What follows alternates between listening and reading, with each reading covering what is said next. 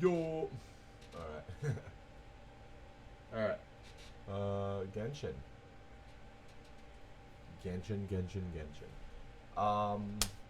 So a bit has changed since I was on stream for Genshin, which was like 2 days ago.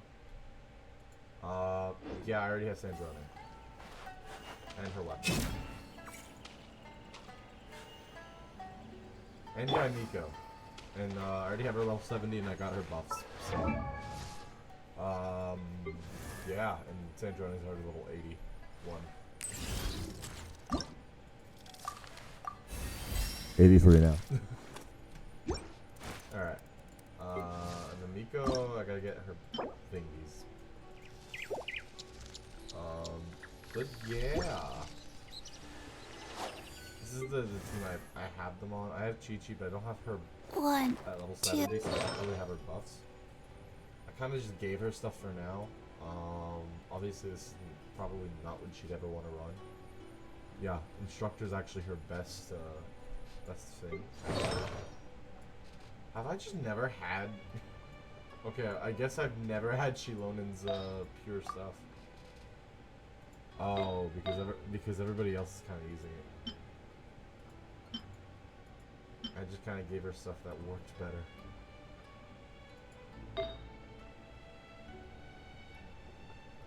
Yeah, let's see now. Yeah, that's the only good one. And even then, I don't need flat defense. I probably could change that, but... well, actually, this is... She only needs 3 things, so actually, yeah. I'll say energy recharge might be better.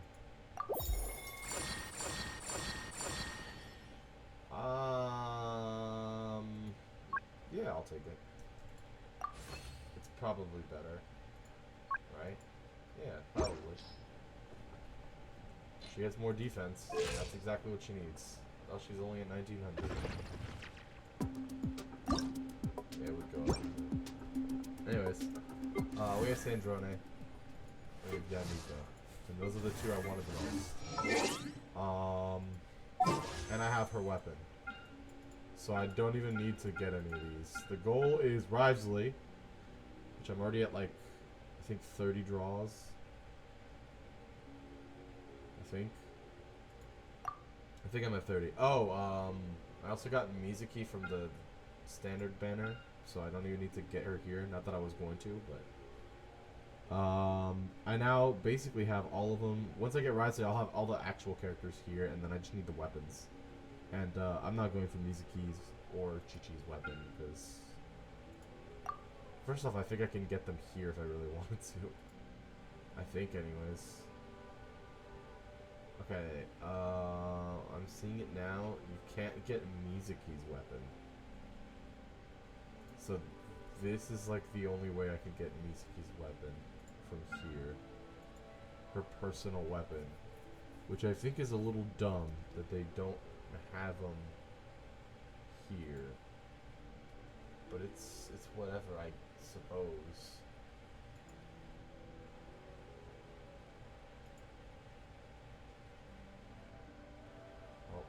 What is this?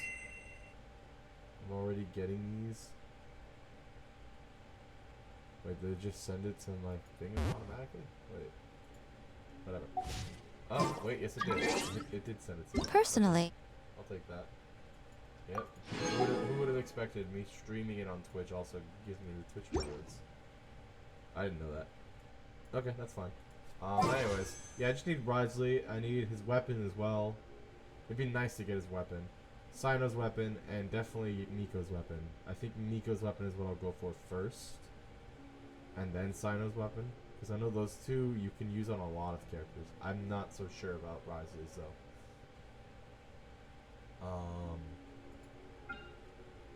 Yeah, and then if I have enough time and money to get Rivesley, his weapon, Sino's weapon, and Nico's weapon, I'll go for more constellations for Sandrone.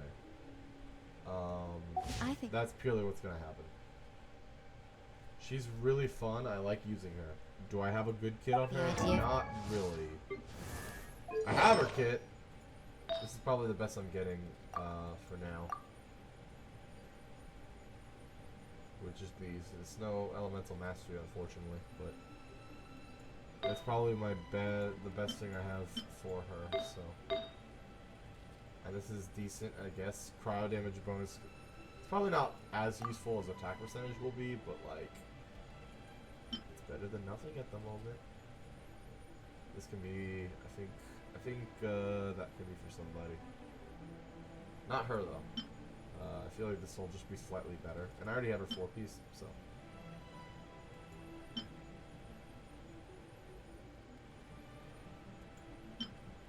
Genjo damage bonus. Yeah, I had this on her for like 2 seconds, and then I got more pieces, and I got this, so I took that one instead. I'd rather this attack percent. At least I'm getting attack percent. Which is kind of what you want here, it seems. But tomato potato, you know. You know how it is.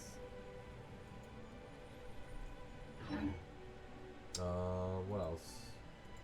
Interesting. Oh yeah, I'm in Inazuma now. I just finished a long Same forever. This one. The Thunders Forever. It's quite beautiful. But alas, that is simply not the way the world works. Alright. Let me go, because I know I didn't do it today. Nope, this is the wrong area. Over here. Oh yeah, the button placements are so weird. I always see these non-sentient kitsune pouncing headfirst into the snow, scavenging for food. Hmm? You'd like to see me do that? Haha, I'm sure you would. Come on, keep up! I'm not gonna lie, saying Johnny moving is so... Oh, there it is.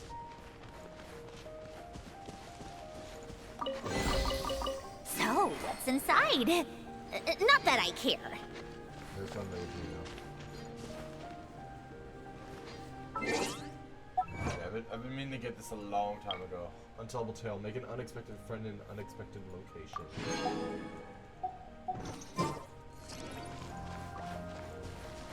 I mean...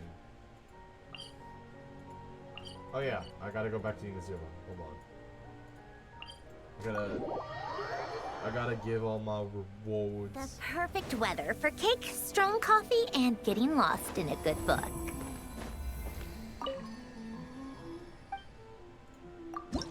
Level 8. So I'm actually almost done. Because I think level 10 is max.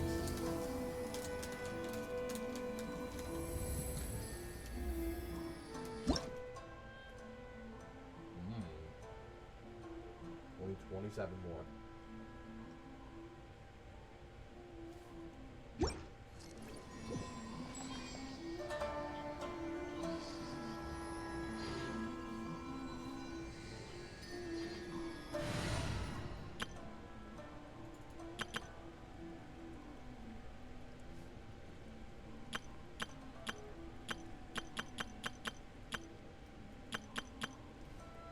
Okay, I don't have one with traveler on them. There's still a long...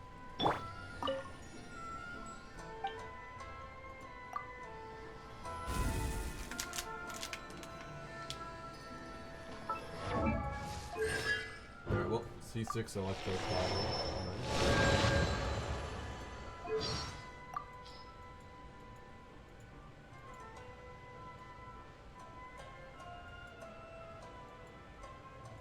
Paimon's been dying to hear your thoughts about this. What is the deal with the Hal? And don't say you haven't noticed. Noticed what? Try everything? He's completely different from every other Saurian. For starters, he can talk. Matter of fact, he never shuts up. Also, he's always hovering around Kanich instead of walking on the ground. Oh, and don't get Paimon started on those stupid sunglasses. Why would a Saurian wear sunglasses? It doesn't make any sense. Why are you looking at Paimon like that? It's just... You talk a lot, too. And you fly. Plus, didn't you get yourself a pair of silly-looking glasses in Fontaine? That is completely different. But anyway, there's a more glaring issue here. A Hal is flat as a pancake. He's floating around looking like a little cardboard cutout, and no one in Natland bats an eyelid. It's definitely unusual. Then again, maybe everyone's just used to it by now. Ultimately, it's nobody's business but a house, so if you want answers, you'd probably have to ask him. But would he even tell us the truth? Paimon gets the feeling he'd just make up a bunch of phony baloney to get us off his case. Or maybe he'd be like, okay, if you really want to know, I'll show you! And then poof! He'd turn us into cardboard cutouts too. Cardboard cutout Paimon. Now that I would love to see. Hey, cut it out! Paimon doesn't want to be flat as a pancake. Interesting. People with antlers. That's definitely interesting thing they just ran away. Rhino definitely lives up to her reputation as the boss of the Curatorium of Secrets. Huh. Come to think of it, we've met. The Kook, the North. So, we finally met Varka. Long time coming, huh? When was the first time we heard his name? Let's see. It definitely wasn't the letter that Eneva gave us. Or when we heard him on the Dodo communication device. Was it when Mika read out that letter to the Knights of Favonius? Varka can chug 300 dandelion No. wines in a row without I was getting pretty drunk. sure Jean mentioned him long before that. I actually read a book about him in the Mondstadt library once. It was called 100 Things You Never Knew About Varka. Really? What was it about? A list of all his heroic accomplishments or something? That's right, yeah. It was a while ago now. Let me see what I can remember. Yes. There was one bit that said Varka can chug 300 dandelion wines in a row without getting drunk. Mainly because he drinks them so quickly that the alcohol doesn't have time to kick in. What the hacking heck? Hacking, hack. Really stretching the definition of heroic there. What else did it say? Varka is the only man in the whole of Mondstadt who's ever defeated the city walls in a game of Ludi Harpastum. Huh? Varka once won a fight against 10 ruin guards. 6 of them were destroyed by his fishing rod. 3 of them by the stool he was sitting on. And the last one thought it had been destroyed, even though it hadn't. But it still counts. Huh. You know, what's weird is that all of this stuff obviously sounds like a bunch of baloney. And yet, having actually met Barker in person, it all kinda makes sense. Wait a second. Do we think that maybe he wrote this book himself? Next time we're in Mondstadt, our first priority is to head to the library, find Lisa, and borrow that book.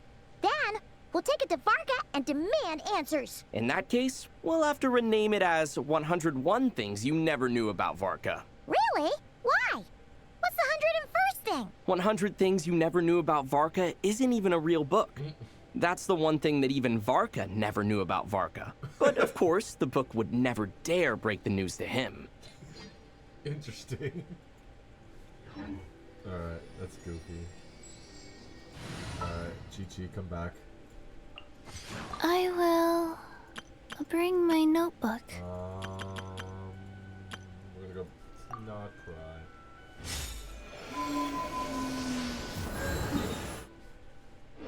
Actually, yeah. There we go. We're at 80.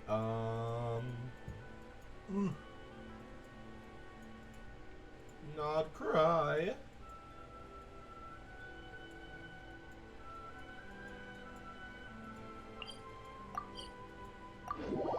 Gonna need to do these anyways, so.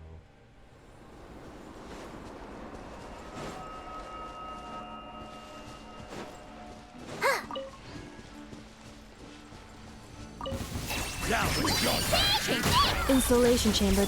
Wait. Who's there?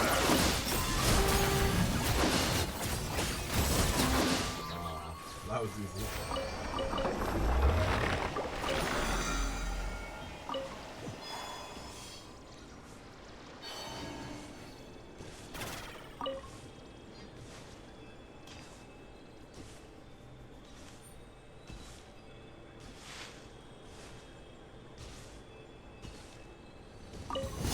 Make short work. Cleanup sequence. Still, Louie! Coming in hot!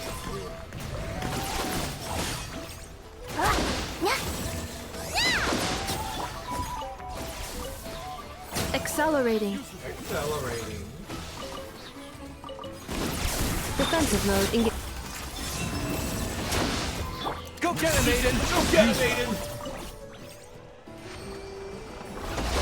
Excuse me,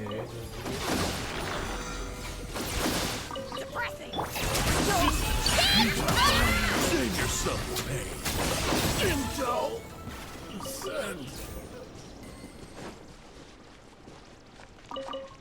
Anyways, grab that. I just saw, what was it, bird egg? Right here. Alright, Sandrone. 85. Yippee. Oh wait, hold on. I can get another one. Yippee! We're at 5 now. Okay.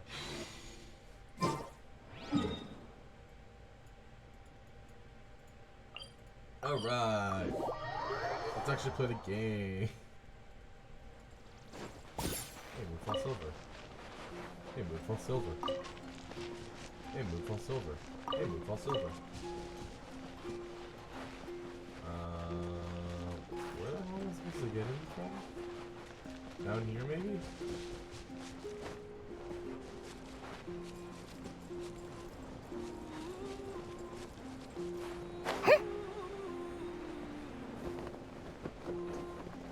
Yeah, I guess we're coming in from here.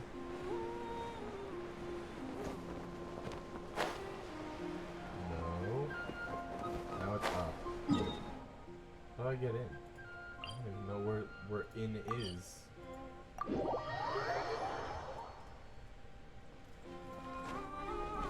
Oh, from here. Okay, I got it. I'm in there. Yep, here we go. Oh. Okay, so from over there. Cleanup sequence initiated.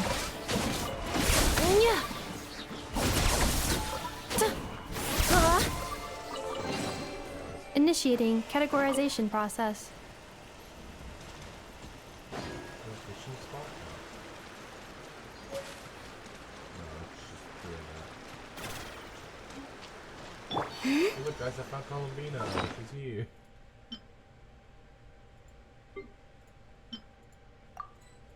I can. Oh, of course. Alright, fine. Fine. Only because I like the rewards.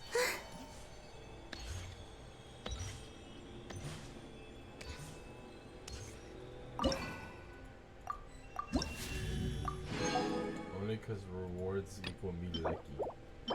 Me lucky the rewards.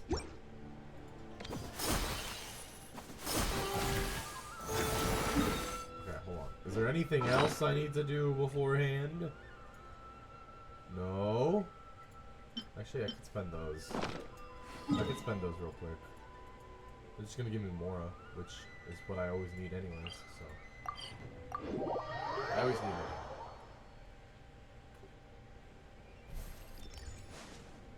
Will the money in game translated to real life?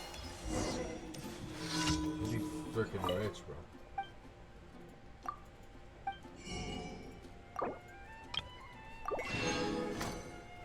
Alright, let's go buy from Linnea, and then we can actually play for now.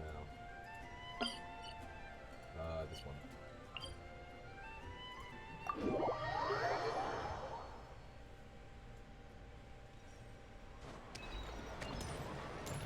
Yeah, I still have yet to do the lantern right stuff, so I don't know if it'll go away after I'm done with it, but...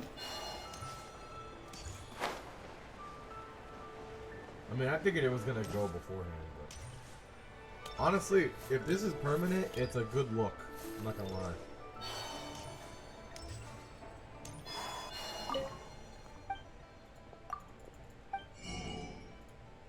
Oh. Oh. I love it. Thanks for the free money, chump. Anyways, not cry.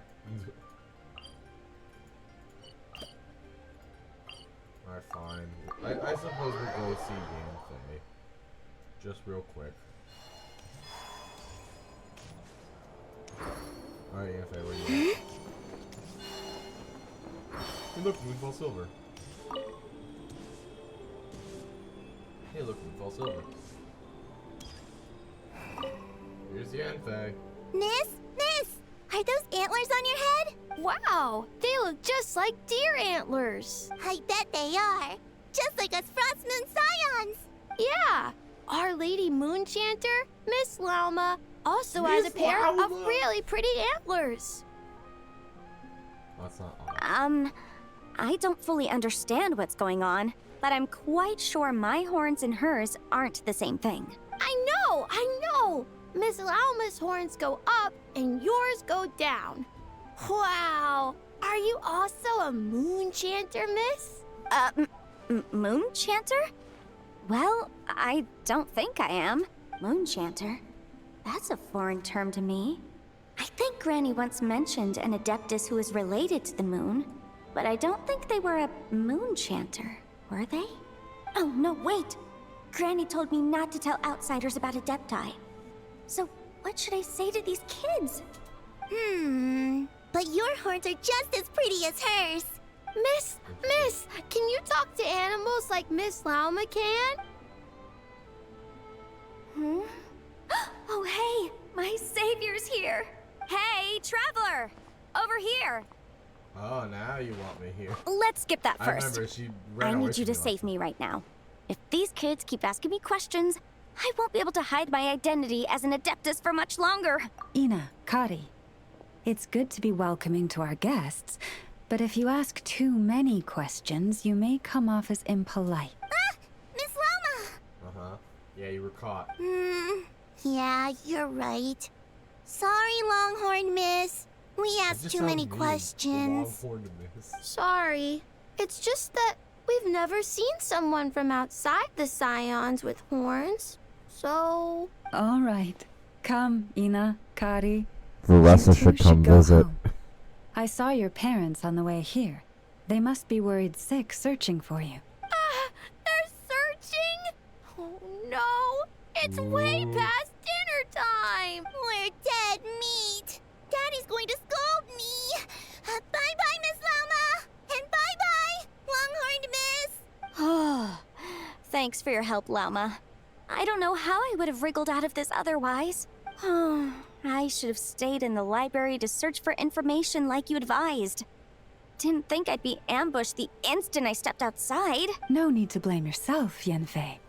The children are merely curious beyond their years and unaccustomed to seeing outsiders with horns. I apologize on their behalf for the discourtesy. It's fortunate that the Finches came to tell me you were surrounded by Ina and Kari. It seems my arrival proved timely. It's all right. I should have known better. That we are. Yanfei came to visit us Frost Moon Scions 2 days ago, saying that she wished to gather some reading materials. Since she came to study, Lauma's been a big help. I've gleaned lots of valuable information from the Scion's library. Maybe even stuff that'll give Shinobu a surprise. you're too kind, Yanfei. You were merely browsing our archives and writing down some of our customs. Although, I do not understand these borders of law you mentioned. As long as your time here has proven fruitful, then all is well. The borders of law are essentially... On second thought, it's not the sort of thing where a short explanation will suffice. Once the book's done, we'll just send you a few copies. It should be clear once you read it. It's a universal law book that should be concise, engaging, informative, and easy to understand. We'll cover legal concepts, as well as the regulations present in many nations. Is that so? Well, then I look forward to reading your work, Yanfei. I believe the children will be interested too. I promise it'll be interesting. I guess I should head back to the library and continue my transcribing for now. See you both around. I hope our Adeptus finds what she's looking for. She told me everything on her first visit. I must admit, seeing an Adeptus with horns fills me with a sense of familiarity. I wonder why. I listened to her many stories of Liyue's Adepti, and in exchange I granted her access to our library. In that, she has thus far proved most rule-abiding. A praiseworthy virtue, I must say. She does work as a legal advisor. Is that so? Well, that's wonderful. She did mention a certain white horse adeptus while telling me of Liu's legends. Oh, Jebai. If memory serves, our books do chronicle a divine envoy who once dwelled on the moon. Is there such a person among the Adepti of Liua? Yeah. Now, do not concern yourself overly with a mere flight of fancy on my part. But now that we have broached the subject, far apart though Liua and Nodcry might be, both have always bathed in the moonlight. I pray that the people of Liua may also be blessed by the moon, and lead lives of peace and prosperity. Okay, good for you. Hey look, Moonfall Silver. But twice. Okay, let's actually play the game now. I say it like I haven't been doing this every time. I'll be like, let's play the game now, and then something else happens. I'm like, okay, let's do that first. Okay, now we can play the game. Oh wait, something else. Now we can play the game for real this time. No more stalling. I can't afford to stall. I just want to get to the new area so I can level up. I was gonna say Columbina. Sandrone's weapon. Hey kids. I'm here. 82 fire. Well, we'll have Arlecchino, I'm sure.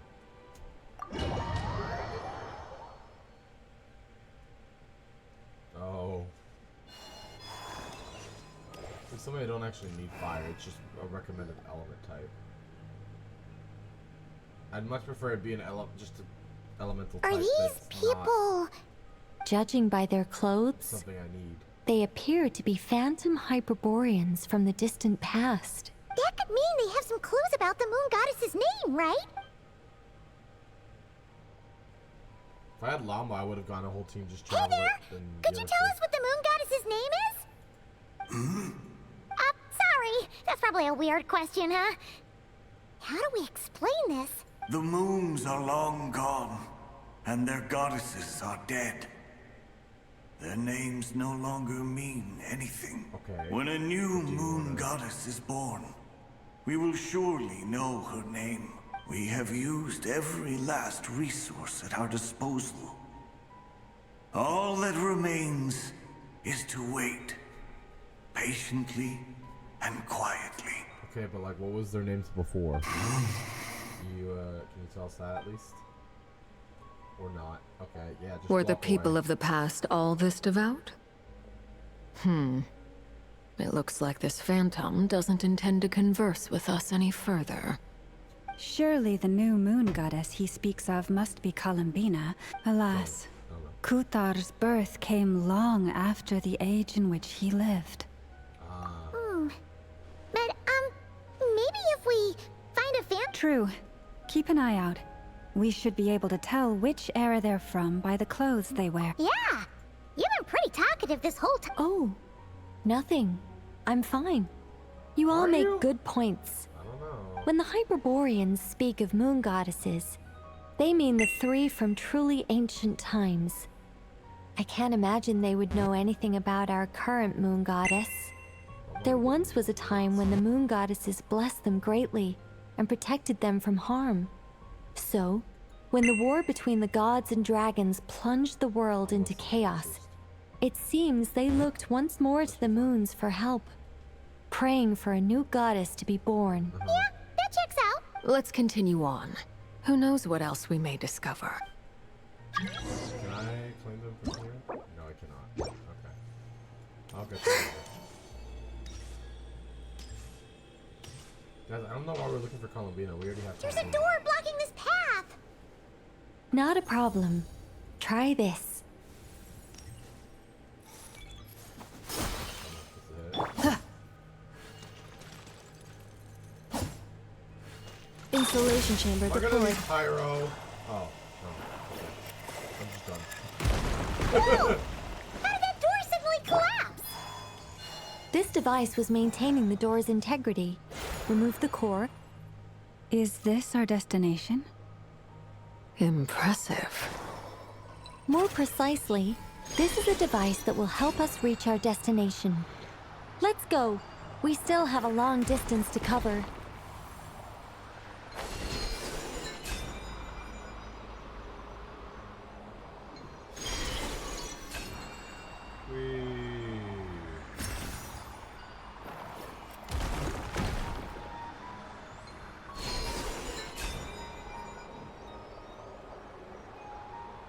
Schmungus.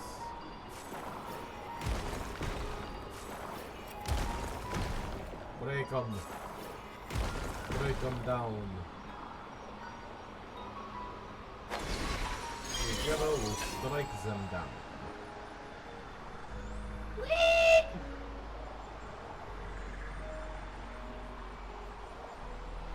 Alrighty.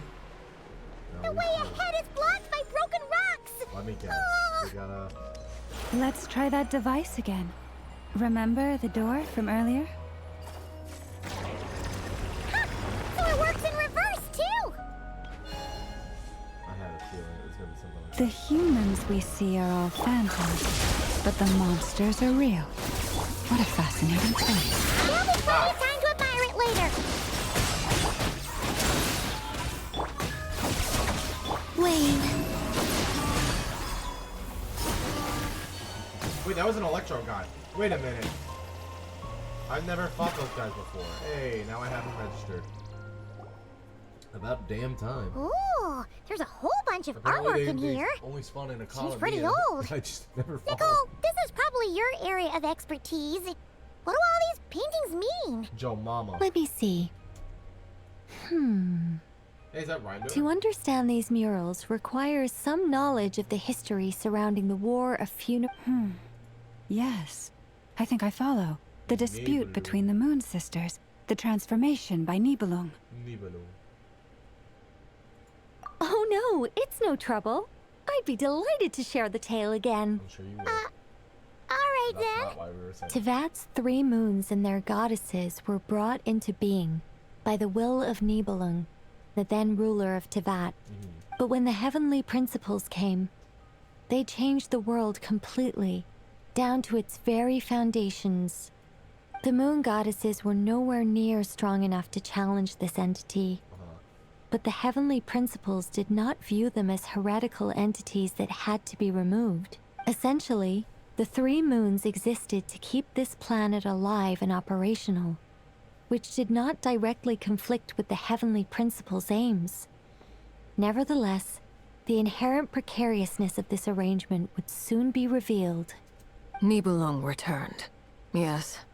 He did, and thus began the I thought War Nibelung of was a woman. Funerary Flame, a battle for dominance between Nibelung and the heavenly principles. Discord would soon emerge between the 3 moon sisters. One would voice the opinion that they should follow Nibelung, for it was he who first hung the moons in the sky. Another would argue that taking sides in the conflict would only bring the world closer to ruin. There was no telling where it would lead, especially since their creator had returned, bearing the perilous power of the abyss. Nibelung would eventually discover their disloyalty. He had all 3 imprisoned before transforming the moons into weapons with which to fight against the heavenly principles. What? Weapons? Yes, the very moons that had once defended the planet became instruments of death and destruction, striking terror into the hearts of all living things. And although the heavenly principles and the 3 moon sisters had once been at peace, it now seemed that the moons posed an unacceptable threat to Tevat. It is possible that the heavenly principles did not know of the goddess's imprisonment. If so, the weaponization of the moons would surely have been viewed as an intentional breach of the peace agreement.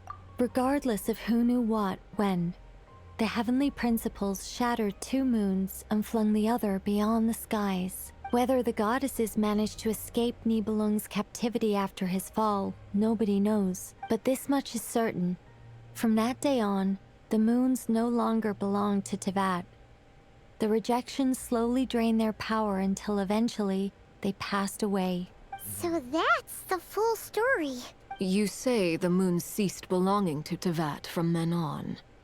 Why then would Columbina be born here? That is perhaps due to the lingering connection between the Frost Moon, which was not shattered, and this world. You could see it as the three sisters' dying wish. They never desired war. All they ever wished for was to protect this land. I see. If the final fate of the three goddesses is as you say, then Columbina faces the same grave danger. Our investigation has yet to bear fruit. We must hurry. Yeah, you're right. Let's keep going. Yeah, Arlecchino, I think we all kind of knew, I'm not gonna lie, that she was kind of dying, and we need to figure it out real quick. Electrospectre, yeah, see, there it is.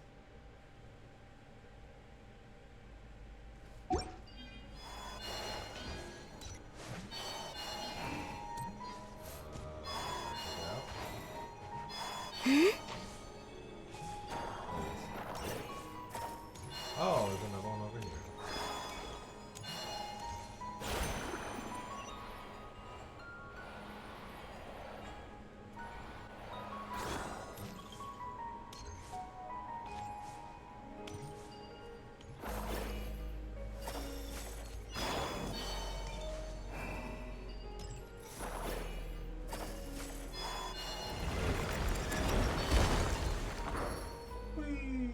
Hey.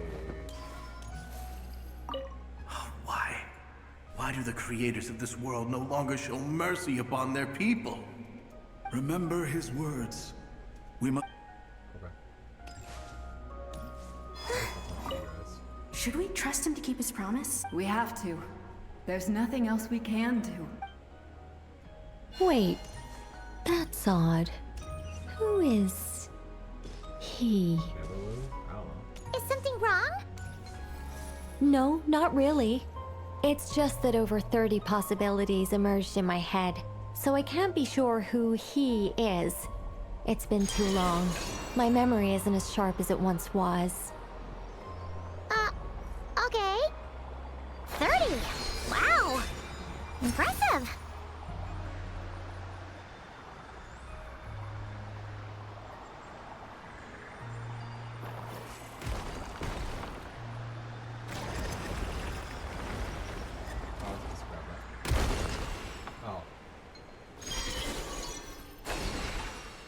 I got launched. Holy.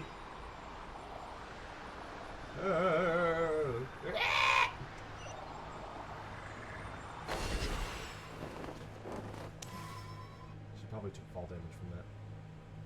We're finally here. Indeed. I was a little worried about that at first, but as we got closer, I sensed that the Kuvaki within it flows unimpeded. It should be functioning normally. The only issue is how to activate it. It's looking a little worse for wear. What about the cores from some of the other devices we've seen?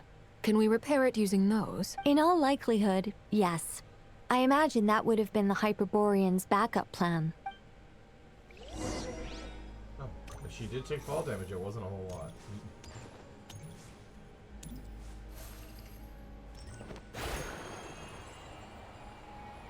Alright, so I'll look around for some cores. I like that. Open.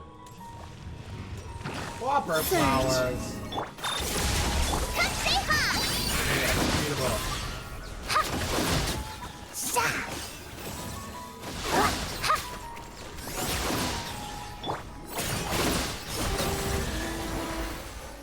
Hey, a chest. I don't know if you win this at the same moment, but whatever.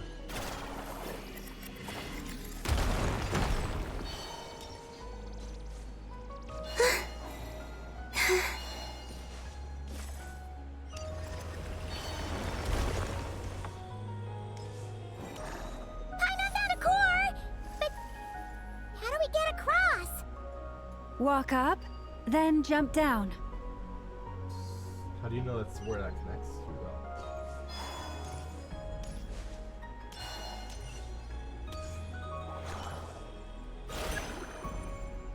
Oh.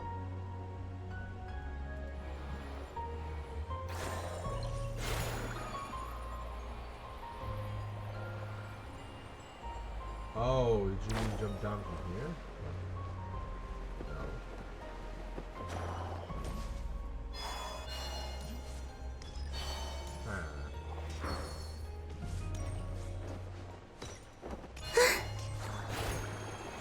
didn't think he meant that. So.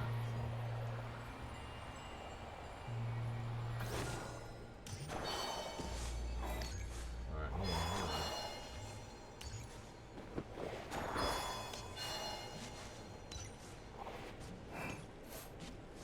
Oh, I forgot. Yeah. Let's put there.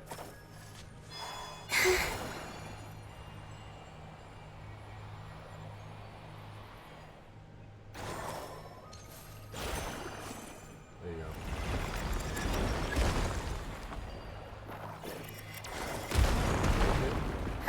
That should be enough cores. Let's head back.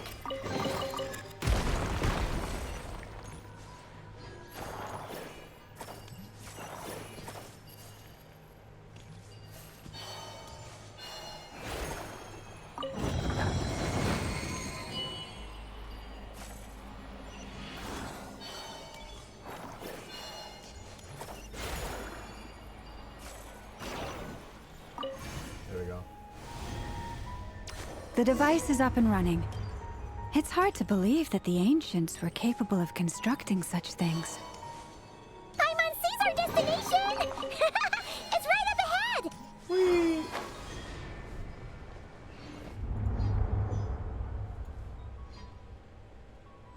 Ooh, that's so cool. I mean, it's not as big as Irminsul, but it's a big tree, I guess. I suppose. Oh, I think he's I think you're missing a head, Buff.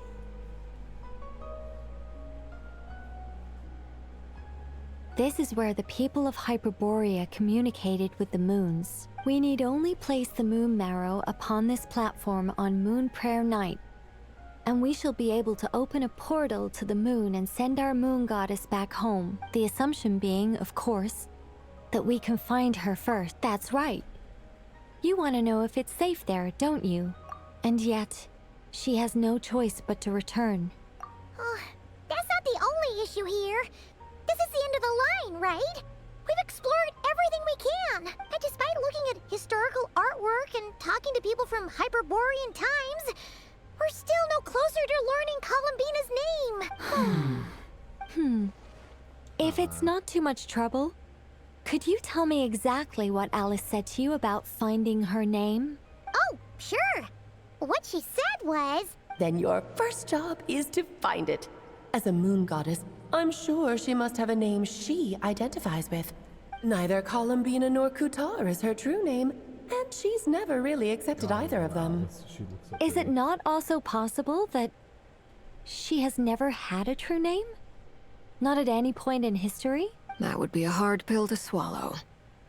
But at this point, we may have to accept that that is the truth. No one knows how she came into being, and she certainly doesn't have parents in any sense that we're aware of.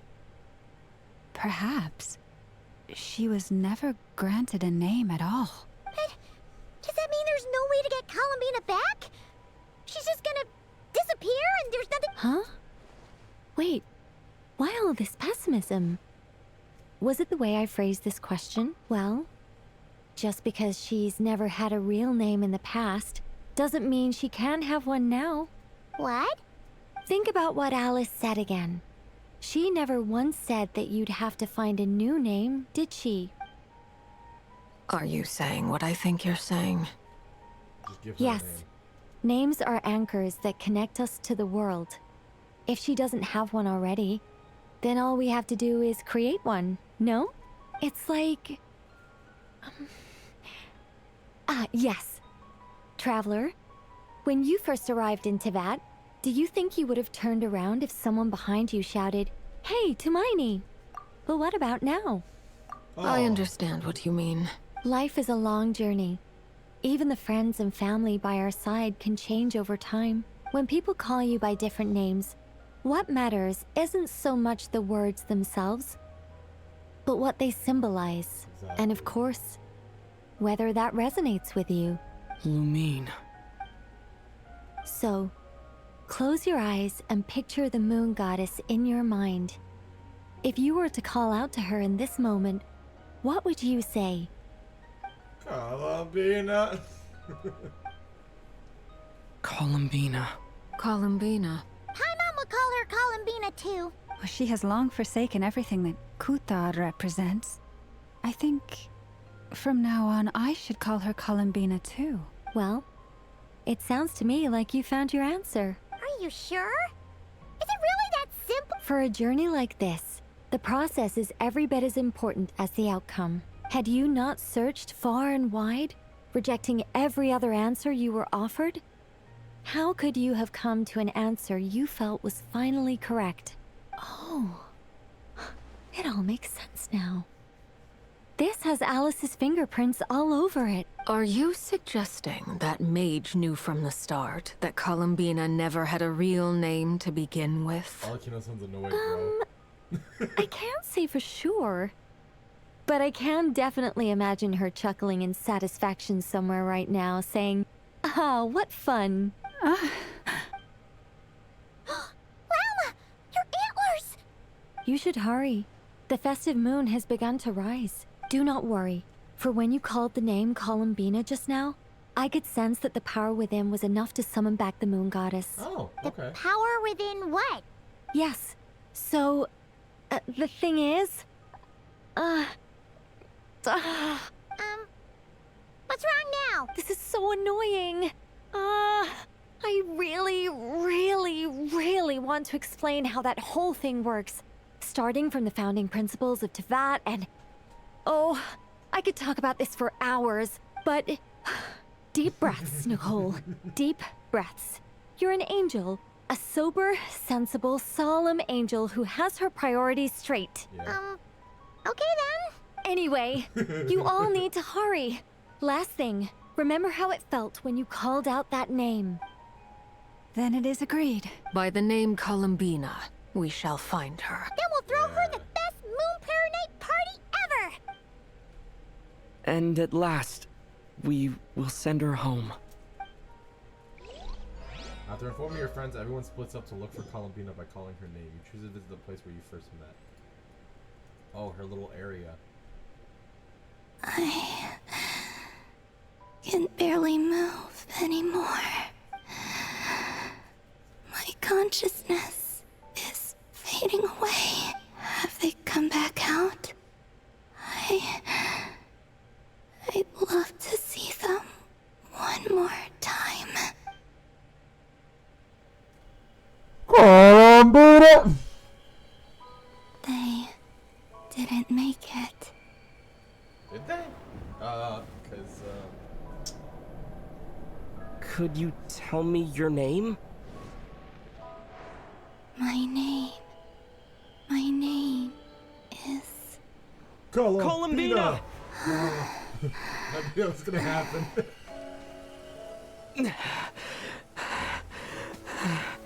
Columbina! Are you here? Columbina! That's the name you gave when we first met. And it's what I've called you ever since. Columbina. It's a fine name. I have many fond memories of Columbina, and so do all of your friends.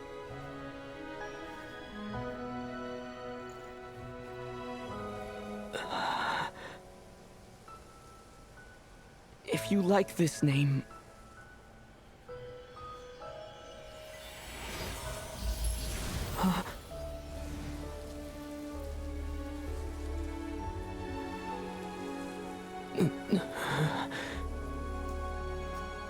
Looking for me? Yeah, she lived.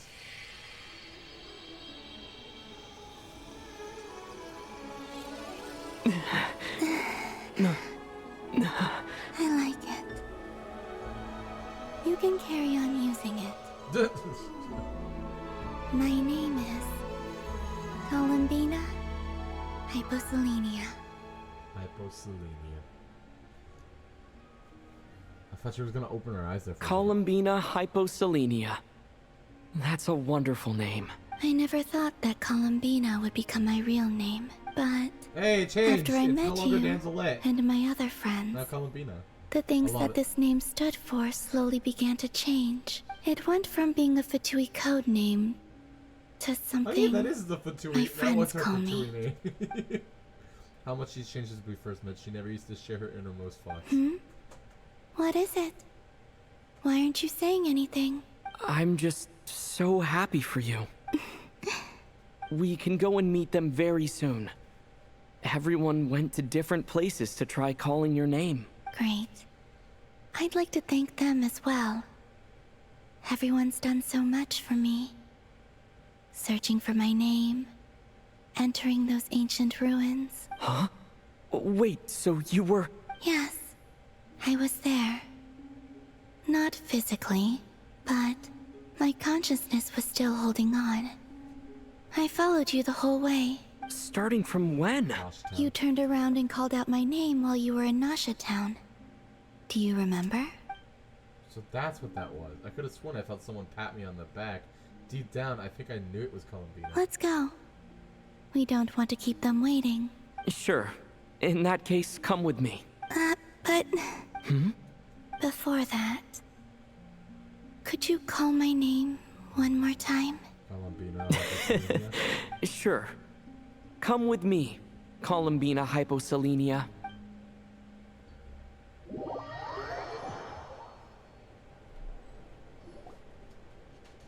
Columbina spreads the good news to your friends by way of small animals and Kahanki. But since not everyone speaks critter sign language, some friends took longer than others to get the message. Columbina! Oh, this truly is wonderful. Llama, I can't breathe. Ha! Just in time for Moon Prayer Night. It's good to have you back, Miss Columbina. Yeah, we were worried sick. Thank you, my friends.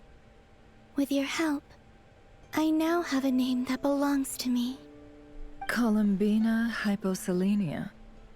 Where's the second half from? You added it yourself? That's right. It means... Born beneath the moon. Yes. And by extension, it can also mean born beneath this world. A fine name. Now, as much as it pains me to interrupt this beautiful reunion, I feel obliged to remind you that the Moon Prayer Night celebrations in Nasha Town have already begun. Don't you want to enjoy the festivities? There's so much to see and do. And some of the ambient lighting and entertainments were sponsored by the kind souls in the Hexen Circle. Of course they were. Nicole? Why have you turned into Dodoko? So you're Miss Nicole. Thank you for helping us, and for helping me find my name. It's nice to finally hear your voice. You're quite welcome. Guiding lost people to hidden treasure is what we Seelie do.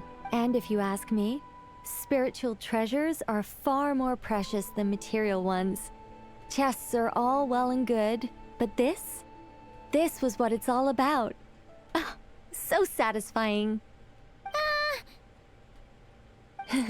Anyway, I had to go help Alice. It seems like she ran into some trouble. That's why I couldn't be here in person. But don't worry, we're with you in spirit. We'll be celebrating right along with you. Keep an eye out for the Hexen Circle's festive stalls in Nasha Town. I think you'll like what we came up with. Alice said she even managed to rope B in this time. Oh. The Frost Moon Scions have also prepared Even various Barbalos? attractions. I believe Aino, Nefa, and their crew are setting things up as we speak. On that note, Nefer, about that request I made. It's all in hand. Yehoda is on site to ensure that everything goes off without a hitch. Wonderful. In that case, Traveler? Got it. Huh? Come on, Columbina. It's time to celebrate the best Moon Prayer Night ever. Yeah! Let's go. Let's do it, gang.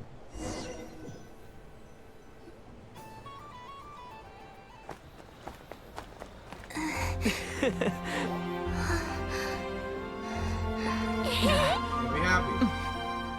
Hey, young lady. Would you like some Moon Prayer Night candy? Happy Moon Prayer Night. Oh, yeah. I almost forgot to say. Welcome home, Moon Goddess. Yeah, see, nobody forgot. Well, you can't even say nobody forgot you. It's a matter of your face is obvious. It's everywhere.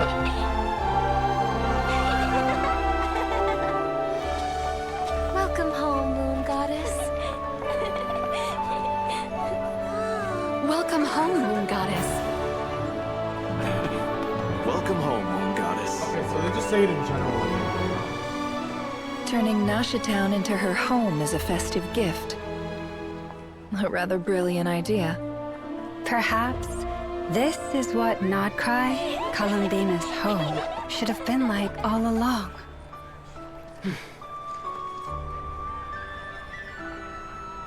Thank you for the gift.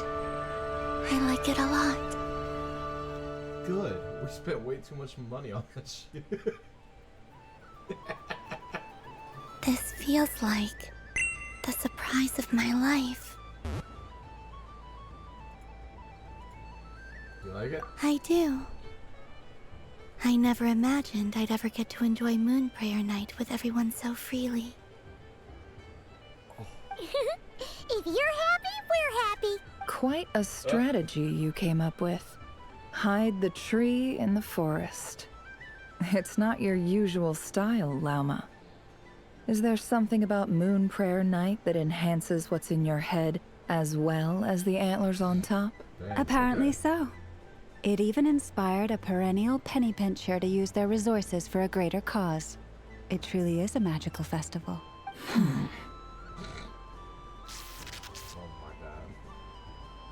I see it now. This bickering is actually a sign of a strong relationship. Huh? She gets it from her. What's everyone doing here? What do you think? It's a festival, Durin. Miss Columbina, you're back. Yes, I'm fine now. Thanks for your concern. How's your progress with Alice's assignment? Very well indeed. I've never heard her sound so excited. Not like this. This time, her excitement seems more serious. Seems like she's had a major breakthrough. She said she'll contact us once she knows more. In the meantime, we're free to relax and have some fun.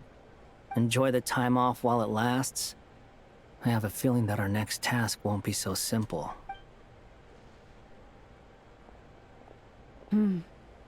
I should go. I still have a few things to attend to at the Frost Moon Scion stall. And I think I'll take a look around. With any luck, this once-in-a-year festival will come with once-in-a-year opportunities. Hold up a second. Where's Varka? He's drinking. I believe he made a beeline for the flagship the moment he entered Nasha Town.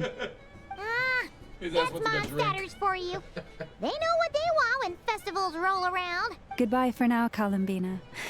I hope you have a wonderful night. I will. Well, in that case, don't just stand there. Get out there and have some fun. You'll definitely get a warm welcome at every stall. Oh, also, take this map with you. It's a guide to the festival.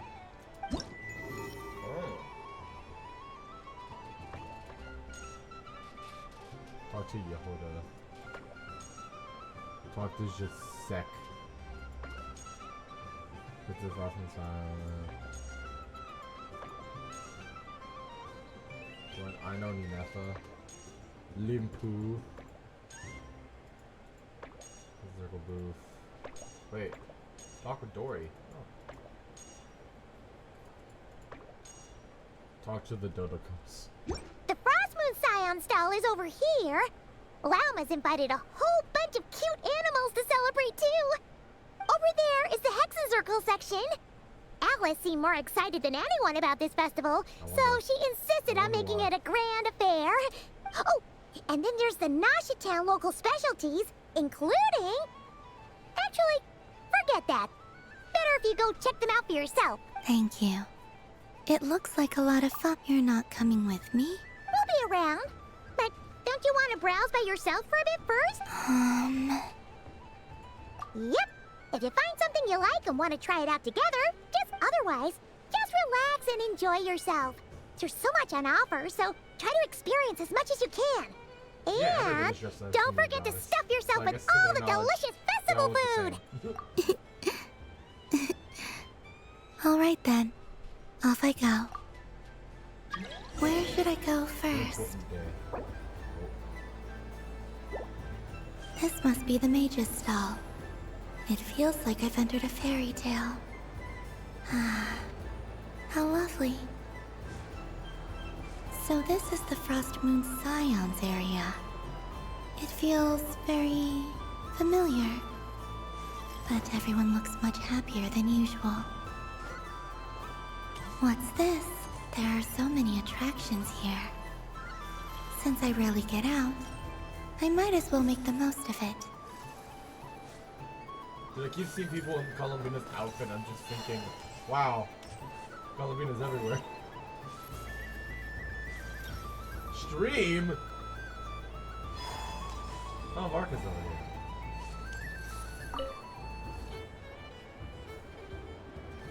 Yep, Barbaloaf and Alice and Nicole I here. wouldn't say it's unfair, exactly. I mean, your voice goes right into people's heads. How would you explain that to the kids? You can't just explain it away as magic. Is something the matter? Ah, Miss Columbina! No, nothing you need to worry yourself about. Ah, impeccable timing. Stick around for a second, Miss Columbina. I need your input on something. This self-proclaimed Knight of Justice has yet to give me a satisfactory answer. I, for one, would like to hear your verdict on the matter. Hey, now, I left the flagship just to help you out, Miss Nicole. What's going He's on? like, I stopped drinking. So Alice and I are both using long-range remote control spells that work on similar principles, allowing us to attend this festive fair in Dodoco form. Sorry, let me backtrack a little. While similar, there are some key differences. Alice, being a great mage, wanted her Dodoco to reflect something of her own charm and mystique. So she adjusted the way its tail moves when it spins around. An entirely gratuitous move, in my opinion. I hardly see how anyone is going to notice that. If anything, I'd say that anyone who stares intently enough at a Dodoco's tail to notice such a small detail is someone we ought to be highly concerned about. I only say this to emphasize that my question has nothing to do with tails. Now that we're clear on that, why is Alice's Dodoco permitted to interact directly with the children celebrating Moon Prayer Night, while mine is not? Your voice speaks directly into people's minds. See? Exactly what I said. Miss Nicole? Ugh, I can't stand it. I know that probably makes me sound like a whiny child acting out in front of their parents. And it's a little embarrassing now that I think about it. But hey, I've said it now, I can't take it back. That would be even more embarrassing. Also, don't go reading too much into that analogy. It was off the top of my head. I'm actually an awful lot older than either of you. Miss Nicole, are you saying that you'd like someone to play the game you've prepared? I'm not so invested in that. It's just something cobbled together using items I borrowed from Alice. She probably didn't even make them herself. The point is, I want to know everyone's thoughts after they receive their prizes. But as you've said, I can't just ask. I've been biting my lip for so long, and I've had no one to vent my frustrations on. I thought this was going to be a nice, straightforward festival where I'd get the chance to guide people to treasure. Well, can I play? I can't guarantee that I'll win a prize, but... You will? I'd like to try. Then what are we waiting for? Let the game begin! It's like they forgot I was ever here.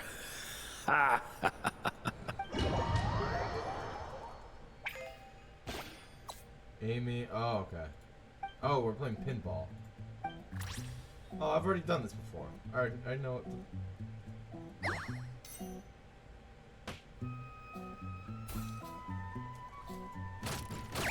shit.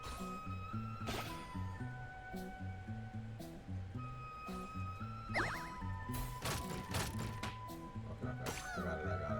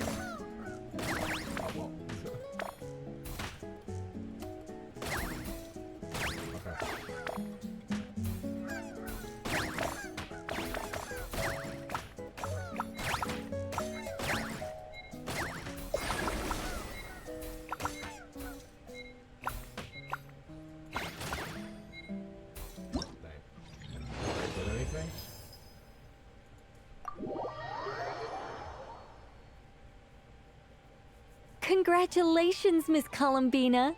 With your great wisdom, you have overcome every obstacle in your path and conquered the great challenge posed to you by fate. Fate? Well, something to that effect. If you'd prefer something more poetic, it could be the icy winds or the dawn. Anything you like, really. You could even go with the challenge posed to you by Dodoko, if that's what you're into. Anyway, you can take or leave my suggestions. Moving on, all my hopes are now resting on this. Can I open it now? Stop teasing me. Please, I'm begging you. No more talk. Just open. Like, I'm begging you to open it. Wow. What a lovely sculpture. Classic and cute at the same time. Thank you, Miss Nicole. I'll always treasure it. Ah, there we go. Music to my ears. You have my sincerest gratitude, Miss Columbina. Thank you for sharing your precious time with me and fulfilling my wish. Don't mention it. You've all done much to help me. And still, I'm the one receiving all these gifts.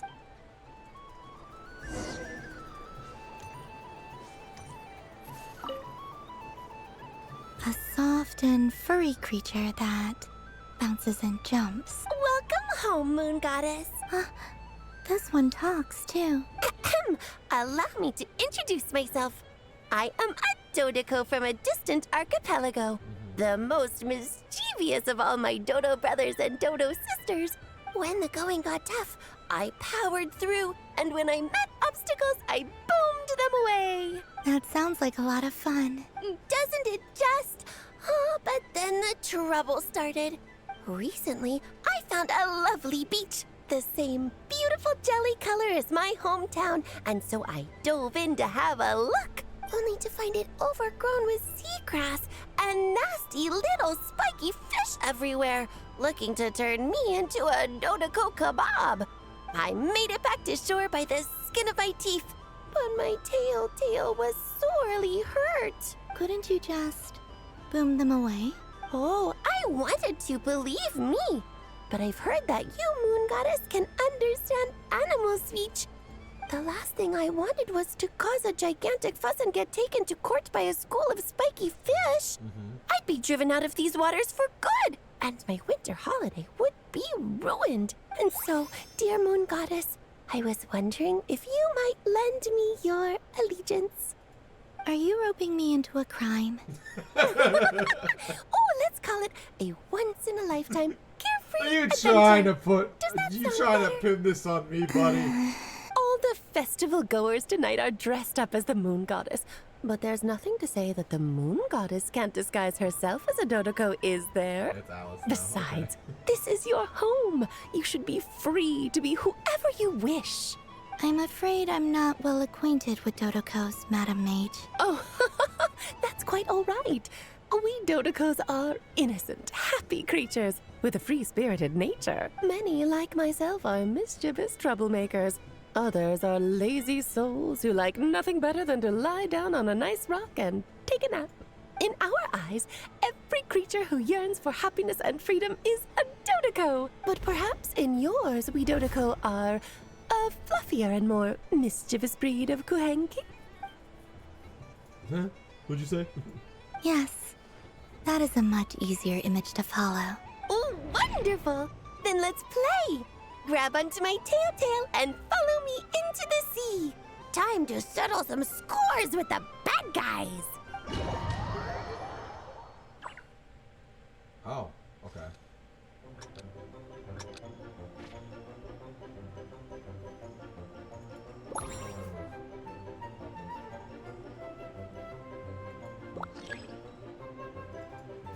Ow.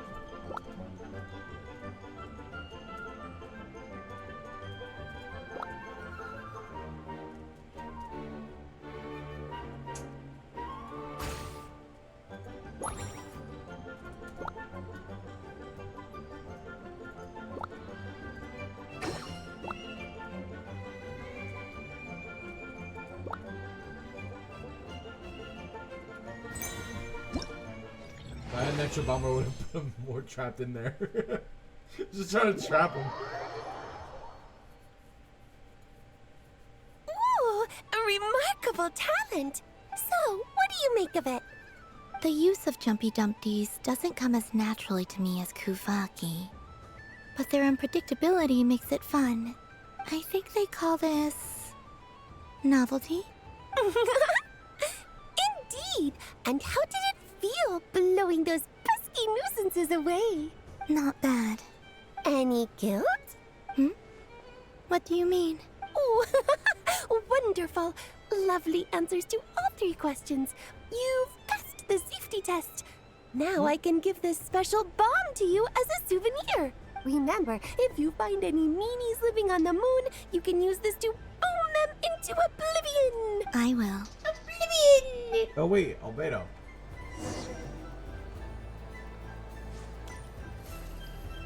Listen, can I just talk to them normally? Okay, yeah. Up for another round of fish blast? Oh, I mean of bye-bye bad fishies. Of course, of course. Feel free to come back.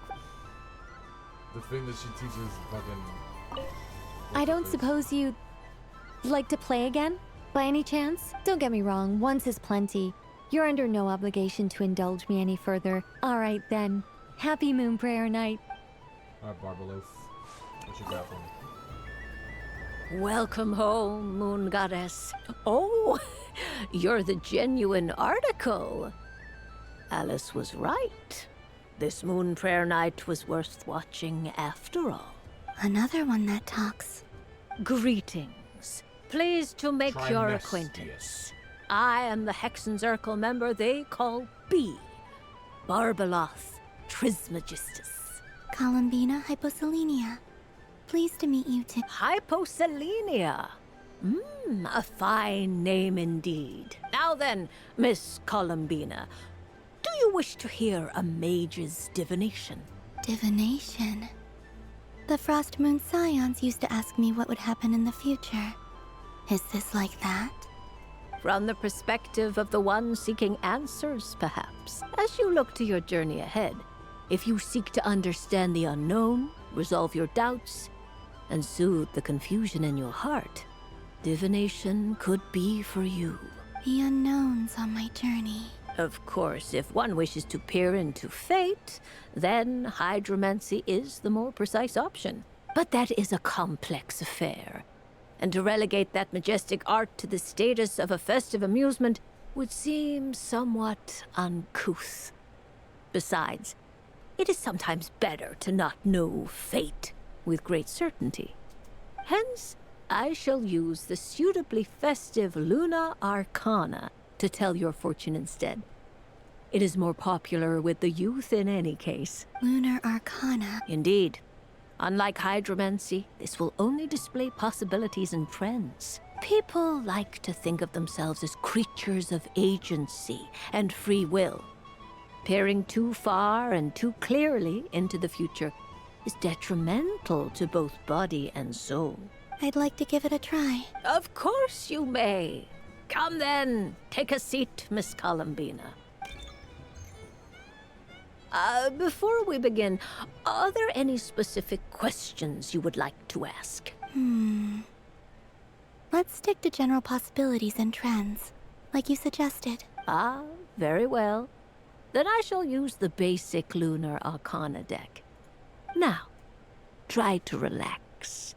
Cast your mind upon the things you have experienced and the things you are soon to experience. Would you like to cut the cards yourself? You do it. No problem. Now then, to make things easier for the Seeker, that is to say, you, I shall decipher the cards from your perspective. Start divination.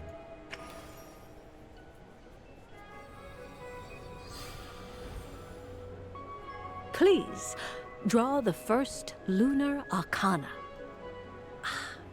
This represents destiny and is the foundation for the divination as a whole.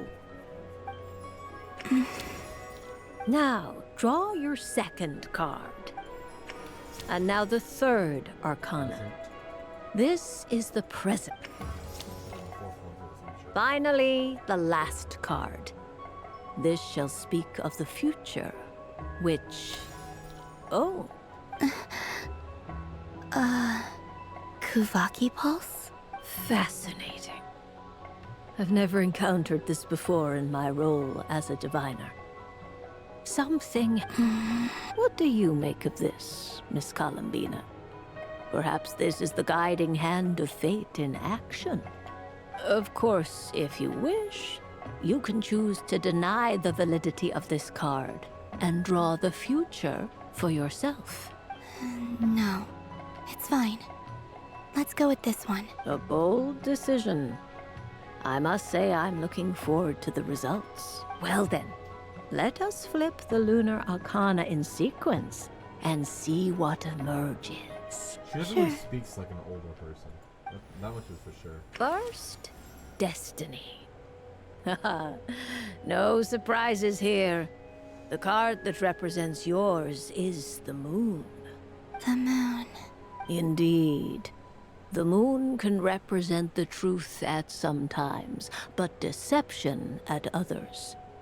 False peace, destructive calamity, and the world-changing power that lies within. When the moon is placed on the destiny tile, it indicates that your destiny is not what it may appear on the surface. Instead, it may yet have a hidden side. It symbolizes a journey through the fog, fraught with uncertainty and deception, where one must face inner challenges head-on. I don't understand. Patience, my dear. This is but the first card, which serves as a basis for the interpretations that follow. Our divination will only grow clearer from here on out. Now then, flip. The Hermit, but inverted. Inverted? Yes. The Hermit symbolizes solitude, introspection, and the pursuit of truth. When inverted, it represents isolation, truth out of reach, and a path that leads one astray. I'll be right back. I gotta go check.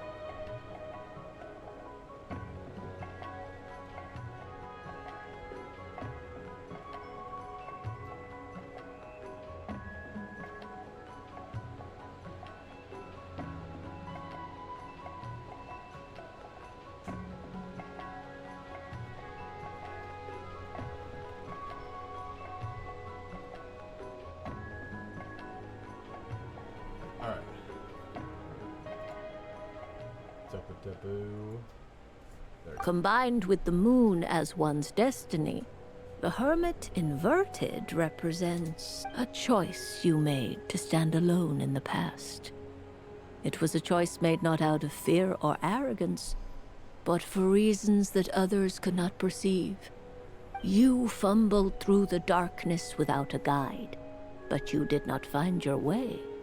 Rather, you went astray. More than once, it would seem.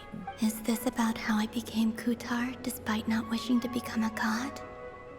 And how I joined the Fatui because I yearned for a place to belong? I suspect only you know the answer to this question. All is not lost. The past is in the past, and so it shall remain. Shall we look into the present now? Oh my. The lovers. One of the most interesting Luna Arcana. What does this one mean? This means that you have had an unprecedented emotional experience. The joy of finding your soul becoming intertwined with that of another. A precious and wonderful thing indeed. It's true. I've made a lot of friends recently, and they are very good to me. That sounds lovely. I am most delighted for you. The lovers can also represent important decisions, perhaps related to a parting of ways. Now, if I were to guess... Yes. My return to the moon. I understand. Parting with friends is never easy, Columbina. But rest assured, this is not the end of your journey. There is always another story waiting to be told. The future always lies ahead. The future. Well now, it's finally time to flip this most mysterious of cards. Why did it appear? And what does it wish to tell you? I'm ready. Very well. Flip. Oh. Miss Barbaloth? What is it? This card is death. Oh. That doesn't sound very good. It depends on how we interpret it. It is true that it can represent an agonizing death, a complete and utter end, but at the same time, it can also represent rebirth. Do not forget that your destiny card is the moon. That lends your future many different potential meanings. If death spells the end, is it unavoidable? As I have said, divination can only display general trends. It is a rough guide, but it does not show predetermined outcomes. Allow me to summarize it for you.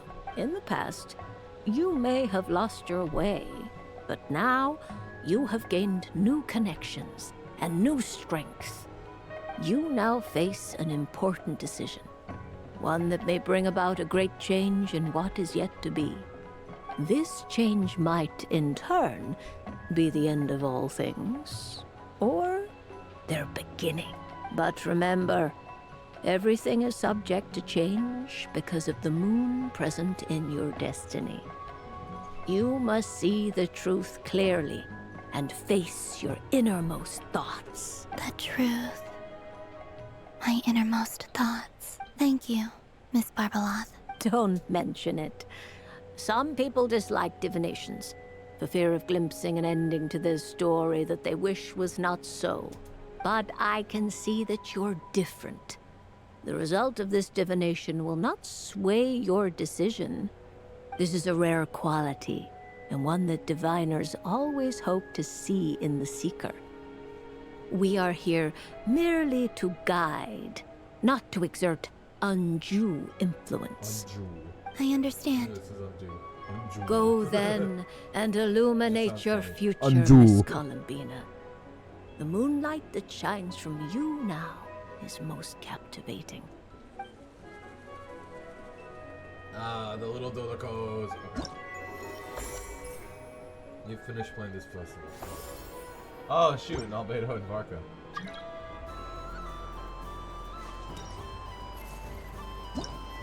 So So wait, I have to finish all of them? Is that what I have to do? Oh, game progress. Oh, okay. Yeah, I'm gonna do them all. Hey, Barca. It'd be rude to just leave without saying anything. But at the same time, I don't want to barge into their lively conversation just to announce that I'm leaving. I guess I'll just wait a little longer. Huh? Albedo? This sketch is for you, Grandmaster. Oh, a gift for me. Thanks. Let's see what you've done for me. The North Wind left in the lurch.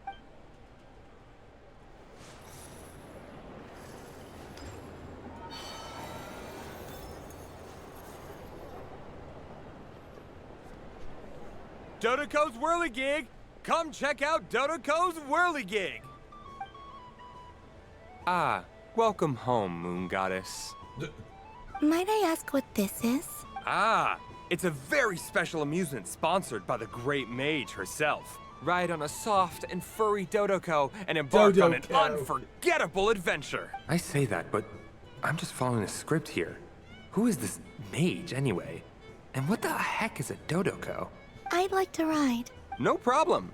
But, are you by yourself? Is that not okay? Oh, no, it's fine. It's just that each Dodoko can accommodate 2 passengers. Would you like to bring a friend along? My friend. That should do it.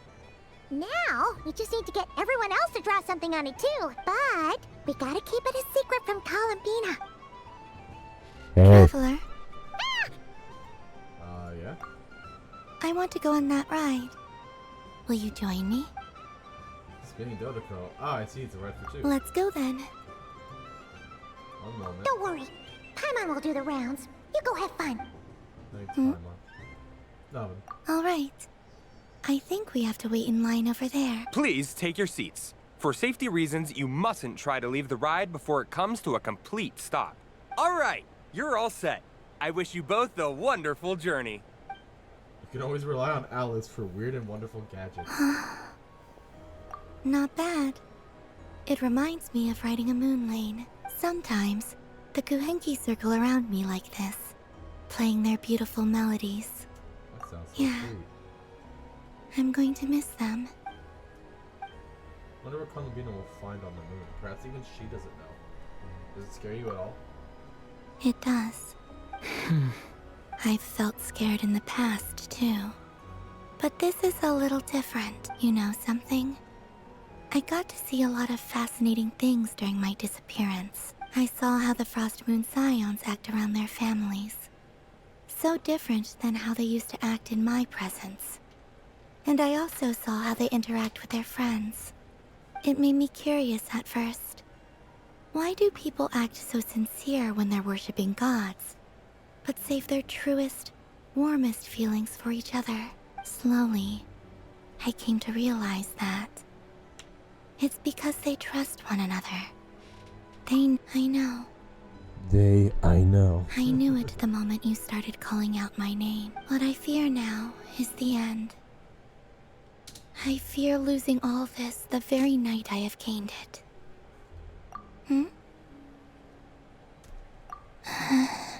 Thank you for this conversation.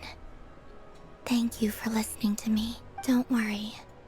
This fear I have, and the unknown that awaits me, they cannot hurt me. Not when I possess a treasure far greater. I just want you to remember this version of me. The real me. On this final night together. Always. Dear passengers, Dodoko's awesome adventure has come to a close. Please leave in an orderly fashion, and we look forward to seeing you again in the future. Don't want the journey to end, huh? Don't worry, you two. There's always another adventure waiting just around the corner. Okay, so that one was an easy one. Hey, look, little traveler. So this is the Frost Moon Scions area. It feels very familiar. But everyone looks much happier than usual. Well, there you are. Fun ride, huh? You and Columbina looked pretty sad to leave. This isn't gonna make Paimon dizzy, is it? I just saw you hold her there.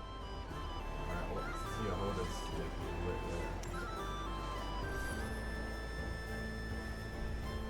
Wow, the Frost Moon Scion stall looks kind of plain, but it's pretty cool once you get into it. Plain. It's I kind don't of, go to Heasy Island much, ass. but it's got that, like, Ass. old world cultural feel. And if culture means we get more festivals, I'm all for it. Hello, Yehoda. Oh. Columbine, that was too close. I almost gave the game away in front of the staff. Oh, wait, what's the deal with her shoes? They don't make a sound when she walks. I could do with a pair of those. Do you like balloons too? Balloons? Oh, you mean those? What's so fun about balloons? I'm not a kid anymore. They're probably more up Aino's alley. Yes. The animals seem very curious about these strange flying objects. I was drawn here by their voices. I recently learned a fun new game you can play with balloons, so I decided to come and give it a try. A new game? Wait, he's gonna take it away! Hello.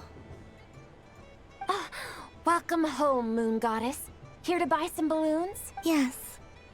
Could you give me a few that haven't been inflated yet? Are you sure? I guess it's not a problem, but... Yes, please. Thank you. Uninflated balloons? But those are just little rubber pouches. Would you like to play the balloon game, Yehoda? Huh? Sure. I guess. How do you play it? Wait here a moment. Oh. This is so weird. What have I got myself into now? Dude, Yehoda's facial expressions are just amazing. I Oh my thought god. I saw Columbina nearby. Uh-oh! That's the Fourth Harbinger! Although she's helped us out quite a bit, she's good people, right? Is she looking for Columbina? Oh, guess that's my ticket out of here. I'm not sure my heart can take being sandwiched between two Harbingers. Hey, one of them's ex-Harbinger, actually. Which stall is she checking out? Oh, it's that other Frost Moon Scion's one. Try on the headgear, see what it's like having antlers or animal ears for a day. Oh, I wouldn't be caught dead wearing that stuff. So embarrassing. I have enough gear to carry as it is. She actually put Oh my god! How peculiar. This would take some getting used to. I wonder if this is what it's like for Lynette. That makes sense. It really suits you, ma'am. What is this?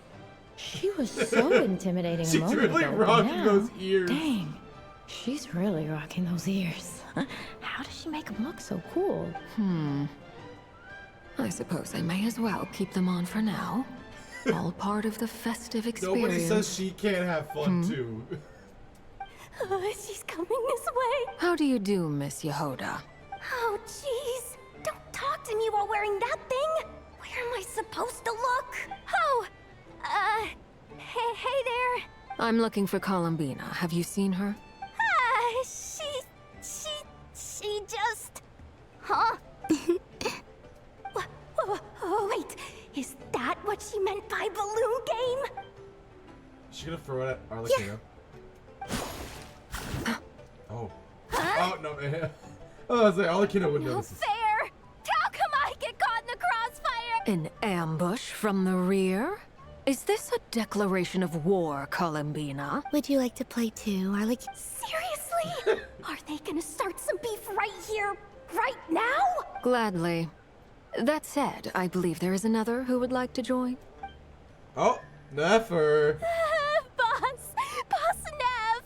Thank goodness! You've got to get me out of here! Things are kicking off big time! Hello there. I'd like 10... no, make that 20 balloons, please. Uninflated. What? She's joining. Miss Moon Goddess, I hope you're prepared to pay the price for assaulting my employee. Welcome to the game, Nefer. Just to be clear, let's keep this a fair fight, okay? No strange powers, please and thank you. Please. Naturally. It makes sense. Don't just stand there, Yehoda. Aren't you going to team up with me? Huh? Do I have to? Of course. Don't forget, the Curatorium has a reputation to uphold. I knew something like this was gonna happen. Oh my god. Arlecchino's smiling! Look at her!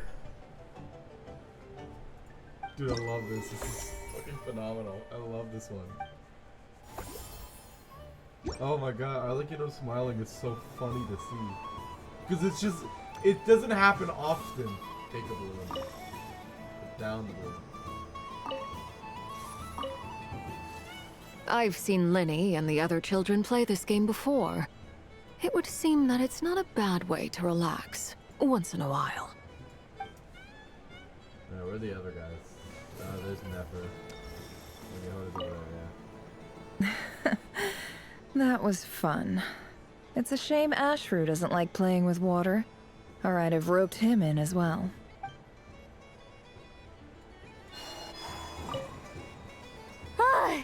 I just had a water fight with 2 Fatui Harbingers. Okay, Pretty you can't scary, really say 2 of them. but She's not also really a Harbinger anymore. surprisingly fun.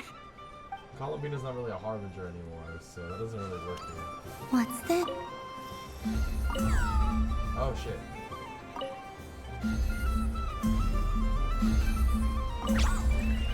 Oh.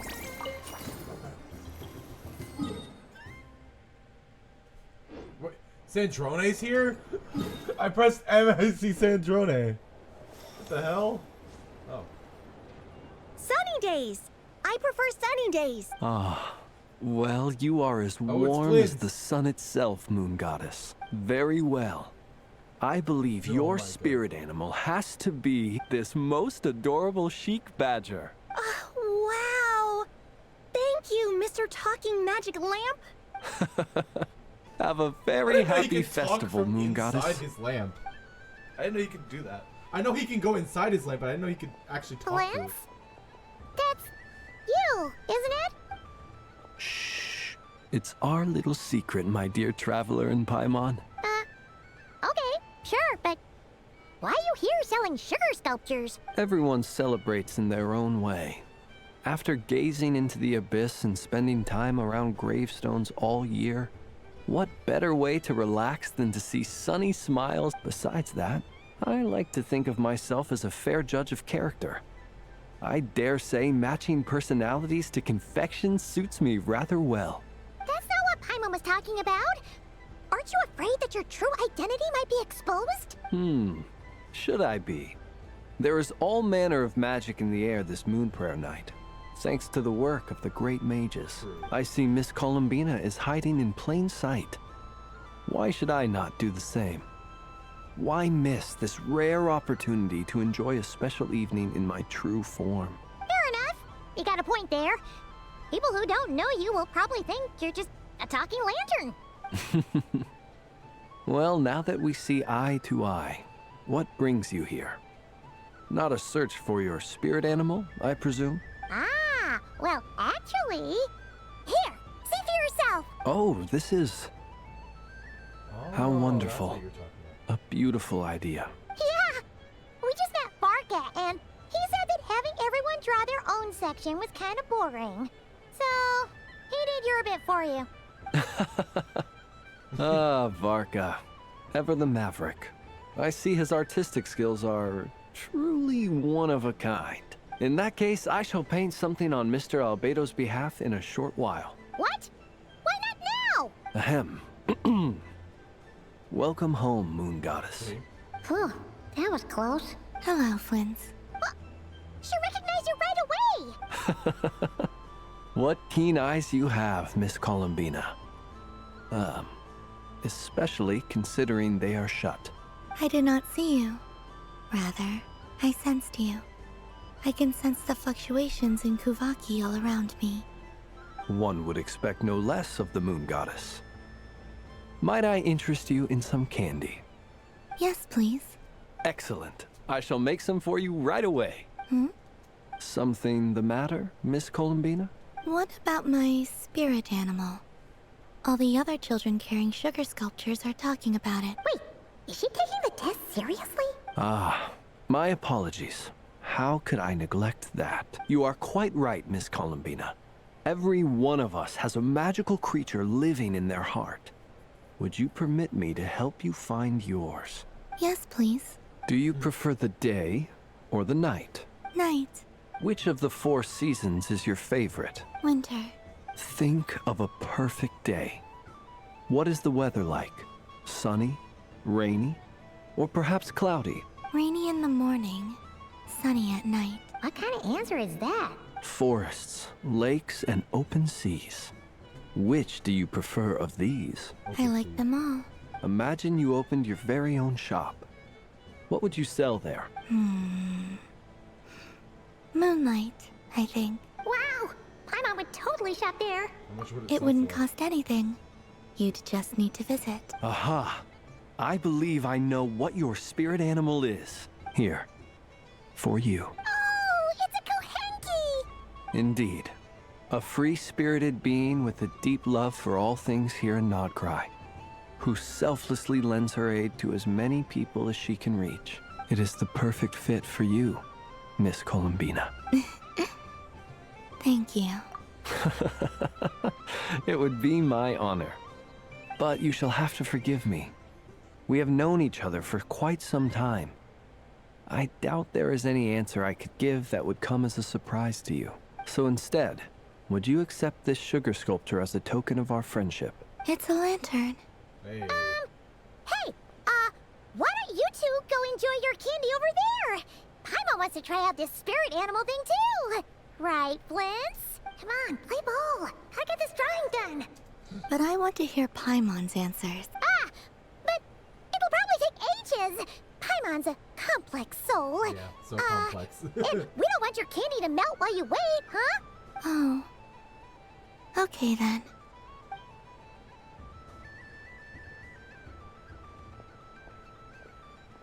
Phew. Nice excuse, Lady Paimon. That was some quick thinking. Yeah, no thanks to you. A little help next time?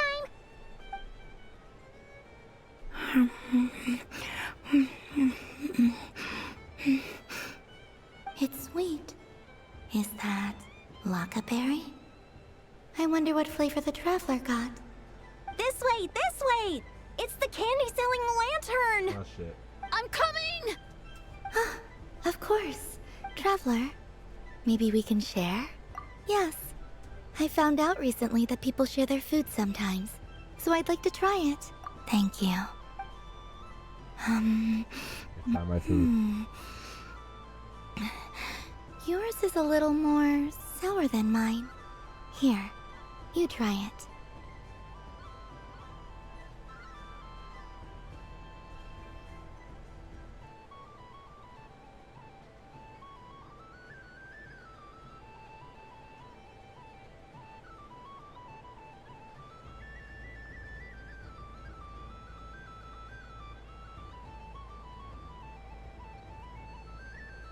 Don't mind if I do.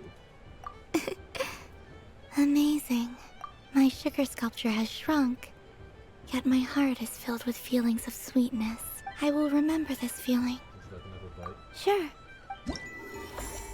Eat my candy, it's for you, and you alone.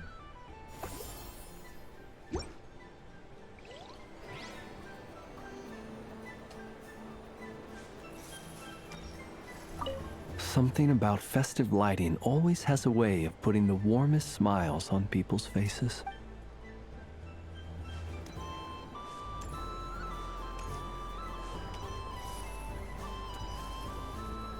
So we got all that done. Let's go talk to Dory.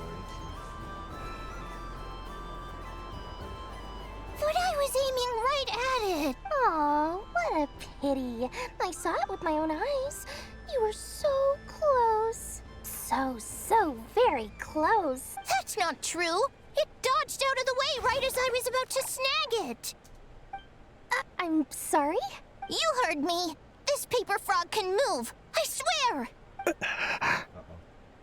Dear, oh dear, what are you saying? How could a paper frog move? Unless you believe there really is magic in this world. But even if I, the mere humble merchant that I am, knew such magic, surely I would not use it on a paper frog. I'd sooner give Mora legs, so I could walk right into my purse. My dear, dear customer, why not have one more try? This time I'll give you 12% off. A very generous discount for one of my most regular customers. Just think about how much experience you have under your belt now. You're sure to win the next one. Darn. I used up all my coins. I'll be right back. Just gonna fetch some more from my house. Take your time, but don't take too long. This event is Moon Prayer Night only. Miss it, and you'll have to wait a whole year before I'm back. Next customer, please. Welcome. Hello. Whoa! What's this big one doing over here? How do I tell my employees not to go running around this time? Shooting them a glance won't work. I haven't known them long enough. Dory? Why, hello there, Miss Columbina. Would you like to play my ring toss game? The rules are very simple, and it's easy to get the hang of. How much for a round?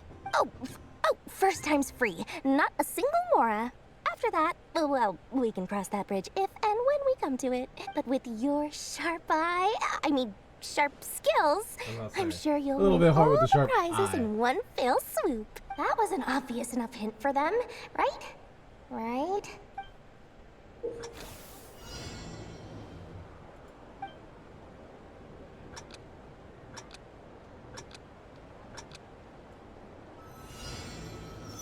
Here comes the ring! Oh, peanuts.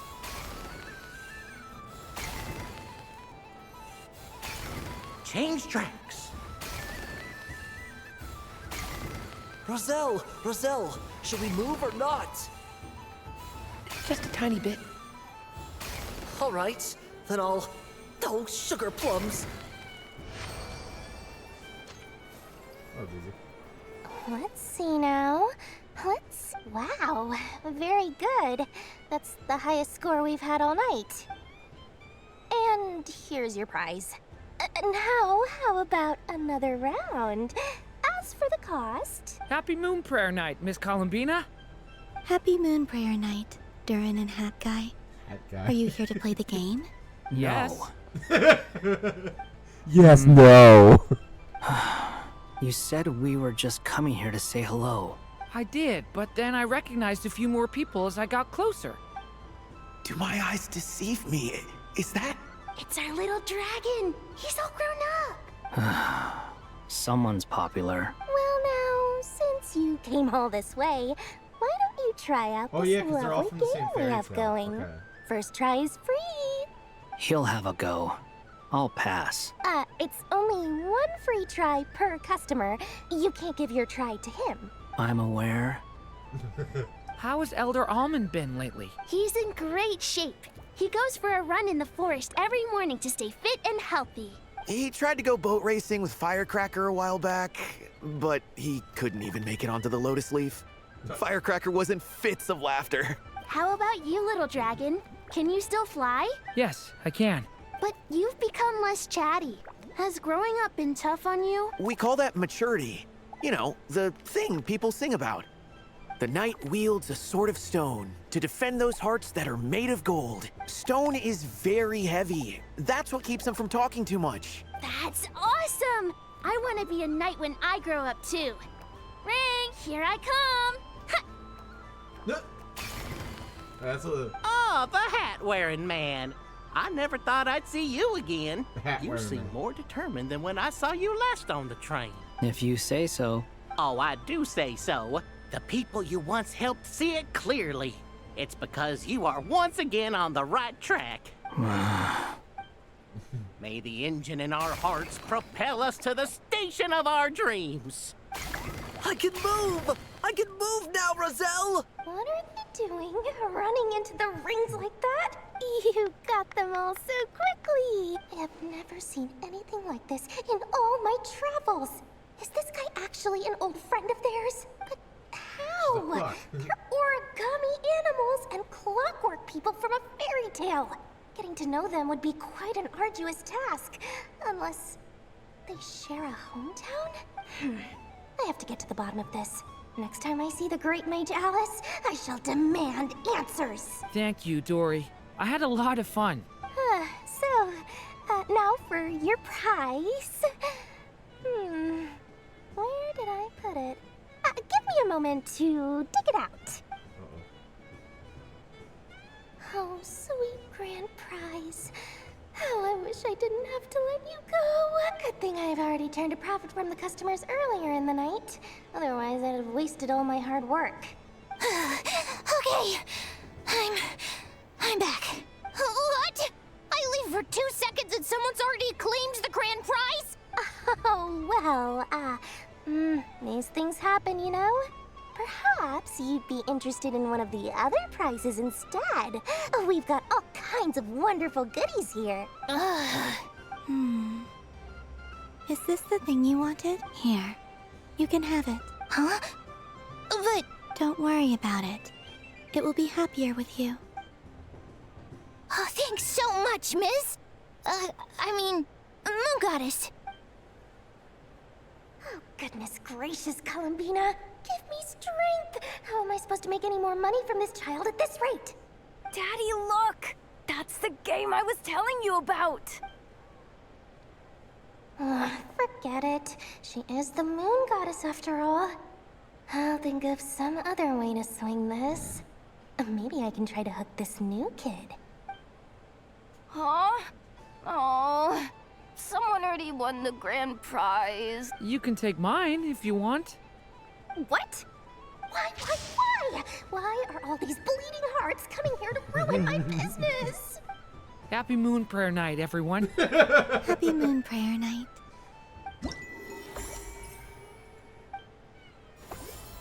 Yeah. If all the prizes are gone, I might as well close up shop for the day. But you haven't had your fill of fun yet, right? So the next time a customer shows up, you're going to have to run faster, all right? And remember, run out of the rings, not into them. Oh, I look to this one. How about we ride together? Oh, they're looking at the Come on, Citrus. One more round. Just one more. But my neck... It's acting up again. You should take a break. Health comes first. Yeah, don't push yourself. We'll find someone else. Hey, don't look at me. I'm the referee. What are we gonna do then? Why do you sound like Kermit? Do you need any help? Yes, we do. We need one more player for our game. All right. Could you teach me how to play? It's really simple. You just throw the dice and move by that number of tiles. First one to reach the finish line wins. Rolling a hamster means you move one tile. A paper frog is 2 tiles, and a flying squirrel is 3 tiles. 'Cause they go the fastest. Okay. I get it. So, we're all set? In that case, please take your places and let the game begin! What's this? Should I...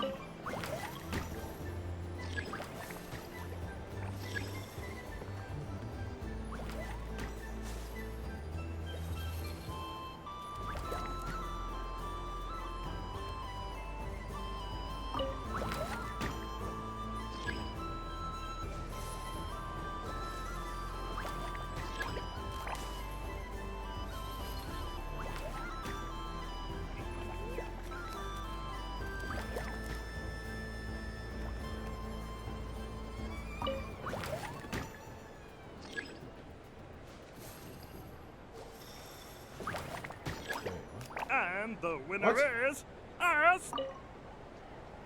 It's a pity that my good friend Faro Bear is busy working on a training program for Princess Semest. If he could have been here, the victory might have been his.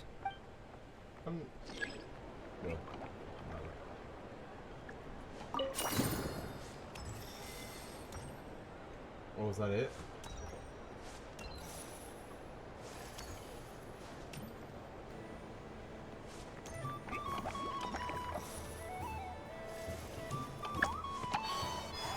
didn't even win one round.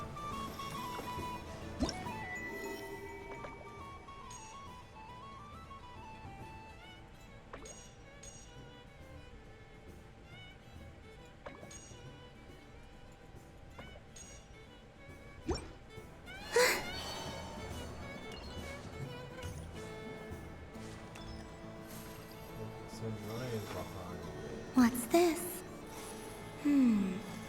Should I give it a try? Oh, this thing. Okay. I don't have enough data. Is this one of the amusements? Or is it a research project? Bit of column A, bit of column B. I'm currently running some synchronization tests on these bots. Basically, you need to press the button to help them successfully obtain the treasure. But I'll record your data, which will be used to improve. But, ma'am, Moon Goddess, don't you think you should take your eye mask off first? There's no need. I will be all right. Okay then. Whatever you're comfortable with. Great.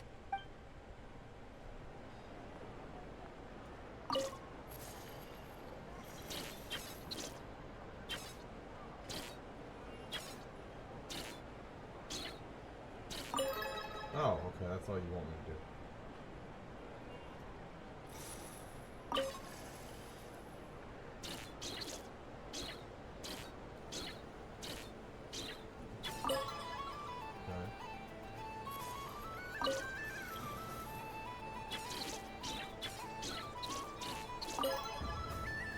It's just a timing thing. Nice. Data collection complete. Select out. Wasn't one of these talking to her? Boo. I know you never. I guess not. I thought it was. So you can click. Okay, thank you, Dory. I had a lot of fun. Hope we meet again at the next festival. I didn't realize they had a thing. Could you give me a few that haven't been inflated yet? Don't worry, you two. There's always another adventure waiting just around the corner. My sugar sculpture is strong, yet my heart is filled with sweetness. Feelings of sweetness. There are so many attractions here. Since I rarely get out, I might as well make the most of it.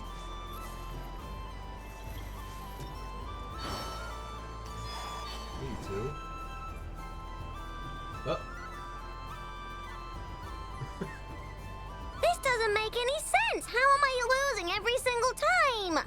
Wait, Yennefer, you're cheating, aren't you? Yeah, that must be it. I am not cheating, I know. Uh-oh, sounds like Yennefer's turning into a big baloney bot. I think it's time for some serious maintenance. Moon Goddess, help me. Damn. Miss Columbina, I know, is attempting to cheat. What the? I'm not the cheater. You're a cheater. How dare you throw it back at me?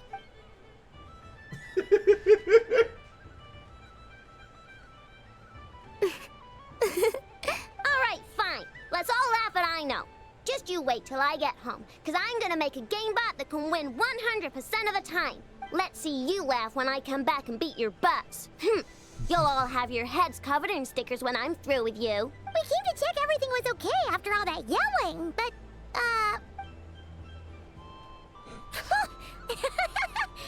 Whatever it is, it sounds like cheating is allowed. Kuhenki concentration. Each player starts with differently colored Kuhenki. Each round, they draw one Kuhenki from their opponent. When a player has two Kuhenki of the same color, they make a pair and can be discarded. Any that can't form a pair must be kept. The round ends when a player can't form any more Kuhenki pairs, and that player gets a sticker. ooh, can 4 people play as well? That is fine, so long as the turn order is fixed beforehand.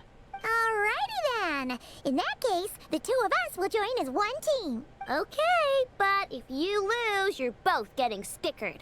I don't want to hear any excuses. Sure. And if we win? If you win, only one of you gets to sticker someone else. They're putting on I know. I have taken to calling this. I know logic. Hey, lay off me, alright? Okay, so we're starting the game from scratch again, which means all my stickers so far don't count. Looks like Luonatar is the Kuhenki of honor for this game.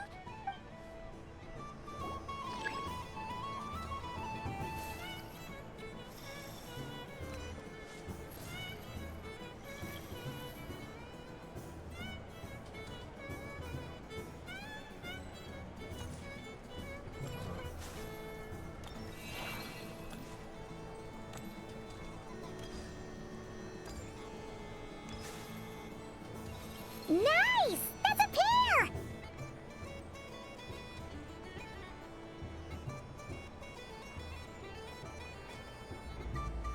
Go, go! Fly!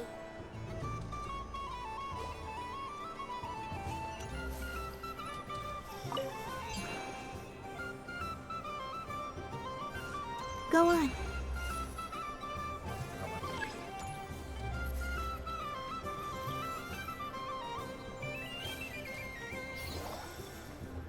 I have a pair.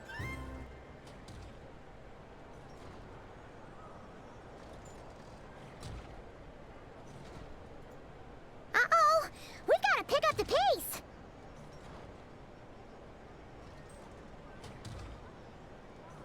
And hit her in a box.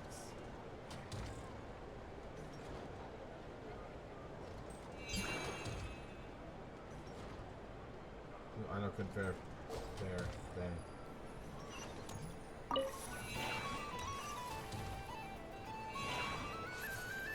I win. Oh, I did. Okay, great. I didn't even know I won.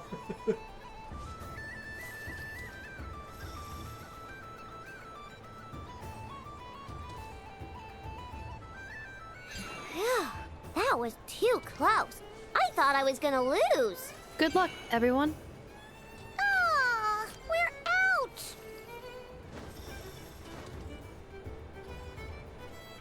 I didn't even realize I fucking won, apparently.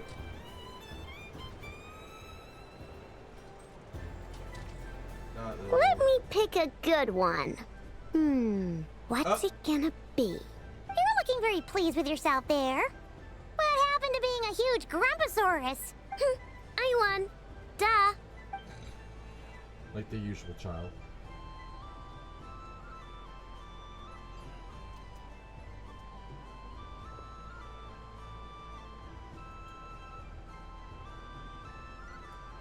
Oh, me again? Don't fidget too much, Ino, or the sticker's going to fall off.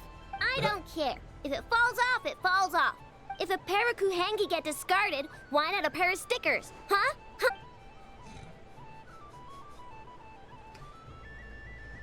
Oh my god.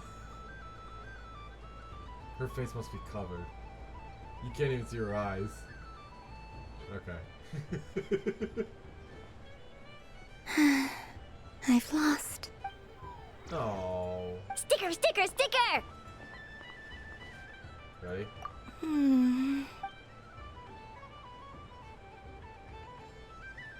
Cute! You think so? Shame. I can't see it for myself. What did Luanatar say? She said it looks so cute that she wants me to lose a few more rounds. In many more rounds, everyone's heads are colored in stickers. Except for one. Let me guess, Imafa. Who put these stickers on Paimon's eyebrows? Ugh, she can barely see! Alright, now, I think we got enough evidence to prove... Yes, I agree as well. The culprit is... Inefa! Culprit? What did I do? Quit acting dumb, Inefa! You're not wriggling your way out of this one. I've been watching you. Not only did you remember whose side Luanatar started at, but every time someone drew a Kuhenki, you were logging it and calculating every last possibility. Which Kuhenki pairs were gone, who had what color Kuhenki in their hand. Exactly! Putting aside the fact that running calculations is not against the game rules. Do you have any evidence to support your allegation? But that's not against the rules either. So she admits it. She certainly does. Alright, everyone grab a sticker. It's time to get Inefa back. But... Take that! Oh my god. You know, was like, fuck.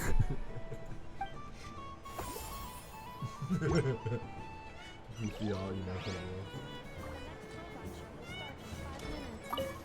know, I'm never playing games with you ever again, Inefa. Sure. Ino is throwing a tantrum again. I believe it will take 3 Krumkakes to constitute a suitable peace offering.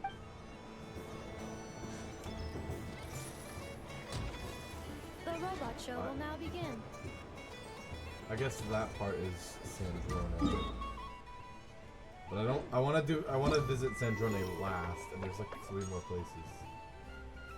Nashitown booth area. Where's that?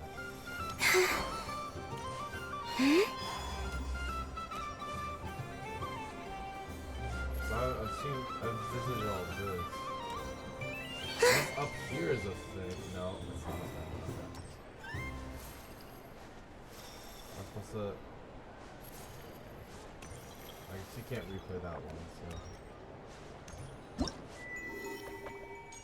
Grossman's Scion's booth. Okay, which is over here. Oh.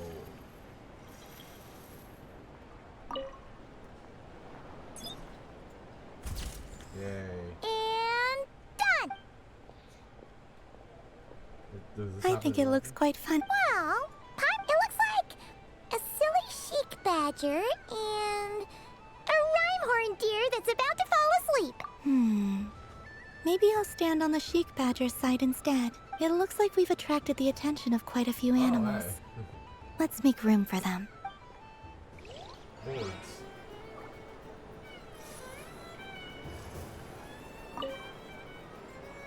If this were any other day, I'm sure it would make for a great photo opportunity. Doesn't it look like this rhymehorn deer has 2 sets of antlers? Slightly. Invite the rhymehorn deer. Yep, that makes perfect sense to me. Okay, so that didn't do anything.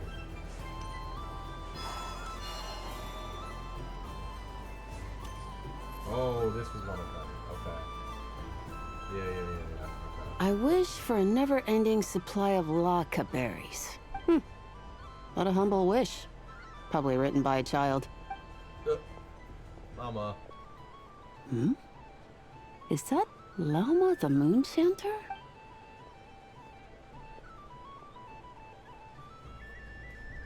The main moon chanter herself.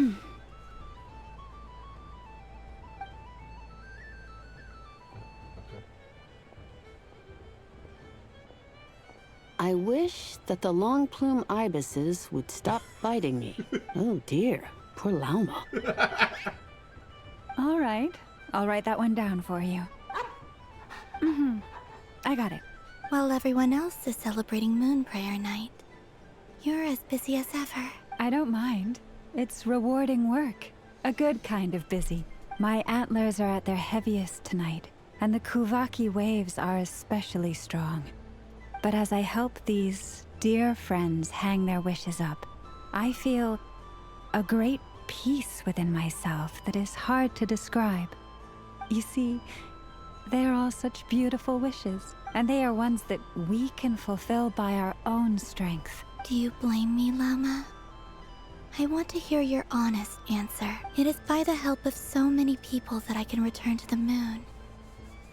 But I feel as though I've hardly done anything in return.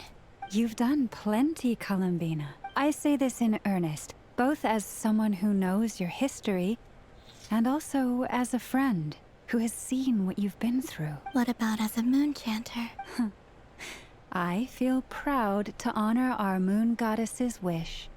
And I'm sure any moon chanter in history would have felt the same way.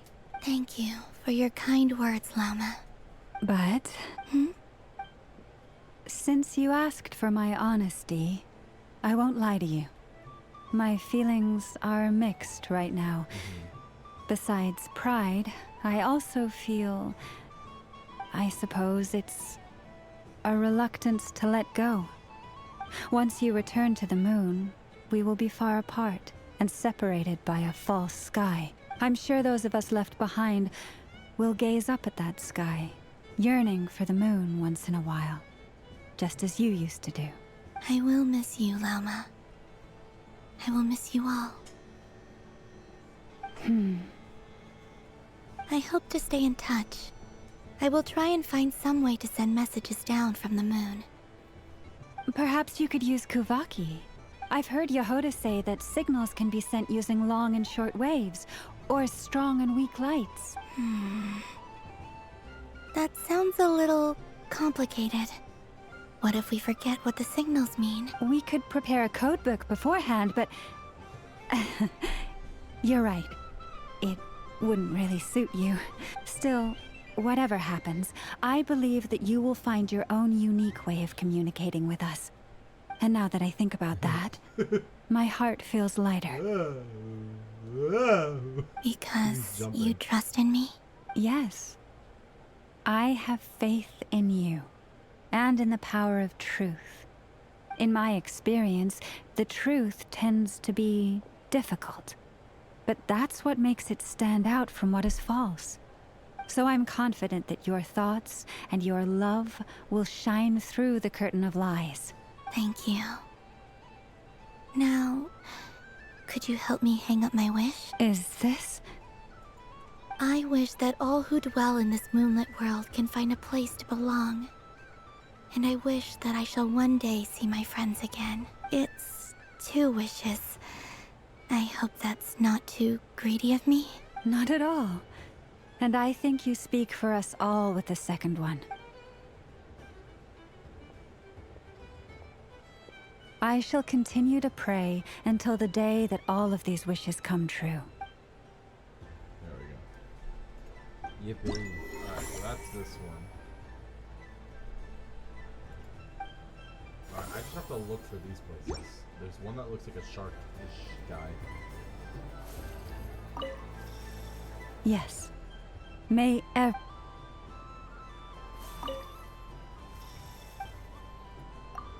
Wish that the law, yep, would stop biting me. I want to adapt to human society more quickly. Hopefully he's just moving on a journey with Traveler and that Columbina's travels goes well too.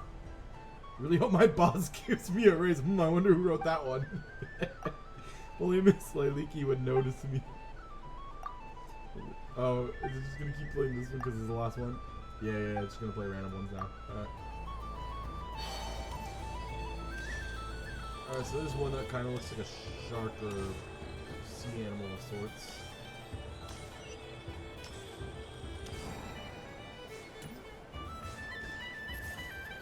Yeah, that's not Sandrona. Yeah, there's the link group. This was another one. Moon Prayer Candy! Beautiful, tasty Moon Prayer Candy! Buy a whole box, share it with your friends and family! Candy? Welcome home, Moon Goddess. Fancy a box of Moon Prayer Candy? Sure. I knew you would. Now, what flavor would you like? I'm not sure. What flavors do you have? Is this for yourself or as a gift? A gift for my friends. Ah, I see. In that case, I'd recommend apple, lockaberry, or midsummerberry. Those are the most popular. Do you have nocturnal blossom flavor? Huh. I've seen couples give those as gifts before, but I did not know they were edible. No? Okay then. Moonfall silver? You did say this was for friends, right?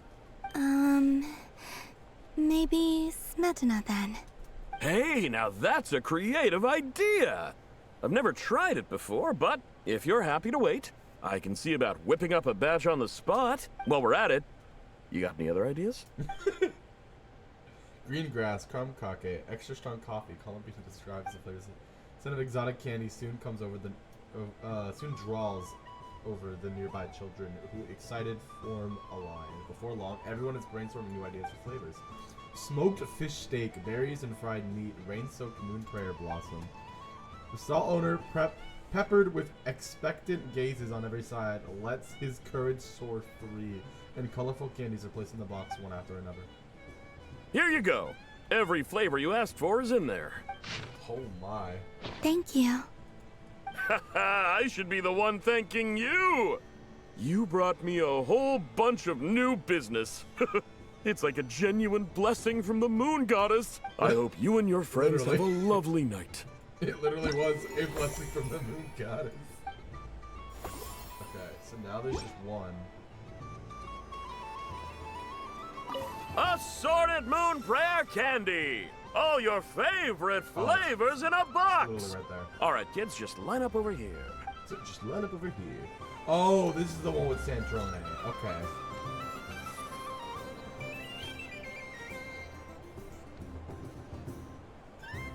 Well, well, look who it is. I heard someone went and disappeared on us the moment we let her out of our sight. They looked all over for you. Frankly, I didn't think you'd be back for Moon Prayer Night. Were you worried about me, Sandrone? You would like that, wouldn't you? Do you even hear what you're saying? It seems to me like you disguised yourself with festive headgear, just so that you could come see me on Moon Prayer Night and make sure I'm okay. You didn't even bring Polonia with you. You? I thought you couldn't see. I cannot. But I sense the confusion of those around us rippling through the Kuvaki current based on what I know about you. Let me guess what you're wearing. Is it cat ears? Oh my Shut God. up! I'm only here to protect the Fatui's interest in this territory. Running into you was pure bad luck. Okay, what's Arlecchino's Really? excuse? But you were the one who asked Arlecchino to help everyone find my name. Columbina! Ugh! Just one more word, and I'll unscrew your vocal cords. It's Columbina hyposelenia now. Alright, hold on. I'll be right back, guys.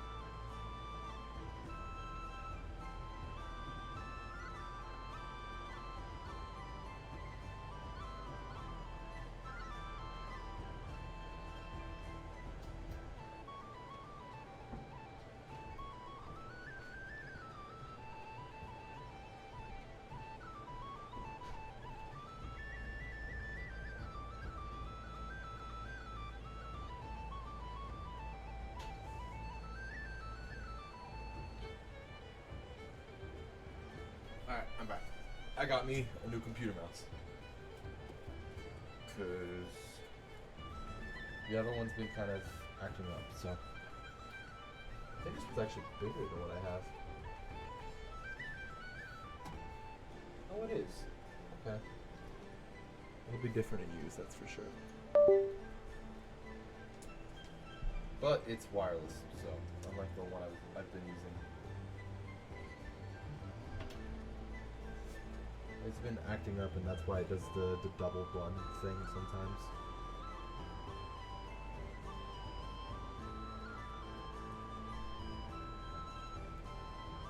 This is a charger.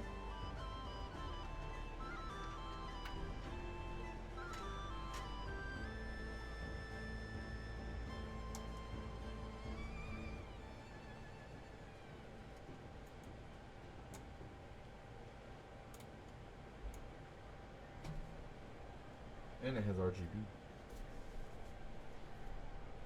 How do I connect this?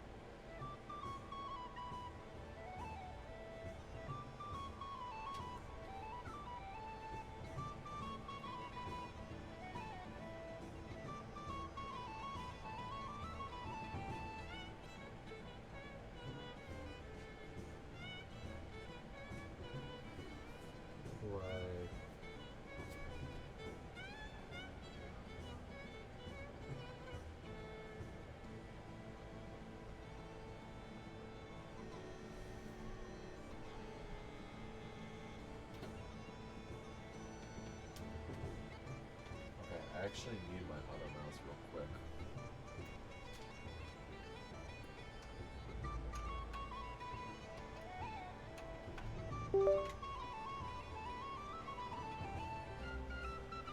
Alright, hold on.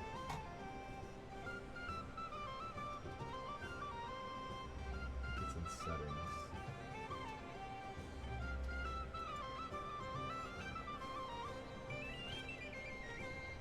How do I do this?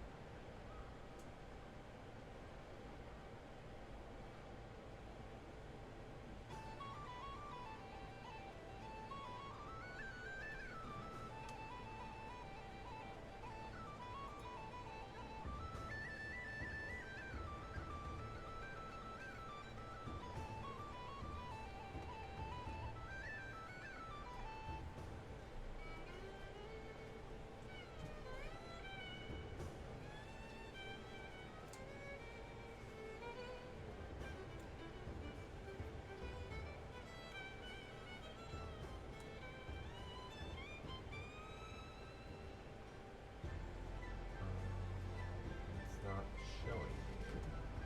Oh, wait.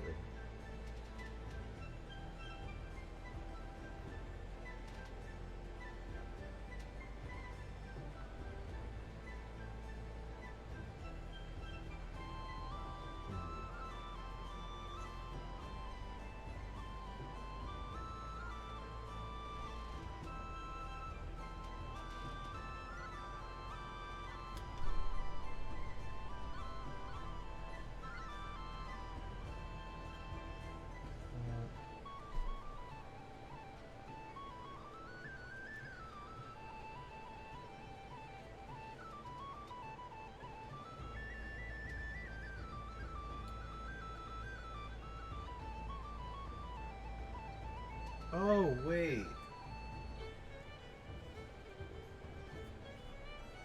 I get it.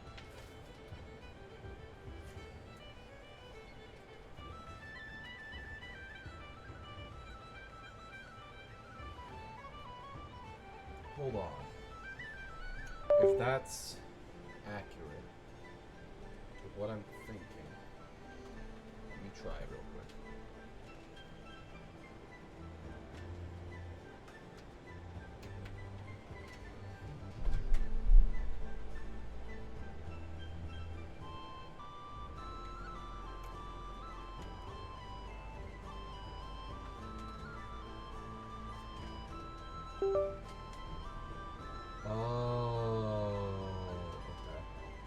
Well, I can't do it that way because the cable's too tiny.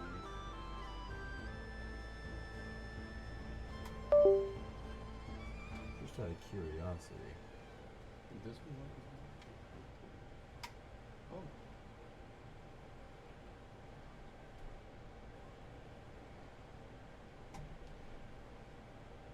I don't think so. Okay.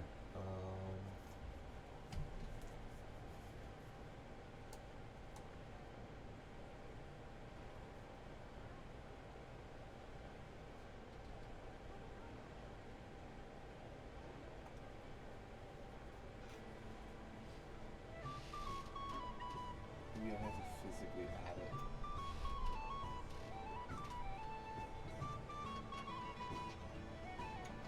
I might have to physically add that then. Let me see. Ah, there we go. Yes, yes.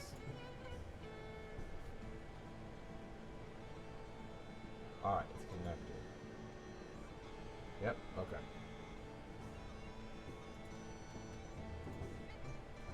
So now... Oh, okay, it works. Perfect. Alright, I got it to work. That wasn't too bad. I connected it via Bluetooth. I'm an old man when it comes to technology, so... That's very simple.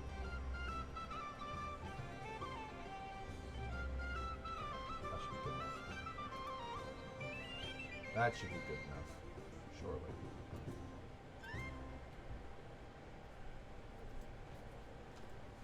Alright. Now we got... Okay, so let me delete these. Since I no longer need to put the mouse. There we go. Tell someone who cares.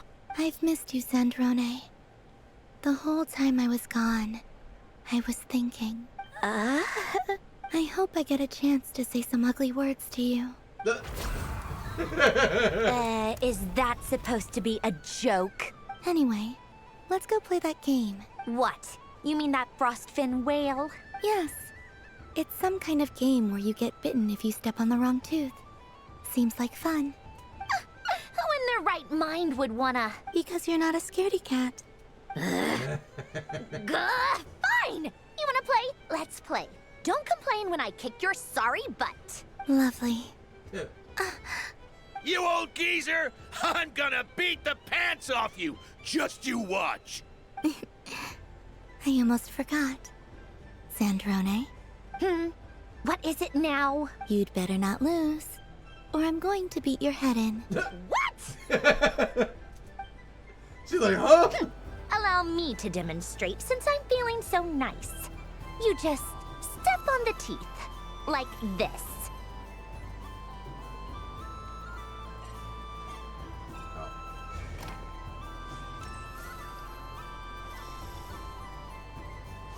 Which should I pick?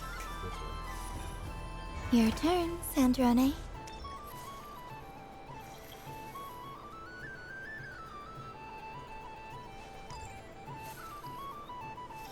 Yeah, the mouse move's good. That's good. It has RGB, so it's really cool. There's a... Don't come crying to me if you get bitten. Yeah, this one. Oh. There are less and less teeth remaining. Somehow she didn't choose this one. So she chose these two. She took my spot, bro. Huh? What's that noise? Oh. Oh, thank you for taking my spot.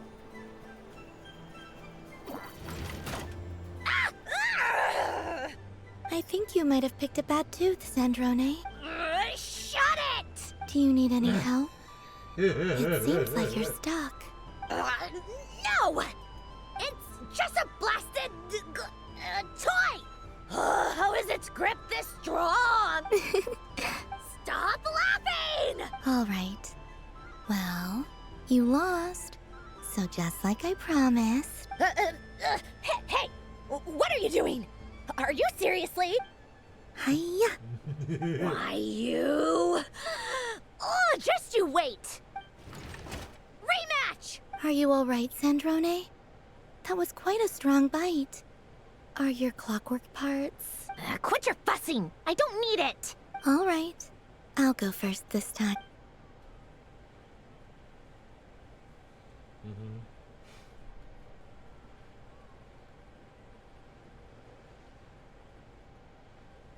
I see it now.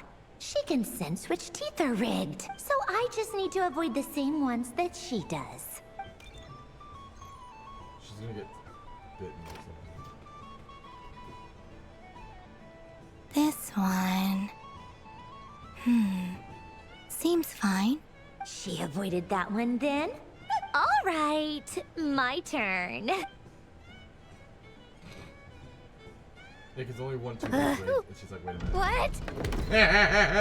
Looks like you lost again, Sandrone. Wait! There's more than one bad tooth! Bonk.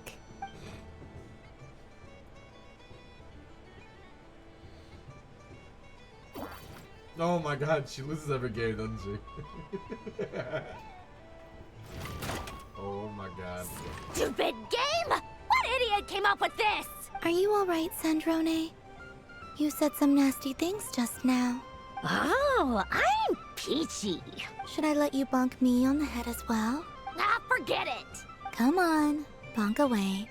It can be your consolation prize for losing so badly. Damn. I told you, forget it. Gah, you've always been so annoying. Singing right outside my door, inviting yourself to my tea parties, going AWOL. And now you're off to the moon or something. Of all my days with the Fatui, the times I spent with you, Arlecchino, and Rosaline, they were my favorite. I will not forget them. Just as I shall not forget this moment. We'll always be friends, She just no doesn't want matter where we Paladino are, to leave. right? She was really Who would upset want to be your... when, you know, Elaine and Rosaline died. So she doesn't want any of her friends going away. I'll miss you, Sandrone.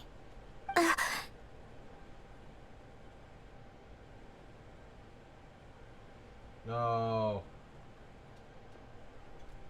Oh my god, I just realized they're moving. That's cool. How do you get fireworks? to do Goodbye, that? Sandrone.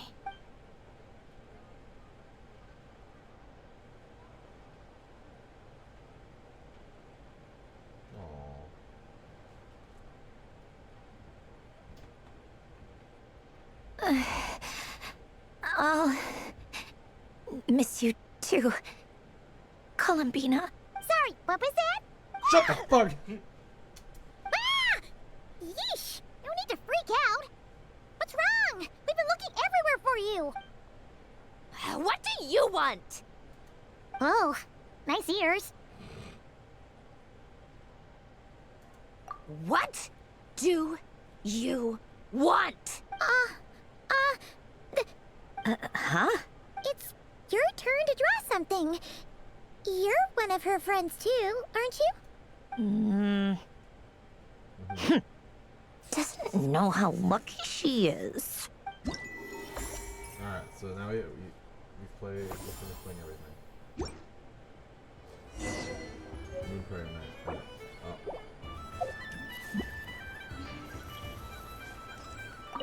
What's there to see on that moon anyway? Let her go up there and cry alone. See if I care. You're giving me candy? That isn't like you. This had better not be some weird prank.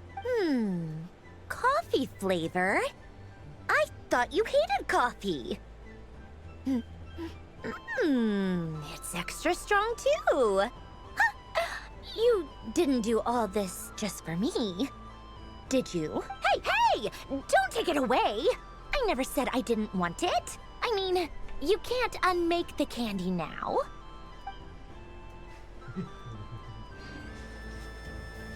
Or talk to Paimon. Well, there's not much else to do. Everything's done. Traveler. Hey there, Columbina! Are you done checking out the festive amusements already? Are you sure you don't want to look around some more? You might not get another opportunity like this for a while. Right now, what I'd like to do is... Oh! Candy for us? Thanks a bunch, Columbina. Don't mind if we do. Whoa! This one's intense. But it's so tasty. What about you, Traveler? How does yours taste? Oh, sounds good. Paimon's drooling now. Are there any more Smetana candies in the box? Yes, I believe so. Okay, gotcha. Sure. This one, and yep. Here we go. One per person. It's so sweet. Wait, can I just give everybody else their candies, or?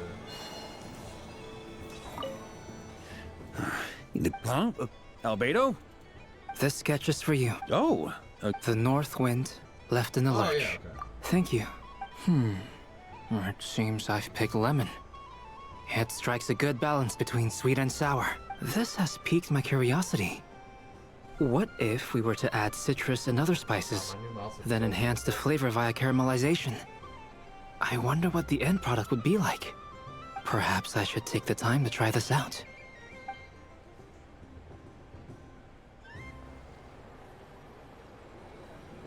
It's like those Japanese wave. It'd be rude to just leave. Albedo? This sketch is... Oh. The north wind left in the lurch. Ooh, I get one too? Nice. Thanks. Nice. What is that? Oh, it's so familiar. Don't tell me. Don't tell me. Oh, I got it. It's like the candy jar dropped into a vat of today's boon. Seems I'm a proud recipient of today's Feast of the Moon, huh? I don't think I can give it to them. Up for another round of fish blast? Oh, bless my fluffy tail. Dodoko has never seen candy shaped quite like this before. Why, it shines like a lovely crystal. Let the feasting begin. Sweet as a tomato bathed in sun. Thank you very much. You truly are a friend to the Dodoko. Please share the rest with other people. I am sure everyone will fall in love with the taste of pure joy. I see. I don't suppose... Don't get me wrong, once is plenty. Oh, I love the color of this wrapping paper. But the bow on that one is just so perfect. Oh, this is a tough choice. I know the wrapping paper doesn't affect the flavor, but it does set the first impression, which can influence your mood as you eat it. And actually, that does affect the flavor. I have to listen to my heart and pick the one that I can really build a bond with. It's the only way to eat candy. Oh, but look at the shape of this one. How lovely. She can't even pick properly. The death card made a most enigmatic appearance. The moon for which Miss Columbina is bound, I fear. Fretting is of no avail. I will have a chat with Alice about it sometime. Ah, you're such a polite child, Miss Columbine. But we elders have already partaken of our fair share of stories in this world. Enjoying candy, keeping up with the hip and groovy trends of the day. Oh, these things should be left to youngsters like you. I hope you don't misunderstand me. I do not intend to lecture you or reject your kindness. It is simply that the mere sight of this candy is starting to give me a toothache. Ah, okay.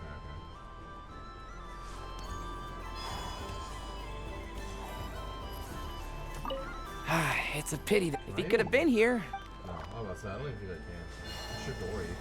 If all the prizes are gone, so the next time, and remember, run. Oh, a gift for me? Lord Sangama Bay really is going up in the world. Wow, candy from the moon goddess herself. If I back this up, no, what am I saying? Box this up in exquisite gift boxes? Yes, I could make a fortune. Maybe I don't even need to go to all that trouble. Any old boxes will do. I just need to tell my customers that this candy is blessed by the moon goddess. Yeah, that ought to do it. Sounds like a plan. Time to have Irwa earn his keep when I get back. Okay. Sure, Dory. I talk about you.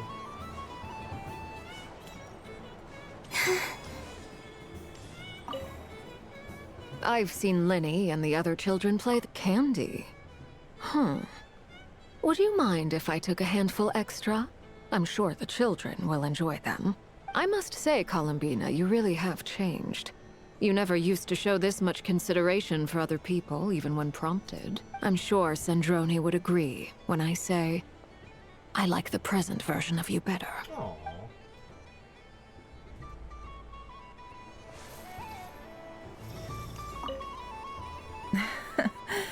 That was fun. Oh, a gift? You shouldn't have, Miss Columbina. Very nice indeed. Candy is one of many luxuries that the desert folk could never afford. How I yearned for candy when I could not have it. Yet, now that it is readily available to me, I never seem to crave it. May your moon prayer night be one free from regrets.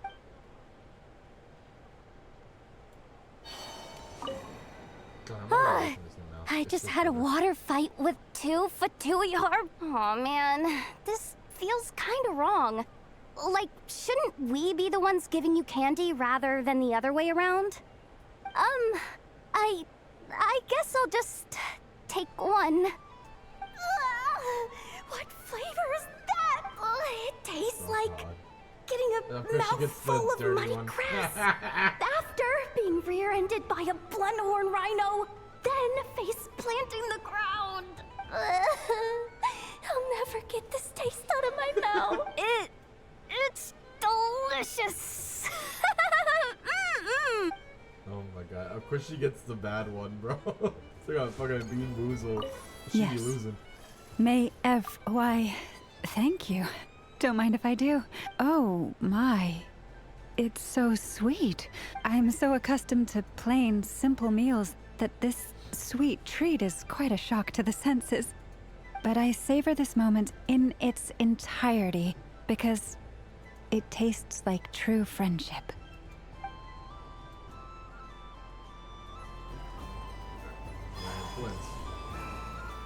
Something about festive lighting. This is most thoughtful of you, Miss Columbina. Kindness exudes from your heart like benevolent moonlight. Forgive me, but I shall have to enjoy this gift a little later. I hope that the flavor I chose is not the only one of its kind. If others were denied the chance to sample such kindness as you have shown to me, it would be a great pity indeed.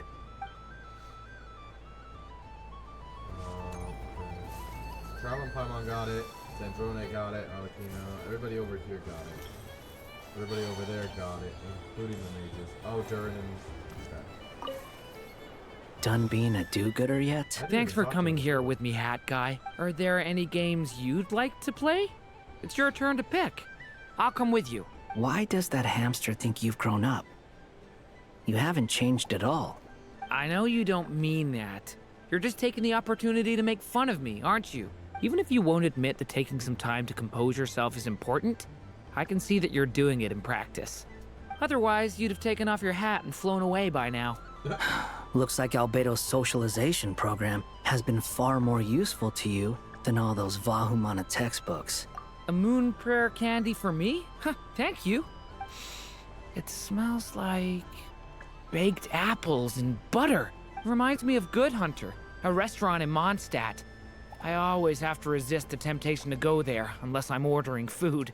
I understand your homesickness, Miss Columbina. I have a double dose of it. Oh, yeah. Because both Simulanka and Mondstadt are my home. That must suck for him. Done being a... Thanks for coming. Are there... Why does that... I know you don't... Even if you won't admit, otherwise you'd have Looks like Albedo's socialization. I thought you'd actually spend your precious time doing something more worthwhile. Everyone has to take one? Well, fine. I'll take mine.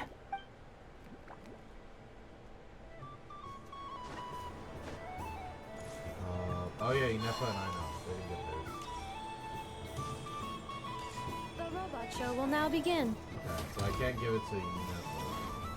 And I can't give it to Aino, I guess. Please welcome to the stage. Cool your jet Stucky. Oh, because they're doing this. Combining precision engineering with water cooling I'll watch it. technology, this high-performance sprinkler fires powerful, controlled balls of water for up to 14 seconds at a time, as well as providing accurate plant watering at range. It can also be used to clean those tough-to-reach areas of the house that Aino cannot get to, no matter how high she jumps. Show us what you can do, Cool Your Jet Stucky. Now that's what I call true power. What a demonstration.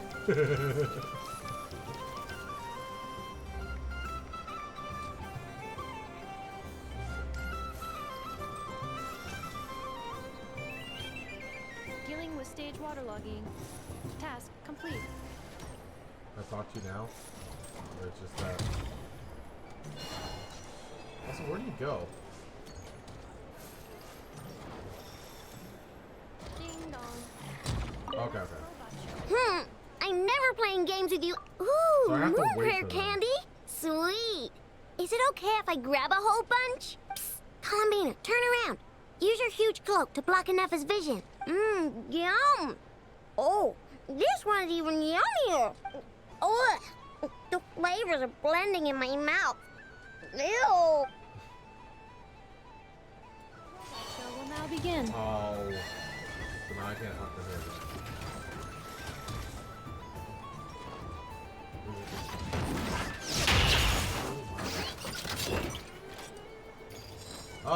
Oh, that's what it was. Next up, we have Knuckle Duckle. I was like, what the hell was that loud explosion? This armed domestic robot utilizes multi-sensor fusion technology to provide 24-hour security and environmental parameter monitoring.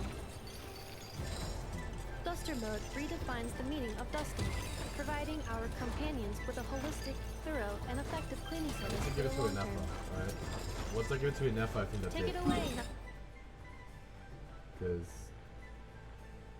Yeah, I've given it to... That's Varka, right? Yeah. No, Varka... Oh, that's all Beta I'm seeing, I think. No, that's Travel. Never mind. Yeah. So I give it to... Yeah. So it's just Nefa that needs it. Away, Knuckle Duckle.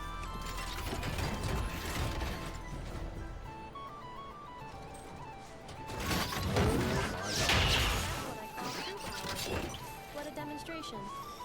Where's he going? Oh, he just despawns. Okay. Clearing stage of Kubaki stamping die. Task complete. I'm spamming F.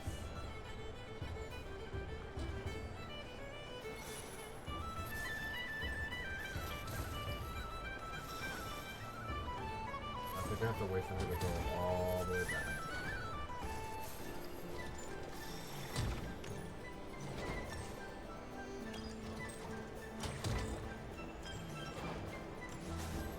Ding dong. The next robot show. Aino is throwing a tantrum again. Scanning candy composition and ingredient ratios. Selection confirmed. I would like the krumkake flavor. Flavor profile simulates real krumkakes with 27% accuracy. This is a non-viable substitute for Aino's afternoon snack. One moment, please. Done. Please sample this freshly baked krumkake, Miss Columbina. Oh, okay. Ding dong. The next robot show will start in 5 minutes. We thank you for your patience. The robot show will now begin. Who is it? Oh. The new one. Now, Let's see what Crumbclink 70% Sweet can do for you.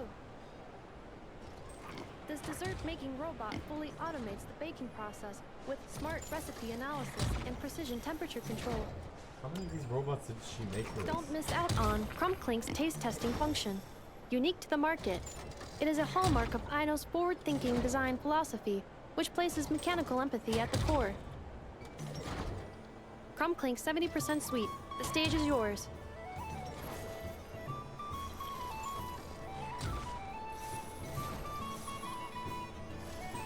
Now that's what I call true power.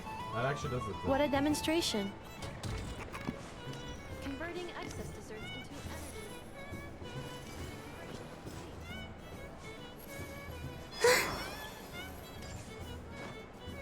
energy. Alright, let's actually, because they probably have like 5 more fucking robots. Let's not do that. I'm not sitting there to watch 5 more fucking robots show their faces. Traveler, Paimon. Columbina! Finished with the festival already? Really? You're sure you don't want to have a little more fun? Yes, I am sure.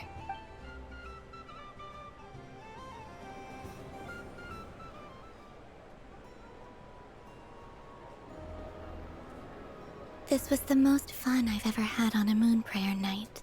Everywhere I went, people were saying, "Welcome home." And there were friends at every turn. I only wish it could last longer than one night. Oh.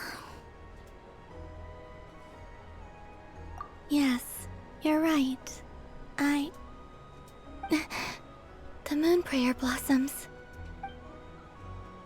Ooh, look! Look! Moon prayer night is here.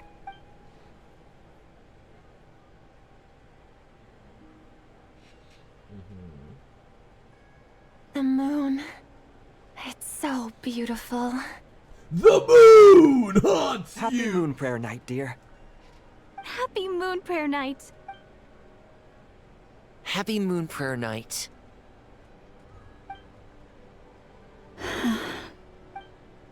Aww. Because they know what that means. Everybody else knows what that means.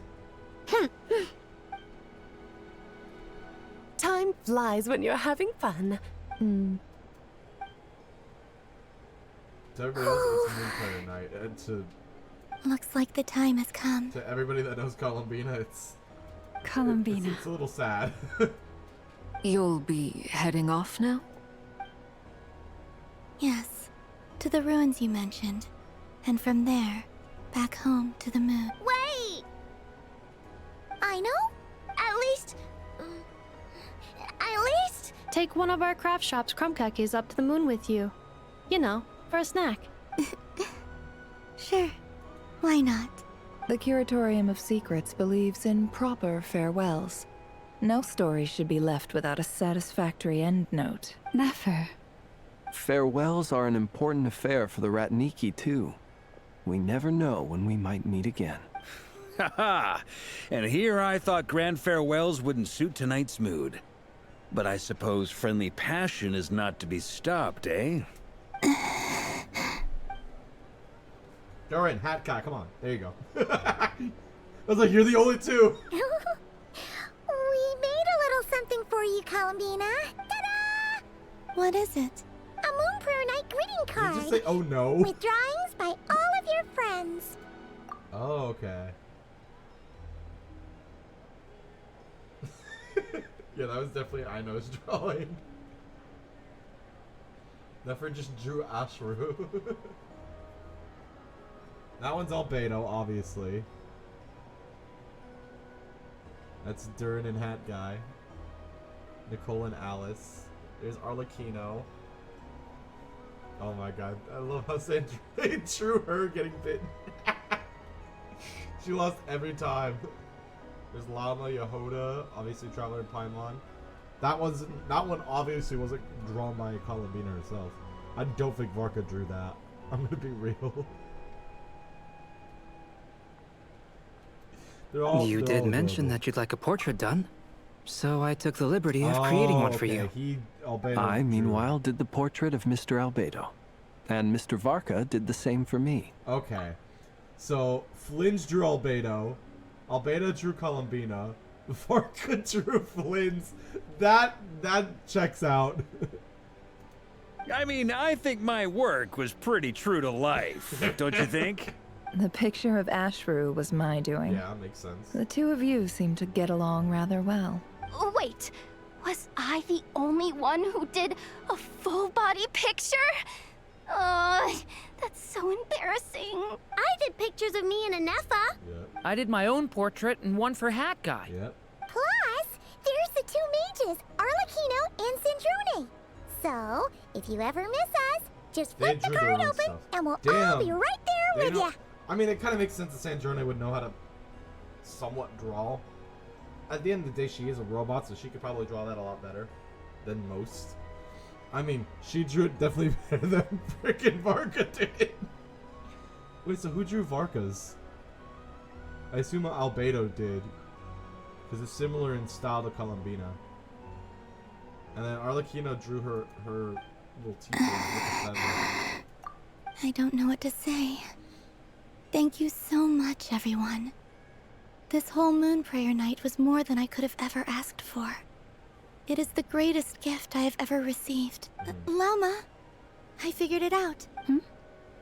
Figured what out? Remember how the Frost Moon Scions used to use milk as invisible ink to write hidden messages? That was a very long time ago.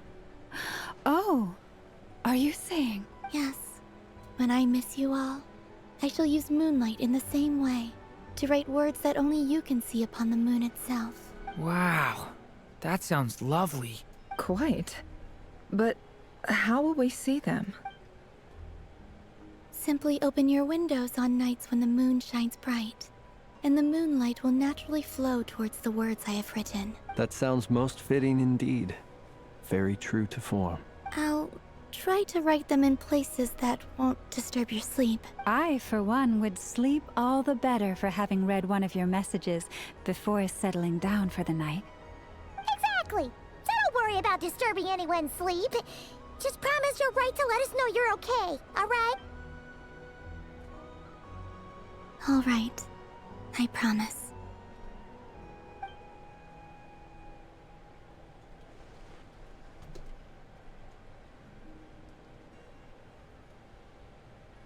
In that case, Columbina, are you ready? I'm ready. Very well. Let's go.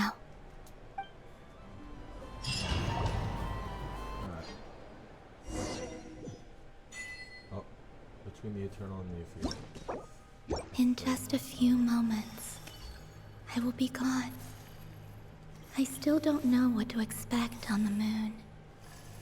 Will I really be able to send messages to my friends? One slow. The Kuhenki, the animals of Not Cry.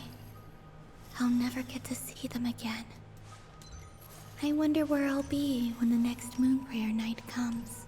Oh, I figured I have to go all the way down there.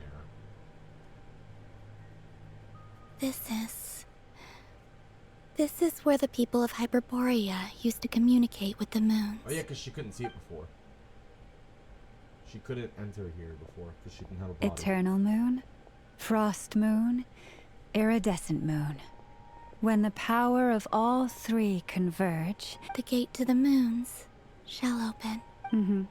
The moon marrows are in position. Only the final step remains. I'm sure Nasha Town is livelier than ever at this moment. Yeah.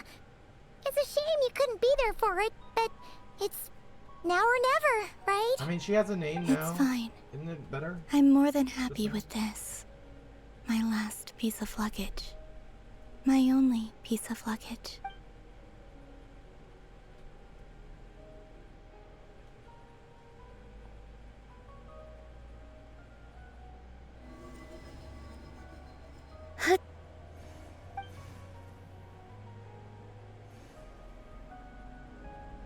I can already feel the moon calling to me.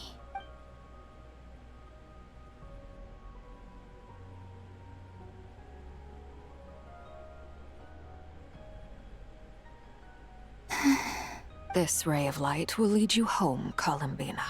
From now on, we will at last have a reason to pray to the true moon. Columbina, Yes? be sure to come back and see us when you get the chance.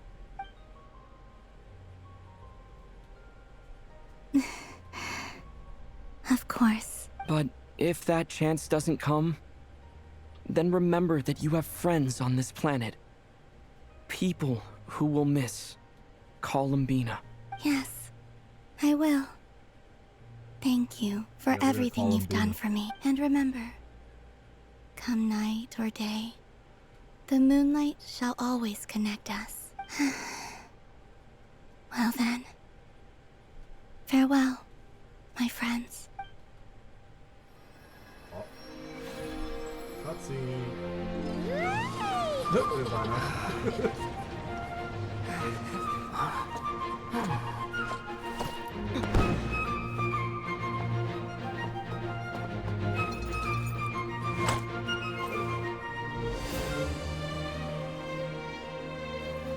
Thank you. This was my happiest night in Tevat. Farewell, Columbina.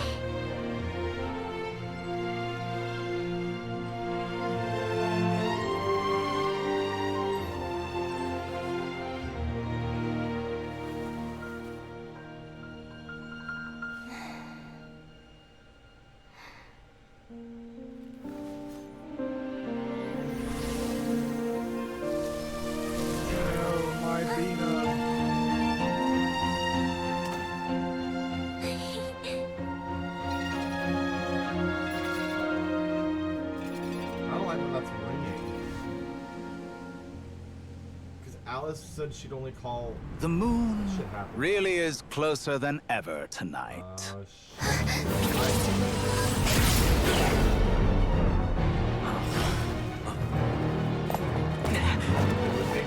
Columbina. All 3 moons in one place. Time for one final experiment. Reason, life, death, time, and space. They all believed I would fail.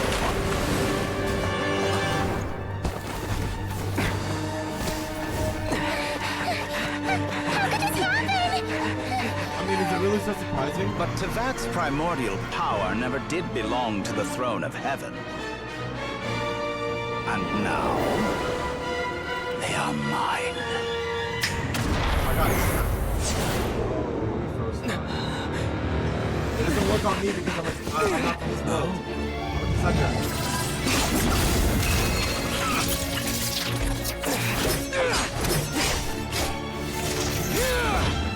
Kiss.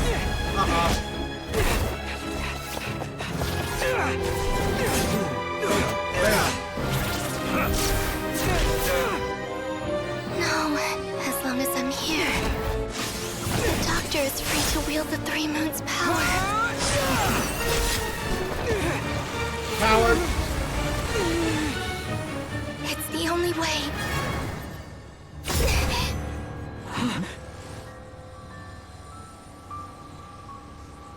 I guess I won't be going home today. Columbina! No! No, Bina! We sacrificed too much!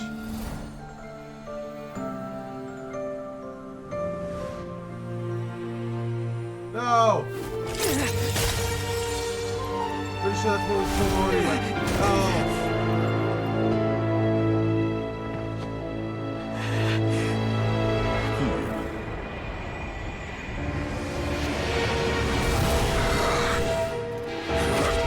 Stubborn world, do not try to control me.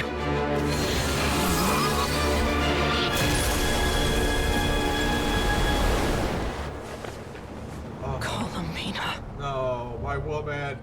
Oh, she left her thing!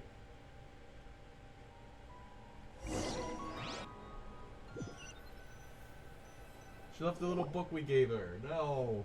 And it fell into the water, so it's gonna get all wet and ruined. No.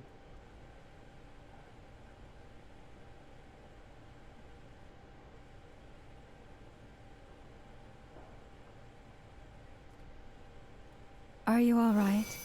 Do your wounds still hurt? I had someone prepare a little medicine that could prove effective. Take it if you need to. In that case, let me relate the contents of the call we made to Alice after the incident occurred. That Dottore is a crafty one. He distracted the Hexen Circle by creating a huge fuss at Tevat's borders. That's I'd why, 'cause he knew assumed they that the could cause probably was stop an him, too. abyssal intrusion from the outside world, which in fairness is a rather common occurrence. But after learning that you managed to influence the phantoms in Nodcry, I realized that perhaps this interference could have come from within Tevat instead. But we weren't able to change their fates. True, you couldn't change how their stories ended, but you did build some variables around yourself.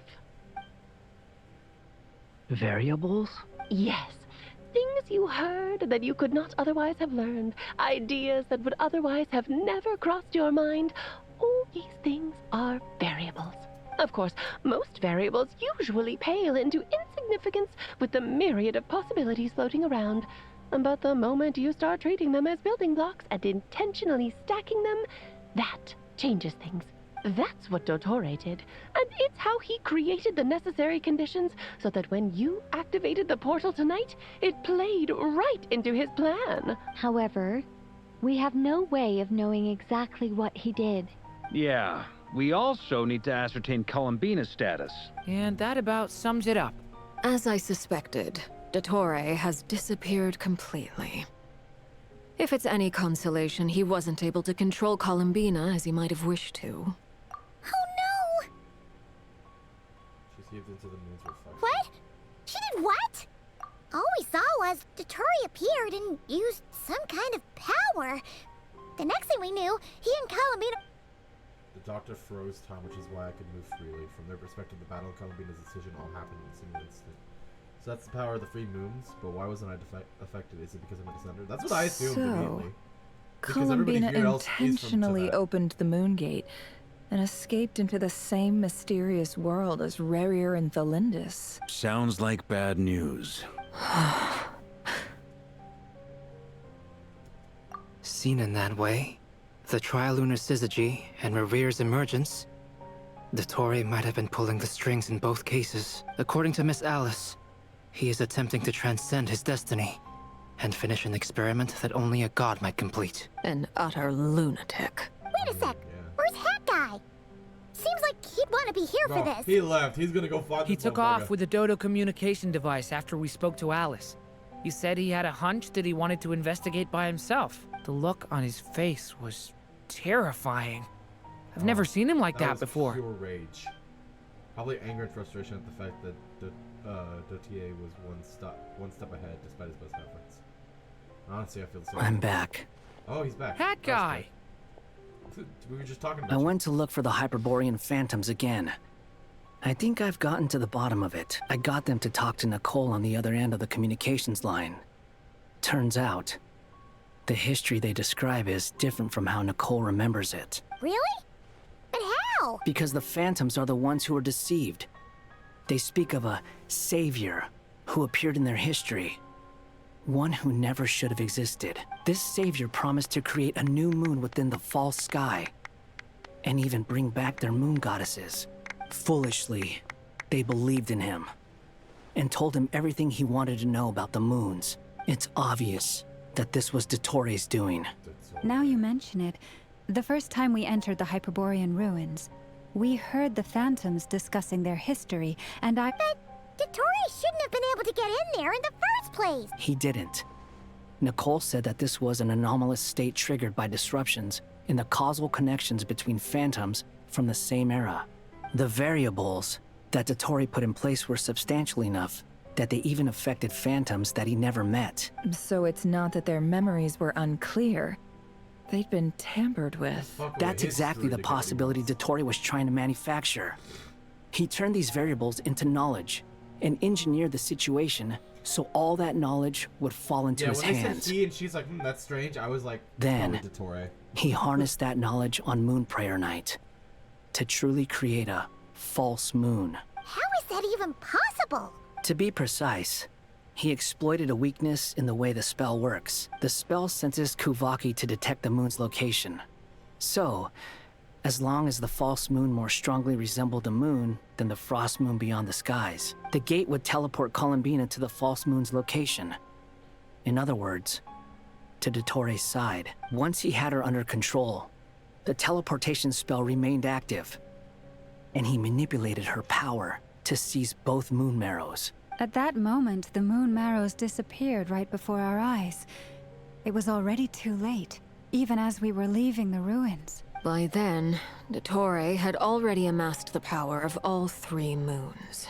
So, where does that leave us? What do we do now? I'd certainly like to know what Her Majesty thinks, now that the concerns I expressed to her have come to pass. But we cannot simply sit and wait for her to decide the matter. And in any case, it is not the Fatui Harbinger Damselette who sees us as her friends, but rather Columbina Hyposelenia. If, even in such extreme circumstances, Her Majesty will not lift the prohibition on Harbingers drawing steel against one another, then I will do as my heart demands. I will fight as Peruware instead. She's not doing it as a Harbinger. She's doing it as her. She fucking hates this man, bro. Oh, Arlecchino! That's how fucking... Time is short, so I'll make the first move. And she's quick to listen to what the Tsaritsa will say. Whew. Even Arlecchino seems to be losing her cool now. She feels partly responsible for this, and so do I. I wouldn't blame her. I don't blame her, honestly. I mean, how often All right. Lose those dejected looks for a moment and let me get a word in. It looks bad, I won't lie. Very bad, in fact. So Dottores pulled some real dirty tricks to gain the upper hand. For now. And yeah, it's to the point where even the mages say that his variables have affected destiny. I'm not so sure, though. Many have told me that Tevat's destiny is fixed. And that does appear to be the case. Well, what makes Dottore so sure he'll be the exception? And since he was able to stack these variables up, who's to say we can't do the same?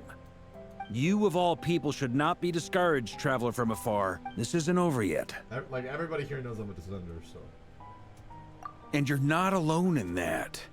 Everyone here does, whether they've spoken thus far or not. But none of us are the type to sit back and wait for the sun to shine again. That's exactly how a knight should roll. If they knock you down, you get back up and get back in it.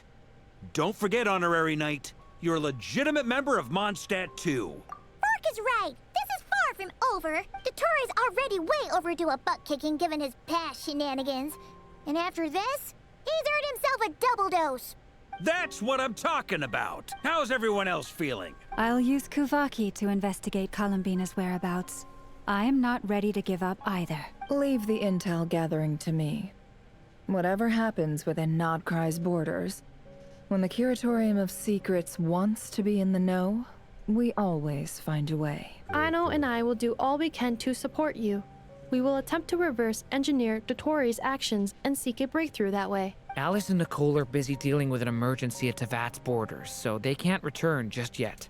But they're both very angry about this. Sure. They've asked Albedo and me to act on the Hexen Circle's behalf and do everything in our power to fight back against Dottore. Are you ready then? We're going to have to conduct a lot of research, even in the early stages. I'll do my best. As for me, I'm pretty familiar with Dottore's way of doing things, so I can try to predict his next move. I wonder why. I'll help with your investigation. Nice. Looks like we have our basic division of labor. I'll get in touch with Flints and Itlua, get them to have a chat with their Starshiner. It couldn't hurt to bring the Lightkeepers on board as well. At the same time, I'll pass on instructions to the Knights present in Nodcry to assist the Lightkeepers and other organizations in ensuring the safety of— Yeah! Well, That's it then. Good luck, everyone. So this is probably the last ending of Act 6, basically. And then Act 7 will be the beginning of this stuff. Because there's 8 acts, and then there's the prelude and interlude. Oh, God, love being there. We literally just got her back, only for her to go away again. I never thought that Columbina would become my real name. It went from being a Fatui code name. And remember, come night or day, the moonlight shall always connect us. Bird. If I look at Moon, maybe she'll look back. Yep, okay. So that's Act 6. Melting moonlight in the morning mist. Ding! Oh, okay.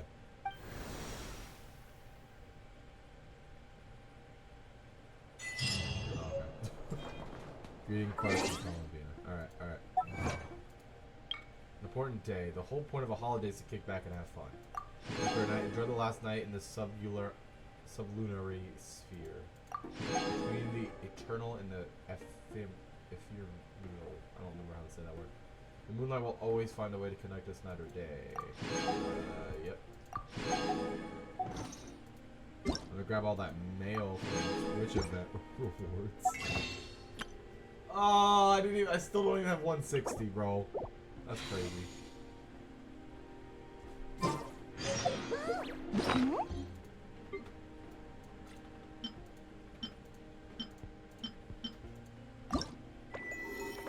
Oh, I didn't even get the rewards here. I forgot about that.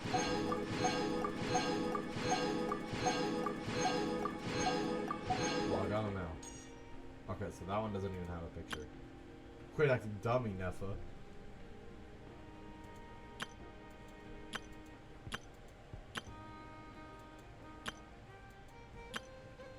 You better not lose or I'm gonna beat your head in.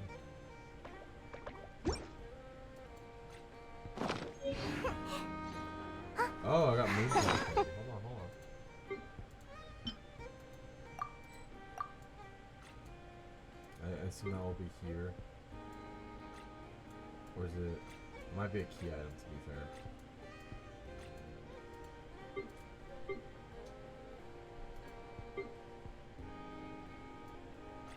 Yeah, it would be. Makes sense.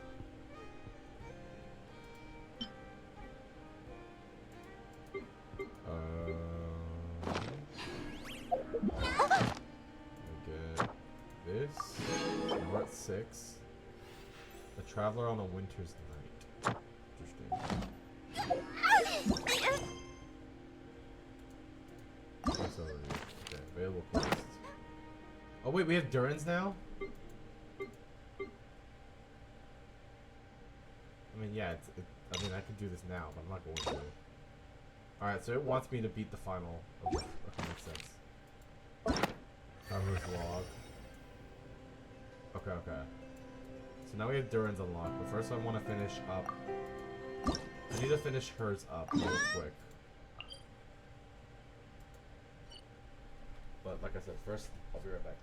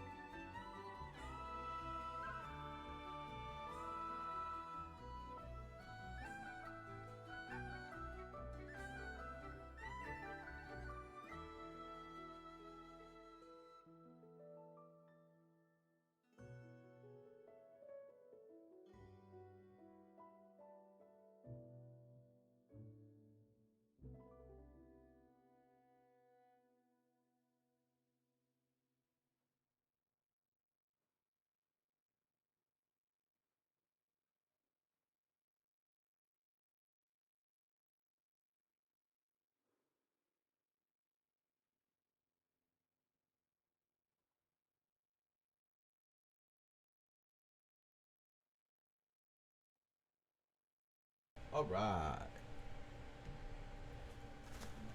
Back. I'm a back. I'm back now. Alright. Let's go finish Linnea's thing, and then we start Durin's. Finish Durin, and we can start Act 7.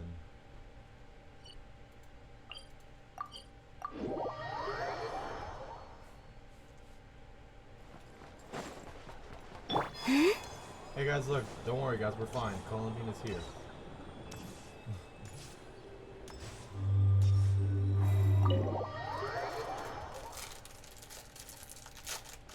Alright, I got me a bunch of saltine crackers.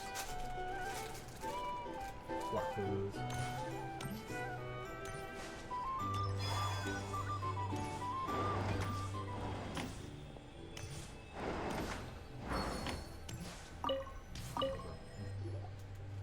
No, we can't jump over that.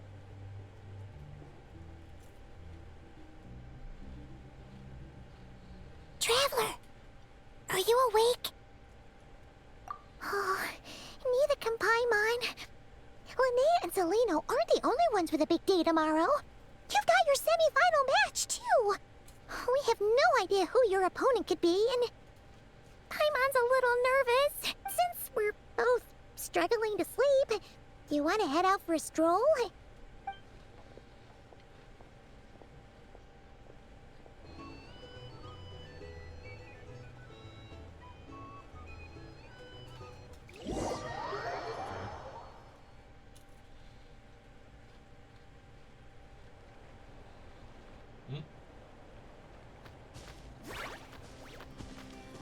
Listen up, Lumi.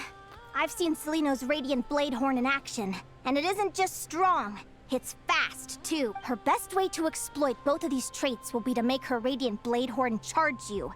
You'll have to find a way to dodge the attacks, then pick the right moment to counterattack. Linnea! Sure am. What are you guys doing here? Lumi and I were just going over our strategy for tomorrow. Since you're here too... Yahoo!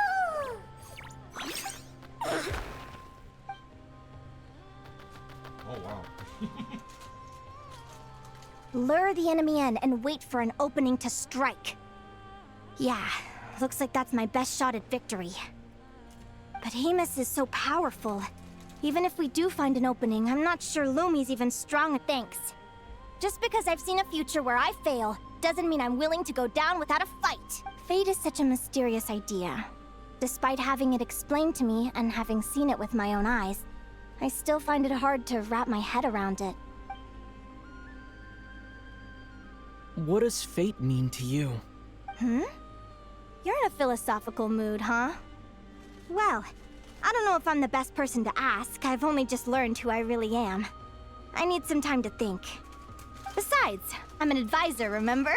It wouldn't be very professional for me to start spouting best guesses and speculation. What if I led you in the wrong direction? Relax. I'm just curious to hear your opinion. All right, well, I think that knowing the future is a pretty lousy deal. But then, life's full of lousy situations. When I was a kid, my greatest suffering came from not knowing.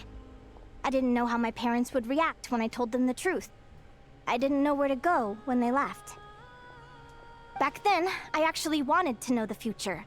I dreamed of a day that fate would send me a sign. I just wanted some clear guidance on what I should do.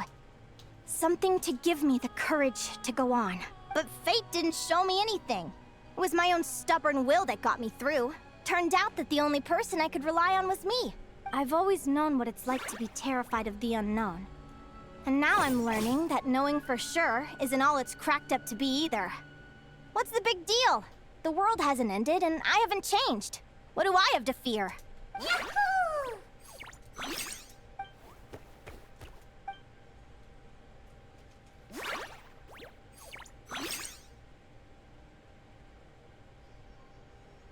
Training session over! Feels like these two are really forming a close bond. All right. I think we're as prepared as we can be. Time to get some shut-eye. Tomorrow, we're gonna face our fate.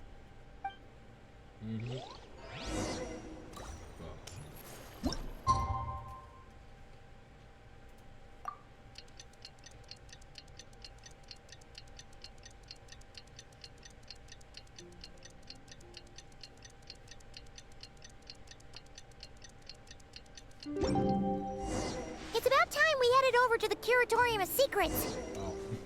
We have something super important to discuss. You remember, right? I know we had to wait for the next day for... Is Act everybody 7. ready?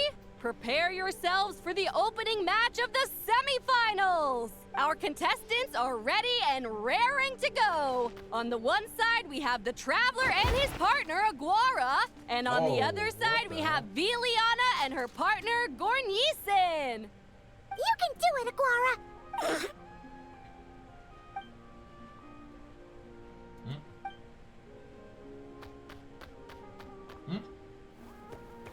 We didn't even fight this one. We have a winner! Everyone, please take a short break. The second semifinal will begin shortly. Great job, Aguara! Hey, Traveler, Linnea and Selena were up next. Come on!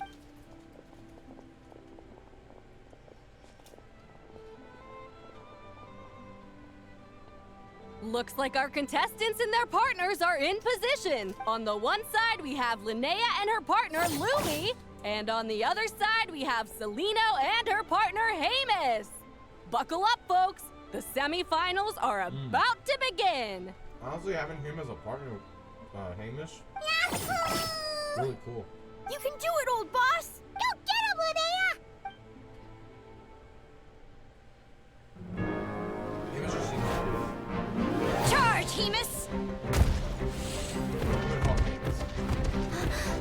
Don't panic, Lumi! Remember your training? I'm right here.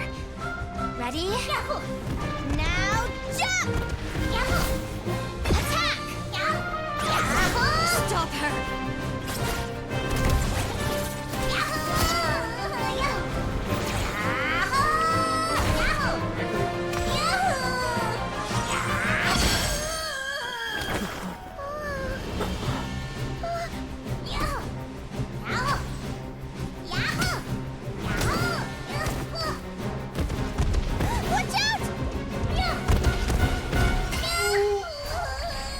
This is the will of fate.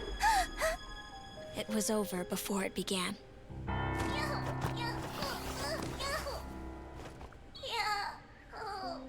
Lumi! Lumi! Huh?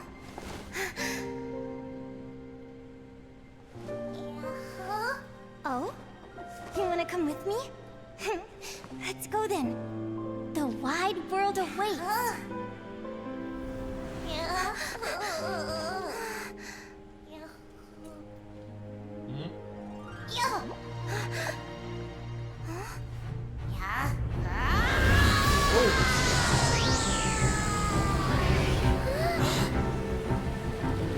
It's the Gohan transformation. Oh shit! You!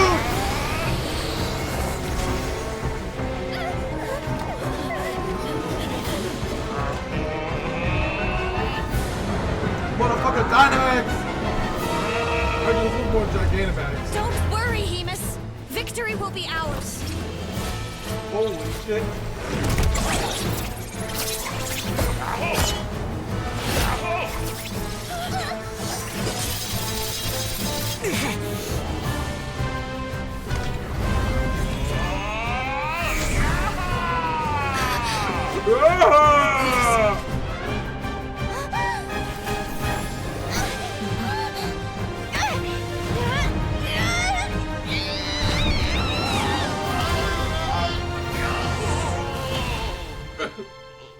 Oh, what?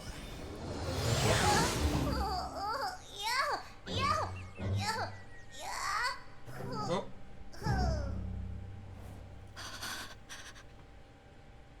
She lost, but it was a little bit different. Lumi.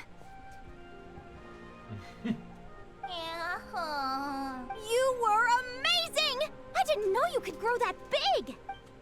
Yahoo, yahoo! You know, you look a little different after absorbing all that Geo. Wait a sec! Could that be it? Oh, Linnea! Are you guys alright? Traveler! Paimon, come quick! I figured out why Lumi is different from other Jack Frosts! After all the theories I've looked into, it turns out there was one possibility that never even occurred to me! What if Lumi wasn't born different at all? What if it's all a consequence of her diet? Surely ingesting large amounts of rare ore could explain the development of her geofeatures. I mean, just look at fiships.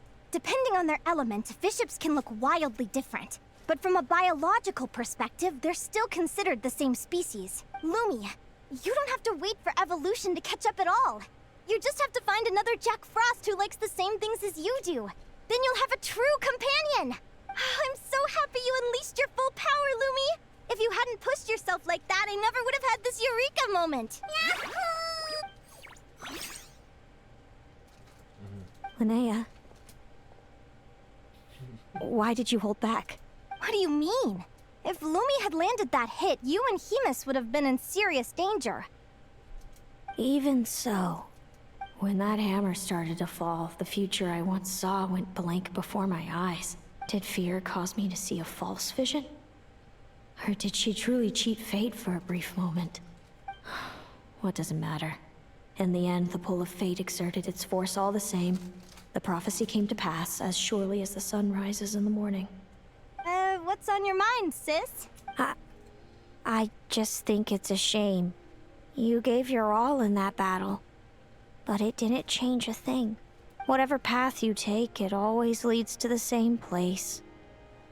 Fate is so cruel. Celino, do you remember the question that you asked me? I told you I'd give you my answer after the tournament. I remember. And I'd still like to know what you think. You told me. There are many possible roads into the future, but they all lead to the same destination in the end. Well, I prefer to think of it the other way around. We might already know where we're headed, but we get to choose how we get there. Maybe fate will always lead us toward the same destination, but I never cared much about the outcome. I just want to walk my own path. So, even if I was destined to lose to you, there was no way I wasn't gonna give it everything I had. And even if my ship ends up at the bottom of the ocean, I'm not gonna let that stop me from sailing it to every corner of the world first. If all people care about are outcomes, then why doesn't everyone give up on happiness and love? After all, the certainty of death is the one thing that every person knows about their fate. But my feelings, my thoughts, everything I've seen, all that exists beyond the reach of fate, they belong to me, and no one else controls them. Lumi, sounds like you agree, right? Linnea. Ignorance really is bliss. Even when we're scared and uncertain, it's important to face the truth head on. You sure about that? Because if I hadn't come here, I'd be regretting it already. How I envied your cheerful optimism when I first saw you. I thought your happiness was all thanks to your obliviousness to fate. Yet now you've witnessed your fate and experienced failure. And still you haven't let it drag you down. Perhaps I was wrong from the start. The difference between us was never about knowledge of our destinies, it's about having the courage to accept it. Celino, you okay? You're looking pretty zoned out. Actually, I was just thinking, I'm happy for you. I claimed the victory promised to me by fate, and you found your answer. A truth that transcends fate itself. Sounds like I got the sweeter deal overall. But hey, mine and Lumi's journey isn't over yet. So enjoy your victory, Celino. But don't get complacent. Otherwise, my partner here might just take it back from you one day. That little thing? That plus our special bond. Let's go, partner. This time it's my turn to help you train. So, Aguara comes from Natland, right? If we're gonna train hard, we should do it there. There's plenty of natural phlogiston around, which will help keep the little one's stamina up. Let's go! What? Oh, what's over here?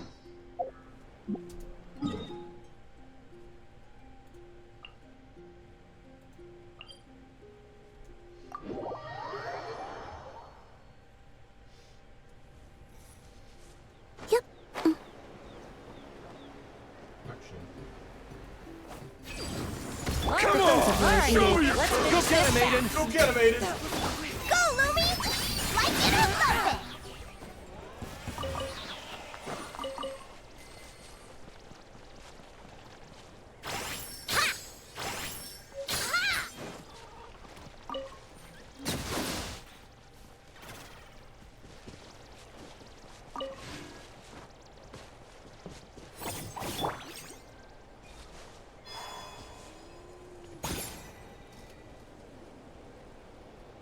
Hello, Natlan! I'm back! Give me a moment to set up the tent. I bought this one the last time I was here.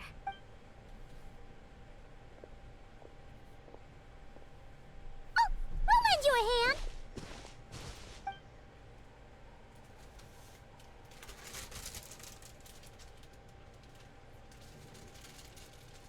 Now then, Aggie, it's time for you to learn one of Lumi's signature finishers. Oh, I finally get an ultimate? Watch closely. Lumi, do the honors. Yahoo! It's a rock hammer. Linnea, do you seriously think Aguara can use a giant geo-hammer?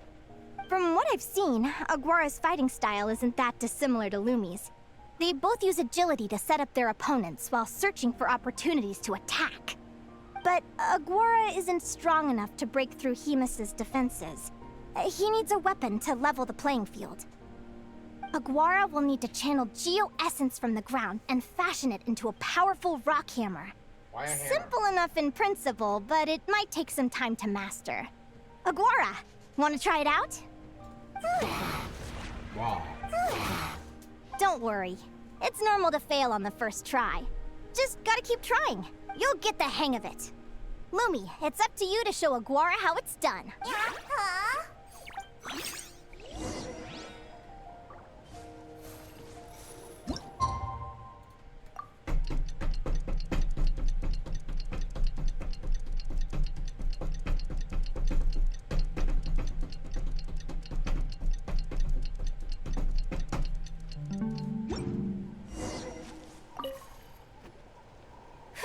Feels like I blinked and 2 whole days went by. Yeah. I've heard it said that I people wonder can why. find their fates by studying the stars.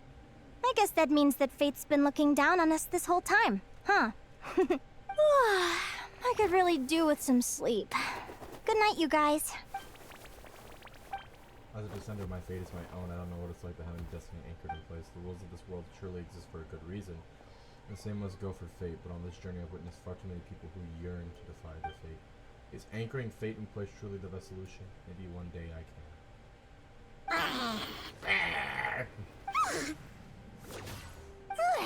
Oh, hey! Hey, Hashi!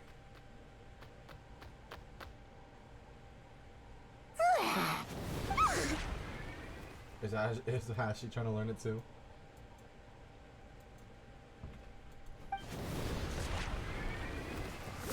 Oh. Okay, hold on. We might be getting somewhere.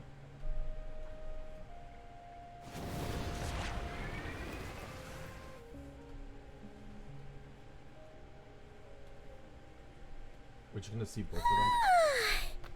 Paimon's Where'd lit Hashi really, huh? Oh, look at all this grapefruit! Aguara, did you pick these for us? Wow! When did you learn to do that? Some mysterious companion. I must be missing something, because, like, why don't we have Hashi anymore? Are you saying you had help from another Saurian? He's just like, I think I know who it was. Oh, there he is! Little guy, little Hashi.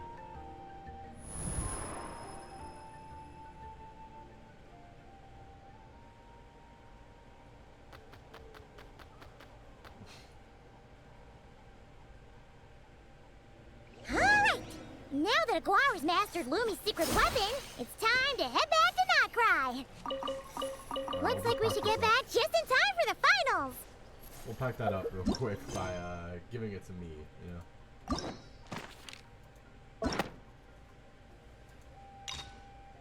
because I hadn't clicked it. Oh, he gets an outfit?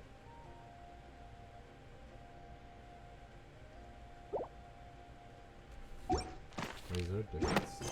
Hold on. I have Durin. Is there a difference? Have I just never noticed this difference? What's the difference?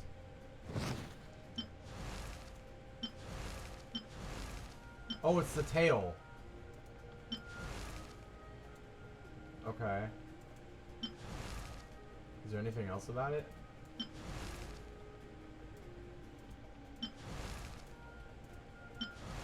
Oh, I mean, everything looks a little brighter. Like, his dragon wings look a little brighter. On his horns, maybe? Yeah, and his horns. Okay, they're glowing a little bit. Okay, okay. Oh, the thing on his chest changes, too. Okay. I was about to say, because I wasn't noticing any differences at first. His boots are the same. His gloves are the same. Okay, okay. There's like it's like slight changes, but it's enough for you to notice. Oh, I will be doing this soon.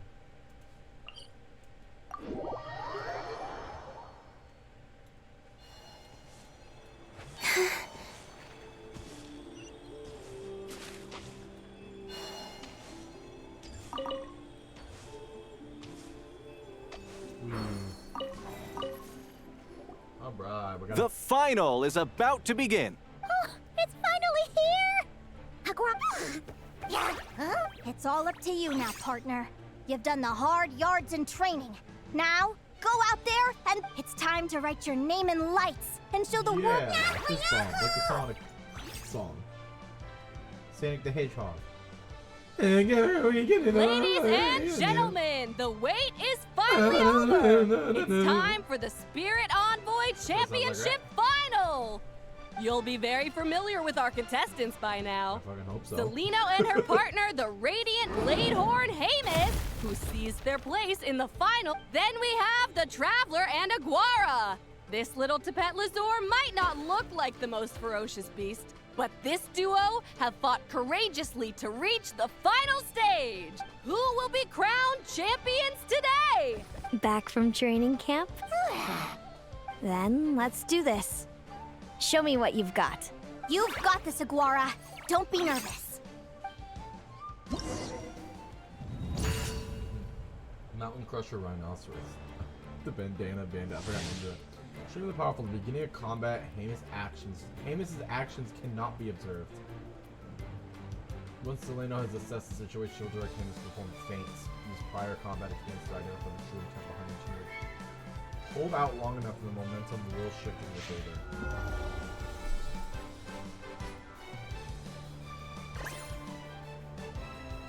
Aguara will have to act first. Give up.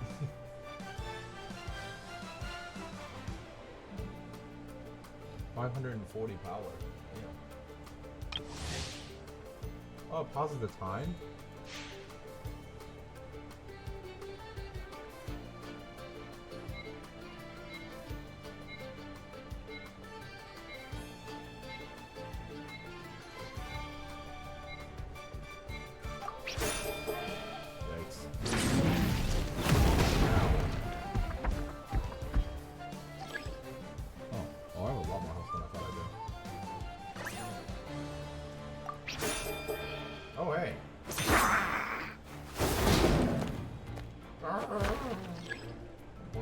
Damn, I do a lot.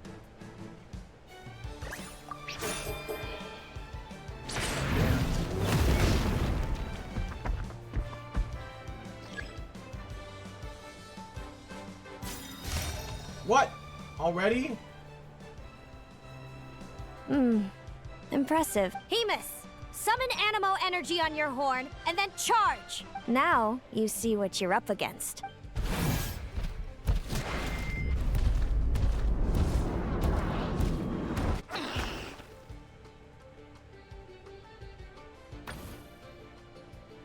Hiding underground are... Keep charging, Hamus! Jolt him out of the hole!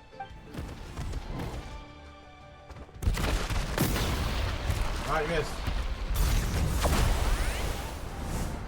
Damn. Hemus, are you all right?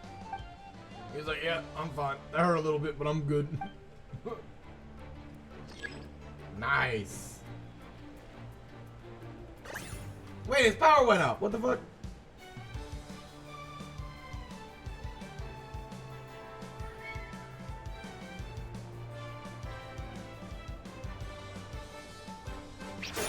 Ah, good tried.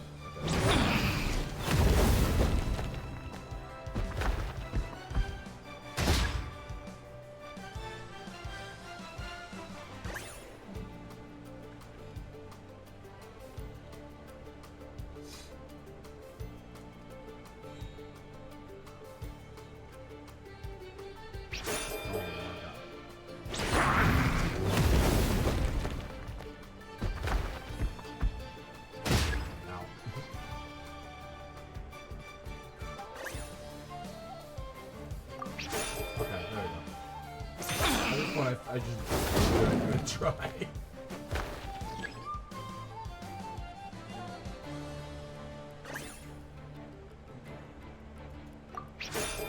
Yeah. Yeah.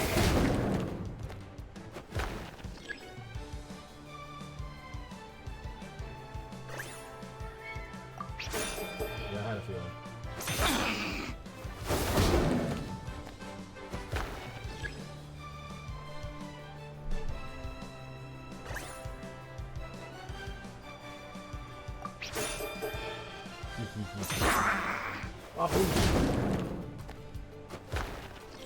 I like how it hits him before the flop happens. What? He hasn't done damage! Why does he get to use it?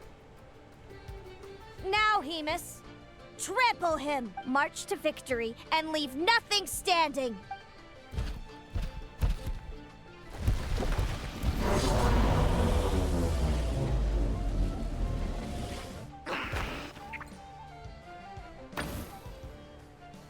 Predictable. Oh god.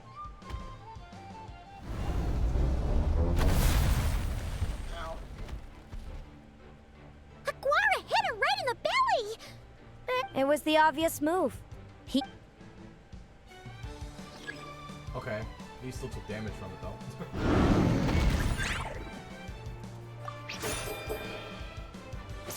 Keep this.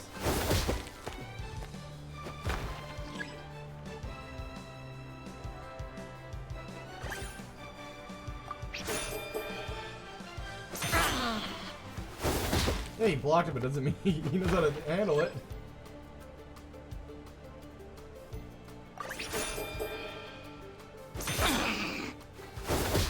I mean, I'm pretty sure we beat him. Like, he's not getting up. Oh, now I want to use my ultimate. I didn't even get an option for it.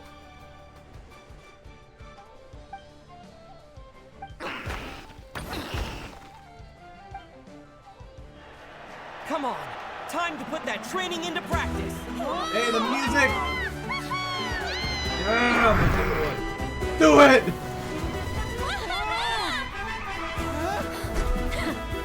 Interesting. Hemus, we showed them no mercy! Dude! That little munchkin's got some style! It's a trip to the hot springs if you win. Hemus, full tilt! Aguara, charge! You can do it!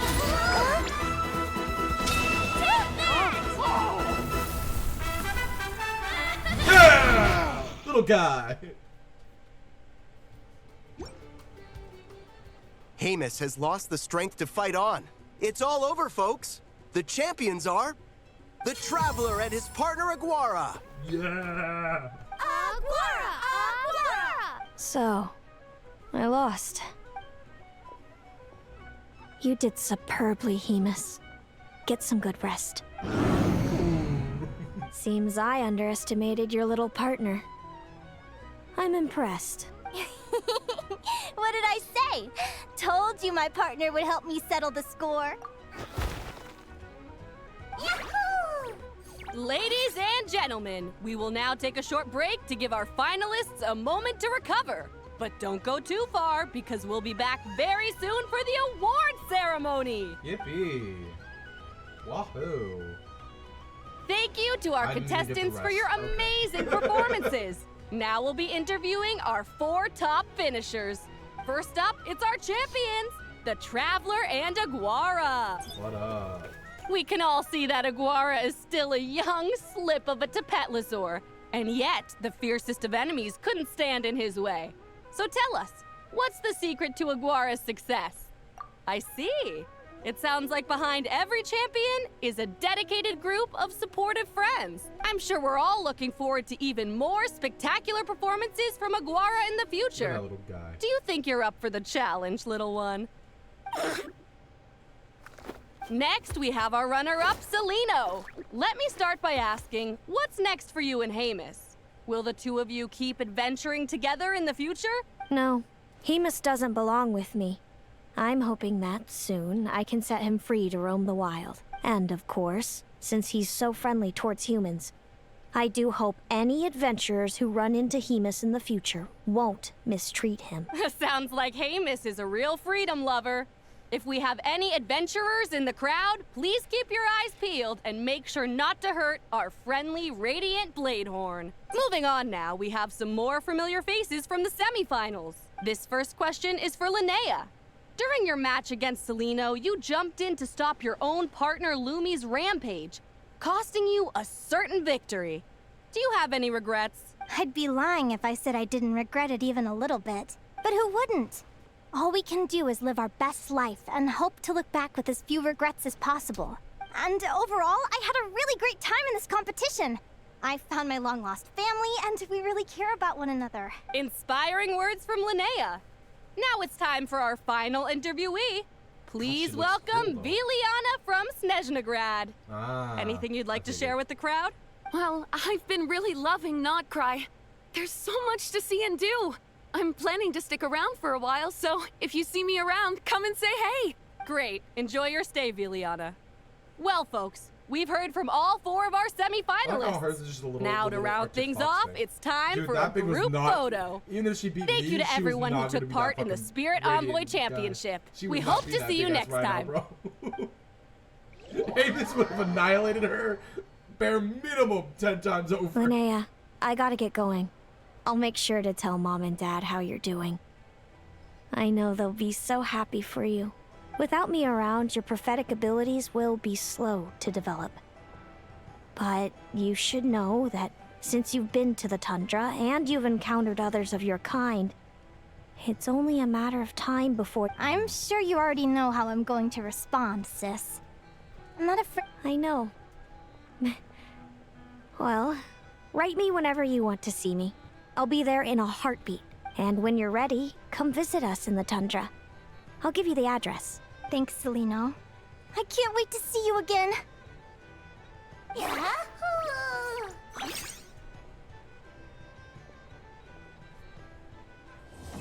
Alright. To be continued. Yeah, they probably will do a part 2 for this one.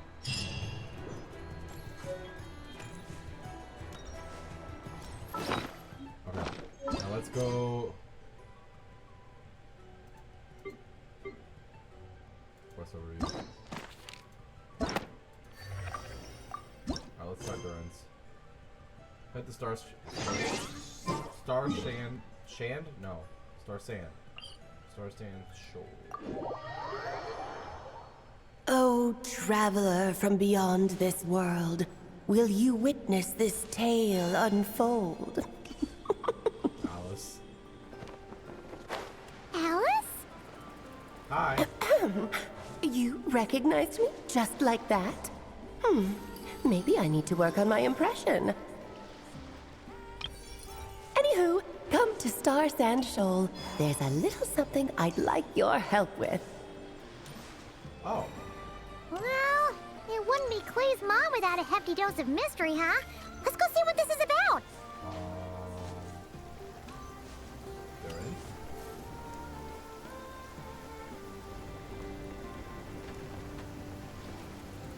Oh, it's Durin! I don't think that's friendly, Durin.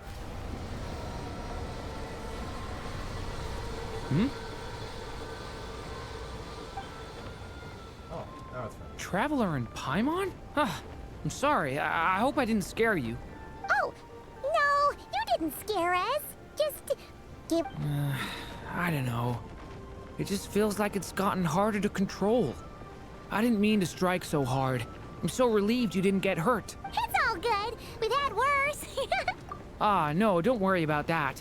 It's been very stable ever since I got this body. Albedo made sure of that. What you saw just now is something that only started happening recently. Maybe I'm still acclimating or something. I'm sure it'll clear up over time. Anyway, what brings you here? Did you need something? Well, The day that the writer and the watcher crossed paths was the day that the magic, known as storytelling, was born. so, she asked us to come. Miss Alice? Oh, you too? I guess I really do need to work on my impression. Well, never mind that. It's been too long, Mini Durin. And please, that's Aunt Alice to you. I have brought you and the Traveler together here for a very important purpose. It has to do with your mom. My mom? You mean Em? Indeed. Fairy tale author extraordinaire, Anya Marie Andersdottir. See, I knew this would be right up your alley. Now then, if you'll open the book, I will begin narrating.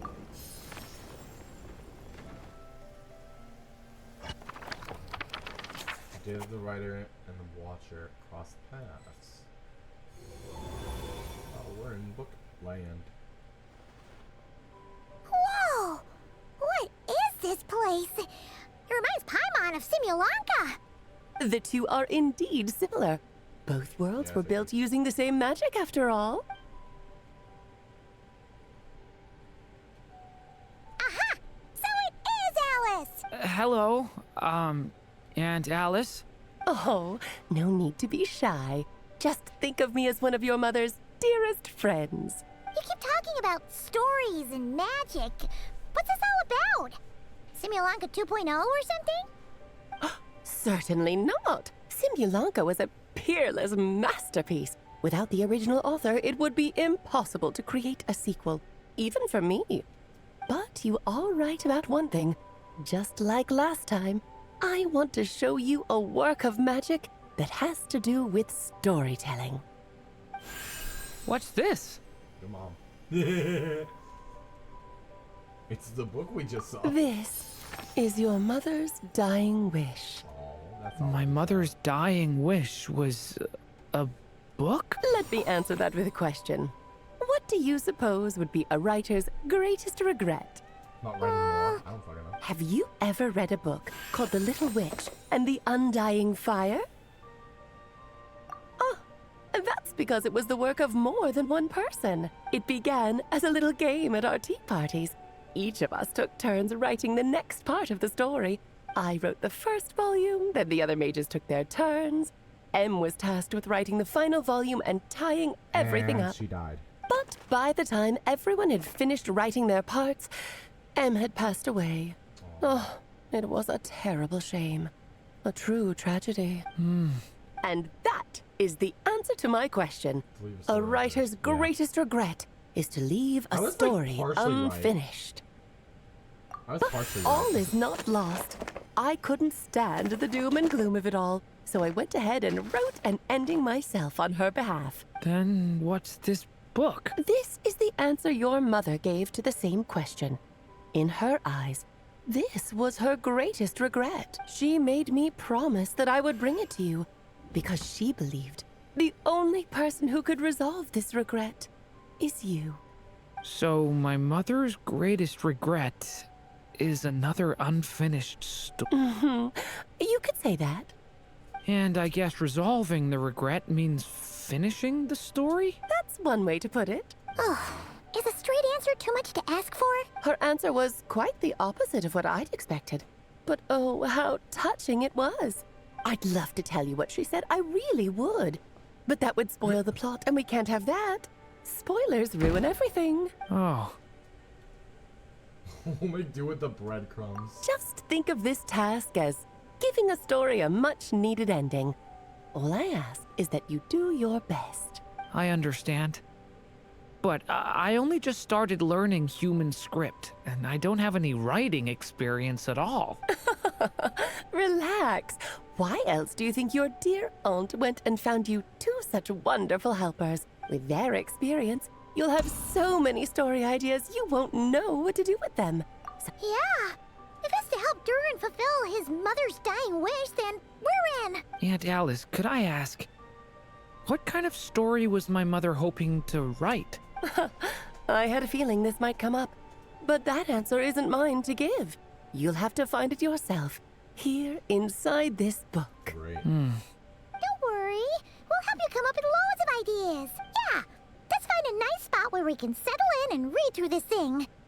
We could even get some snacks, too.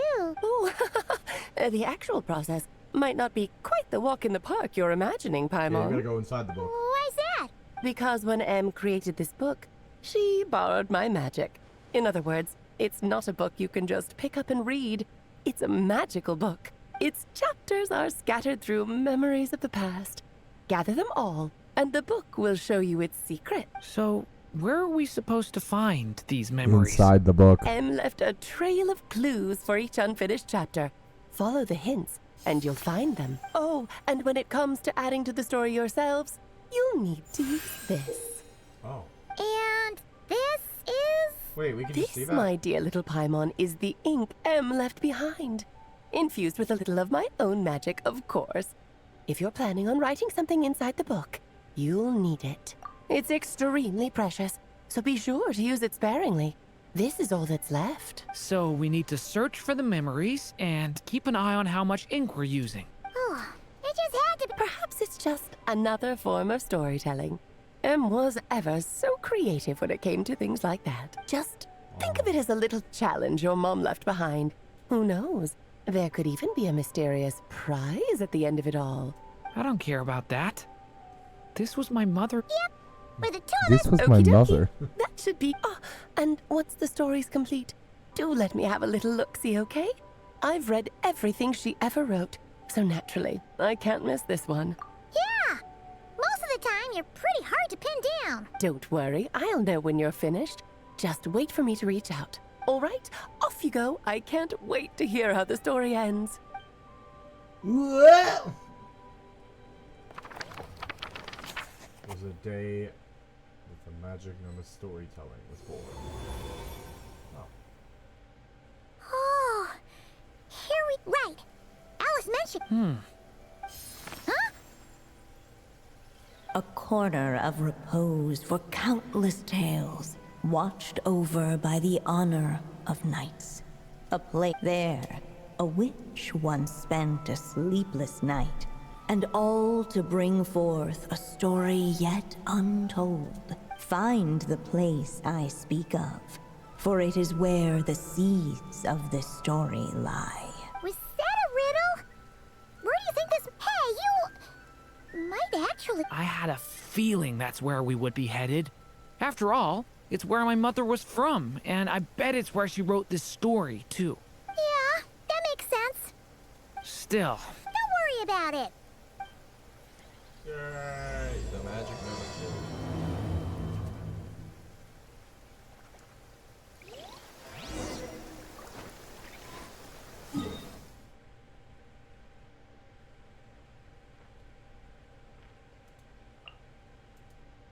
I kind of had to come back over here anyways, so makes sense. Whee! Whee!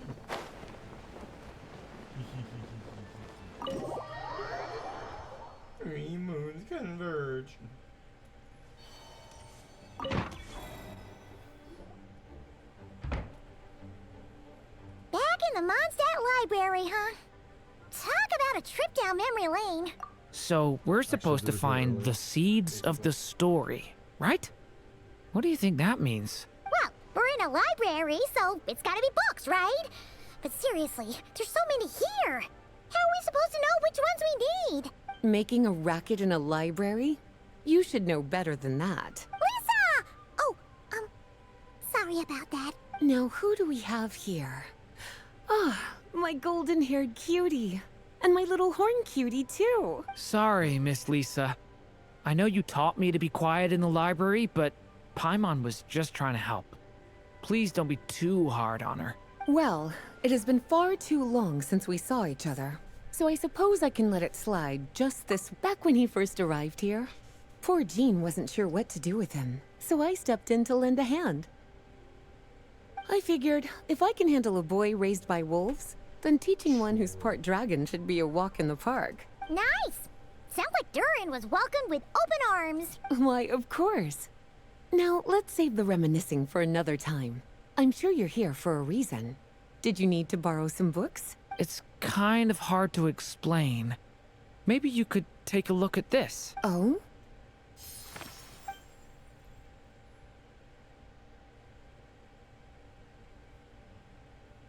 Ah, I see. These so-called seeds of the story must be the books that inspired its creation. That's just how it is with stories. They grow out of the tales that came before them. And that mage, I can almost picture her here, hundreds of years ago, scribbling away at one of these very desks. But we don't know anything about this story. How are we supposed to figure out which books inspired it? As it happens, just before I found you here, I was looking into something rather peculiar. Stranger still, just as he went to reach out for them, the books vanished into thin air. Seriously? That particular knight knows this library inside and out. I'd be very surprised if he was seeing things. Something tells me these might just be the magical books you're after. According to the report, there are 3 of these books in total.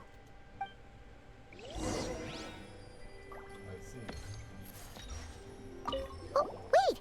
Did Klee write this one? Should this even be here? We better show it to Lisa.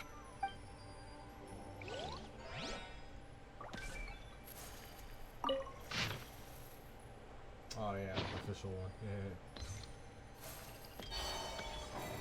Yeah. Kinda looks like a poetry collection. Let's see what Lisa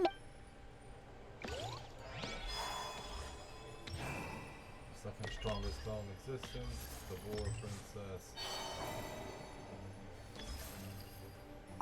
An experiment log. There's something. Oh, grab them all. Got it. What? It's one of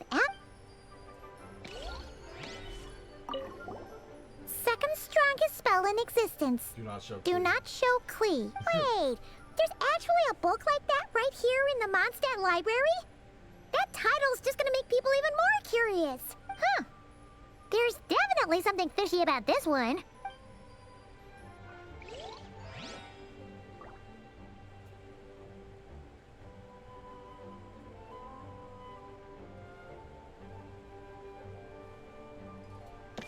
Are there any others?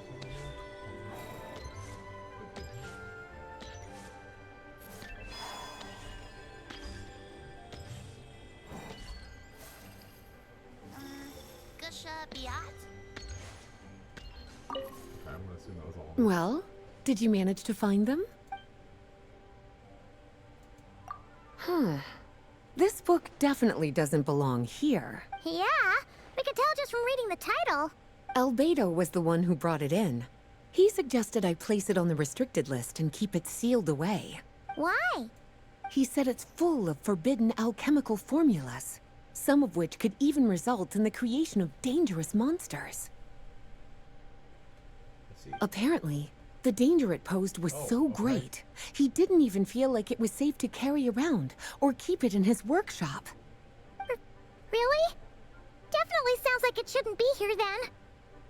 Still, if that mage read this book too, it must have been written a lot earlier than I'd imagined. Well, did you manage to find them?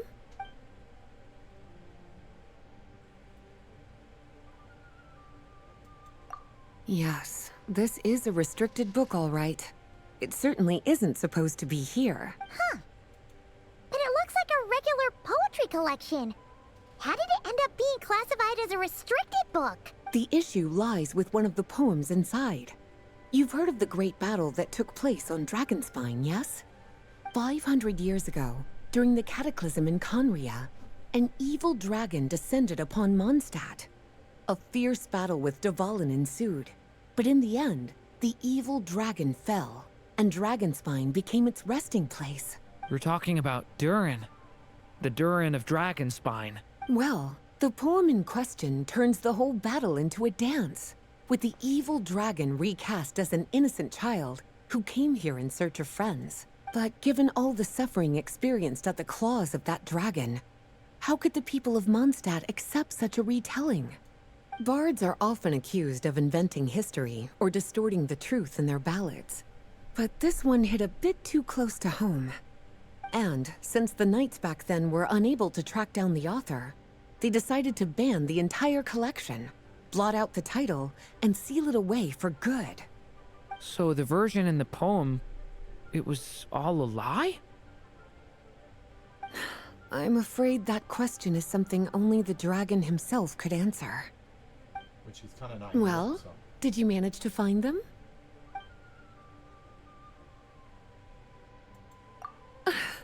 Well, it definitely shouldn't be here. Because this is something Klee wrote. It's a compilation of all the best fish blasting spots around Mondstadt, as well as the most convenient places to stash her new jumpy dumpties. Of course, there's no way she'd get away with keeping a book like that in her bag. And she'd be in big trouble if Jean were to find out. Not only would the book itself be confiscated, but she'd be looking at a whole day in solitary confinement at the very least. Somehow, she figured out that the best place to hide it was right here. No place like a forest for hiding trees, huh? Now, every time it gets confiscated, she just writes a new one and sneaks it back in. Yes. So thanks for helping me find it. Oh, damn. Well? Sorry, Klee. Truly extraordinary. And certainly not the kind of thing that should be just lying around. In fact, Miss Alice gave strict instructions about it. So, it's some kind of book of It's true. This book does contain one of Miss Alice's spells. The only reason it's even meant to be in the restricted section is because we can't let Klee get her hands on it. After Klee was born, Miss Alice advised us to seal it away. She even added that little subtitle herself. So, it's to keep it away from Klee, huh? To zip? No, that's not it. As Miss Alice herself put it, letting Klee see it too early would spoil the surprise. Oh, great. Well, would you look at that? Seems like these are the little troublemakers you're after. And all three just so happen to be forbidden texts. Forbidden texts? You know, the first time you mentioned that the library had a restricted section, I meant Not really something you should be poking your little nose into, is it, cutie? Sorry. Seeing as it was Miss Alice who asked you to look for these books, I won't question the matter. But they'll need to be sealed away again once you're done, so don't forget to return them. Don't worry, Miss Lisa. I won't forget. Well then, that's all from me. After all that hard work, I think I've earned myself a nice cup of tea. Alright, we've gathered all the reference books. What's next?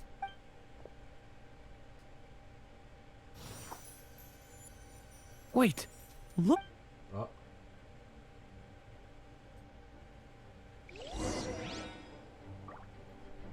Ah, yes. Thank you, official. The official dictionary. Find the place to speak of, for it is where the truth of the story lies. Act 1, Birth. Long, long ago, an evil dragon descended upon the human world, bringing terrible calamity in its wake. Bravely did the people resist, until at last, the dragon lay slain. Later, a witch with a love for stories came upon the tale of the evil dragon, and for reasons she could not explain, felt a pang of sorrow on its behalf. For she knew, despite its body being born of wicked alchemy, all along, the dragon's soul was that of an innocent child. Right up to the moment of its death, It had no choice in becoming a vessel of calamity, nor could it fathom the cruel fate that lay before it. Though the witch had a love of stories, she was not pleased with how this one ended.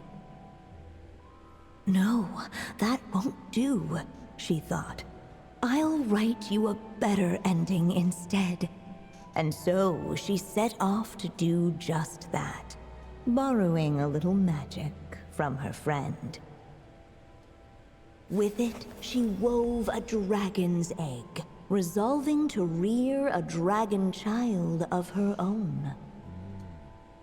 Yet long in thought she lingered, wondering what kind of world her little dragon ought to behold upon waking.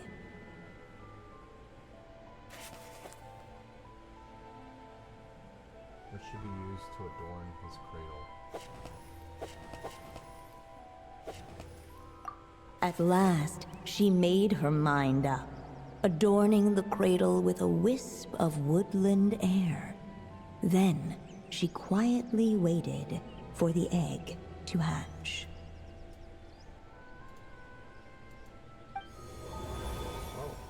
Whoa!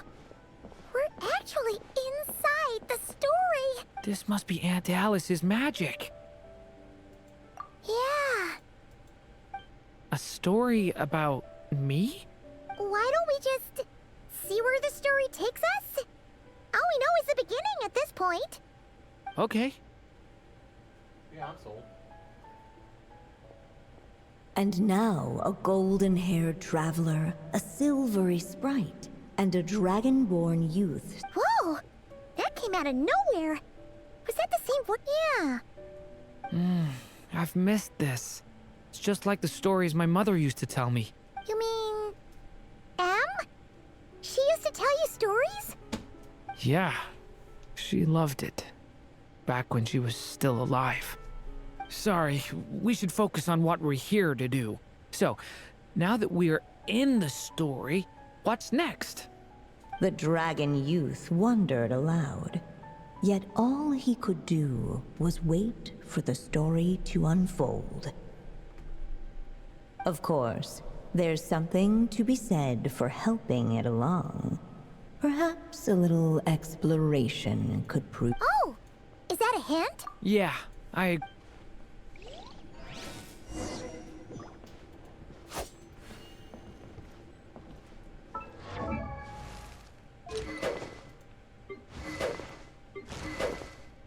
Crit rate down.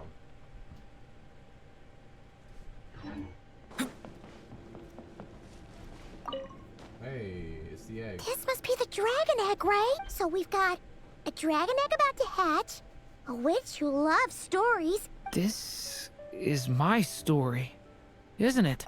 Okay, so how are we supposed to help the story along? Apparently, it hadn't dawned on the group to look for a way to help the egg hatch faster. Oh, right! We're at the point in the story where we're With the flames at his command, perhaps... What? You want us to... The silvery sprite's surprise betrayed her lack of reading. For in countless tales, it is told that only by fire's embrace will a dragon's egg hatch swiftly. Huh, you... kinda... Okay, I'll see what I can do. After he unleashes his bursts.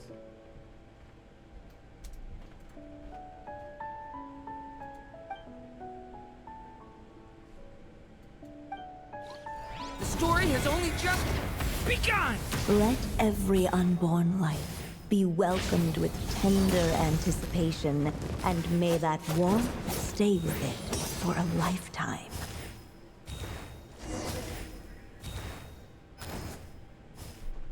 At last, under the witch's expectant gaze, Mini the Durin. little dragon broke free from... No living being has ever decided the moment of its birth. You were no exception, my child. I brought you into being because I willed it so. But I promise you this. Your birth was wanted. You are loved, and you will have a different fate than the dragon that came before you. You've never told me those things before, but for some reason, I always knew. Thank you for bringing me into this world.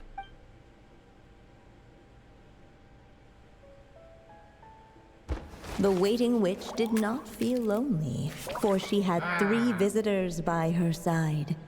Together, they beheld the hatchling's first breath of life. Holding her dragon child close, the witch promised him a life unlike that of the evil dragon. And so, nestled in his mother's warm embrace, did the little dragon's story begin.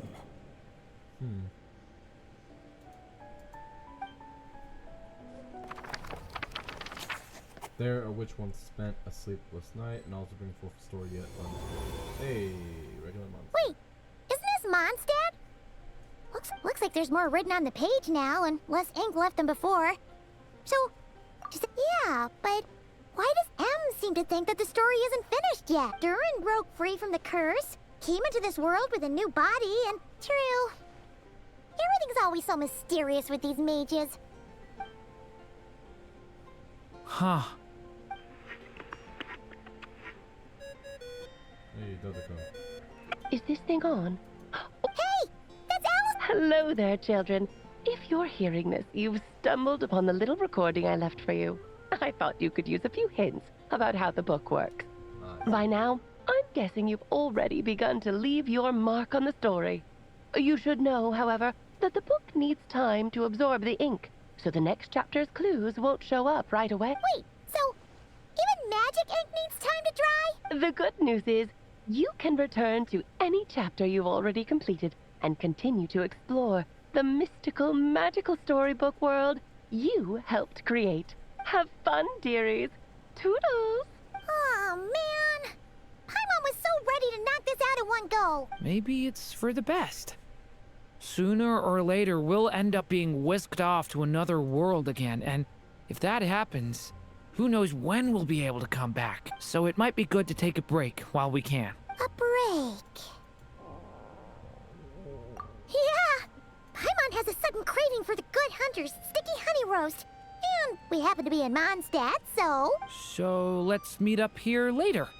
I need to find Miss Lisa to return those books anyway.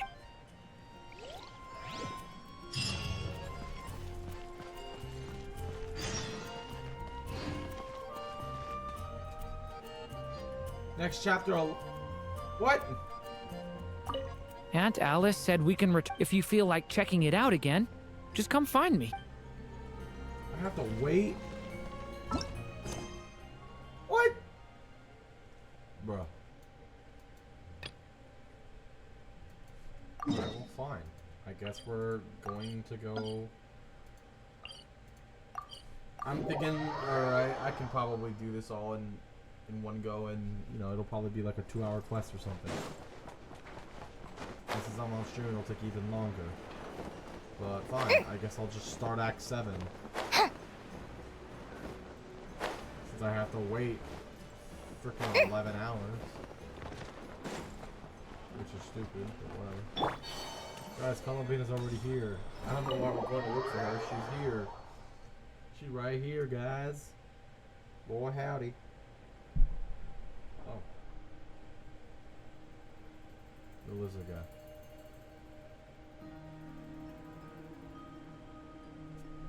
What up, gang? What's good? Looks like the gang's all here! Yep, we're all here. Yep, all ready. Well, not everybody. How about you two? Green and good to go? Close enough. Paimon's ready! Great. Let's get rolling then. Great. Well, first things first. No. Wait. Someone's here. We heard your footsteps. Although... You've been here for a while now. I take it you followed the Traveler, but I don't sense any ill intent in you. Come on. Oh. Sandroni's guy.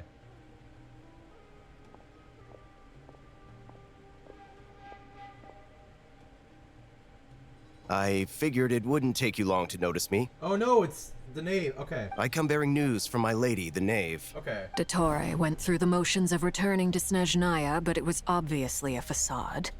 However, he has not returned to the Kuvaki Experimental Design Bureau, nor has he made an appearance in Nasha Town. Well, in that case, he'll be in his lab way up north. I always wondered why he applied for his own private pad. He was planning this all along. Tell them that Sandrone and I will go on ahead. If they still intend to pursue this matter, they should meet us at the research center in the northern tip of Nodcry. Nice of Columbina's two best friends to think of us. We appreciate the heads up. Our sincere thanks to the Fatui for your aid. Lady Damselette may have left our organization, but at least some of her colleagues remain genuinely concerned for her well-being. Not to mention that the doctor's increasingly cryptic conduct gives us great cause for alarm. We have crossed swords many times before, but it's not personal. Yeah. We're just on different sides. We don't lack humanity. And so, as fellow friends of Lady Damselette, it's only right that you should be in the know about this. Arlecchino's situational awareness has saved us a lot of trouble. I'll leave the map here with you. If you do decide to head to the research center, please proceed with caution. And remember, at least while you're in Nodcry, Lady Arlecchino's subordinates are your comrades if you want them to be. This is very accommodating of you. I can't thank you enough. Bro. Just doing my duty. I shall take my leave now. If you need us, you'll find us Two at the regions. Experimental Design Bureau. 2 regions where she's like our best fucking friend.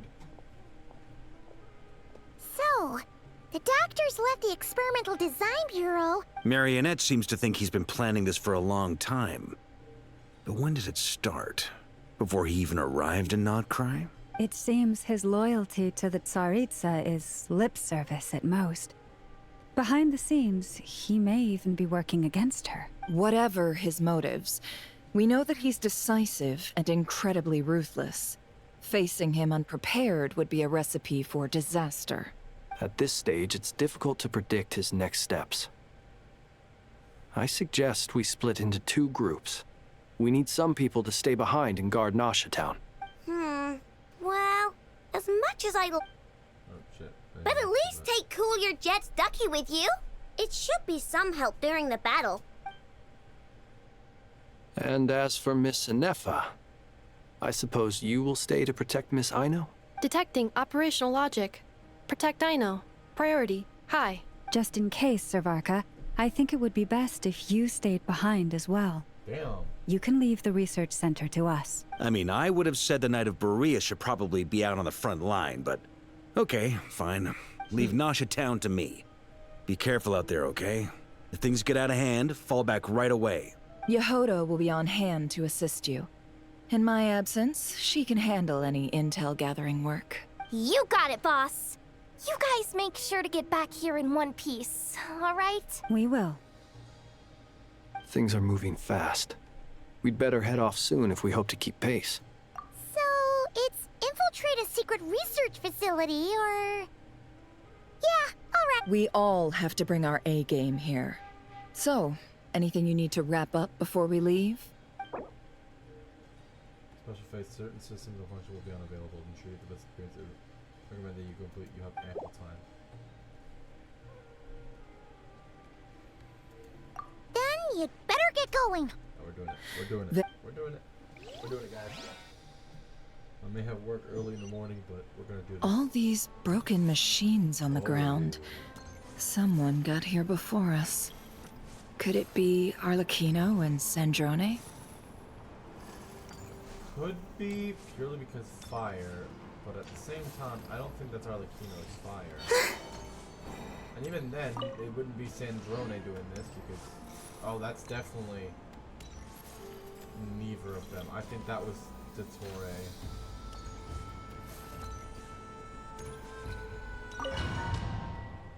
Fairly certain that was just all Dottore.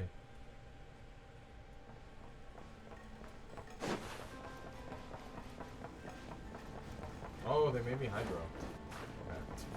Okay. Damn! How the hell? Okay, that makes sense.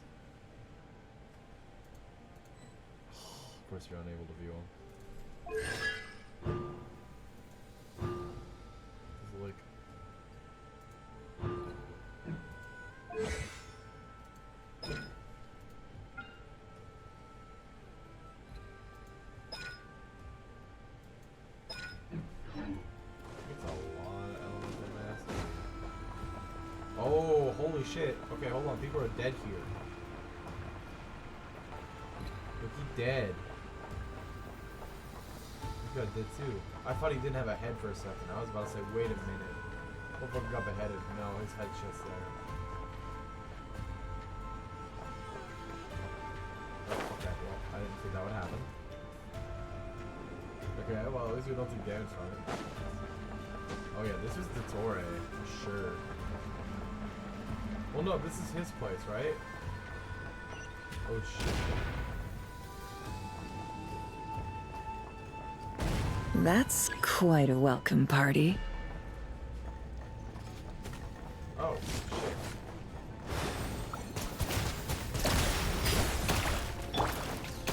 shit. No more lies. Can't hide the truth. Be silent.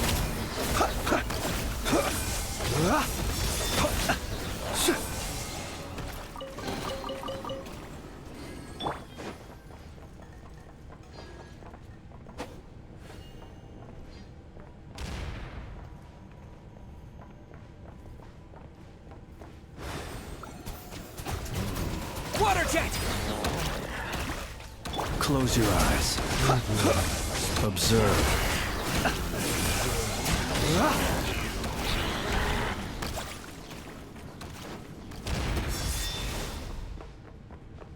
Get back! I said get back! Do you hear me? Oh shit. Bishops. Oh, he's dead, huh? Why isn't it working? No! Don't come any closer! Don't!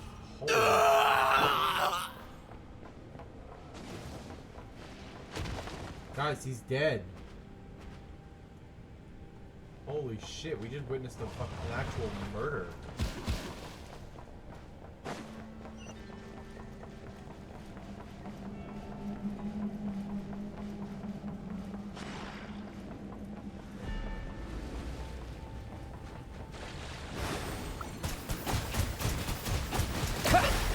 It all adds up. Close your eyes. Be silent. Close your eyes. You poor souls. May your spirits find peace. Grab that key on the ground. We'll probably need it at some point.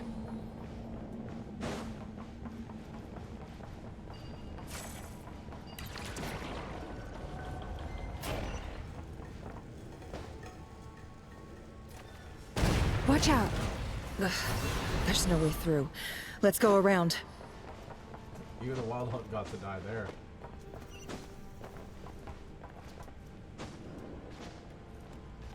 He's in the vents. Oh, I didn't take fall damage. Okay, nice. Okay. Oh, guy. What the? Trespassers? Here? What's wrong with you people? We're looking What's for wrong the with you doctor, people? and we understand he might be here. I see you're fleeing the facility. You looking to settle a score with the doctor? Good Doctor's luck with that. I don't think you have many chances left. Perhaps. But you might have a chance to live if you start talking. 2 other Harbingers had the same idea as you. They're already inside. But what good is it gonna do? The doctor wouldn't do something like this unprepared. Seems also, is it just me, or do I sense monsters nearby? If you'd prefer their company to ours, that can easily be arranged. We need to know what the doctor is up to. Please, if you know anything at all, tell me. This is about more than us versus the doctor. His actions could have consequences for all of Nodcry, and perhaps even your homeland, Snezhnaya.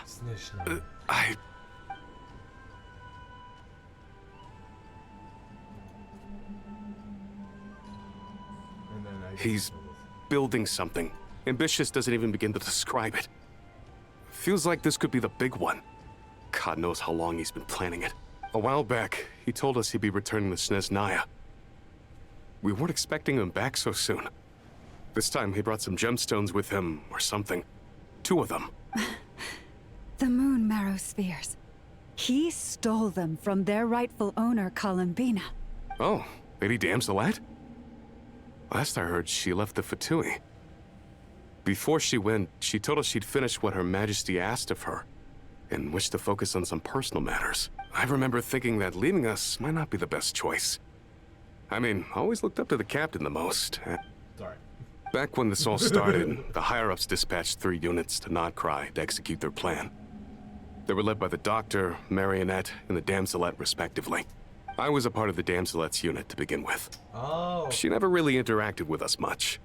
In fact, she seemed sort of detached from everything.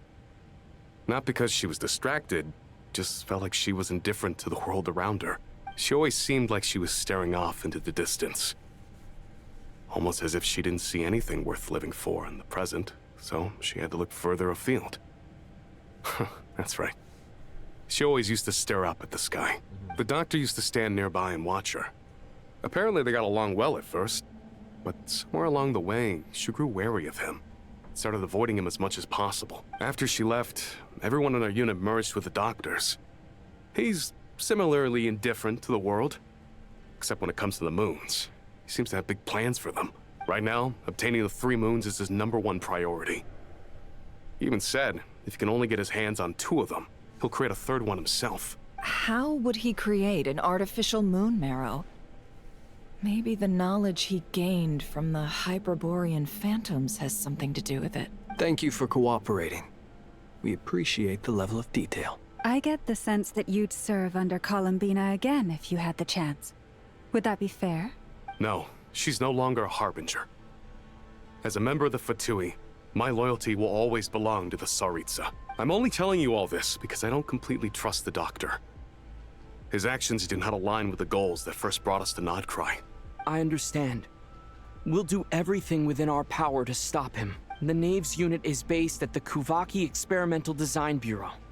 Maybe you can seek refuge with them. Well, now we know what's going on here. Artificial Not even his moon own marrow. men are like, yeah, we can't. He's likely we're not well on the with way you. to completing it. I fear this could get ugly. Everyone, prepare yourselves. Dude, nobody's with the Doctor. Not even his own men are just like, no, bro, I'm not with you here.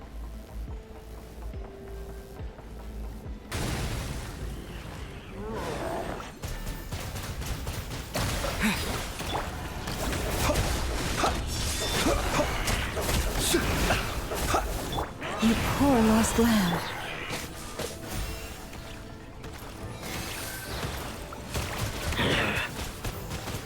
Water jet! Water jet! Be silent.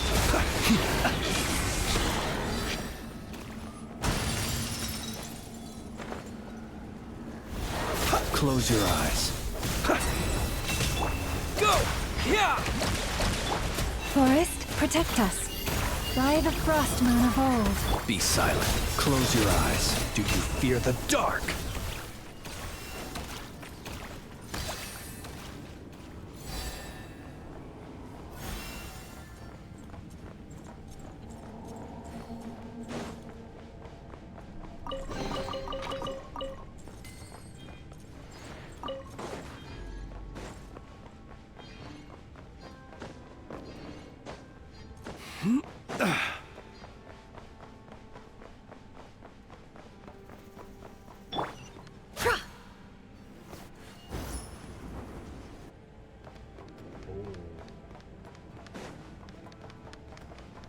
The artificial moon marrow.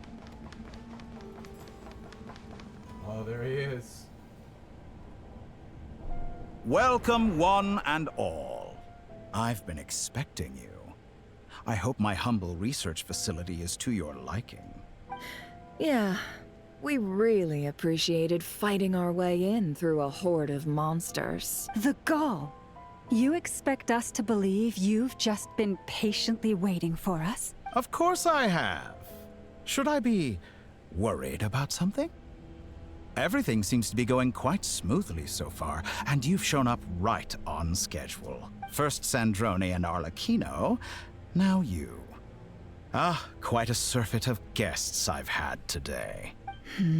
If you were looking for them, I should probably mention that Arlecchino disappeared as soon as she entered the facility.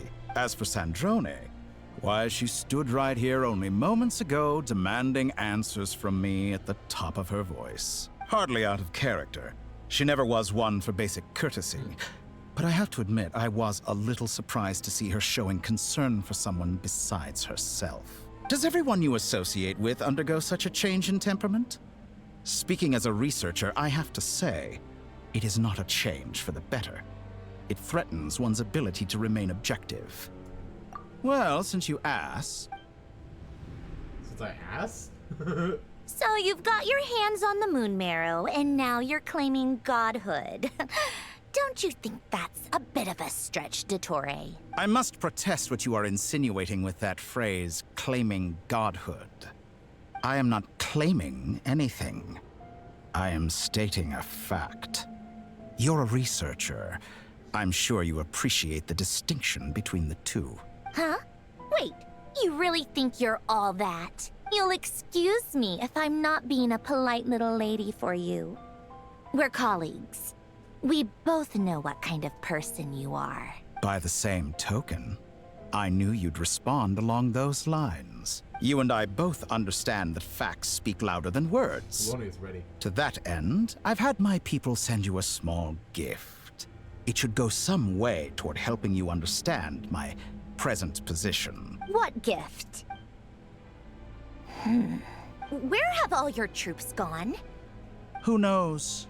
Perhaps they are already marching toward a new world, following in the footsteps of an unknown god. As vulgar and arrogant as you may be, dear Sandrone, I have no intention of taking out my displeasure on your subordinates. They will enjoy equal rights to my own. You sent your people to the Experimental Design Bureau? That's the Tsaritsa's property. Yes, and I am very mindful of Her Majesty's instructions. But you know full well that they do not conflict with my present goals. In which case, all I'm doing is conducting another one of my experiments. Is there a problem with that? Now then, you have a judgment call to make. Am I simply lying to stall you? Or is it possible that every word I am saying is the truth? In which case, your subordinates really are in danger. So now you've turned on fellow Fatui soldiers. You're completely insane. I have set a new rule for myself. Each person gets one chance. Naturally, that includes you, Sandrone. How generous. If you wish to leave, I won't stop you. We are colleagues, after all. Scumbag! Polonia, you gotta step it up a little. Still, I hadn't counted on Sandrone sparing any thought for the people of this world. Shame. I always found her self-centeredness to be one of her few better qualities. How can she ever hope to achieve greatness when she's so obsessed with protecting her little design bureau? It's more than a little disingenuous to speak of achieving greatness while taking hostages. Or does honor no longer mean anything to you? Honor? I have the marrow of 2 moons in my possession and will soon complete the construction of a 3rd. I will be the god of a new world. And you speak to me of honor? How charmingly naive. Those are sacred relics. You do not deserve them. In my view, many in this world do not deserve to be alive. Damn. And yet, I mercifully permit them to go on living, do I not? I gotta give him credit. You've come to I regret believe your that actions. One. I'm Will kind of I in the same now? boat, man. Let's see Just maybe not if you dramatic, can but, make you know. me. Oh, we're fighting? Oh, yes, we are. Wipe out! The night cometh.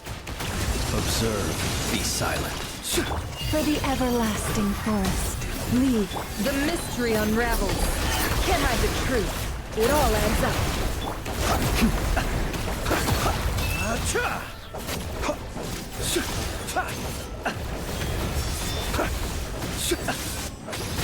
To dust. An exact Observe. practice. Water jet!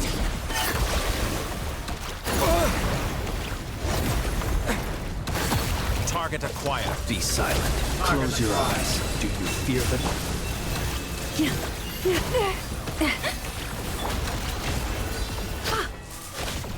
that the best you can do? Oh! Arlecchino! Yo! Thanks for the assistance. Arlecchino. They see you as an ally. What a farce. You're clearly here to destroy my research. I'd say your research is more valuable than your life. Am I wrong? Close your eyes. Night for... By the frost moon of old. It all adds up. Transfixed.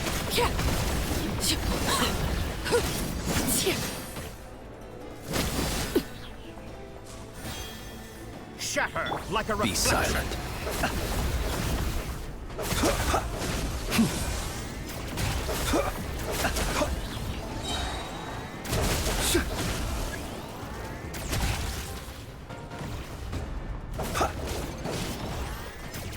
Observe. Oh.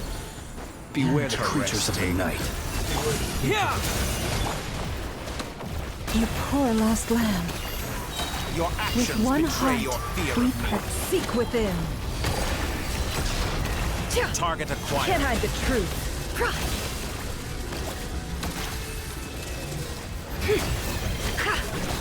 How's this? No more lies.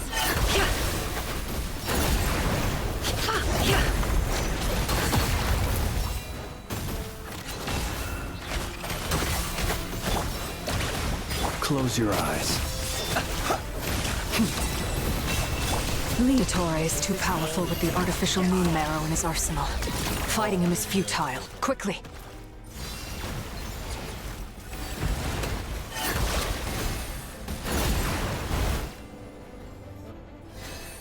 Let's go. I've always thought it is wiser to flee than surrender.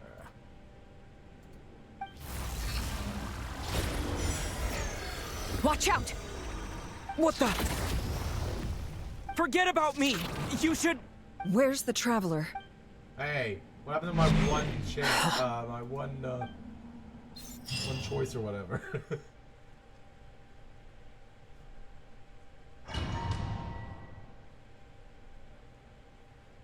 He's upset because he can't touch me. Oh, we're on the moon, aren't we? Oh, no, we're not.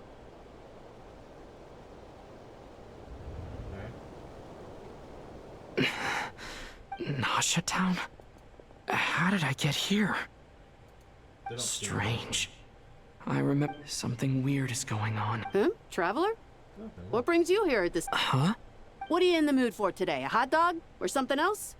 We've got some special discounts at the moment. Want to see the menu? Sorry, I'm not hungry right now. Ah. Well, feel free to take a... Everyone seems to be acting normal. Oh, darling, look who it is. One of our regular customers. Get the traveler something to eat, would you, dear? Wait, why is he talking like that? Well, I'd love to, but can't serve a customer unless they order something. Anyway, I take it your business is wrapped up? Yes, thankfully. It was a long trip, and it's left me feeling pretty exhausted.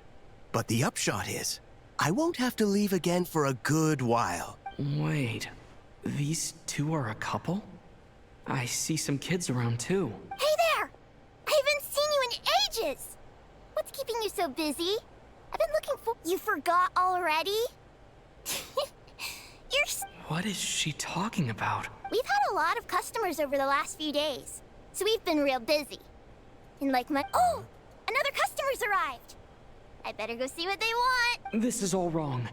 I never once heard the owner of this restaurant talk about their family. It certainly isn't a family-run business. And that child? I don't recognize her at all. Could this be a false memory? Very good. I knew you had it in you. Aren't you going to try the house special? When did he show up? No. None of this is real. You don't seem to like it here. That's fine. We can change venues.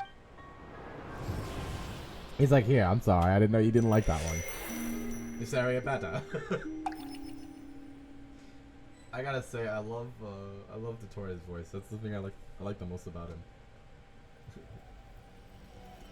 I'm sorry, were you not a big fan of it? There you I'm still alive. Oh, Where is this place? So this is go. We're finally seeing Columbine. the moon's reflection? The mysterious realm gonna see beyond the Rear. gate? Where's Rarier? I mean, he's here too, I think. I can't sense anything. I guess no response. Maybe this space can't be opened from inside.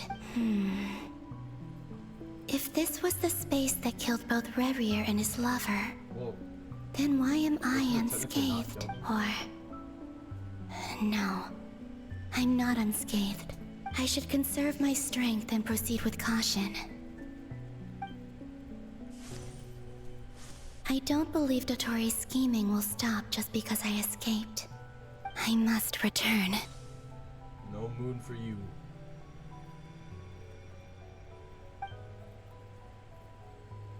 Emptiness.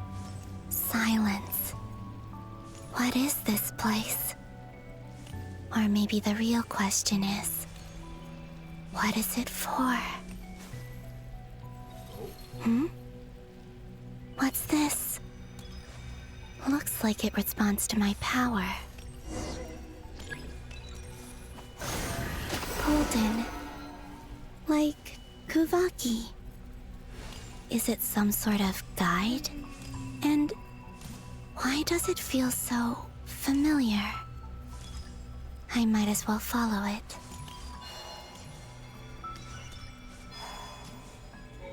Oh, okay. That's a little. Where does this lead? Oh wait. Could it that's be the exit? place where we did that. Ruin Nashcam, the traveler on a winter's night. Wait, that's it? Welcome home, Moon Goddess. Is this Nasha Town? But isn't Moon Prayer Night over already?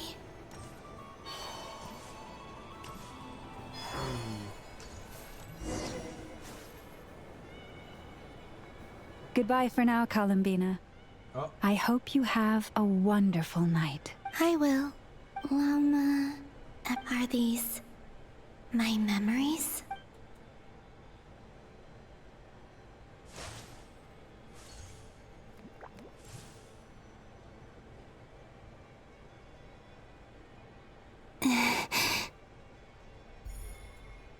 I can't touch them. It's as if we're separated by some impenetrable power.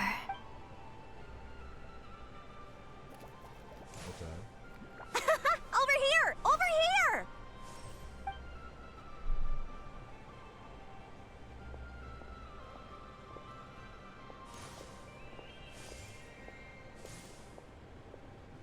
But the people in these memories pass right through. If only I had known what would come to pass after that. Even so, I should still take a look around. Just being back here. Welcome home, Moon Goddess. I figured immediately it was gonna be there. Oh, you're the genuine article. Alice was right. This Moon Prayer Night was worth watching after all. Oh, yes. That was the fortune-telling stall run by Barbeloth from the Hexen Circle.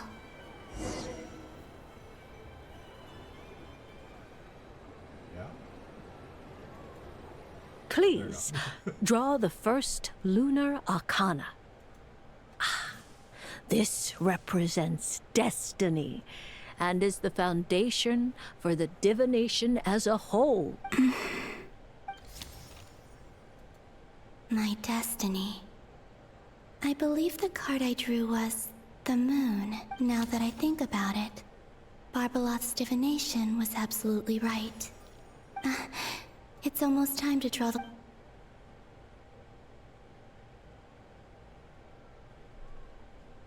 That was the card that popped out on its own. From here, I think.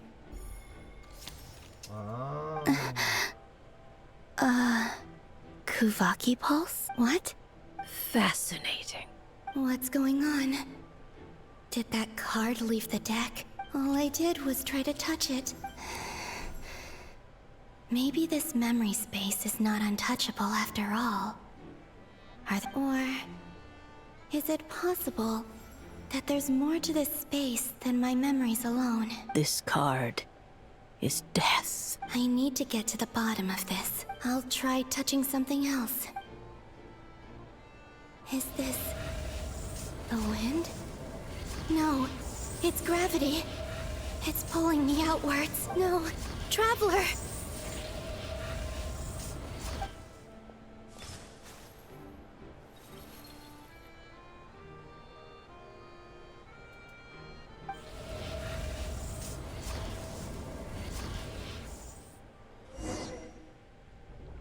No. Oh no! Like Knuckles. Oh no! Okay, so everybody except me is around. She's like, where? Yeah, we don't know where the fuck he went. I don't think he did, but he's somewhere and we have no idea where. But right now, he's kind of gone. Haimon, listen to me. From the bottom of our hearts, we are so sorry. We completely understand how you must feel. The Traveler is trapped, and we all feel responsible for it. Don't say that! Haimon's not a little kid! You didn't leave him behind on purpose! There was nothing you could do! But he's all alone in there! What if something happens to him? Oh, please. What are we gonna do then? Come on, we did this in that one. We've barely spent any time apart since we met. Is he gonna die? You said the same thing in We that must one, find though. a way to rescue him. We were all involved in the operation where he was captured, and we do not abandon our comrades. That being said, it won't be easy. Through conversation with the others on our return, we've arrived at a basic idea of what we're up against. Dottore lab has clearly been in operation for a lot longer than we realized. We found many monster samples stored there. In all likelihood, they were materials he used to research his latest technology. We also know that through his contact with the phantoms of Hyperborea, he gained knowledge about the moons and certain Hyperborean technologies. Using this knowledge, he then fashioned an artificial moon marrow to serve as a replacement for the frost moon beyond the sky. Unlike Columbina, Dottore is not being rejected by Tevat. And even with 2 of the 3 moon marrows, his power far exceeds all of ours combined. Once his 3rd moon marrow is complete, Dottore will have completely seized the authority of the 3 moons. Tevat's most primordial powers will then be in his grasp. Does that mean... I'm afraid so. No one could have predicted this level of insanity. Not even from Dottore. And unfortunately, his insanity is coupled with an intellect and ambition that not even his peers in the Fatui can match. This is dire. Sounds like the world is done for. The 3 moons' authority can influence the very fabric of time and space. I dare not imagine what a monster like him would do with that kind of power. The trouble's already begun, I'm afraid. On our way back, we discovered that part of Nodcry is being enveloped by an unknown energy. We cannot ascertain what is happening inside.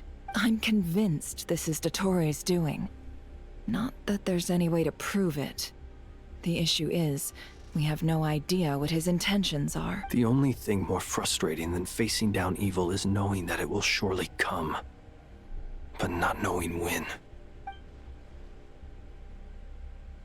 The Doctor is guilty of numerous crimes in Mondstadt as well. One of our knights, well, former knights. His father was murdered by Dottore. His ideology and methodology are a danger to everything in his path, from individuals to entire nations. He does not feel guilt, even when he acts against his own people. He doesn't see them as his own people, that's why. People like him see everyone else as beneath them. Right. He views other people only in terms of how they can benefit him. That's the basis of all his social connections. Granted, he's hardly the only harbinger to pursue their own interests. We all do. And Her Majesty is gracious enough to permit it.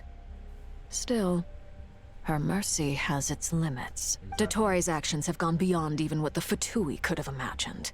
usurping divine authority to become a god. For a servant of the Tsaritsa, that goes beyond being disloyal. It's treason of the highest order. We can't expect him to heed the Tsaritsa's will once he gains the Three Moons' authority. Even we Harbingers consider him the most self-interested among us. Poor Traveler. Of all the people to get caught by... We have to go save him right now. Please. Paimon, I promise you, we are with you all the way. I get how you feel. I do. Only But it's gonna take more than strong emotions to take down an enemy like Capitano was Dottore. here, bro. He would have helped. What we need now is more information. For sure he would Right. We can't even guarantee he's still at his research center. Before we can think about mounting a rescue operation, we need to confirm the Traveler's location. I'll find a way. Paimon knows, but... She's so scared. If anything happens to the Traveler... He might be the strongest person Paimon knows, but he's still human. He feels pain and bleeds just like anyone else. Then think things through before you stick your neck out. Unless you want to lose your head. Sandrone. Miss Sandrone, you're okay? Put the stuff over there. And be gentle with it. Yes, ma'am. Am I okay? As you can see, I've had to move my whole livelihood out of the Experimental Design Bureau. It's been swallowed up by Dottore's energy field. If I'd left it any longer, I probably would have gotten stuck there. Ugh, Dottore always goes a little loco when he finds a shiny new toy. Not that he'd ever admit that. But this time, he's gone full psycho.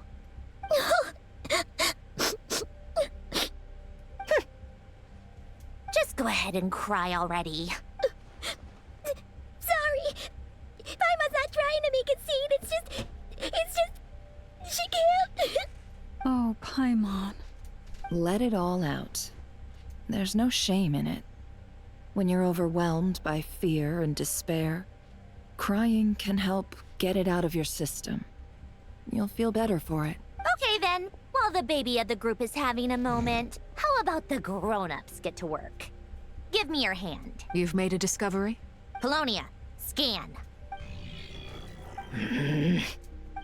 You, hand, now. Oh, I thought you'd never ask, my lady. Curses! You're next! Then you. As Sandrone scans everyone who took part in the battle against Dottore, Dottore, you son of a... He's done something to us! Everyone who entered his research center has been implanted with some sort of curse. I don't feel anything unusual at the moment. Does that mean it hasn't activated yet? Is there a way to figure out its purpose and what might trigger it? My best guess is Dottore created it using the Moon Goddess's powers. 1 second, analyzing. Ugh! That friggin' maniac! So, what twisted game is he playing this time? The moment I analyzed the energy composition, some encrypted text appeared in my mind's eye. And when I deciphered it according to the Fatui standard encryption protocol, I got the following message. Feel free to run, or you will perish in nod cry. He's mocking us.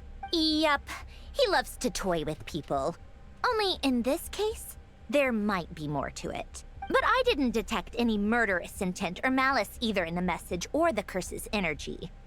As if this is him at his least malicious. Or perhaps all people are cowards in his eyes.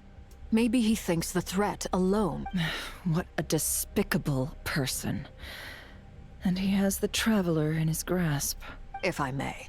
As unhinged as Dottore may be, he has always exercised great patience with the objects of his interest. I remember a comment he made when we first arrived in Nodcry. He said, "This world is, on the whole, an exceedingly dull place. But at least there are a few intriguing features, such as the gods, or the Traveler. Presumably, they interest him because they're unknown quantities. He wants to understand as much as he can about them." Agreed. The Traveler is Tevat's fourth descender. All Harbingers are aware of this. Since Dottore took such pains to capture the Traveler, he is unlikely to kill him right away. Okay, but rescue operation. Of course. I also think we need to read between the lines with Dotori's message. If he's encouraging us to run, that means we mustn't leave Nodcry under any circumstances. My guess is, his curse will only trigger if we leave.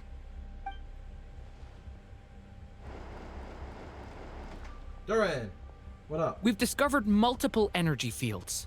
Albedo is still attempting to analyze their structure. He told me to report back first. Each field is slowly growing, swallowing up more of the surrounding area in the process.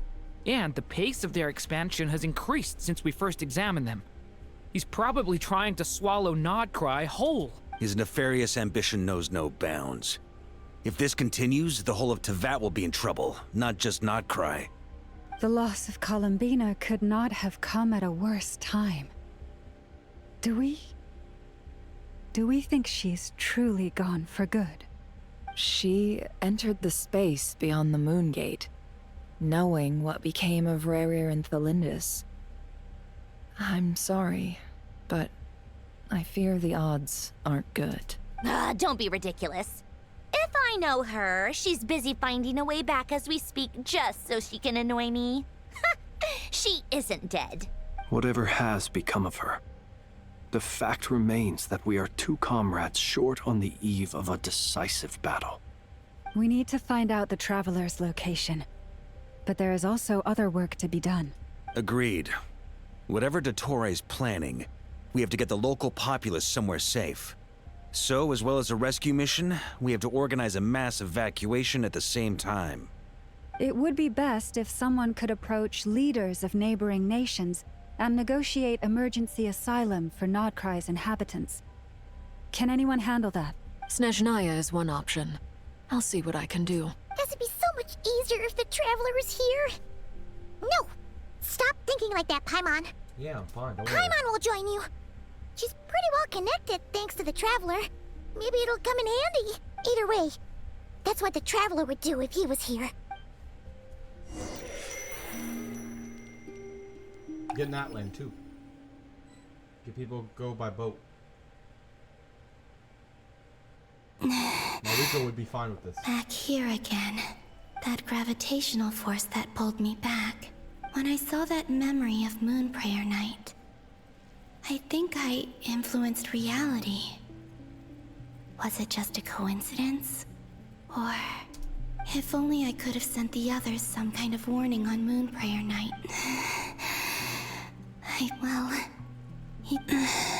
Back to emptiness and silence again.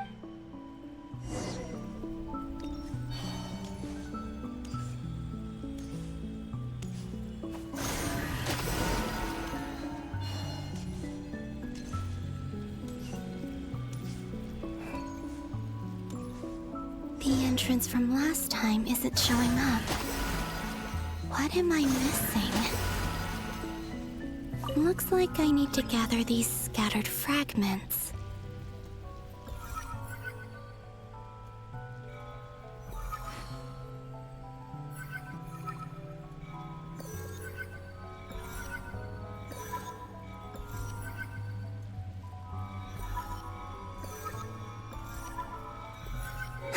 It worked. Hopefully I can stay inside for a bit longer this time.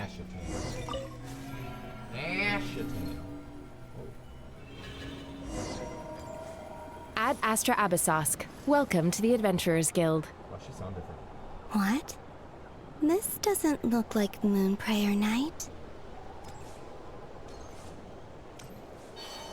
Extra, extra!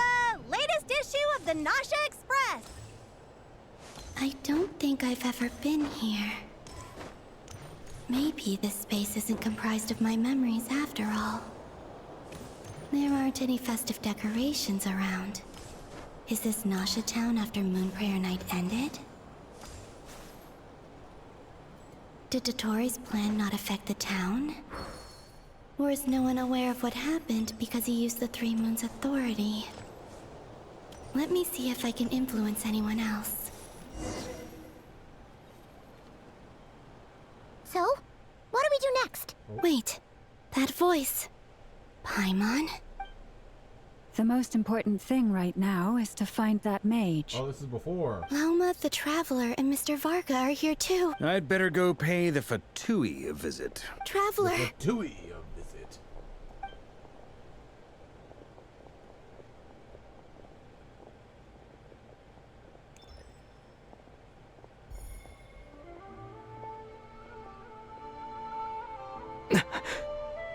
Columbina? I made contact. It's me, Columbina. Huh? Oh, that's right, because he mentions a pat on the back. Let's go! This is no time to be spacing out. Before, it wasn't. Wait a moment. This has happened before. This is what happened when I disappeared. I stood right over there, thinking it was only when he called my name that I decided to follow them. But did he turn around because he sensed my touch just now? Is it really possible that from in here, You felt a pat on the back? I can change the past if I keep like following them? It's that gravity again.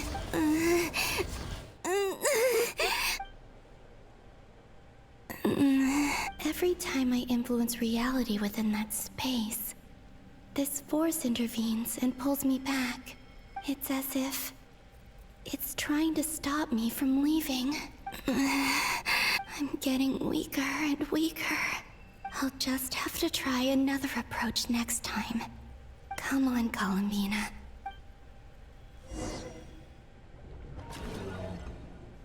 Womp.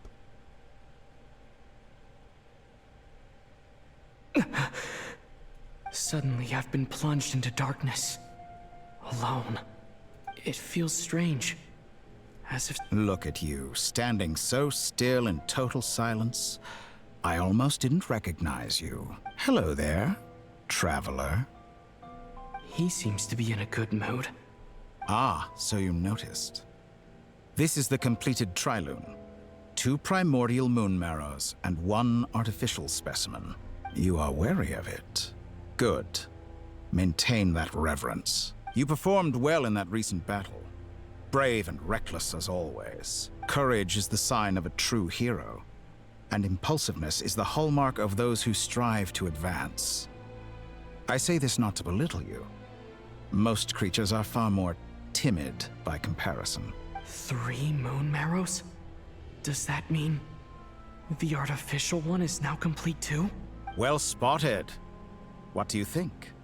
For a replica I built myself, I dare say it looks the part. Dottore, are you planting illusions in my mind? I have no interest in fooling your eyes.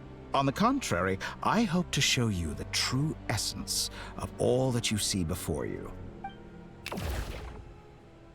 Is this not a beautiful city? People live in peace and find joy in their work. The streets are safe. People can even leave their doors unlocked at night.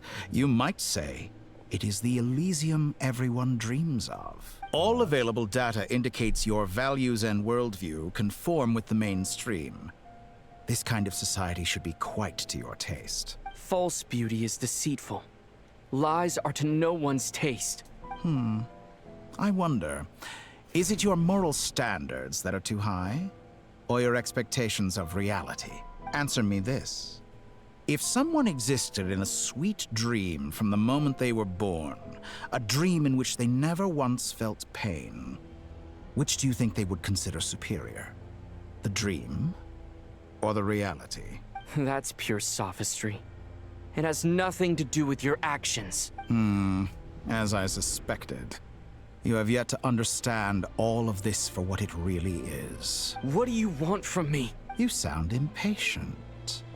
Do you think the only reason I'm keeping you is because I want something from you? If it's not, then why haven't you killed me yet?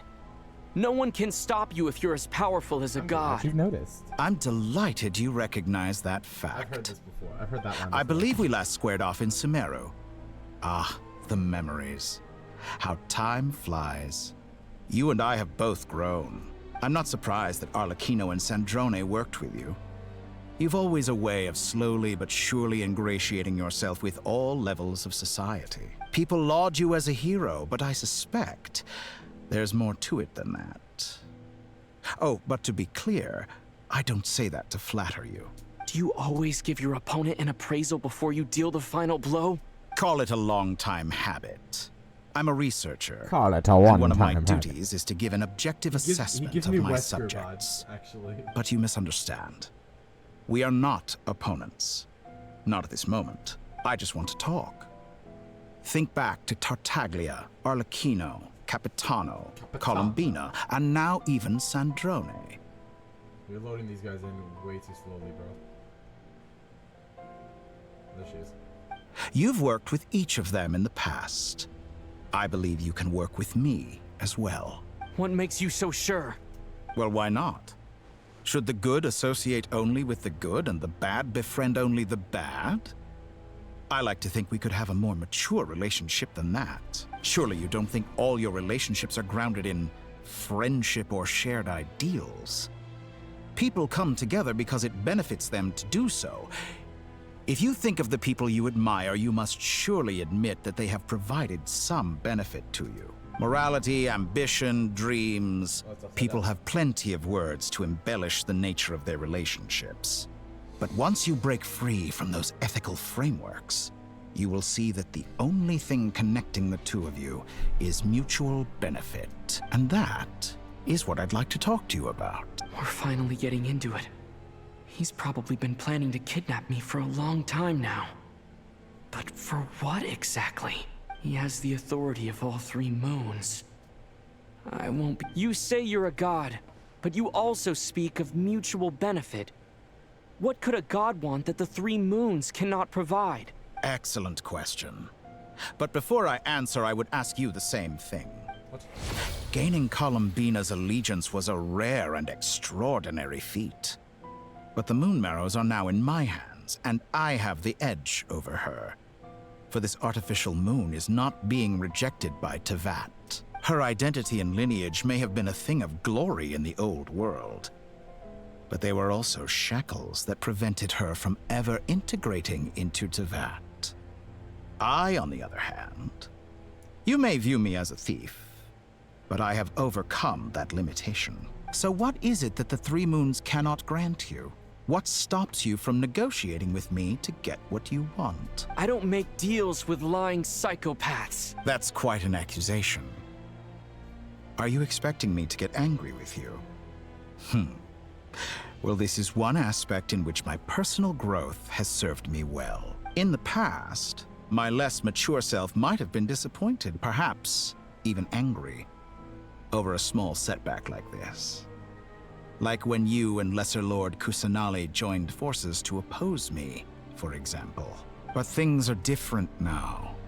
Just as the rich do not quibble with the poor, I no longer find myself perturbed by these trivial affairs. Human relationships end with conflicts of emotions and interests. But relations between humans and gods are different. And ours is even more unique. I have ascended to the highest heights and laid claim to unprecedented horizons. And you were no ordinary person to begin with. Allow me to show you the world, Descender. What the fuck was the point of me sitting then? Brings up chair for Traveler. Oh. Oh, okay. To stand, walk, jump, sit, and lie down. These are the most common of behaviors. Have you ever wondered why we were born following such laws? Who stipulated that we could not fly instead of walk?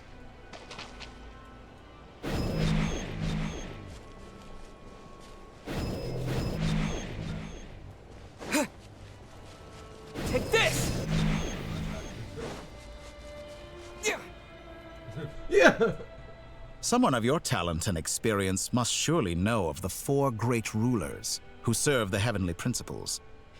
They govern life, death, time, and space. One wounded by a blade will die from blood loss or infection, and one who falls into a lake will drown in agony. The elderly wallow in solitude, and the solitary age faster. Eventually, new life is born, only to embark on the same path of suffering. These 4 divisions anchor the world and shackle those who live in it. But they themselves transcend its boundaries, squandering the power bestowed by the heavens. All who live yearn for equality, but unless the gods prostrate themselves and profess that they are mere servants of the living, equality can never exist. Who makes the rules we must live by? Who has the right to restrict us? The limits of the body can be rejected.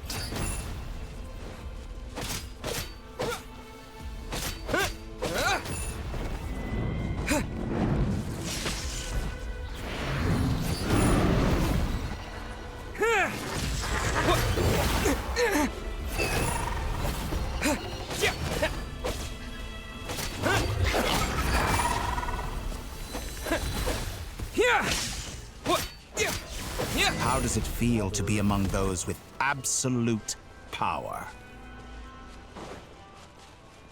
You cannot conceive the extent to which your flesh hinders your mind and spirit. Only by discarding our useless, primitive eyes can we perceive a new world. How narrow-minded we all were in the past. Why should the final answer of the world not be the power that predates those of life, death, time, and space? The power of the Trilune. Through it, I have glimpsed new experimental possibilities. Nature suppressed, authority exiled, souls controlled.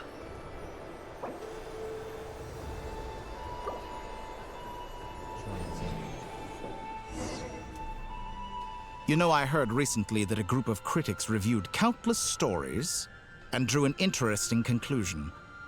They found that it is more often than not the villains who strive tirelessly to push the boundaries of progress. In fact, long before this, someone voiced a similar idea in an academia editorial. I felt a great affinity with this perspective. I have never been afraid to step up and play the role of the villain. Fanatics are trampled down for their transgressions, and those who transcend are rebuked for their audacity. And so, the majority of creatures are too timid to follow my lead. But all sacrifices made during my experiments have been worthwhile, as you can now see. I can offer you something new, something unique, precisely because I am a villain. Think about it. We are eternally bound through mutual interest. Can you truly say you would never turn to malice if it could give you the life you dream of? After all, what value do perfection and purity really have? They are fragile and feeble things, utterly tedious. I say, better to be governed by a flawed humanity than a gnosis. The true seeker of knowledge is the villain who undergoes countless tribulations in pursuit of their goal. I'm sure many people have told you that you're different. Because I'm a descender? Exactly. Very clever. Very clever. But what has that got to do with you? I do not conceal my wicked deeds, my selfish desires, or my greed. A true researcher must act as I do if they are to understand and speak of the truth. And yet, a knowledge seeker like myself will inevitably grow tired of studying Tevat beyond a point. You have traveled to all corners of the world and met many people. Along the way, there have been moments when you were misunderstood or even became a wanted criminal. And all the while, you have spent your days doing some of the most mundane jobs in the world.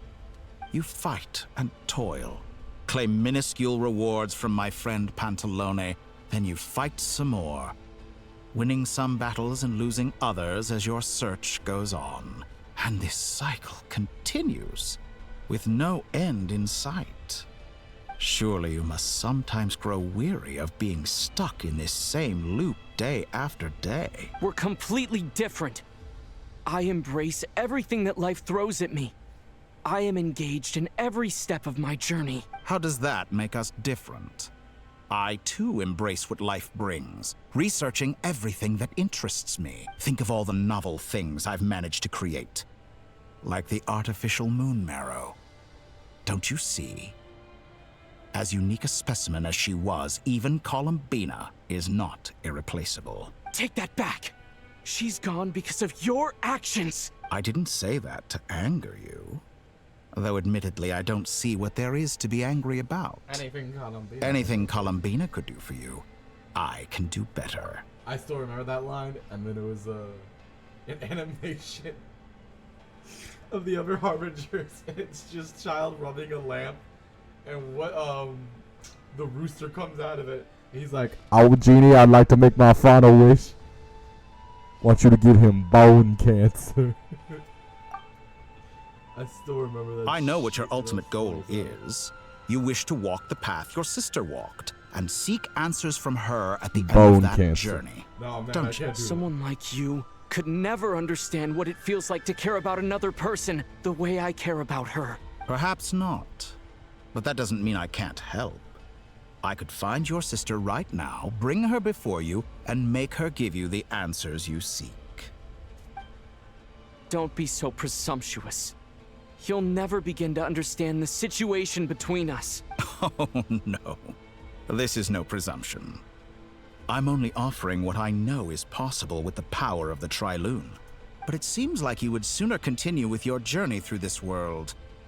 Why? Do you truly desire this journey? Or is it simply a necessary process? Think of all the time and energy you have spent, everything you've had to endure just to make it this far. Is this really what you want? Or has your hand been forced by the promise of that final answer? Yes, you have made many friends. But do they ever spare a thought for the void in your heart and what it yearns for? What you want is not friends. It is family. But do they know this? I, on the other hand, am far more considerate. Join my experiment, and in return, I will bring your meaningless journey and all its struggles to an end. This is a malicious attempt to manipulate me. But at the same time, he's stating some very human truths. Of course he's right about my predicament. How can I deny it? I have faced ungrateful strangers, never-ending troubles, an endless quest for answers. I want to see her. After everything I've been through, words can't describe how much I miss her. How much I want to be reunited with her, wherever you are right now. Do you miss me too? Nah.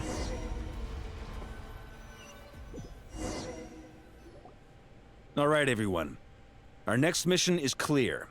We need to contact all the major organizations, explain the situation to the public, and then begin the evacuation. The residents of Nodcry are quite dispersed. The two most populated areas are the Southern Isles and Pyramida. Miss Lauma, I will leave Hisi Island and Nosha Town in your hands. I will liaise with the Fatui and Pyramida. Agreed. We will reach out to Natlan and Snezhnaya. Anyone found north of the Experimental Design Bureau should follow the Fatui to Snezhnaya. As for those dwelling south of that line, I will ask the Voynich Guild to help persuade them to leave. Then I, Mr. Varka, and the Frostmoon Scions will escort them to Natlan. The Voynich Guild has dealings with the Curatorium of Secrets. I will send them a letter vouching for your credibility. Yehoda, you should help Lauma. This is too big of a task for one person. My wish has come true. You're willingly lending me your most capable employee for the day. Well, good for you if all this only takes a day. Of course, if it takes any longer, I'll be charging a fee. Boss, wait! Don't I get a say in this? Oh, I'm sorry. Something to add, Yehoda? Well, no one's more important to me than you, boss. And remember how Lauma healed your eyes after that big battle? I I think that's worth at least 2 or 3 days' work for the Frost Moon Scions. Are you completely incapable of acting in your own self-interest? Or do you simply devalue your own labor? Are you sure you don't want to come with us? Who will see to our other work if we're all busy evacuating residents? Sandrone insists that Columbina is still alive, and we have a traveler to rescue. But boss, I'm just worried that... Well, Nefer, I'll link up with you once my tasks are complete. What makes you think I'd need you to do that? I'll need it. And considering the way you approach certain matters, I think you'll be better off with me present. That's quite enough. Just focus on your work first. I bet we're in for an uphill battle here. But we can help out too. Inefa and I are gonna help Nashatown's residents carry their stuff. Loading schedule. Store essential local research data and technology samples, then escort the people to Natlan.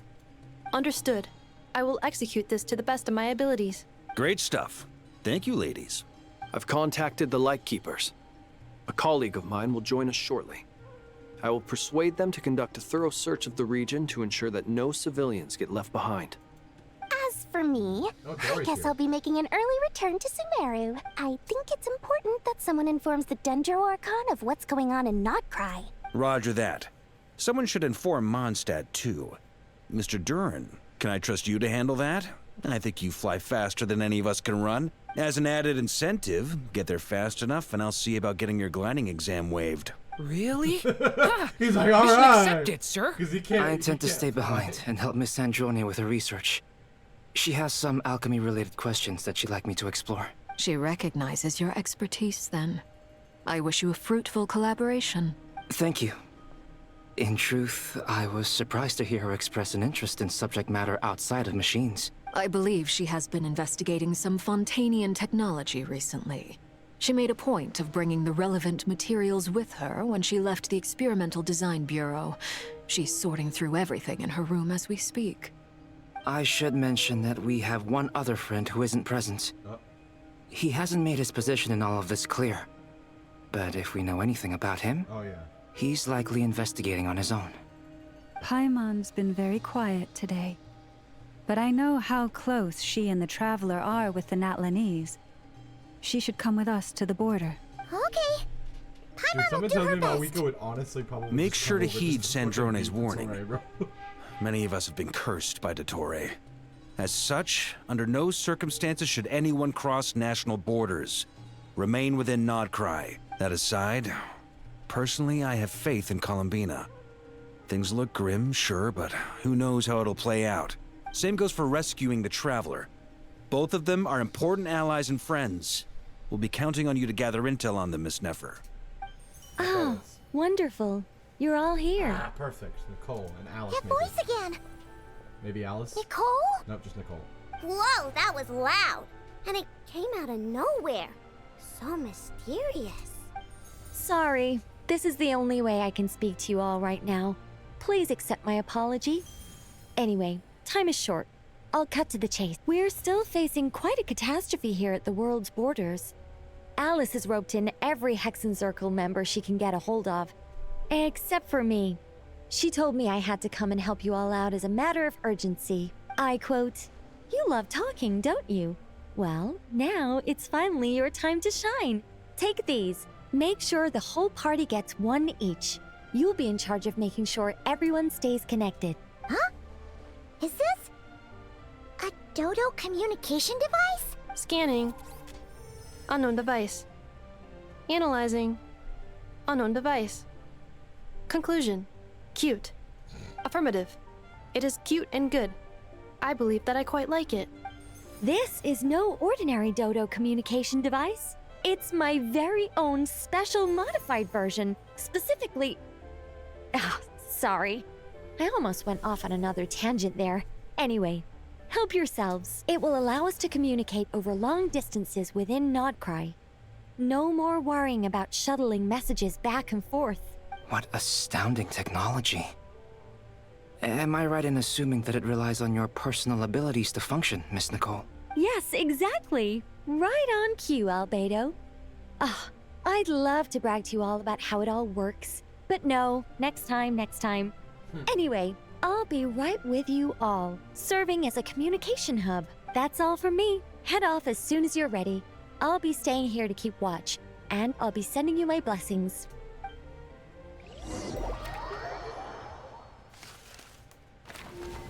Contact the Lightkeepers.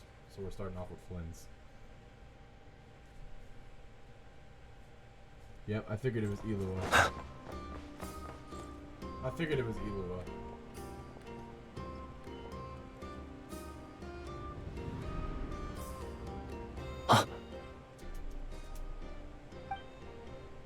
Sir Flint.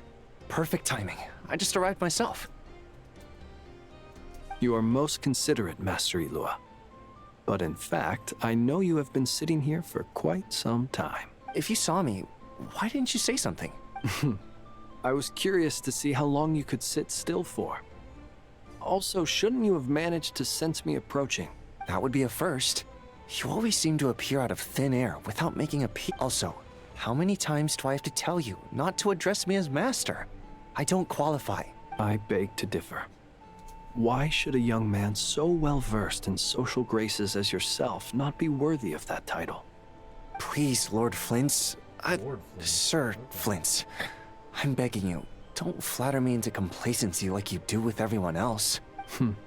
You understand me better than most. My newest acquaintances tell me I love complimenting others. What do you think? I think they don't understand why you do it.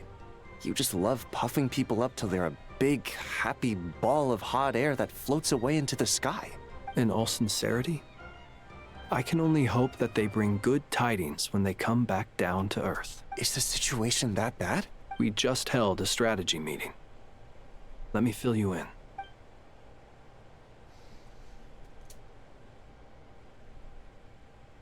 In short, we need everyone gone from Pyramida. We also need a team of Lightkeepers to scour the more remote regions of Nodcry for civilians to evacuate. I only hope we have enough personnel. We do. Old Man Nikita will definitely help. And we can recall anyone out on patrol to focus on this instead. Good. I'm sure you and the others will make short work of this. Now, don't forget. Once you've completed this task, make sure you and the rest of the team evacuate to either Snezhnaya or Natlan as well. Flint? If you've got something to say, Master Elua, why not guess what I'm thinking right now? You mentioned that you have something else to deal with later. How difficult is it going to be? I doubt it will be easy. I know you're a Lightkeeper, and it's your duty to protect others in times of crisis. But I have a feeling that you'll be walking into grave danger. However bad things have gotten in the past, Nodcry has never faced a mass evacuation before. But from the sounds of it, you don't intend to come with us. I don't mean to pry, and it's probably none of my business. But whatever it is you're intending, you don't have to go through with it, you know. I've been afflicted with some sort of curse, and I'm told it may well trigger if I set foot outside of Nodcry. As such, I cannot leave. I have to act, if for no other reason than to fight this curse. What? No. Why? Why would anyone want to curse you? There are plenty of people out there willing to trample over others in pursuit of their own goals. Frankly, Sir Flint, I am furious. You're making light of what is an incredibly serious situation. Indeed I am. And? And what? I told you, I'm furious about this. Nothing I can do about it, I'm afraid. Things happen, and we just have to deal with them. If you find yourself feeling angry, perhaps start by drinking a big glass of water. Hey, you mean you're completely unmoved by my anger? I'm devastated. Then allow me to express my sincerest regret. Come by the lighthouse sometime. We'll catch ourselves a few fish, have a little barbecue, play some cards, and bask in the sun. Maybe I need to spell this out. Lean in a little, Flint. Oh my, this doesn't bode well. Word is that you were caught up in a real horror show recently. People were amazed that you returned safe and sound. They've been debating whether you're even human. I've returned safe and sound from plenty of crises. When you say people, do you mean other people? Or do you just mean you? Fine. I'll be frank. You're not human, are you? Heavens. Now that's a horrifying thought. You know what? Forget it. We'll revisit this once it's all over. A sound plan. Albeit a little ominous sounding. Just promise me you'll come back in one piece. All right? For you, Master Ilua. How could I refuse? Also, please pass my regards on to our colleagues. Tell them, thank you all for your assistance. Please put safety first as you proceed with the operation. Columbina.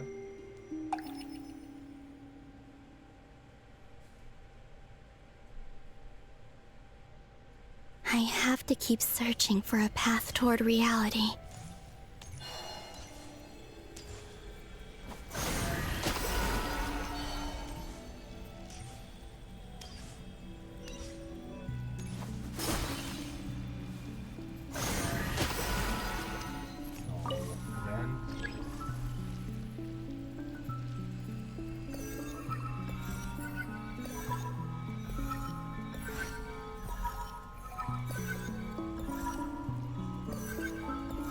This should do it. The last 2 times I tried to influence reality in this space, in the flagship. it consumed a lot of Kuvaki. I'll try and be more careful this time. I need to leave key clues behind using less power. I hope everyone still remembers what I said on Moon Prayer Night.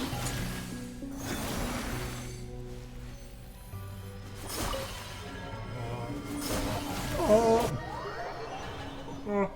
no. Effer. Nothing here either. Lens.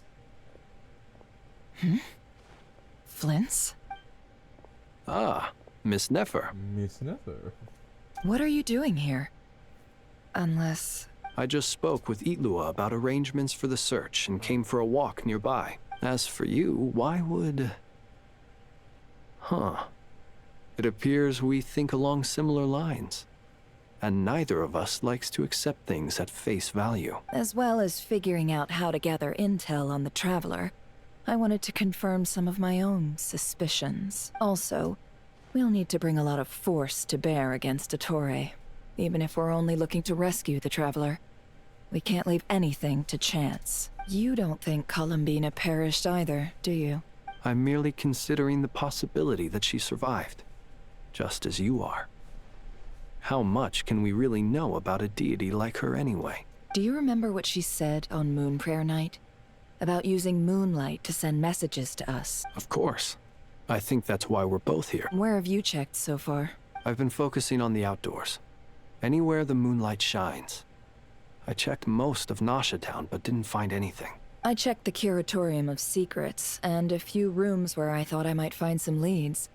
But no luck here either. The only places I haven't looked yet are the rooms in the flagship. But process of elimination isn't the only thing that brought me here. Oh, really? What's your other reason? After all that build-up, our mystery ally never showed up even Huh? Am I imagining things? That's right. I remember the bomb. Oh. Come on, let's see what's going on. Who was the mystery ally? Oh no. I knocked over a vase as soon as I came in. It must have been caused by a Kuvaki fluctuation when I entered the space. Although, it seems like I'm not about to be pulled away this time. It looks like as long as I'm careful with my act anyway. Is this the flagship? The Traveler mentioned that's where he was staying. I only went into the lobby last time, so I've never actually been here before. How does this space work, if nothing else? I can now be sure that it is not simply memory. He mentioned where his room was. I think it's this one. And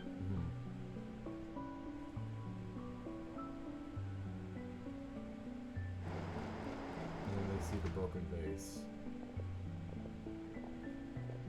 The door is closed. But if this is anything like when I disappeared, then maybe...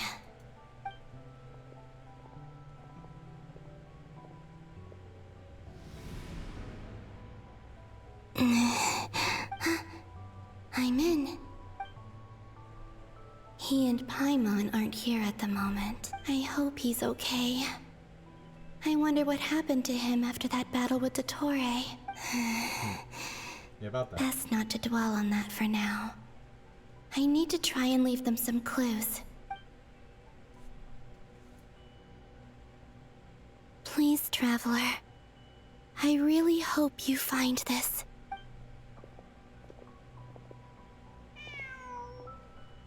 Huh. Just a cat. Nothing else here strikes me as noteworthy. Didn't you stay here for a couple of nights once? Before Rerir showed himself, yes. It's also where the Traveler and I first met. Did you notice anything unusual during your stay? I remember thinking how much noisier the flagship is at night compared to the graveyard. Other than that, no. The Traveler and Paimon were most congenial neighbors. This is where they've been staying, yes? Over here? That's right. I wouldn't usually condone breaking and entering. Focus now. I have to write a message on the wall. You simply open your windows on nights when the moon shines bright, and the moonlight will naturally flow towards the words I have written. Here goes.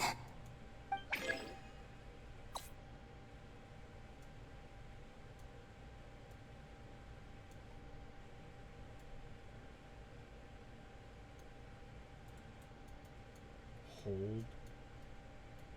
Oh, okay.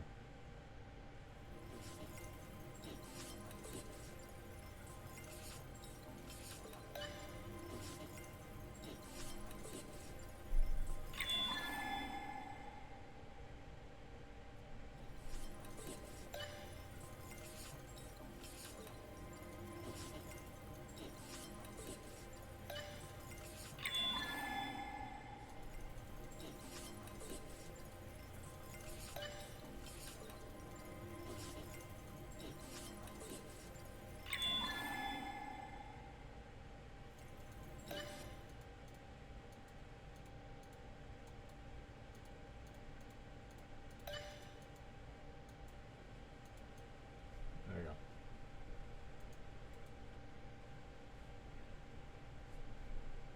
So during the moonlight, they'll be able to see that. There's a noise outside the door.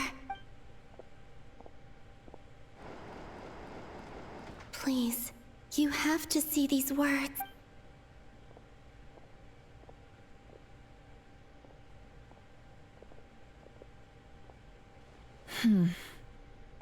Well, do you sense anything? Unfortunately, no. And this place was our last chance. Not necessarily. We've only looked in Nasha Town so far. Miss Columbina said she would leave messages at her friends' dwellings. It's still worth checking where Miss Lauma lives and where I live. Let's try and make some time to look into those then. Wait. What are you waiting for? Oh, Paimon might have What's that look for? This is a victory feast. It's not. The Traveler and Paimon. It's really you, but why are they talking about a victory feast? Huh. You worried Paimon sick while you were out there fighting Rerir. So this is your chance to make it up to her. Wait. So this is the night after the battle against Rerir. How did I end up here? Wait. Time. That's it. Every time I've entered reality within this space, It's been at an earlier point in time. Every one of those points has been before I fell into the moon's reflection, and everything I've done to affect reality really did happen in the past. Does this mean that within the moon's reflection, time flows backwards?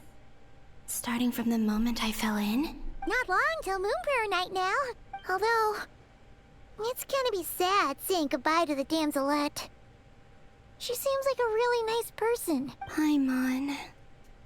No, I can't. Even if I make contact, they probably won't understand what's going on. And in any case, I'll likely get pulled away again if I do. Instead, I have to find a way to get them to notice what I've written using the moonlight. Wait. Even I hadn't thought of doing that before Moon Prayer Night. They'd never conceive of that possibility. Is there truly no other way? Don't lose heart. We'll find a way somehow. Huh? Oh, you say that, but the Frost Moon is beyond the fall sky. If we wanted to go visit her, how would we make it through to the other side? We might not have all the answers now, but I'm sure we'll find a way one day. Huh. Guess someone's gotta be the optimist.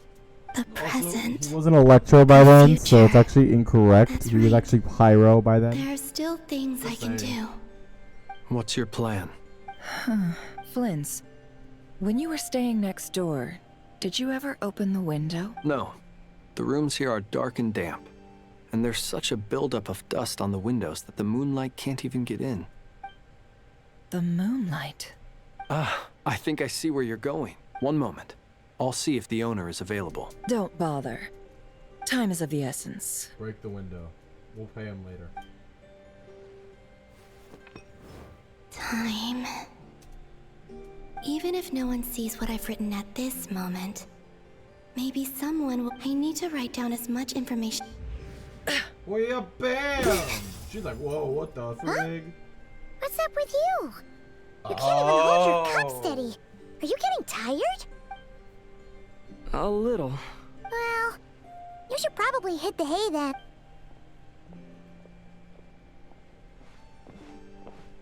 See, we never even thought about that You one. truly have.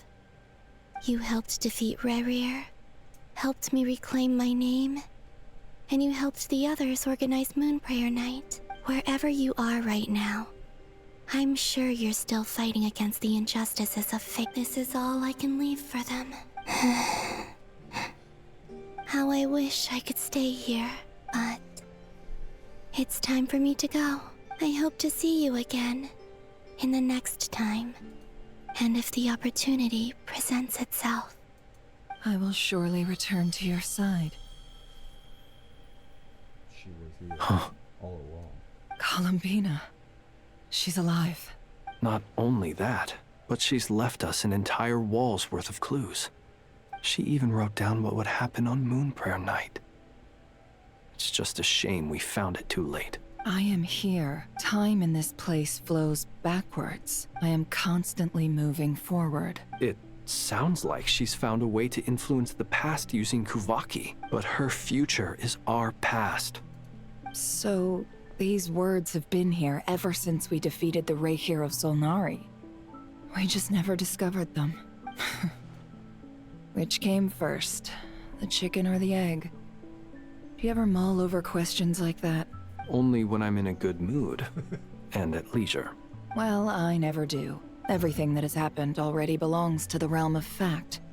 As a business person, and especially an intel broker, what I do is extrapolate from those facts to try and read the future.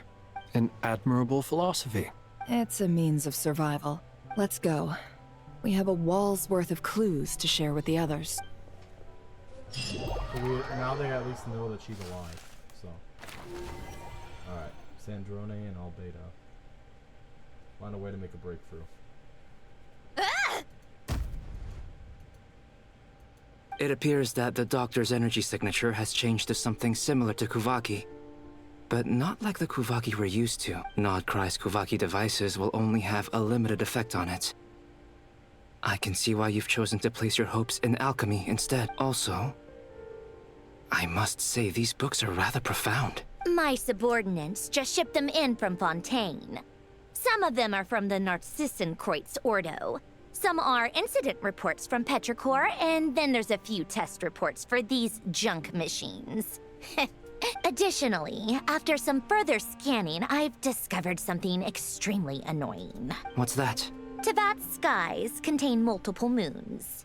A long time ago, when I did my first scan, I detected 3. Just as the legends say. But when I checked again just now, I detected 4 moons. So there's one extra? Yeah.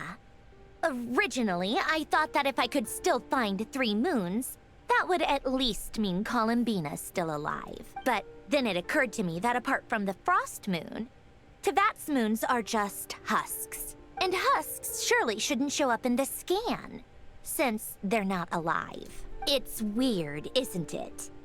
If we can't even distinguish between a dead and a living moon, how are we supposed to know whether a moon goddess is still alive?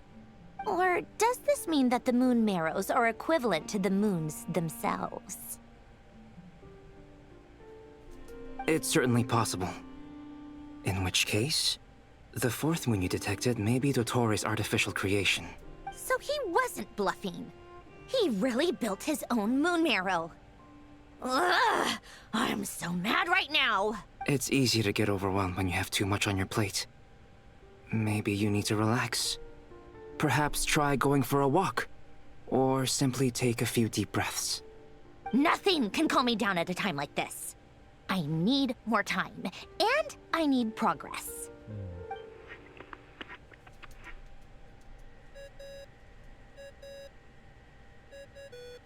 Hmm? It's Mr. Flynn's. I really hate that ringing tone. Ugh. First of 4 Orthants of the Narcissenkreuz. Oh, sorry if we're disturbing you. Might I ask what's troubling you? What do you want? We're busy. Are you still at the Curatorium of Secrets? Yeah. Look, everyone else is still out, so there's no hurry. Plus, I'm busy, so I would appreciate if you gave me some space. Even though we have crucial intel to share? Fine. I'm listening. Do you intend to share it via the Dodo communication device? Ordinarily, I would, but this is a unique situation. I think it's best that we discuss it in person. See you at the Curatorium.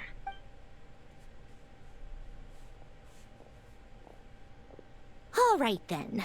So, what's the situation? The rest of the team is still out working on their missions and evacuations. Sandrone, you were right. Columbina is most likely still alive. That's the best news we've received in a while. By a long way. True. Considering they've been getting nothing but bad news, hearing that Columbina is for sure Random locations. Appearing in reverse order? Are you serious? So not dying isn't enough for the moon goddess, huh? She has to show off too. Anyway, does this mean we can deduce her condition from the moon marrows? Miss Androne, there's nothing wrong with simply admitting that you're happy to hear the good news. I'm not. And she's the least of our problems. We're facing a huge crisis. If she can't control the flow of time in there, she's just gonna keep moving backwards. Different points in time won't intersect, and she'll never find a way out. Let's say life begins with a drop of water. When did time begin? The moment this planet came into being? No, that's not right. Her final destination would be the moment at which the space she is in was created. But it doesn't seem like we can influence that space from the outside world. So how can we help her? Also, if she's alive, Rerir and Thalindus might be too. But as far as we know, neither of them have come back out. That space may not have an exit at all. I'm afraid I must concur with Miss Nefer in this. Can't exactly argue with that. Let's leave it there for now. I've taken notes on everything you said. Will it help with your research? I doubt it's gonna help with breaking Dottori's energy fields. But who knows when it might come in handy. Better to have it all written down than try to remember everything when I need it. All right, I need to get back to my research.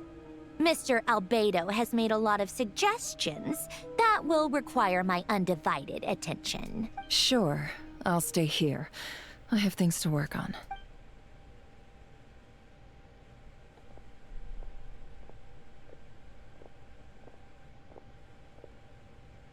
Paimon, are you there? Oh, right.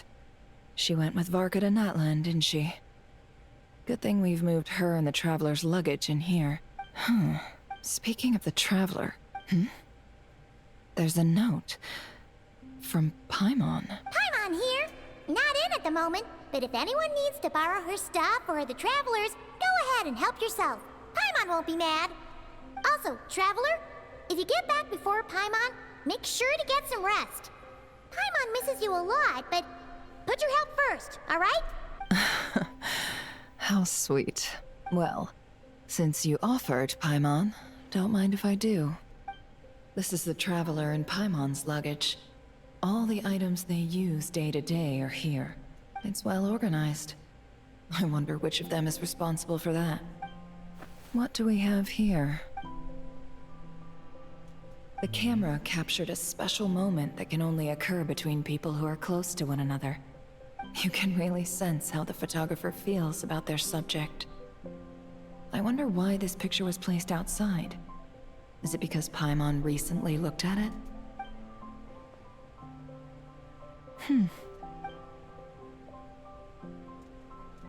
This must belong to the Traveler. Perfect. I'll use this. Hang in there.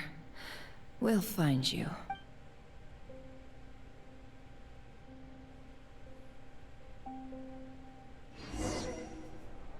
Oh.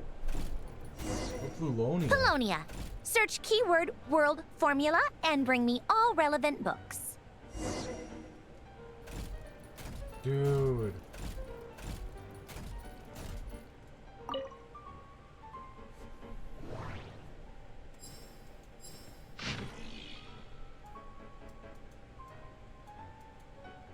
Yeah, you know what? Fuck it, I'll read it. We were assigned to the same lab. I was nervous at first since everyone said that he was a child prodigy. Since the disaster, such people are more precious than ever. I had thought that an institute star recommended by higher ups might be more full of himself, but he's much better than I expected. He's just not the most sociable sort. No obvious symptoms. I made a huge mistake and knocked over an ancient geometry machine that took a lot of effort to bring back from the desert ruins. The machine came to life and made a huge mess of things. Though he's a lot younger than me, he's really smart. I can't believe that's how he managed to tame the machine. Maybe taming isn't the right word. Maybe the other engineers will look down on me for using it. But it really did feel like taming. I know modern clockwork machines well enough, so I can see the huge technological gulf between the two. Even disregarding construction, we will make little meaningful progress if we do not resolve the power issue. But I still have to be careful. I've never seen Elaine angry, and I don't want to find out what he looks like when he gets angry. A few minor symptoms. Took the day off. I can hardly believe it. Elaine came to visit me and even brought his sister. She's such a lovely little lady and unafraid of strangers. A fine day indeed. We discussed the idea of a thinking machine based on gems and tape circuits. I used the word discussed, but actually I just said things like, oh, or that's really amazing, or how will you do that?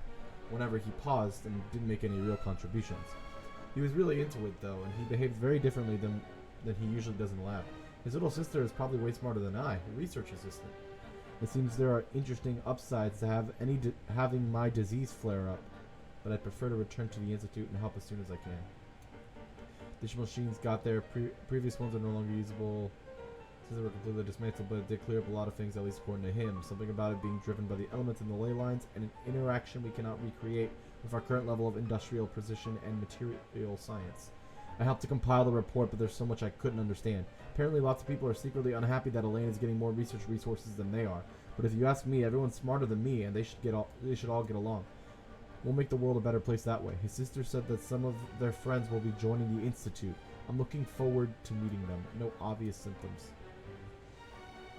Join the lab as new partners. But now their conversations are doubly confusing. Oh, I understand every word on its own just fine, but once they string them all together, I can't make heads or tails of it. Jacob is really the only one even close to being on the same level as me. I feel ashamed of just writing that. An adult looking for reassurance from a child as young as he is. I feel like I've lost all the self-respect a grown-up should have. Based on their research on prime energy machinery, seems like they decided to adopt this name. Elaine and Rene are thinking about trying to use the characteristics of Uisia and Nuema, I don't remember how to pronounce that, to construct a new kinetic core. A few minor symptoms. I may have contributed. Well, maybe? I went on a picnic with Elaine, his sister Rene, and Jacob. It was technically supposed to be field research, but the idea came from Elaine's sister and me. We thought they lived all too little outside of the research, so we asked the institute's director to arrange something. Petrichor is not exactly the most exciting place, but the scenery is quite lovely since you can see the great waterfall. I brought a camera from the institute to take photos of them. I do hope that we'll have a... I'm just gonna skim through it.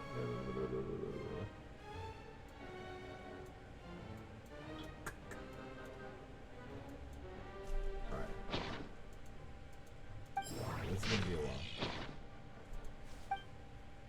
Oh. Okay.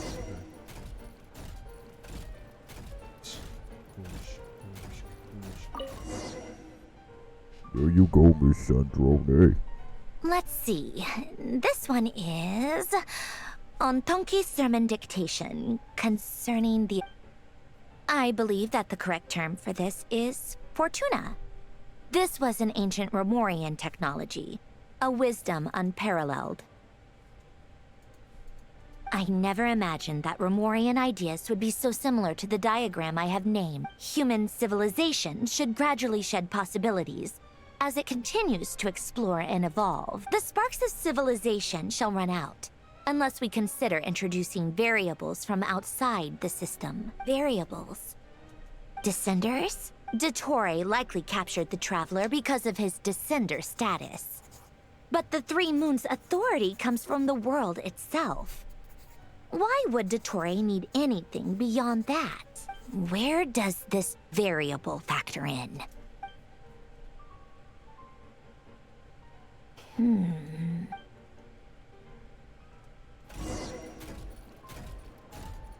Polonia, search keyword pathway and bring me all relevant books.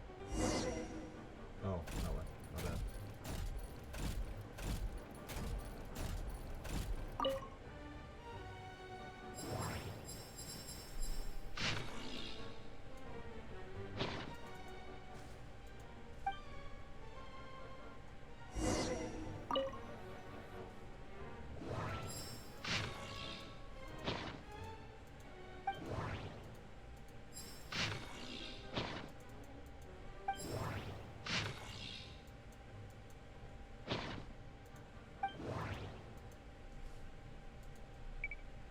Just making sure.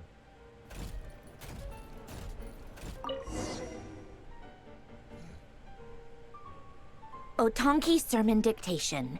Observe and compute. So, it's one of Renee's draft lectures. Ugh, this is so long. This guy sure loves showing off his knowledge.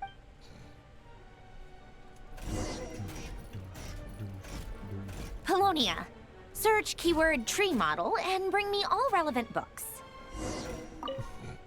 How he turns.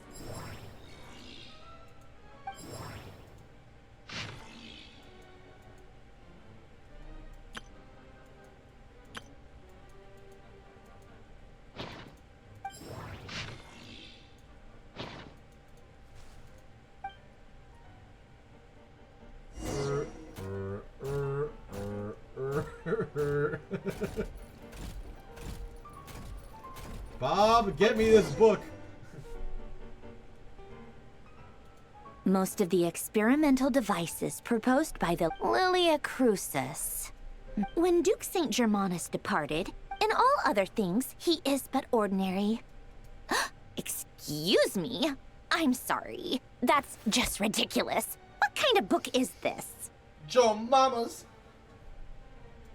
Great Detective Herlock, the Alchemist and the Clockwork Saint?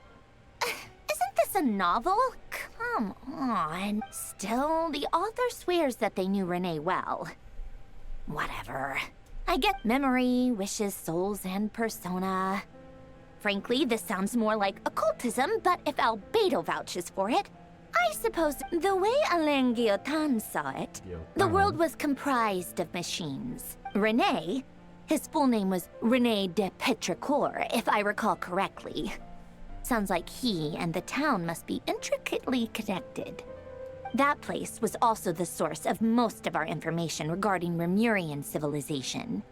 Seems like some of his projects were based on their technology. The cutting of souls and storing them in vessels. These seemingly unrelated techniques underpinned René's research. Assuming that the 4 orthants correspond to alchemical categories. The chemical marriage model? Alain would have scoffed at that.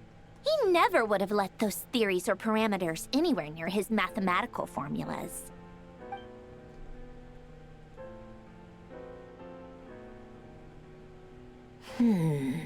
What was Alain's view on René? I know he mentioned the name, albeit very... Oh, now I remember. Alain's old notes are here too. They mentioned René once. René seemed most out of sorts when he spoke to me. A lack of sweet foods has dulled his mind, I should think. Either way, his words are not to be believed. Yep, that sounds like Alain. My subordinates actually did a half-decent job digging out all these materials. Makes a change. Good for them. Some of Alain's old files are completely consistent with these records. He must have gotten them from the Tower of Gestalt. I never knew he got his hands on René's records that early. He may have kept them, but he never even attempted to use them. Didn't believe a word they said. Come to think of it, René's world formula was filled with calculations of constants. That shows he believed that the fate of the world to be predetermined. As for Alain... it's been too long. I forget what he said. What would he have said? A guy like him, fervent believer in machines, but not headstrong enough. The world can be changed. It is worth persevering. Yes, that's how he used to think at least. He created that procedure to save this world. Yet the scale of the world's fate proved too enormous. The result was beyond his ability to calculate. He died having never seen the outcome. And there I was, left behind in the ashes of his dreams. Did you really never take a close look at René's research? Or did you read it, but deem his philosophy incompatible with your model? The very thought of trying to incorporate his ideas probably made you feel sick to the stomach. Well, don't worry, because there's a whole new category of lunatic in town. Next to Dottore, every other madman looks sane. You once asked me what I wished for. Should have asked him instead. He's the one pining for things you'd sooner die than witness.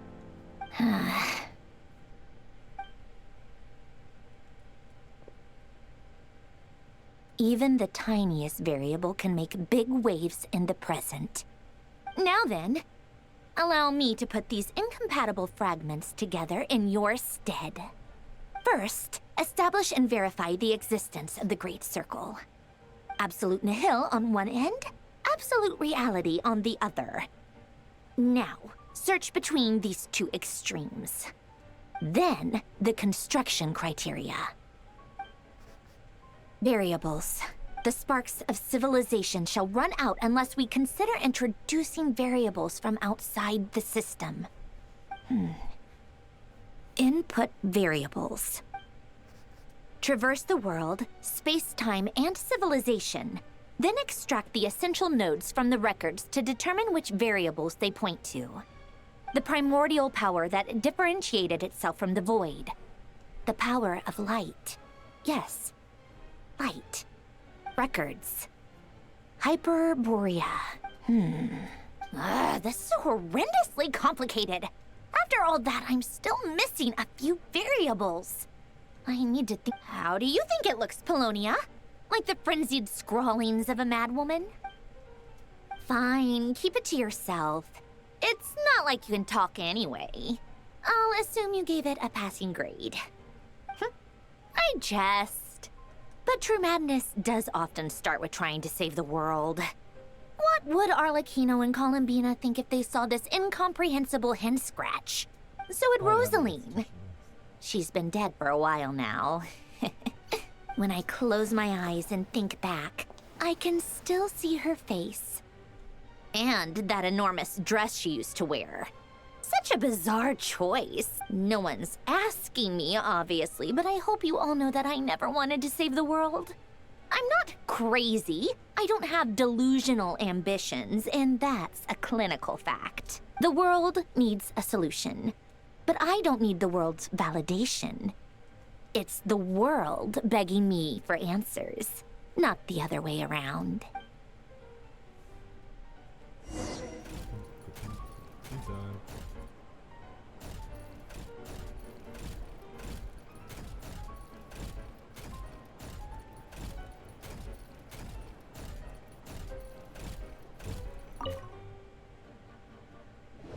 Take out the refreshments. Prepare the tea. It's already prepared, I'm just pouring it.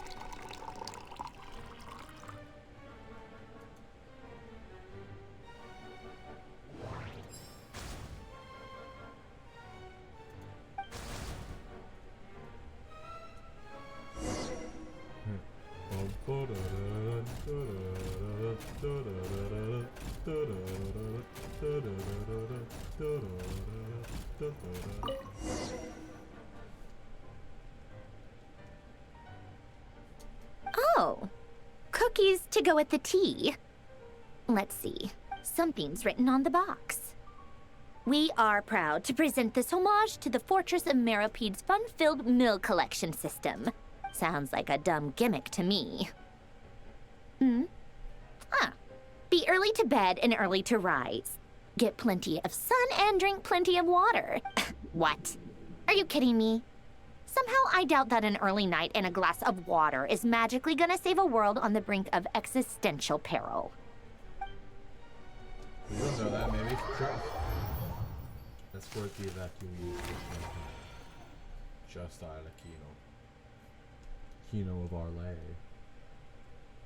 Lady Arlecchino, word has reached us that Lady Marionette's troops are all in position. They are ready to act as soon as the order is given. Excellent. The only thing is, they are fewer in number than we expected.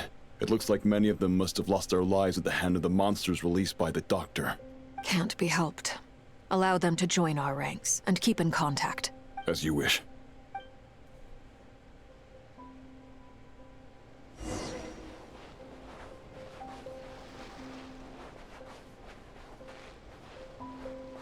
Wow, it's just weird seeing them without their masks on. Meet up with Child. Oh shit, Child's coming? It's been a while, Arlecchino. You look well. Did Dottore really have to build his lab right on the sole path between Snezhnaya and Nodcry? Had to go on a huge detour to stay out of its line of sight. Sounds like an arduous journey. I assume you've brought word from Her Majesty? Of course, all part of the job. Firstly, the Tsaritsa has authorized Fatui Internal Affairs to review Dottore's case. They will reach a formal verdict on whether he has turned traitor and whether he poses a threat to Snezhnaya. While they're working on that, I've been ordered to come and receive the refugees from Nodcry. They are nearby. My team will escort you to them shortly. Great. Aside from that, Her Majesty has a message for you and Sandrone personally. Huh? Where is Sandrone? She stayed behind to work since I was making the trip anyway. It seemed sensible to have one person on standby at base while the other came out to meet you. All right, guess that's just how she rolls. In that case, tell her that the Tsaritsa's decree this time is pretty awesome sounding. I think she'll like this one. Still, I wonder what... Wait, what's that? Did one of our troops turn into a monster? Take him out. Oh shit.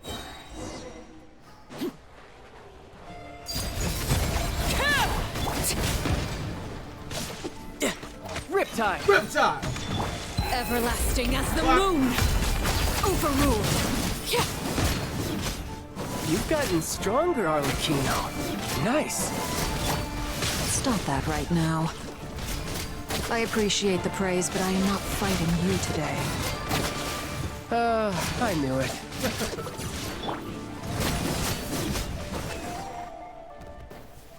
I can't believe it. He was a living, breathing human one moment, And the next? Another fine piece of work by our dear colleague, I'm afraid. What in the world has been going on in Nodcry? A lot. But long story short, Dottore stole 2 moon marrows that should have belonged to Columbina, then built a 3rd moon marrow of his own to concentrate the Trilunar Authority in his hands. What? What do you mean he built a moon marrow? People build roads and houses, not moon marrows. What's his next DIY project? He's gonna build a god? Actually, child, he kind of already did that. And he's kind of, in a sense, he's kind of doing that again, actually. You could stand to be less surprised. We are harbingers. The work we are engaged in makes the creation of gods seem mundane by comparison. I tell everyone who asks that you once crossed swords with Rex Lapis while serving as a key supporter for Rosaline's plan. But right now, you're acting like a common adventurer. Thanks for speaking up for me. Those 2 really took me for a ride back then. Then again, surely no common adventurer would manage to get tangled up with them the way I did. That's gotta count in my favor, right? It almost sounds like you wish to repeat the experience. I might have to lower my opinion of you. No. I'll stop talking. Please, go on. Dottore is currently still experimenting with his new... As for the human mutation, I believe this is simply a consequence of his experiments, and not a strategic move. That radiant beast was once a subordinate of Sandrone's. I suspect he was only allowed to live so that he could become an experimental subject. Also, those of us who fought Dottore have been afflicted with a curse. As such, I cannot leave Nodcry. This is so much worse than I thought. No wonder Her Majesty's decree is so extreme. While these exceptional circumstances persist, the Harbingers are hereby authorized to use unilateral executive powers. Should Dottore pose a threat, Arlecchino and Sandrone are permitted to eliminate him. Oh. My thanks to Her Majesty. She really said, I will pass hey, if these he's good that much of a tidings on to danger, Sandrone. Those 2, Her Majesty has also declared that she will refrain from launching an attack on the now evacuated Nodcry due to the presence of unretrieved research material. A wise decision. By the way, how's my old partner doing? I'm assuming they're with you? Partner? You mean the Traveler? I'm afraid I have bad news. He was captured after our failed assault on Dottore's lab. His whereabouts are currently unknown. What? Why? Since when does Dottore have a bone to pick with him? That is indeed the question. I'm not sure he does. He must have some other goal in mind. This won't do. I have to rescue him.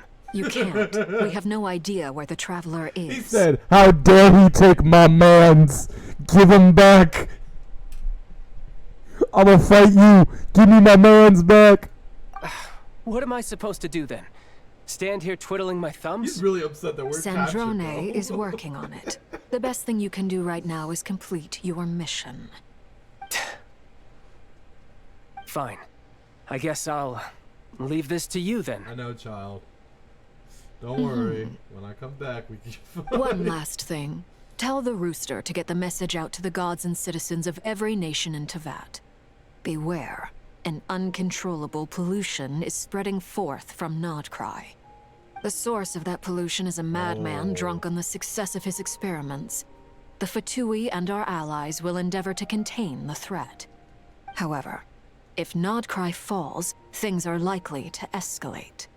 Considering Dottore is one of our own, all Fatui stationed in Nodcry consider it our duty to stay and fight him to the bitter end. Whatever the cost. Hey, don't be too pessimistic. If it comes to it, I'm sure Her Majesty won't stand by and do nothing. I hope you're right. Oh, so that's what happened. So we're probably in there then.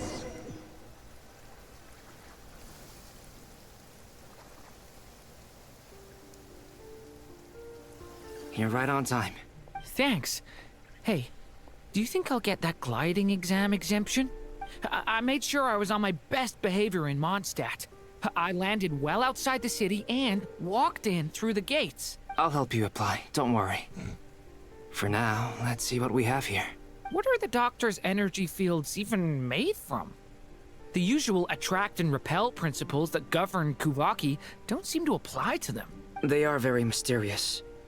but ultimately, they appear to be comprised of energies from the 3 realms. Thanks to research by Master and the Hexen Circle, we know that Tevat's 7 elements are derived from the more primordial power of the Light Realm, which is antagonistic with the power of the Void Realm. Since you have the power of the Dragon Durin within you, I'm sure you can already tell that this energy field contains no abyssal energy. That's true. It's not abyssal energy. It's something pure, wild, and untamed. I've been thinking about something. Do you still remember the device that Dory supplied from the Academia when you and Miss Columbina fought Raria? That was one of the most marvelous feats of ingenuity I've ever seen. The design, the craftsmanship, the material selection. I couldn't fault any of it, not to mention the operating principles. Surely the most ingenious feature of all. Dory didn't go into detail on how it functions, but I have a working theory. The clue was that Miss Columbina was somehow able to use the pyro energy that you provided, despite the fact that, as a moon goddess, she should only be able to use Light Realm energy in principle. Now, all elemental energy is, of course, derived from Light Realm energy to begin with. Hence, I suspect that the device works by restoring elemental energy to its original state. This presumes a theoretical model of the 7 elements akin to that of light refracted through a prism. Perhaps it is no mere analogy. Maybe there is indeed a prism in this model. I almost wonder if the idea for the device was conceived based on direct observations of said prism. It is at once a masterwork of engineering and a groundbreaking application of the Academia's latest elemental theories. I suspect only Lesser Lord Kusanali herself could have devised such an ambitious technology. But back to the energy field before us. If this is pure Light Realm energy, its relation to elemental energy is one of integration versus division. Or you could say that the former contains the latter. Could this mean that elemental energy can dilute the power of the Light Realm? Should we give it a try? We should.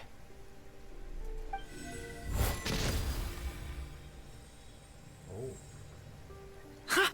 It works! Clear signs of disruption were detected at the periphery of the energy field. This indicates that elemental energy can disturb or even negate the field. Now you try. Alright, here goes. It's working! Switch to abyssal energy and attack again. No surprises there. Abyssal power drains the energy field to a significantly greater extent. I now feel confident in asserting that the energy field is indeed pure Light Realm energy, and that elemental energy can dilute it. Okay.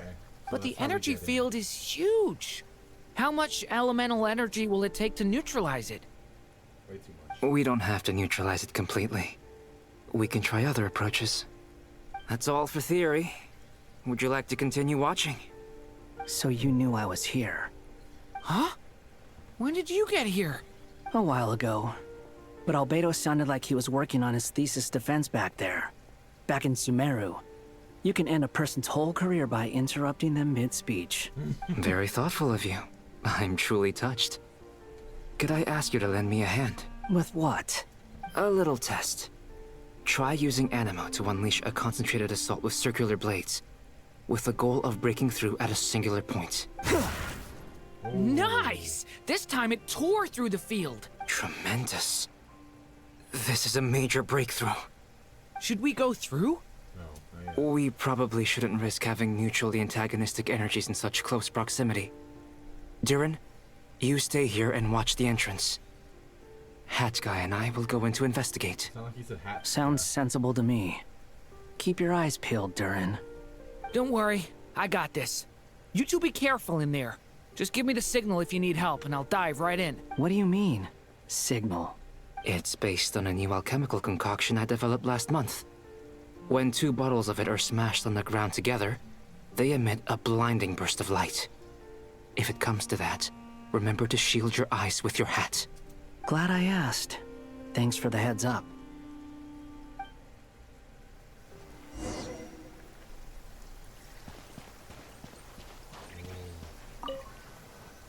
like I thought.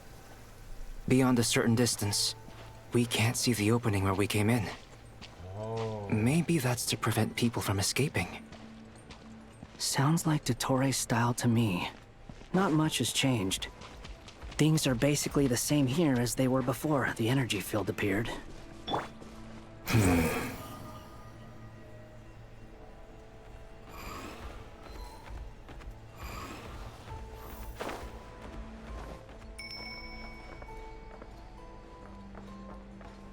Shit. Oh, makes it sad.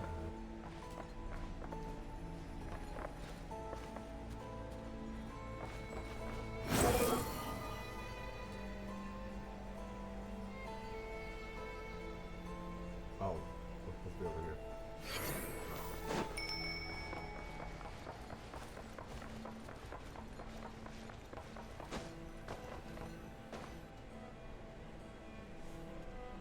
They have no heartbeats and they're not breathing.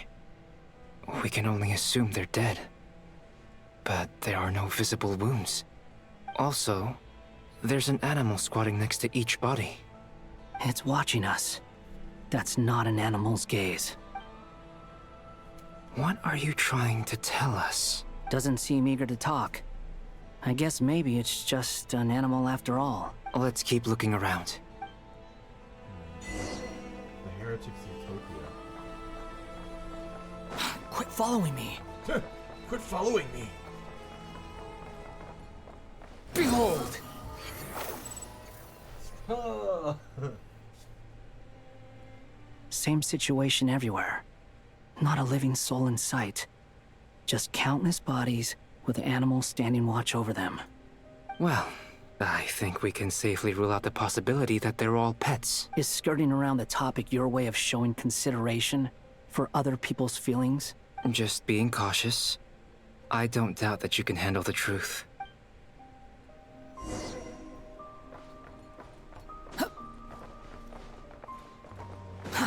Too slow.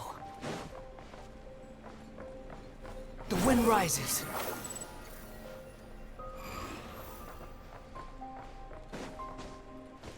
Careful. Please. Help us. Please. Over there. I hear a voice.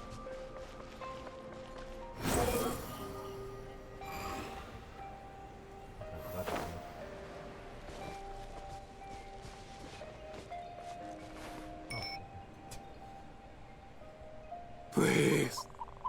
Help us. What happened here? I don't know. Suddenly, everyone collapsed. Then my line of sight got lower. I still have some of my senses left. I gotta get out of here.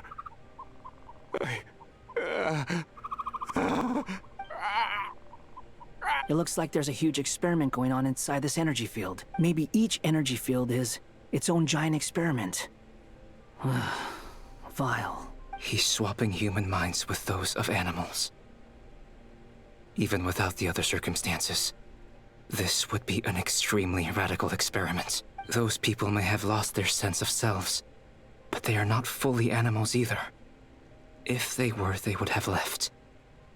But instead, their instincts are driving them to remain by their dead bodies. We should go. No sense in sticking around here longer than we need to. Animals are actually the people. Agreed. That's fucked.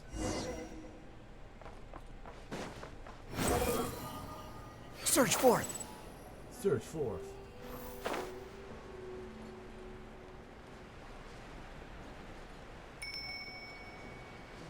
Squall and fury. Squall and fury.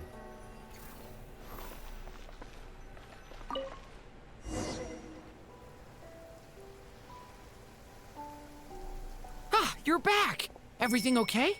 We saw some things that take a strong stomach. Otherwise, we're fine.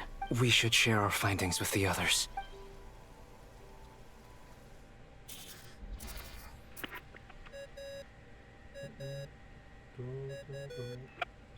Yes? Who is it?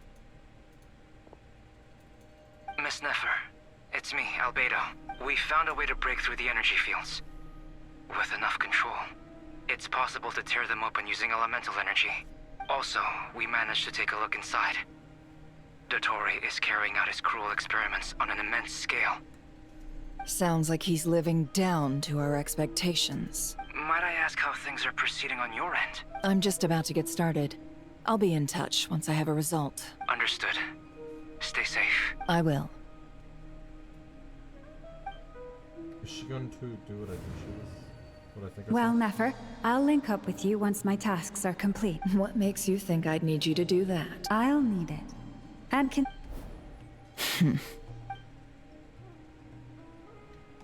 Let's begin. Entering simulation mode. I thought that's what she was gonna do.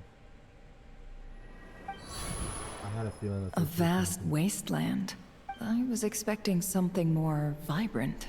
Wait, someone's there. What are you looking at? In that case, I want to know all about everything you've seen and experienced. Is there somewhere I should return to? Or should I stay here and be the hero everyone says I am? I don't dislike my current life. Roaming the land, fighting battles. I guess the only thing that's missing is that you're not here with me. This is the conscious layer, which contains a person's true feelings. I suppose anyone who lives long enough ends up wishing for someone who can't be there. Maybe it's the only way we can feel truly alive. Time to delve a little deeper.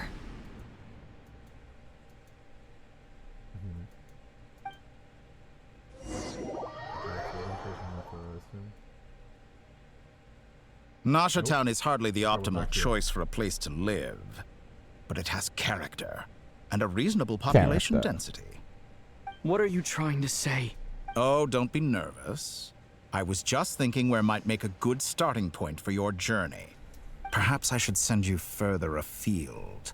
Conria, perhaps. Conria ceased to exist long ago. Once again, you fail to understand the possibilities that the Tri-Lune creates.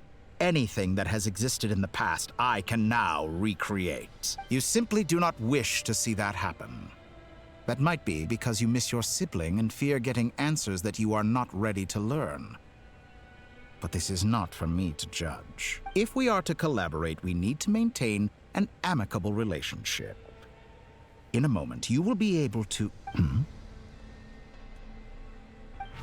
Oh no. What are you... Oh shit. You could just tell. What are you gonna do? Don't move. Something unwanted has crept into... Oh? Gone as quickly as it came. Nicole says that. Damn, she was found immediately.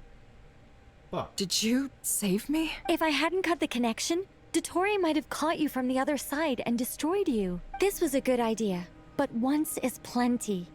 You were exceptionally brave. Excellent work. Thanks, but now's not the time for that.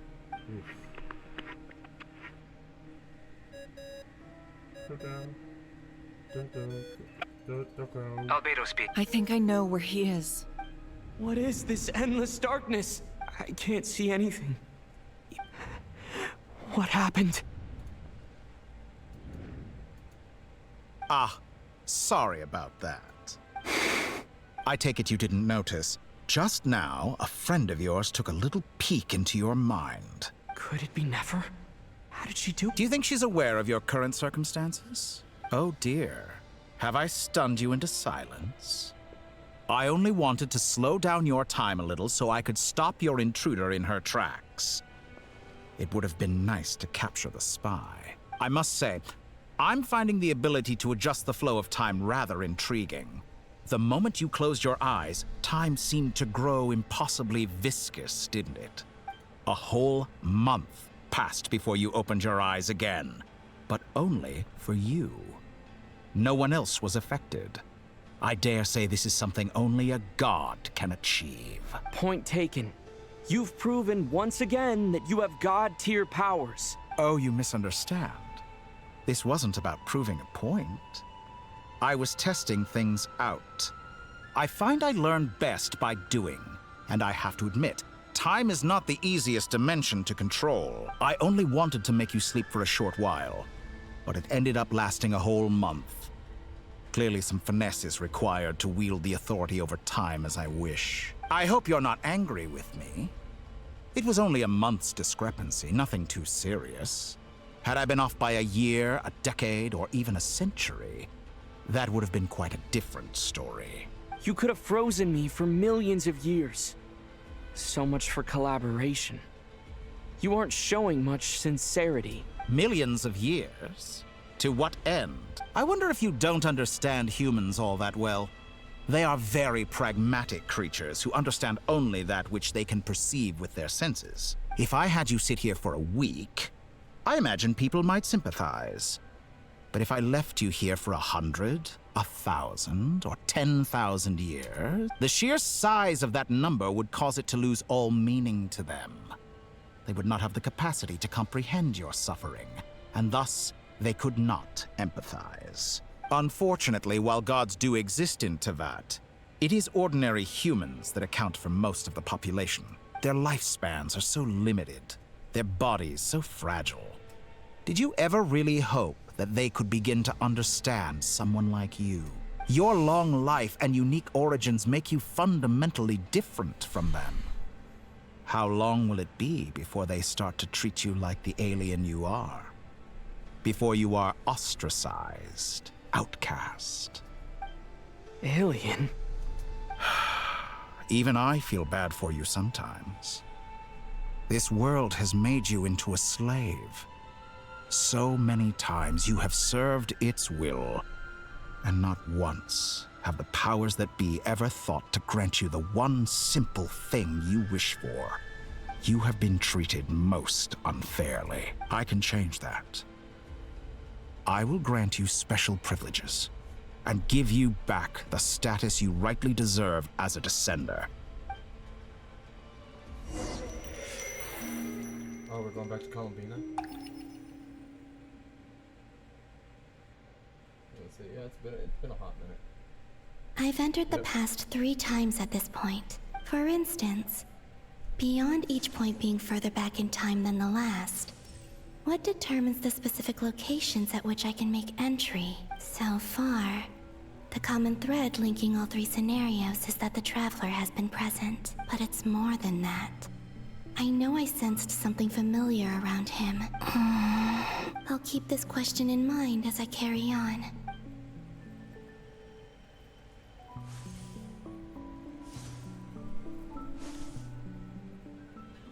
Oh. Humans, Okay, this is during the you reveal fight. never change. Always trying to use powers you neither comprehend nor... This looks like Star Sand Shoal. Was this before Rerir regained his physical form? Yeah, I think so. You've messed with the cannon again, huh? Sorry, but this round's not gonna go your way. The cannon. That's right. I was at Silvermoon Hall and I sensed an abnormal Kuvaki fluctuation coming from Nasha Town. Again, he wasn't Electro And by right then. after just saying. that, came an ominous power emanating from Star Sand Shoal. My body was once torn into countless pieces and hurled into the swirling chaos of time itself. But even so, my life and will were not extinguished. I wonder if I could try to prevent his resurrection. But how would I do it? What can I do, here and now? Traveler, behind you! Look at that light! No, I won't make it in time. He's using the Kuvaki shield, like I taught him. Is he going to use it to block the cannon's beam? He's strong. I'm sure he can manage. But the... Easy Island. The Frostmoon Scions will be exposed to lethal levels of Kuvaki. A question, if I may. Kind Miss Columbina. When the cannon's Kuvaki beam was deflected earlier, I saw several bolts of energy streak toward Hisi Island, only to be blocked. Did you? Maybe that really was me after all. Well, future me. But I don't know if I have enough power left. Sigi sato pasa sax, niti ipotuvtos. There's no time. Osestikos paratin tiram tu risuiku, topia tu aithion feraton. I have to make it. Oh, Frost Moon. Oh, great land. Oh, slumbering moonlight of Nodcry. If you can hear me, if you can sense my call, then please, heed me once more! Oh!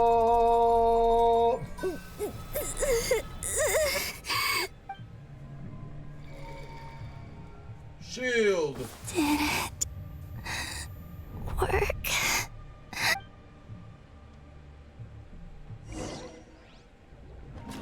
Alright, well, that's enough of Columbina action, I guess.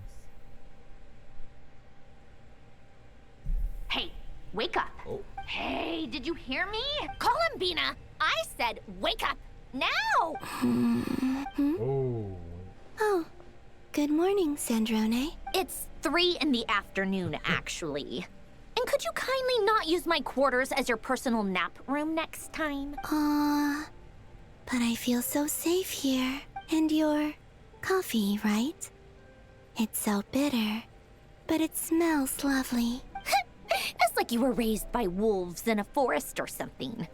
What did you drink growing up?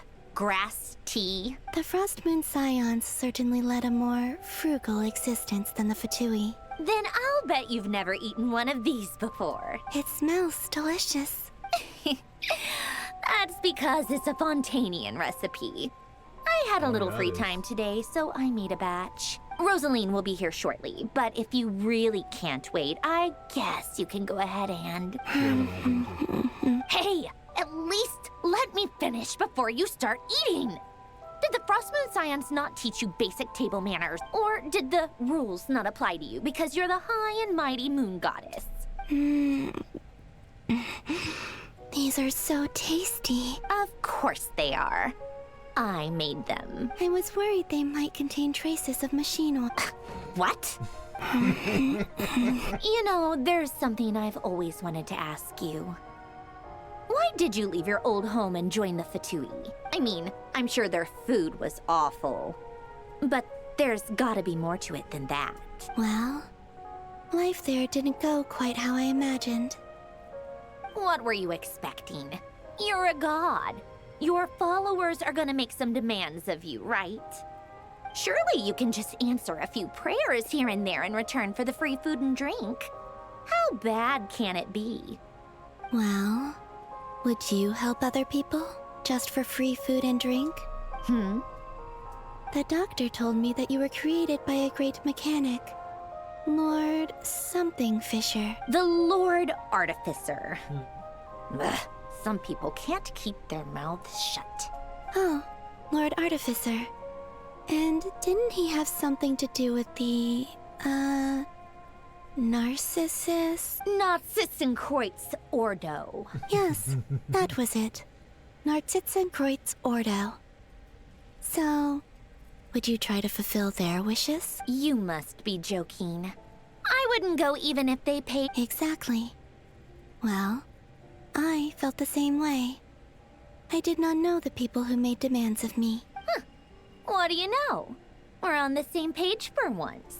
In his later years, Alain did ask me if there was anything I wanted to do. If I had any wishes of my own.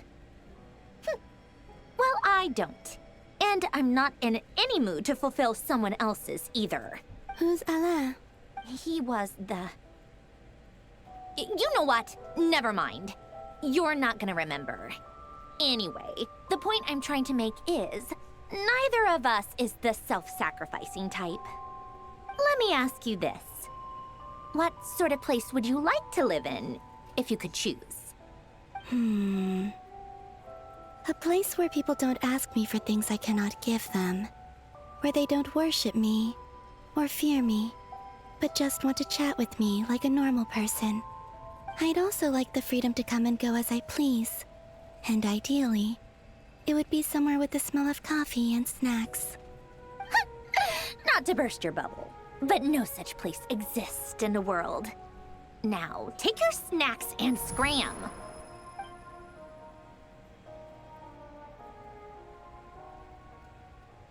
Did I pass out? Of course. I'm back here again. I dreamed of events from my past. Sandrone. Traveler. I miss you all so much. Back there.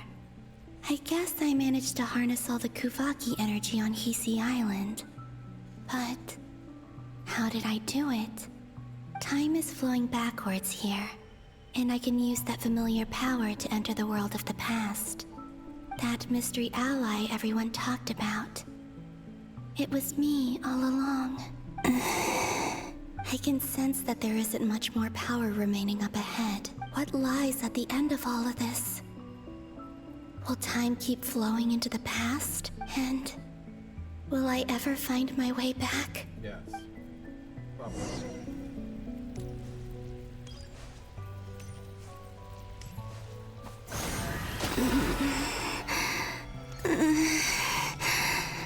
It's getting harder and harder to use my power. She can't even run anymore. I'm no match for the Abyss in this state. I need to avoid the contaminated fragments.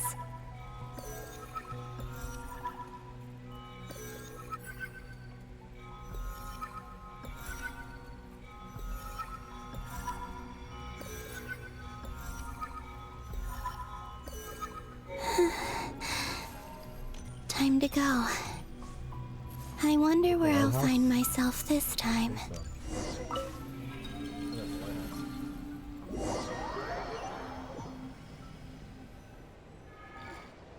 The Final Night Cemetery. I was gonna say, I think This is where Flint's is based. Or not! How are we supposed to read through this many files? Difficult, yes. But it is also our most efficient option. Seems like they're searching for information. Oh, was this my doing too? To expose the true intentions of this Rarir, we need to dive into Nodcry's history. Are my actions changing the past? Or are they simply completing a process? Is all of this inevitable? Or am I the one making these decisions? If I choose not to help them now, will it change how things turn out? Hope we don't land on our heads then. They're my friends. I can't not help them.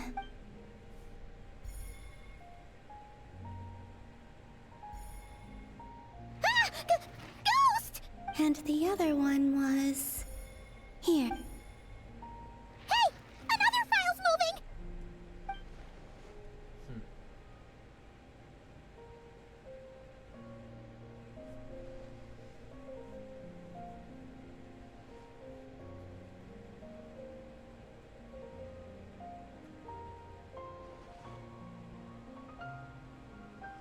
That should do it.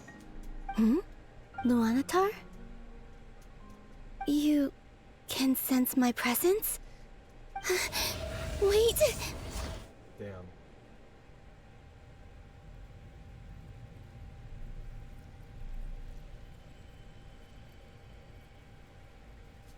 Luanatar. So she's that familiar presence I've been sensing all along. She's always been by the Traveler's side. That explains why the Traveler has been there each time I've entered the past. But why Luanatar? Is it because she has a connection to me as the Moon Goddess's familiar? If so, why not any other Kuhenki? That's... Oh. Wait a minute.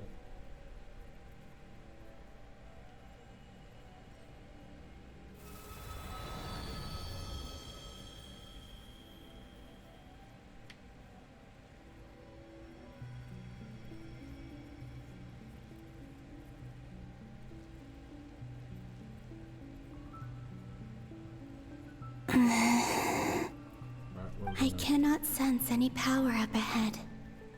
Just a void, stretching out into infinity. This is likely my final chance to enter the past. It's now or never. I have to find a way back.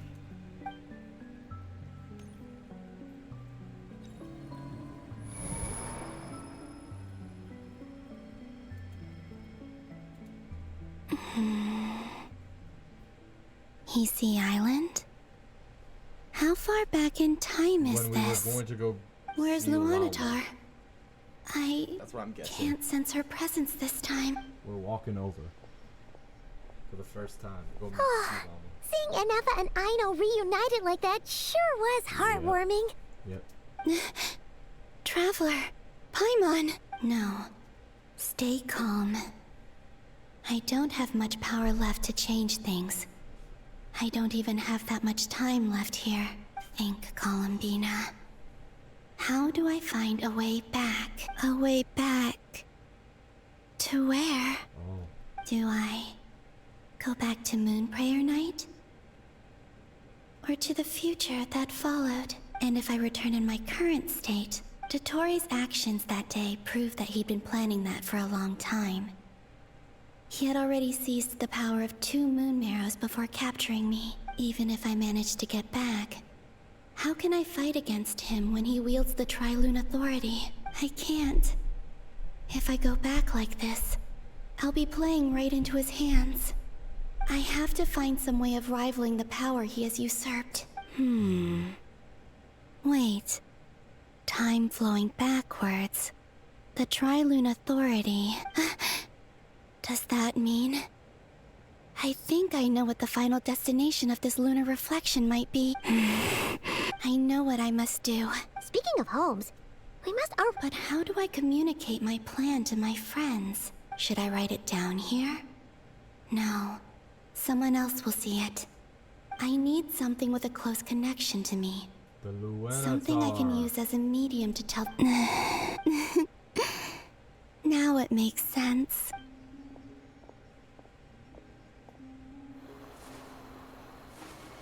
So she created the Luanatar that we see. That always follows us.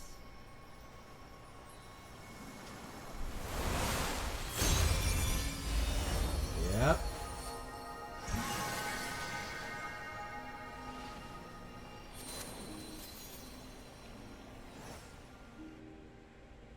Hey, what was that? I feel like some sort of breeze blew... It was I who brought Luanatar into being.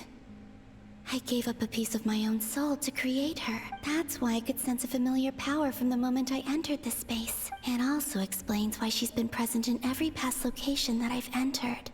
Because we have a deep connection. Hey there! What's your name? And the reason why there are no more gates to the past after this point is that Luanatar hadn't been born then. No wonder I sensed the trace of a blessing when we first met. But I still didn't recognize the soul hidden within you back then. I was just a little lost dove. I had yet to become Columbina Hyposelenia. Go on. Go on now. We've got stuff to do. Best you find someone else to hang out with. Hey, you scared it off. I'll be counting on you. Remember to stay by the traveler's side, guide him, and help him in my stead. Oh, and bring him to the garden where the moon prayer blossoms grow. There's a little lost dove there who will need his help.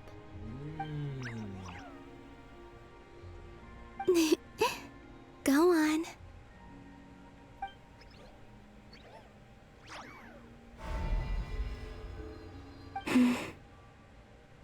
You too. Go and live your story. As for mine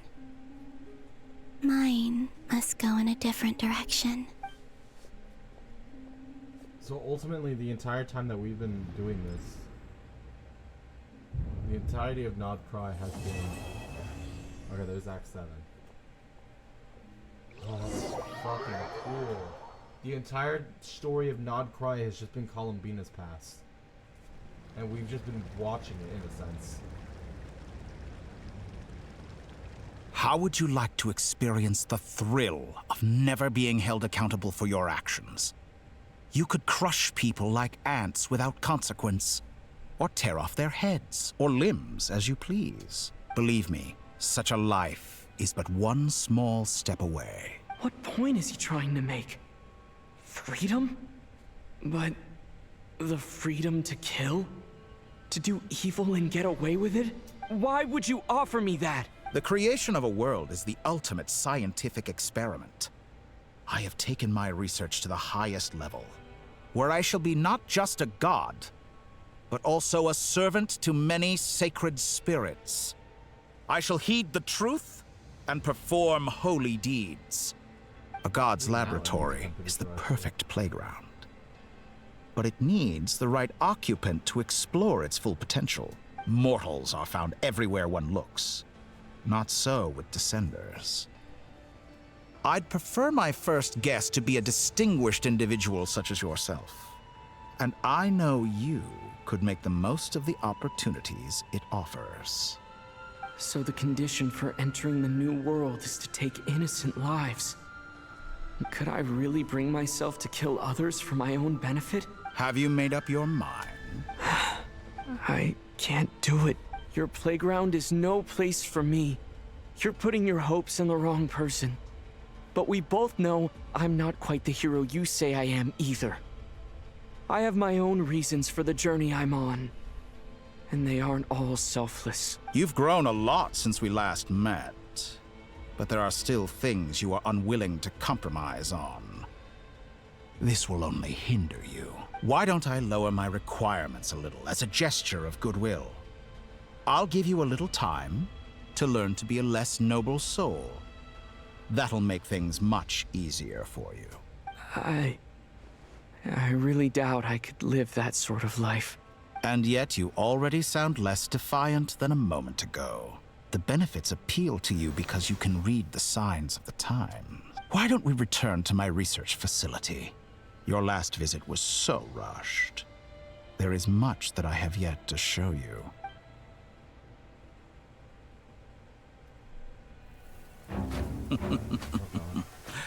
Now to that question, I'll just stab him. Heroes don't attack from behind. Guess I'm no hero. This is most disappointing.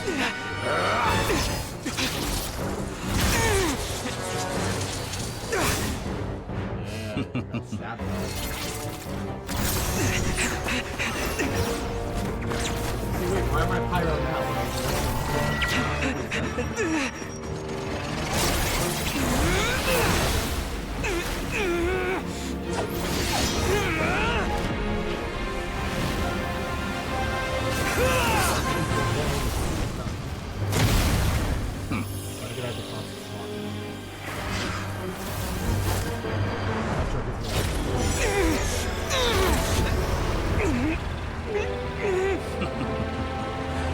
Now then. Oh, wait a minute. That was not his thing. Ooh. Oh, there he is.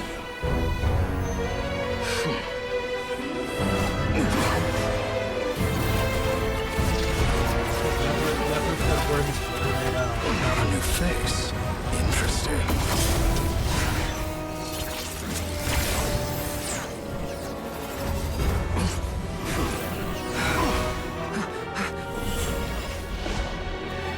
Alright. So we're back. Traveler's back.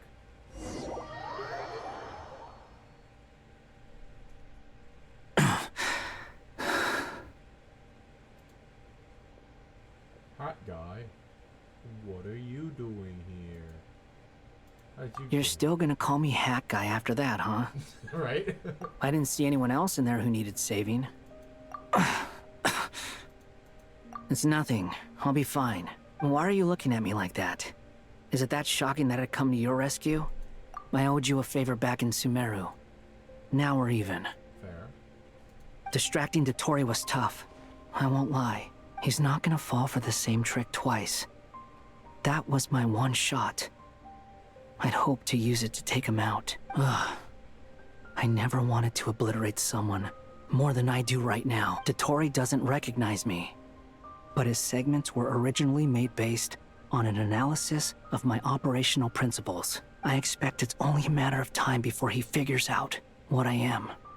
So Dotori doesn't recognize Wanderer because he deleted himself from Irminsul. Did he really miss his only chance for revenge by saving me? Why the long face? And I'm not complaining either.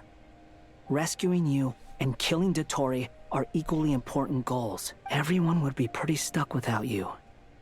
It's best you live to fight another day. How are you holding up? Are you all right? Hat Guy said to put safety first, so we agreed to run as far away as we could after leaving the energy field, and only meet up once it was safe. You don't look injured. It seems that Dotori didn't do anything to you. Nah, you just All tried right. to mindfuck me. Rescue operation complete. There's a lot more work to be done before this is over. Alright. True Moon. Act 8. Ooh. We're on the final act before we have to do the interlude and prelude. Ooh. Find a way to make a breakthrough. So now I assume that we're gonna, us four are gonna walk back and they're gonna be like, oh my god, the Traveler! I will bear the Tsaritsa's decree in mind. I don't see what's so awesome about it, though. Does he really think everyone else is as immature as him? I'm not stooping to Tartaglia's level. I thought you might say that. How's your progress? Quite promising, actually. That alchemist Albedo gave me a few ideas. Remember how I asked you to look up some files for me?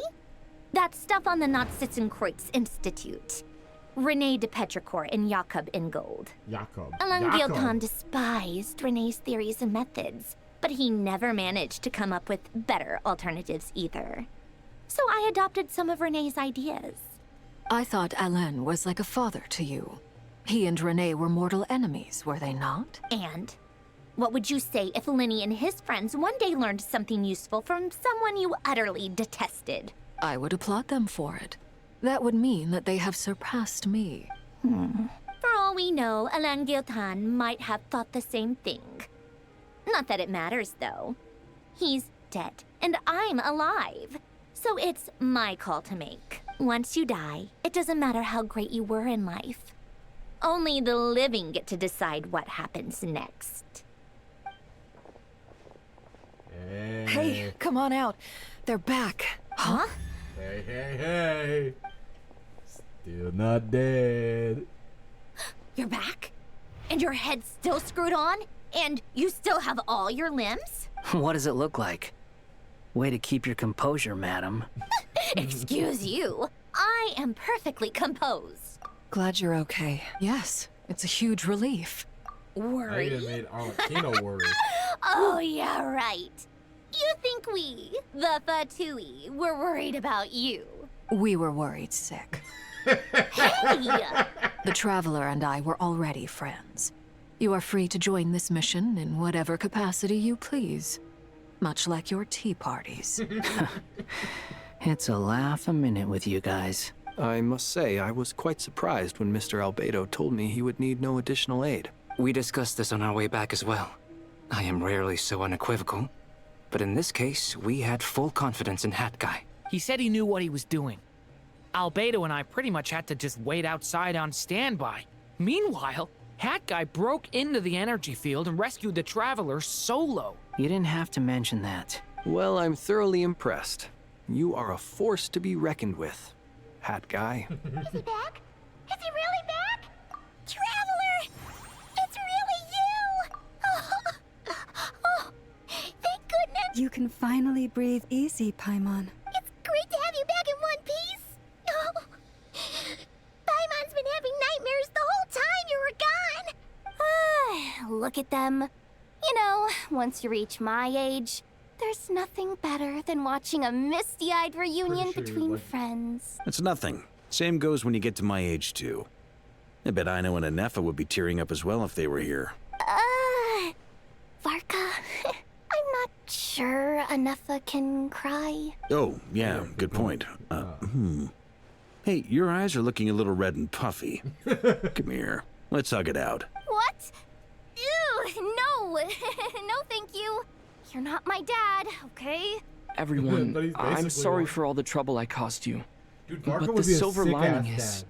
I didn't come away from this ordeal empty-handed. While I was being held captive, I learned a lot about Dotori's current capabilities, and what he plans to do with them. Allow me to explain. In the form of a song. Da da da da da da. The three moon goddesses were even more powerful than we imagined.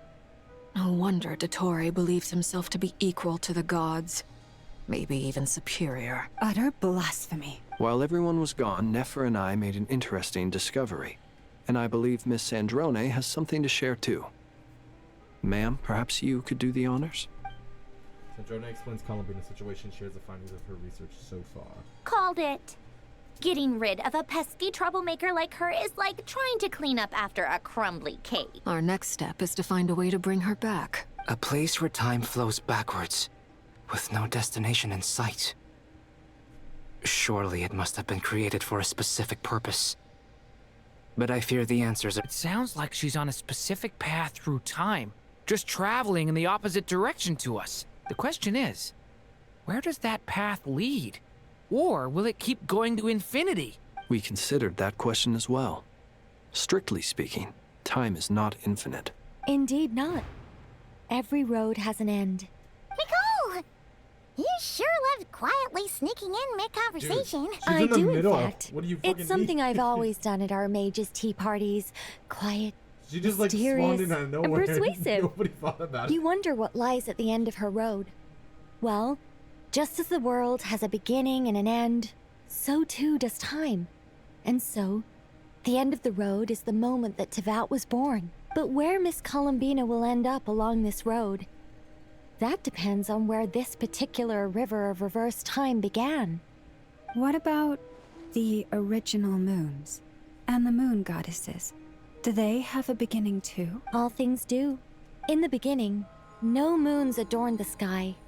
It was the Dragon King Nibelung who raised the three moons into the heavens, and thus were the moon goddesses born. They were shadows of the planet, born to wield Nibelung's authority and oversee the world on his behalf. They were extensions of his will, manifestations of his majesty. But then one day, they disappeared just as suddenly as they had once been brought into being. Nobody knew where they had gone. Oh, back to Columbina. Okay.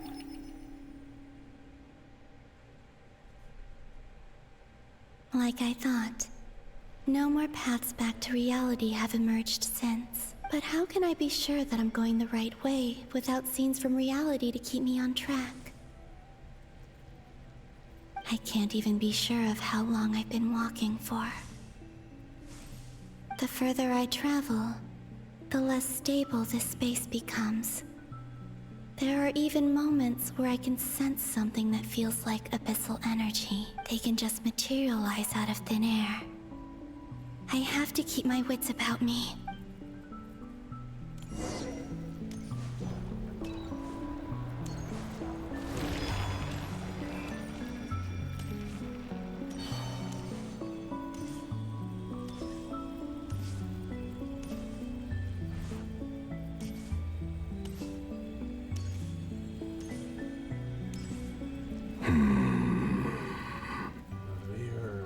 Is that the Ray here of Solnari?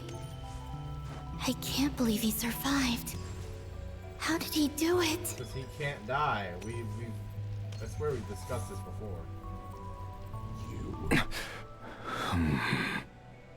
You are the moon goddess. But how? Please, there's no need. I'm not interested in fighting anymore. I find that a little difficult to believe. Yeah. Honestly, so do I. The way you used my own power against me was... It was a brilliant strategy. And then, in the final moment before I was thrown into this space, I got to see an old friend. Mr. Dainsleif. Right. It was so long ago now. But we were friends once. When I first got here, I was filled with hatred, remorse, and rage. How I cursed and devoured. I tore everything here apart, but to no avail. This is a place with no exit. This is the second time I've entered this space. Though I have no memory of the first. I was torn to shreds the moment I entered. But this time I survived. It must be partly because of this new body. And partly because of all the Kuvaki I absorbed in Nodcry. Are you the source of the abyssal power in here? Not all of it. Some is from when I first arrived here and tried to destroy everything. But there was already a degree of abyssal power here, before I entered. And like a venomous snake baking in the merciless sun, it tried to slither into my shadow. Tried to? So, you rejected it? Yes. Because after that, the world suddenly became silent for a moment. What do you mean? The voices in my head, they were gone. And then I saw her. Her? Thalindis. My former lover. Never mentioned that she saw a memory of Thalindis leaping into the moon's reflection. More precisely, I saw her afterimage. I'm sure the real her is long gone. She was just an ordinary Conrian. She couldn't have survived here for very long. Anyway, why have you come here? Didn't you know it was a dead end? If I hadn't escaped through the moon gate, my friends would have been in far greater danger. Oh, I see. Because of your power. The power of a moon goddess. What? You'd like to know how I know, wouldn't you? The one who resurrected me said so. I could hear a deep lust for power in his voice. He did. Do you mean Dottore?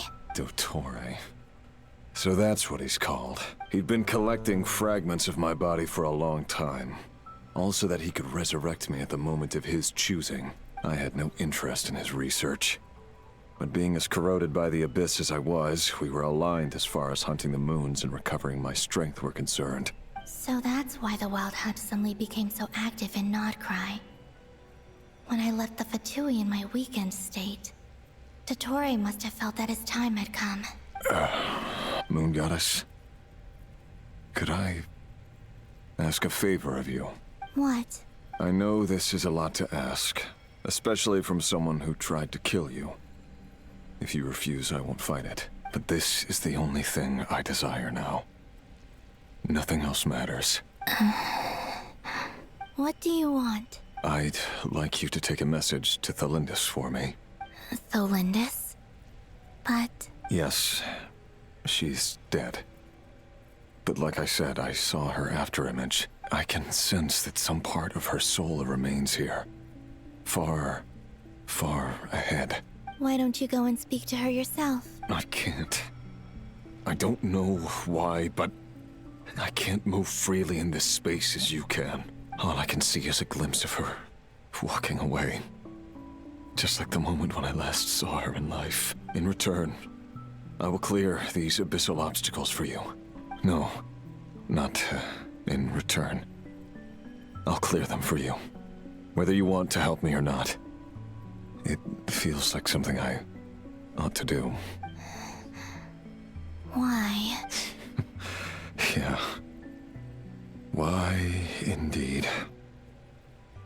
I've been asking myself that question a lot recently. Why did I do the things I did? I'm tired of it all. Tired of the person I became. People used me. And then I turned around and started using others. I hurt a lot of people. I think I grew tired of it long ago. But I wouldn't admit it to myself. And ultimately, that's how I ended up here. What do you wish to tell her? All of it. My past. past. My mistakes. Everything that happened after we were separated. Is it okay if I give her the abridged version? Yeah, I'm sure there's plenty you can skip over. Just tell her the important parts. Whatever you think that means. Like the part where you relentlessly tried to kill us? It's up to you. Love demands honesty. But my relationship with Thelindis was built on lies. We hid too much from each other. But after living my whole life in the shadows, I don't want to hide anything anymore. I will do my best.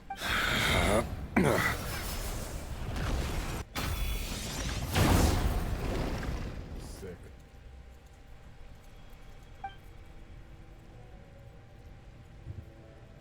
There. The Abyss will no longer stand in your way. Even though Mr. Dainsliff felt he had to fight you, I think he still regarded you as a friend. Dane? He said that you betrayed him. But he also felt great remorse at never having understood what you were truly going through. Why tell me this?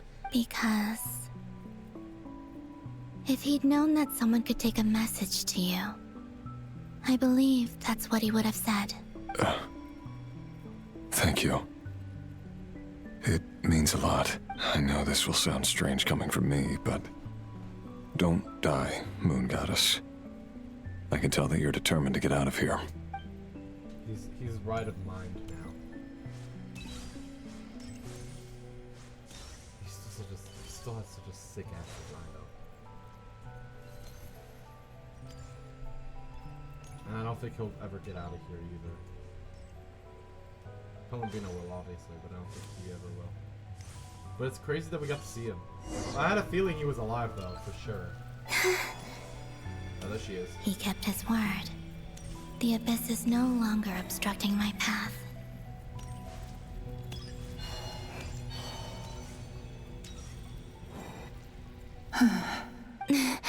Is that the Lindis? She wasn't far off at all. And yet, they can never meet. Hello, Miss Thelindis. Who are you? How do you know my name? I've never seen anyone else here before.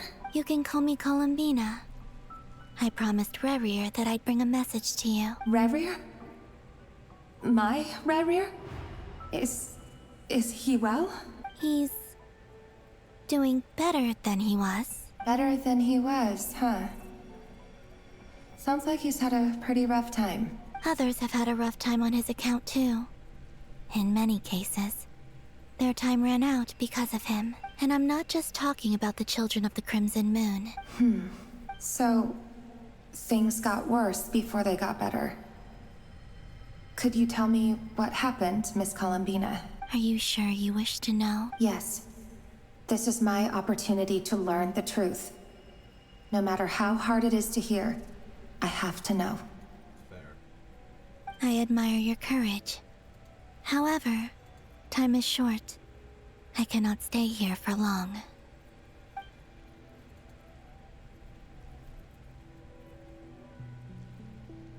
Rerir had seeds of hatred in his heart, and many people nursed them for their own ends.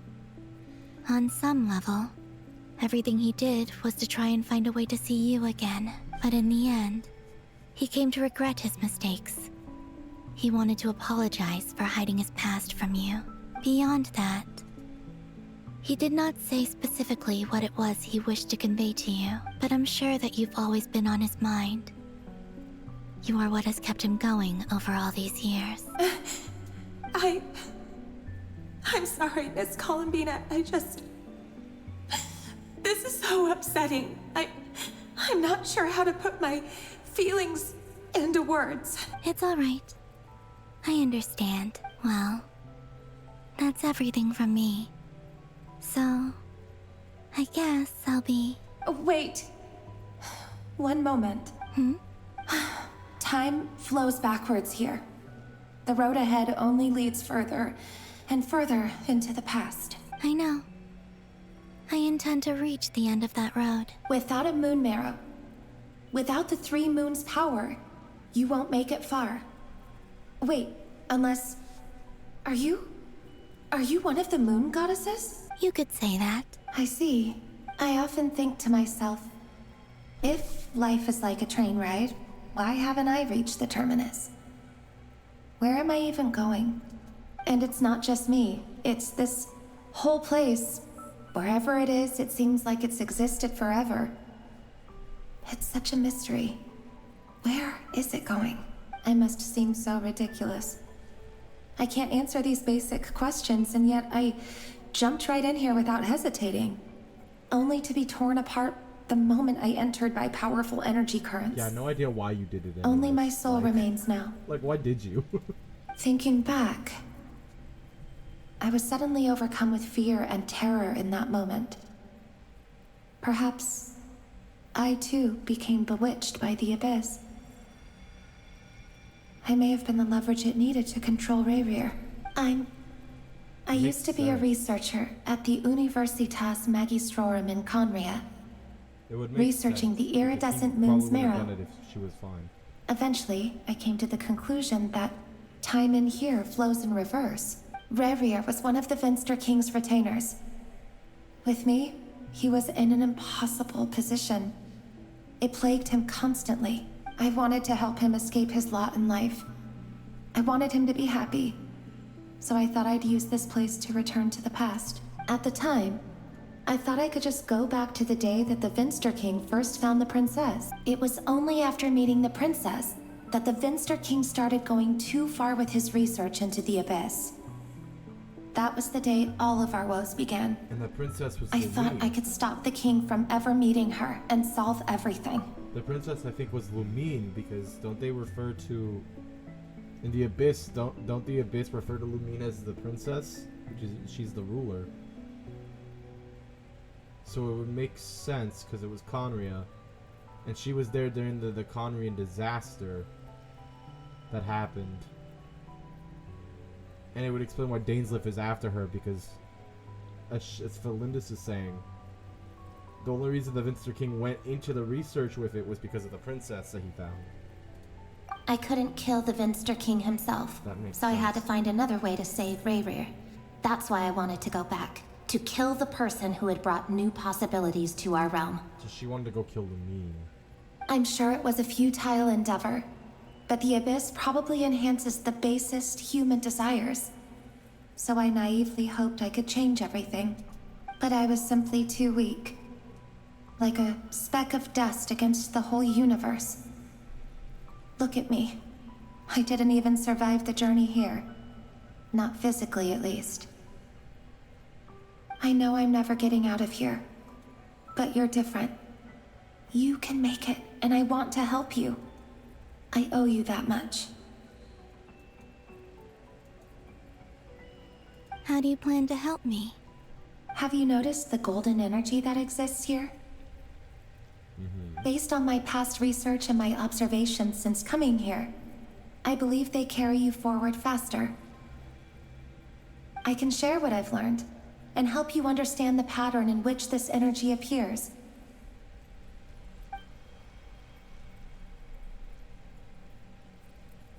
I think you just might... Now, I know you will be able to change the past. How am I doing? I'm doing good. Also, I've been speculating about where this space ends. The documentation was scanned, but from what I know of the legends about the moons, the oldest ones seem to begin with Nibelung, king of dragonkind. I have no way of verifying any of it by this point, but if it's true, you might be able to reach that era if you keep walking. Understood. Thank you, Miss Felindus. I'm the one who should be thanking you. If you hadn't entered this realm of everlasting death, what use would my deductions be? Thanks to you, they have some meaning. About Rayrir, I'm so sorry. For everything. You stream all It this wasn't game? your Nope. fault. I've just been doing it. That's not I've just true. been doing it recently. Because we both feared bringing trouble upon each other. Neither of us ever told the truth. Just need to finish And that the story. dishonesty sealed our I feel the fates. reason why I'm streaming this so often. But enough about that. I wish you a safe journey, Miss Columbina.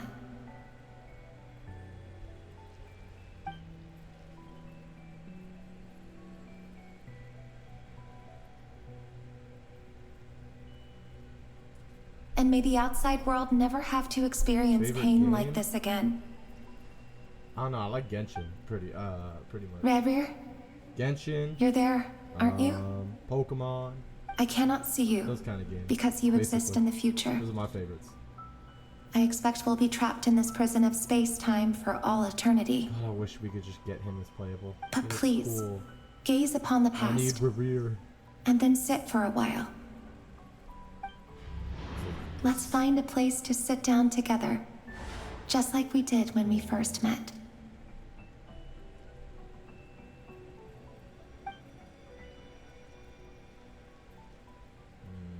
That's sad.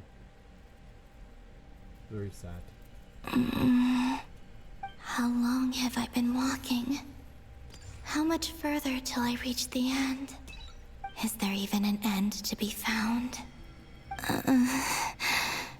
Everything's getting blurry. Don't fall. Don't fall. No. No. My woman. Oh, what the hell? Are you all right, little sister? Wait. Have you come from the distant future? Wait a minute. That's sh- I like horror games. Yes, I do. So, how exactly did the moons just I disappear? don't play them often, but I like horror Shouldn't it games. be a little harder to get rid of major creations like moons? The world is a vast and ancient place. On a certain scale, all life lasts for but a fleeting moment. Miss Nicole explained that the moon goddesses likely perished in the War of Funerary Flame. The moons themselves were also destroyed at that time, save for the Frost Moon, from which a new moon goddess was later born. Am I missing something then? 'Cause the stories say that the moon goddesses were born on the moon, but doesn't Columbina say she was born in Nodcry? Very good. I love it. You're right! Why do their birthplaces differ? Definitely love this game. What's the difference between the two generations of moon goddesses? Also, remember what Sandrone said? Her scans detected 4 moons. In other words, 4 moon marrows. Technically, the result of the scan means that 4 moon marrows were detected and positively identified as moons in that moment. In other words, this piece of information alone isn't enough for us to know how Miss Columbina is doing right now. Yep, we have no way of staying up to date on whether she's dead or alive. She's on her own for I now. always forget how to pronounce his name. But at least she's trying her best to get back to us. Yeah. She's a tough cookie. The design and voice And are a cool enough sore that loser, too. I'll never remember his name. We have to trust that she'll find a way. As much as it pains me to say it, we've got no chance of beating Dottore in a straight-up fight. I always He's forget how much to too pronounce it like powerful.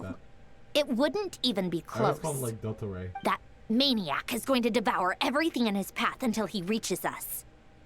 We need to find someone or something that can stop him before he does anything worse. I'll be frank. Our only hope of defeating this false god is with a real moon goddess on our side. I'm not just saying this because Columbina's a friend and I want her back safe and sound. It's just the truth.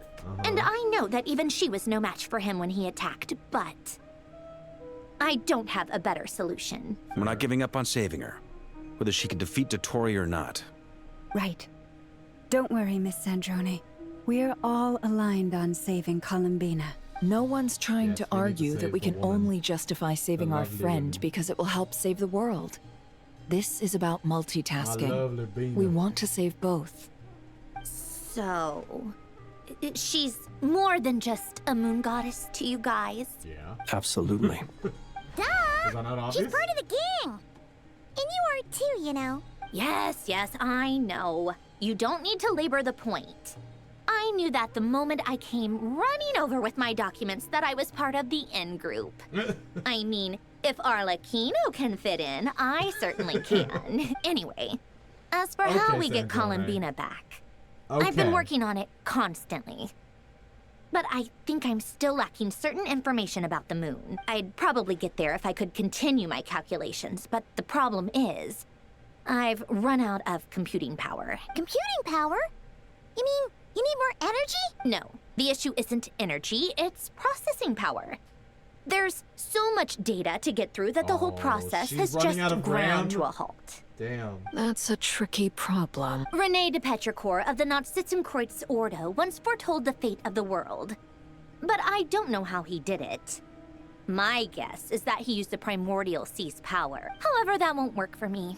His methodology was vastly different from my own. What's worse, they're incompatible. And, to top it all off, we can't even leave Nodcry. Ugh, this is so annoying. If I'd known we'd run into a bottleneck like this... Well, no, the design bureau's a bust as well. Curse that Dottore! Couldn't have made this harder for me if he tried. Oh, what do we do then? How about we grab a bite to eat and take a break? Maybe something will come to mind after you've cleared your head. You don't get it, do you? I'm trying to calculate the fate of an entire world here, and I need accurate results, not vague prophecies. Where the heck am I gonna find the computing power for that? I know nothing. I don't know. Maybe. Anyway, time to shelve the discussion on technical difficulties. Being a killjoy isn't very ladylike, after all. Either way, we've done what we can. Rest well, everyone. Remember to let us know if anything new comes up. Hat Guy? Is he hinting that we should talk outside? Yeah, let's talk with Hat Guy. Let's go somewhere. Yep, I'm with you. I'm with you, Kaze. Oh, it's daytime? I thought it was You know nighttime. that Dory went back to Sumeru, right?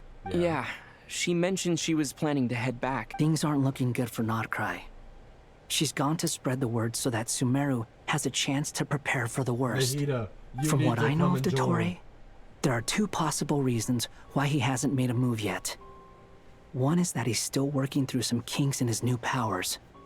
The other is, he wants to see how we're going to react. Both. He'll easily devour everything eventually, so I guess he's in no rush to make it happen. The first false god he made was me. Now it's his turn. Even though my records were erased from Irminsul, Dottore's ideas haven't changed one bit. He once told me that becoming a god was like turning yourself into a hungry wolf or giant serpent to devour the moon. Clearly, he began studying the moon goddess's powers long before he even tried making a god. He's always wanted to get his greedy hands on divine authority one way or another. And in the end, Don't know why. he devoured the moon where I Don't failed. sound that fun, bro. In the desert of Sumeru, In the desert? there is a chessboard built by King Deshret, also known as Al-Ahmar. I don't know if it was a real game, or if he was just trying to challenge his servants and citizens in some way. But creating games and setting rules, gods do that as a matter of course. That's the kind of power Dottore craves. Now he has the Trilunar Authority. His power is leagues beyond the common people. I don't think there's any point in other nations rushing to the front line. They're better off focusing on defense and hoping they can fend off any threats that spill out from Nodcry. Either way, Dory will inform Lesser Lord Kusanali, and she will contact the other gods in turn. The Seven will have some recourse available. If nothing else, their protection should keep the rest of the world from descending into chaos as quickly as Nodcry has. So on the bright side, even if Nodcry is doomed, your friends in other nations won't be in any immediate peril. Yeah, they'll be prepared. That's good to know. But I'm not ready to give up on Nodcry yet. There's a word for people who refuse to let anything go. It's called being greedy. Maybe it sounds greedy to you.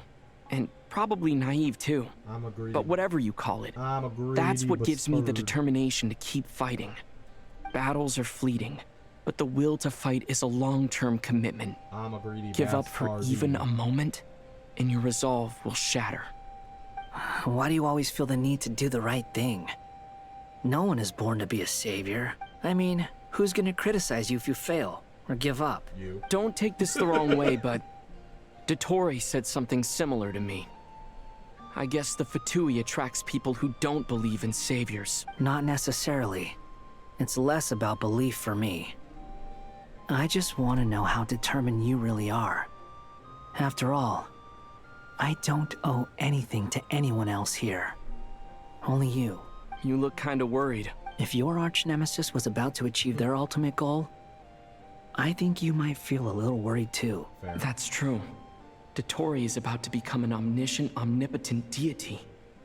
That's gotta be a bitter pill to swallow. He's been wanting to Still, kill him since you're Sumeria. calmer than I expected.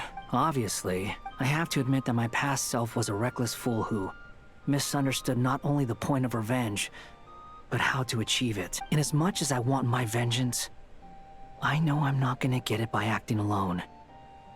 If the world's taught me anything, it's to think before I act.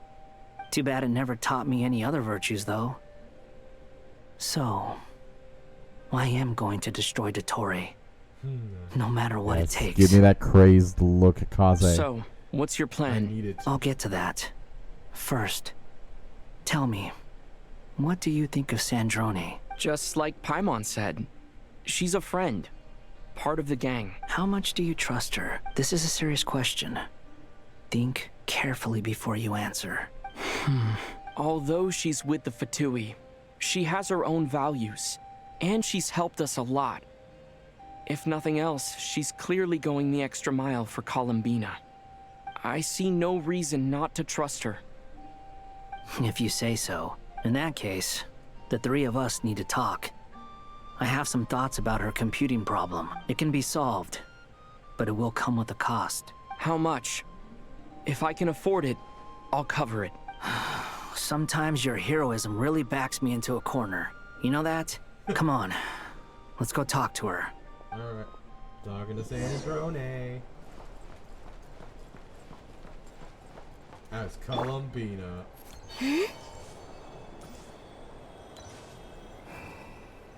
Actually, now that I think about it. Oh, I can't. Okay. No, my team is forced to sit down. I was gonna be like, what if I put Sandrone on the team, actually, guys? But that's not gonna work. Miss Sandrone, Traveler. Hey there. Paimon's here too. She was just helping them sort through their things. How did your chat go? That was fast. The call only just ended. Well, you said it was urgent, so we got here as quickly as we could. Albedo, I have some alchemy questions for you. I see. Looks like my knowledge proved useful after all.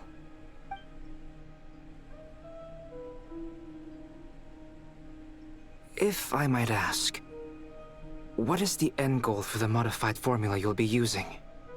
I needed to predict the future of the entire world. But I've run into some teething issues since trying to implement Renee's theory of the 4 Orthants.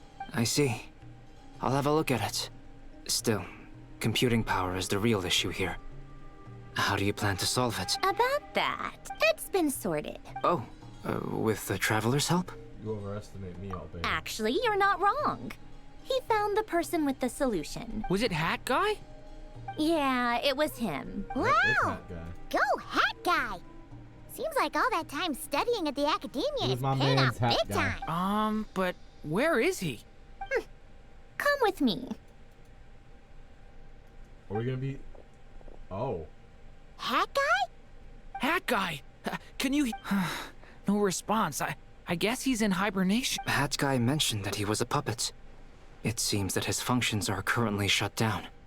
I presume this has something to do with the solution to your computing problem. That's right. He and the Traveler came to see me. Okay, what did Wait, he say? what? You have a solution? Would you calm down? Why do you always react so hysterically to everything? Excuse me? How would you know? You shouldn't be so quick to judge complete strangers. It's very bad manners. Oh, please. It doesn't take that long to figure out that you have a temper. Where does a mere student get that kind of confidence? I've actually published more papers than you. Not that status counts for much. Even Paimon's applied for academia admission. Huh? Are you serious? See? This is why I can't be bothered to explain myself. She recognizes no one's skills but her own. Okay, fine. I'll hear you out. So, tell me, how do you propose to solve my computing power problem? This world itself is constantly processing all kinds of information. If it's the world's future you're trying to calculate, you need a processing device that's designed to cope with that volume. Easier said than done. Only Irminsul can handle that kind of... wait. Is that what you're suggesting? But surely we can't just... plug my formula directly into the ley lines. You should be able to tell that I'm not human, right? Yeah, I noticed. The technology, though, seems pretty ancient. Very different from Fontaine's. It's a completely different system. Conrian, to be precise. I'm what they would have called a puppet. Puppets need an energy source and processing power. The artisans who built them sought out the materials most suited for that purpose. You? Do you mean... The Traveler and I have talked it over. He's willing to vouch for you. So, I'll allow you to borrow my core for your calculations. It was built using wood from a silver-white tree, which makes it a small part of Irminsul. Conrian technology and Irminsul wood. Who in the world could have built you? Are you sure about this? A puppet without its core will cease functioning completely. And if it's left in that state for too long, it might not recover. You could die if you do this. You do realize that, don't you? I can put two and two together, yes. No need to rub it in. I won't lie to you. This has never been done before.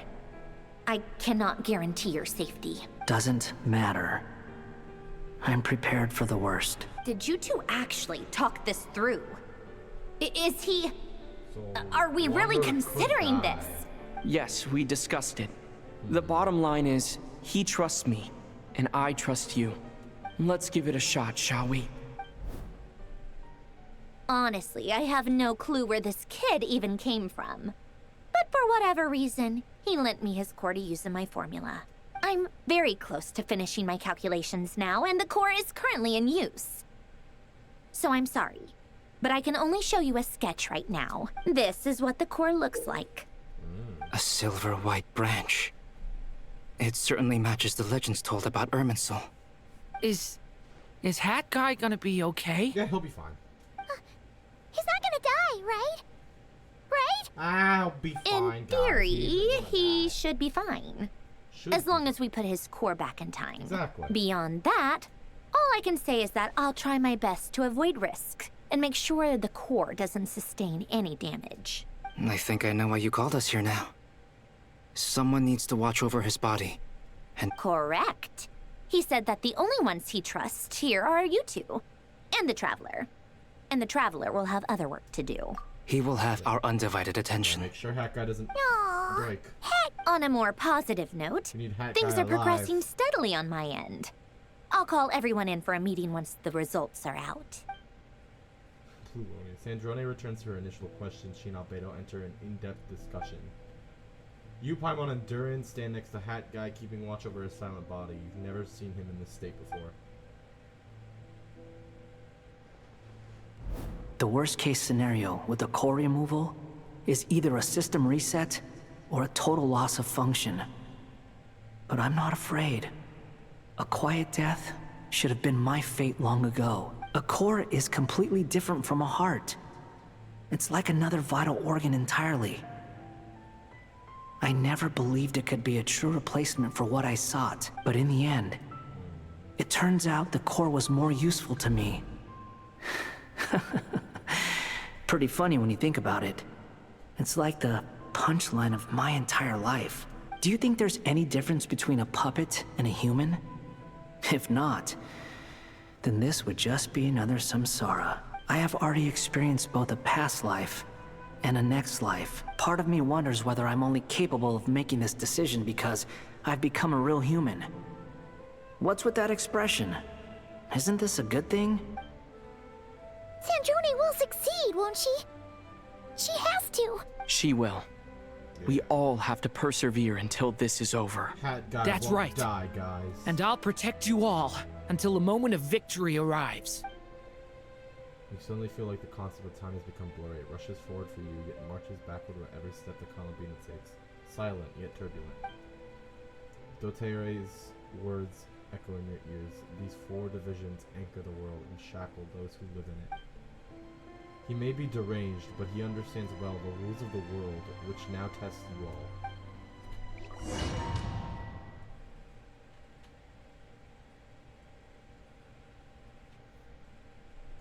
Okay, so we're coming back to Columbia. One of the other moon Who goddesses. are you? Call me Sonnet. Ooh. You have the same power as Canon. Sonnet.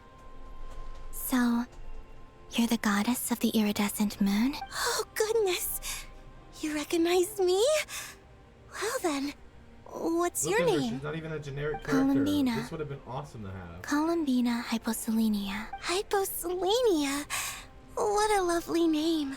Did you choose it yourself? It was a joint effort between me and my friends.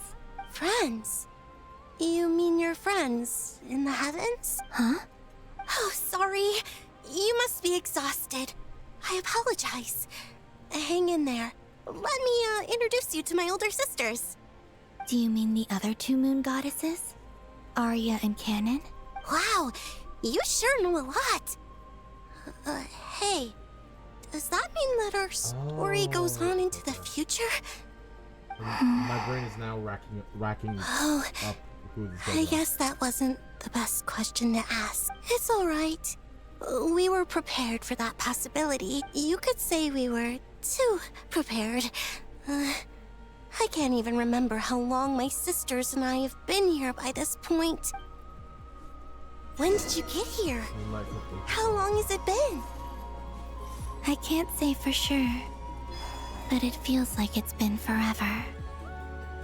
I see. Oh, there they are. Are you feeling all right? Oh. You look a little unwell. We don't have far to go. The place where my sisters and I are based is just up ahead. Don't worry, they're both really nice. I'll introduce you. Can I just run without her? Yes, I can. I'm gonna speed the process up there. Ooh, wait, but they actually look pretty so far. Turn around. Sisters, I'm back. And look who I've brought with me. Ooh.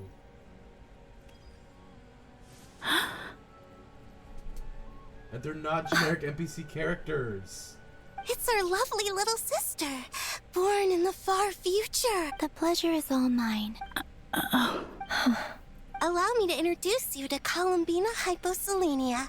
This is Arya, the goddess of the eternal moon. And this is Canon, goddess of the frost moon. Canon, don't you think Hyposelenia's power is similar to yours? Hello, Columbina. I apologize for our startled reaction just now. And please, forgive our little sister if she's been annoying you. She tends to talk a lot. It's fine. You seem shy. Don't worry, Columbina Hyposelenia. No one can hurt you here. Could you tell me where here is? Please. I must know. My dear sister, this is where Tevat's original ruler, the Dragon King Nibelung, imprisoned the moon goddesses. What? So this is where they were. You're scaring her, Canon. No, I'm fine. Please, continue. Yeah. Nibelung, our original master, created us in the distant past to maintain Tevat. But he left this world and traveled into the dark universe beyond, to explore worlds vaster still. Day and night, We fulfilled our duty in the heavens Seems to free his mind at night. until the day that the first descender arrived. The great ruler of the firmament. The heavenly principles. Is that what later generations call them? I see. But we did not reject them at first, nor did they seem to harbor ill intent towards this world. Yep, we coexisted in peace. Slowly, however, we came to realize that our guest had a growing desire to change and dominate the world. And you didn't stop it? No. There was an order to the rules they set up that Nibelung never taught us. We wanted to know if this order would bode good or ill for Tivat. All right. Canon and I wanted to know. Sonnet was against it from the outset. Later, we discovered that this great ruler of the firmament bore an almost paranoid hostility toward the desire of certain life forms to seek power. Or perhaps they feared them. They would even cast down celestial nails as manifestations of their power. All I'm hearing are the heavenly to punish the principles civilizations of the world below. pussies. Only They this was far beyond mere punishment. Right. Their rules brought order, but the price people paid for merely testing the limits of those rules was far too great. I did everything in my power to help the punished escape catastrophe, but still, too many lives were lost. The ancestors of the Frostmoon Scions were some of the ones you helped. But just when we had decided to take countermeasures, the Dragon King, Nibelung, returned. And so began the War of Funerary Flame. So, that's the name the world gave that war in the future. Well, who won in the end? As far as I know, the Heavenly Principles won, although it came at a great cost. They remained in Tivat, where they continue to rule to this day. And the world's original master, the Dragon King Nibelung, was destroyed. And what of the moons? Are there still 3 moons in Tivat's? You can tell us the truth, Columbina. We know we are but remnants of a bygone age. It'd be cool if all 3 of We them are were played prepared out. for Oh, the that's all answer. I'm saying, man. Only the Frost Moon remains. But it has been cast beyond the false firmament by the Heavenly Principles. The eternal and iridescent moons were both shattered during the war. So death finally came for us in the end. Sonnet. But you're still here, aren't you? A moon goddess cannot live without her moon, Columbina. She's right. That's why I began to disappear. Because the Frost Moon is cut off by the false sky. How much worse it would have been if it were outright destroyed. Our souls may endure within this lunar palace, but if our moons are destroyed, Then we shall disappear the moment we depart from it. I'm sorry. There's no need to apologize to us, dear That's sister. why we couldn't have them as If symbols. anything, we owe the world an apology. If only we'd decided to act sooner, Canon's the only one we could rather than technically have. arguing amongst ourselves. all the more reason not to spend this time in regret and repentance. Instead, we should focus our efforts on how we might help our future sister. Sorry? Don't you see, Columbina, your story is not yet over. Is that not why you are here?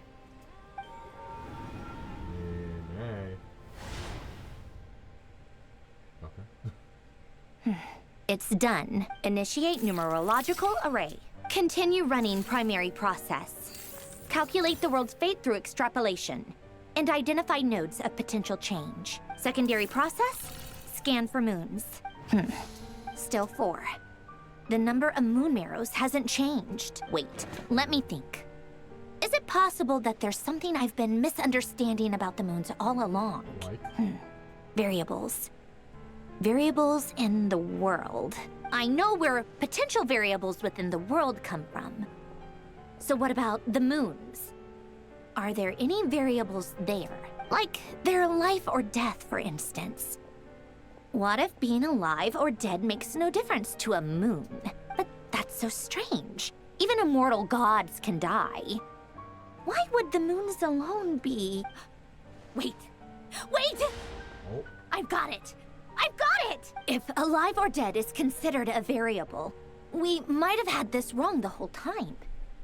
No one ever said that a moon marrow equals a living moon. We just made that assumption ourselves. Initiate secondary process. Scan again. This time filtering out interfering perimeter. Moon marrow.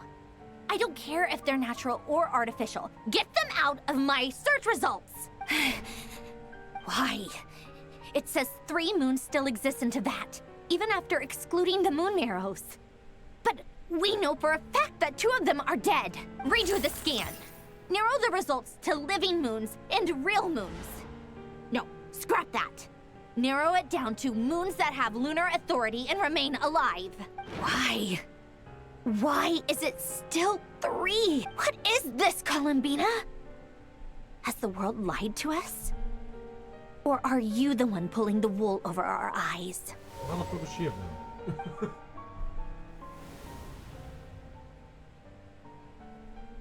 So, you think that the moon's reflection might be where Nibelung imprisoned the 3 moon sisters? Yes, it would explain a lot, such as why that space would respond to a moon goddess's power, opening the moon gate at her command. It would also explain why Miss Columbina has been unable to leave, and why time flows in reverse there. In the messages she sent, Columbina promised us she'd find a way to return, but we have no way of knowing how, when, or where this might happen. The fact that she still has yet to reappear in this world indicates that returning from that place is no easy feat. We cannot afford to simply wait for her. So you're saying, if she could return by her own power alone, she would have done so long ago? Yes. She certainly wouldn't leave it to this late stage when it's so touch and go. I've been giving this some thought, and I've come to believe that Luanatar might be an anchor that she left behind, as a sort of future waypoint. This could also explain why Luanatar is always by the Traveler's side. Sounds like a plausible theory.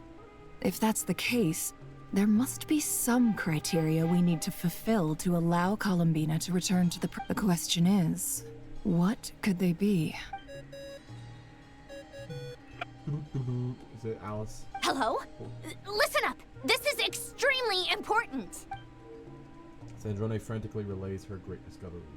Next, Nefer and Nicole present their hypothesis. As a possible mystery finally starts to unravel, everyone starts to remember what joy feels like. Not only is Columbina alive, but she may well exist in a form unimaginable to us.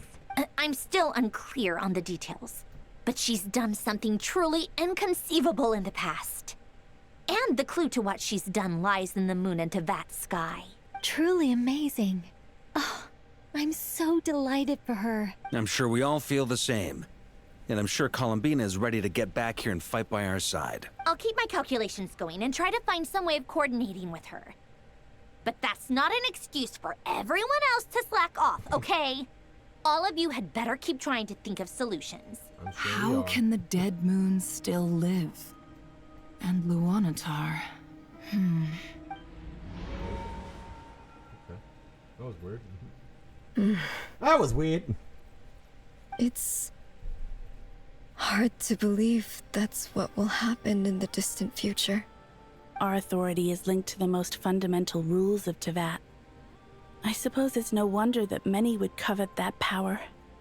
I didn't realize that when you said friends, you meant people who live down in Tevat. That's so lovely.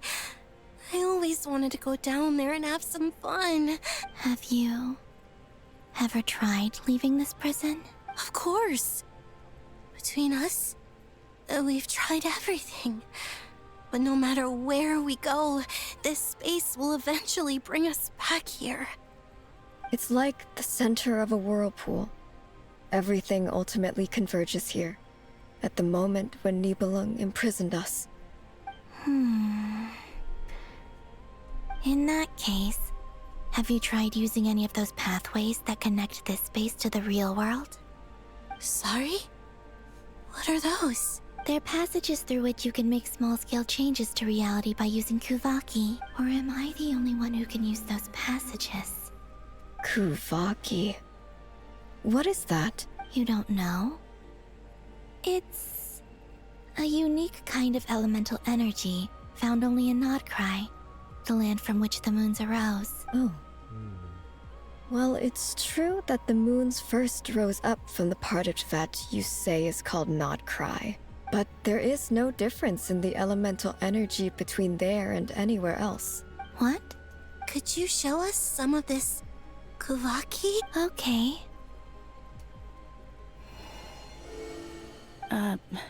Isn't that just your power? What? But it's everywhere in Nodcry. In the air, in the land. Even the creatures who live there have adapted to its influence. How curious. This Kuvaki certainly did not exist anywhere in the world before we were imprisoned. Let alone influence living creatures. So, how exactly does it affect them anyway? This is so strange. Why would their reality differ so much from mine? Columbina, you're looking for more than just a way out of here, aren't you? Probably, yeah. Yes. If I am to help my friends, I will need trilunar authority on par with that of our foe. You mean... you'll need our power? This sounds extremely risky. The Three Moons' powers are not mutually compatible. Concentrating them into one goddess will be a very painful process. And if anything goes wrong, it could tear you to pieces. I know. But I'm willing to take that risk. Even so, let's say we successfully transfer our authority to you. How will you take it outside this prison? Nibelung constructed this realm specifically to prevent us from using our powers to interfere in his war. No moon goddess can leave this place alive. What if I don't leave alive? Oh. You're gonna have to run that Where one do we back. even start? How are we supposed to figure out what we're meant to do to help Columbina? Little guy. Columbina? What do you need from us? If she really got to the beginning of time in there, how do you think she'd leave us a message? You don't think she'd write it down on a stone tablet somewhere in the hopes that we'd find it, do you? Seems unlikely. Columbina may not talk a lot, but she thinks deeply about issues like this. Let's review what we know. This is the Columbina who fought alongside us against the Reykir of Solnari. She knows our personalities, our ways of doing things, even our unique strengths and abilities. So, if she wanted to tell us something from a long, long time ago, what would she do? Your mama. Oh. The moonlight. Traveler, you once said that those golden ripples also appeared when Luanatar was born. What if Columbina left Luanatar here, not just as an anchor to the real world, but for some other purpose? If she is part of Columbina, and Columbina knows that I can see past events through her... Oh yeah! Like what? Nefer, wait. Are we really doing this? If you're right about this, and you can really see past events through Luanatar, your eyes... Oh, I know. Looking at Rerir's past in Conria was already enough of a strain on my... It'll surely blind me. Are we really gonna blind But her? it's our only chance. This is the only way. We're gonna Nefer's gonna be blind? Boss! We spoke about this once, a long time ago. Do you remember what I said, Yehoda? The day I lose my sight, the Curatorium of Secrets will be yours to run. But... What's wrong? I'd be overjoyed if I were you. This day's come a lot earlier than either of us expected.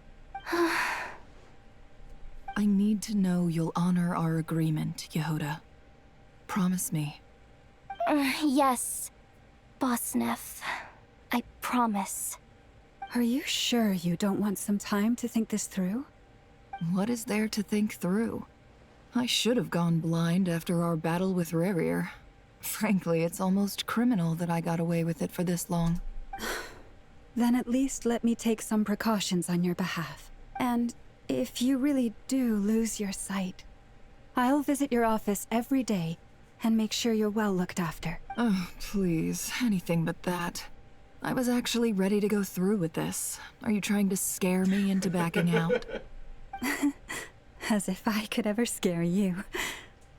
I'll assume you're just joking to calm your nerves. All right, enough chit-chat.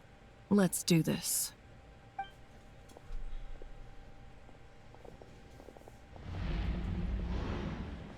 It's time to blind Nefer, but for real this time.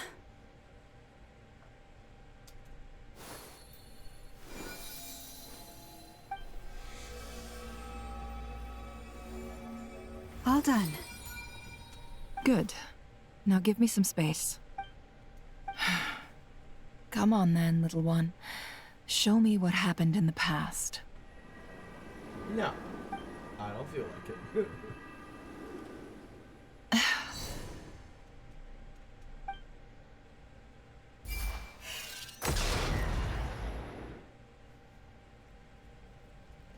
Between the Trilunar Authority, Kuvaki, I think I might know how to get back. Time to go talk it over with them.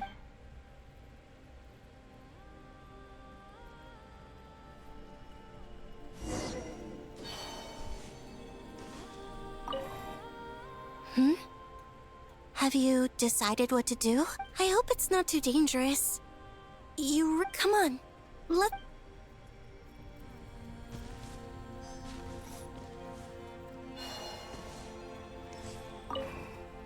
It seems you have reached a decision. I'm all ears. I'm all ears. What do you propose?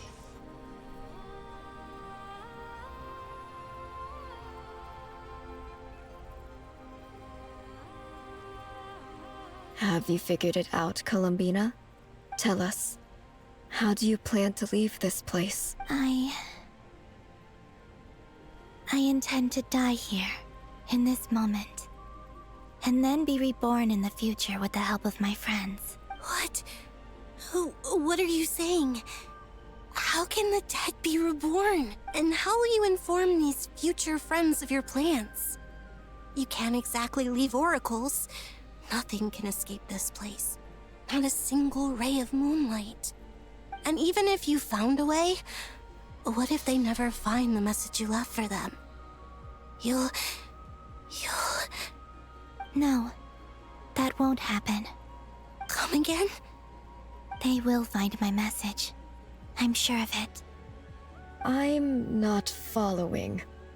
How exactly will you achieve this? It's quite simple, really. First, I will leave my soul here.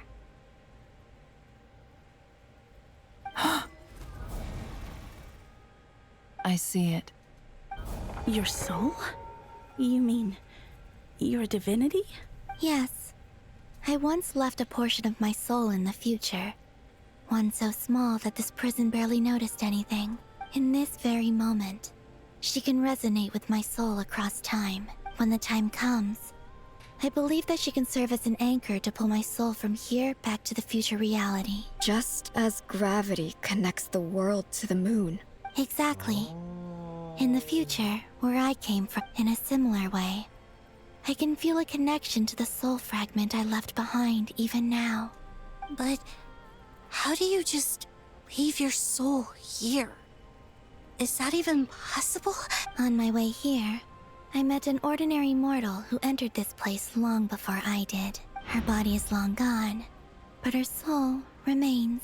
And before that, I encountered an old enemy whose entire soul survives here intact, while the power that once corrupted his body has faded away. So, perhaps this space is specifically designed to imprison divinity and authority, but not the physical body. Still, even if your body can escape, would it not just be a lifeless husk without the soul inside?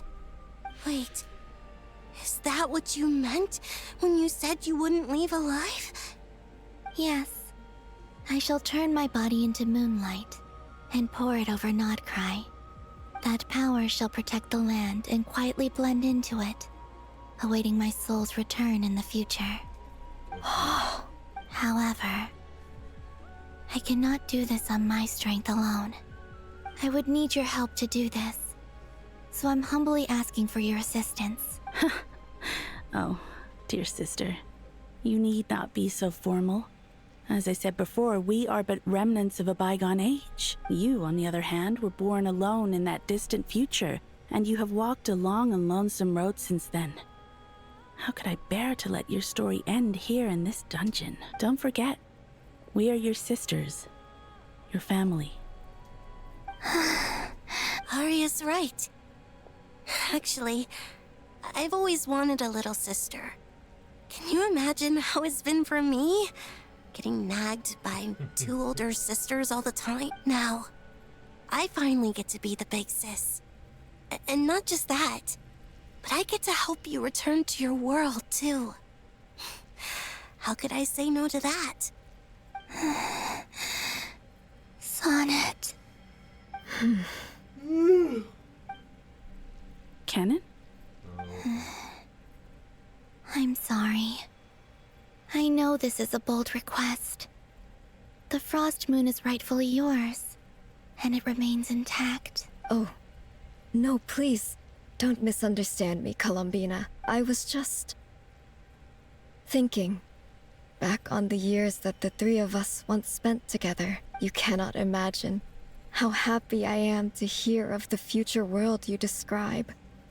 The Frost Moon Scions, your lovely, kindly friends. For the 3 of us, whose purpose in life was to maintain the peace in Teyvat, it is a great relief to know that the people of this world live in such an abundant future. If your plan can save them, and save Nodcry, I will gladly give you all that I can. Besides, the 3 of us have been together since the day we were born. I could never abandon them to live on alone without them. Canon. Still, I do have one question I would like to ask you before we proceed. Certainly. What is it? Why do you cover your eyes?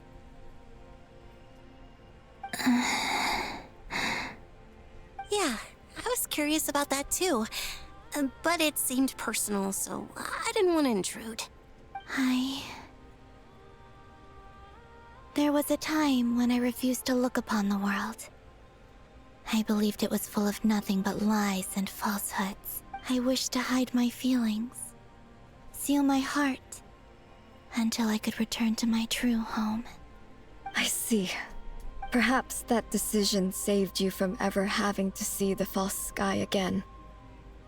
But at the same time, you likely missed out on many true and precious things, like the smiles on your friends' faces. Promise me this, Columbina.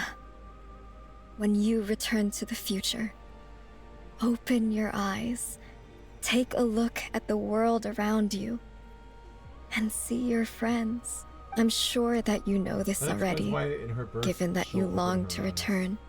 But that is your true home. Give me your hand, Columbina. Arya, Sonnet, you too. Okay. All right.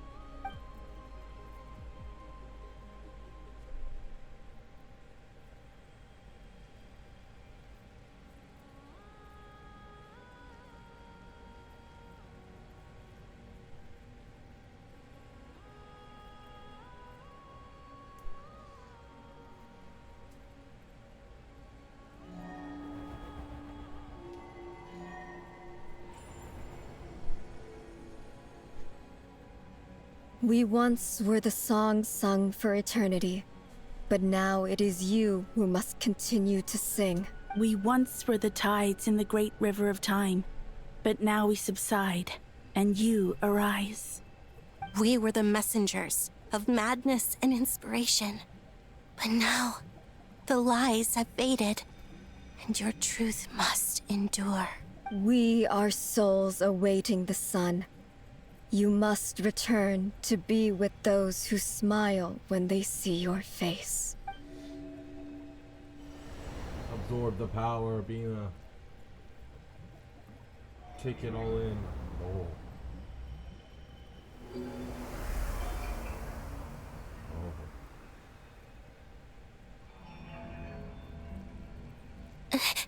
Is it done? Yes. We have transferred the authority over all 3 moons to Columbina Hyposelenia. From this moment on, she is the Tri-Lune Goddess, the one and only moon goddess of this world.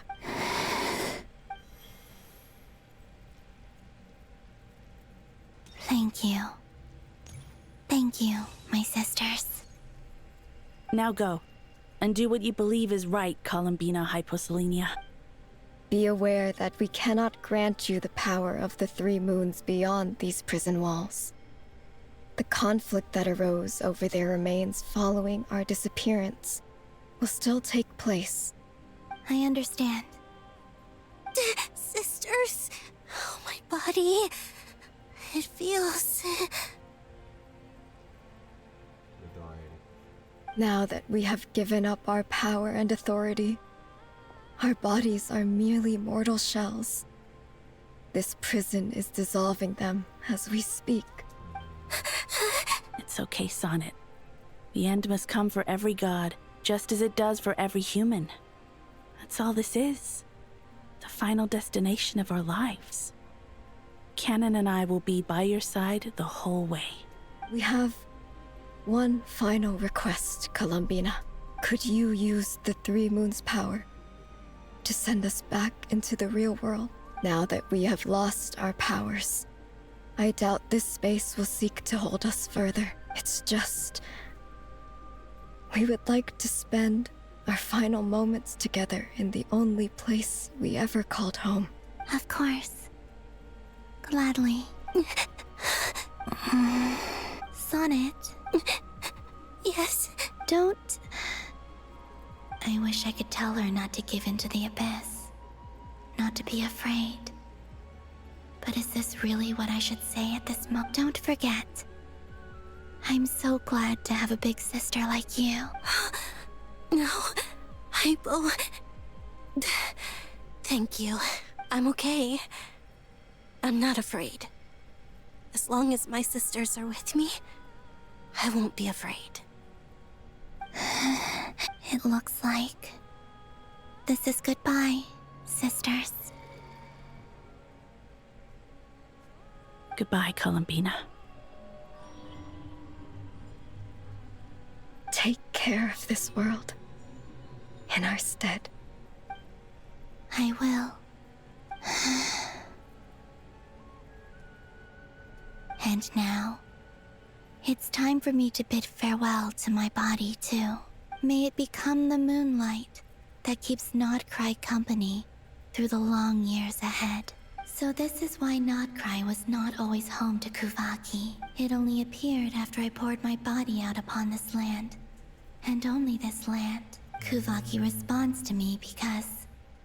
And the golden energy I've encountered on my way here was, in fact, that very soul. O power Tri-Lune, eternal moonlight. I, Columbina Hyposelenia, lay aside my body. Let it be cast into the dark night to illuminate the future. May it be a companion to all who dwell beneath the moon.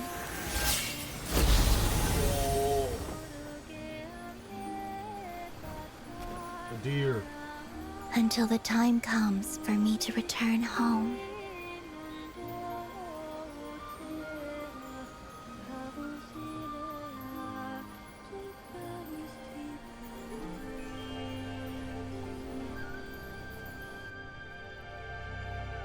Sleep, sleep now, my dear little dove.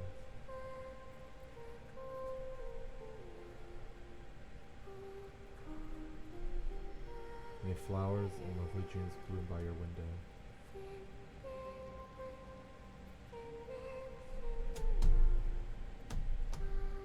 Oh, little dove, child of the moon.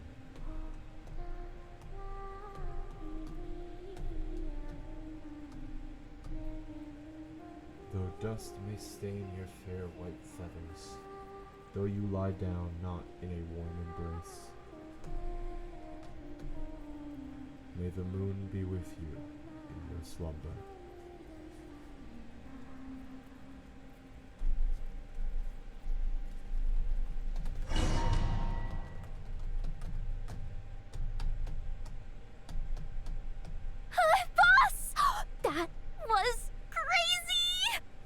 even allowed to see that? Is anyone? Can you still see? I see 2 fingers, and a look of sheer terror on your face. Truly astounding, Miss Nefer. Your eyes have glimpsed the very ends of the world, and yet they remain as sharp as ever. Or is the credit for this miracle due to Miss Lauma? It seems that even time itself is no match for your medical skills. Surely you jest, Mr. Flins. I suspect we have Columbina to thank. She must have realized the immense... There is always a great price to pay for witnessing the truth. She chose the perfect method of getting a message to us. Though her eyes were always shut, she was clearly so perceptive.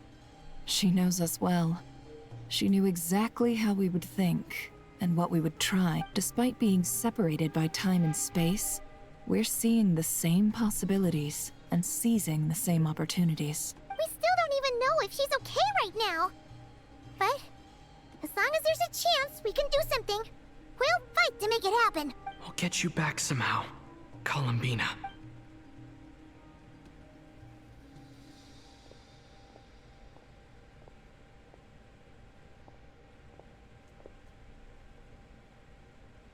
Well, based on the information we now have... Thanks to these gentlemen, we have a much clearer picture of the situation with Dottore. The civilian population has been moved to safety, so we no longer need to hold back.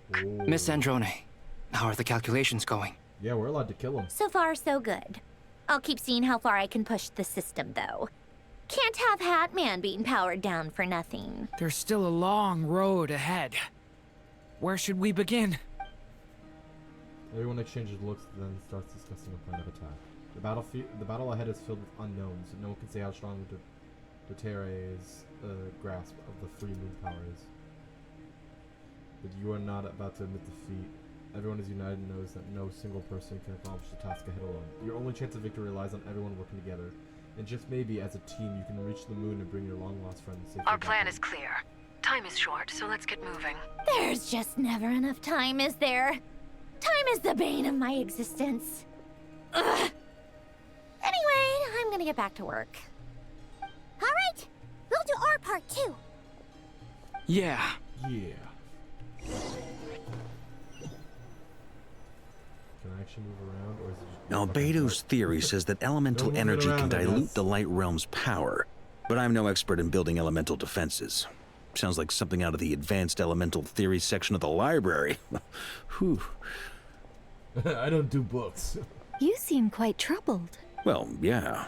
I mean, who doesn't get a little flustered when they're completely out of their depth? You were the very picture of confidence back when you approached the Hexen Circle. Yeah, I could have been faking it through that whole meeting for all you know. Who's to say I'm not just a ball of nerves in a charming and gregarious package? Oh gosh, really? I'm so sorry, I had no idea. Well, you're all the braver for it.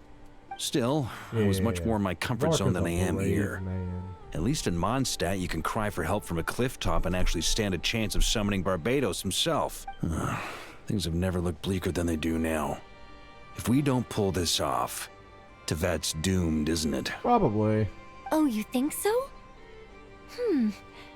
Actually, yes.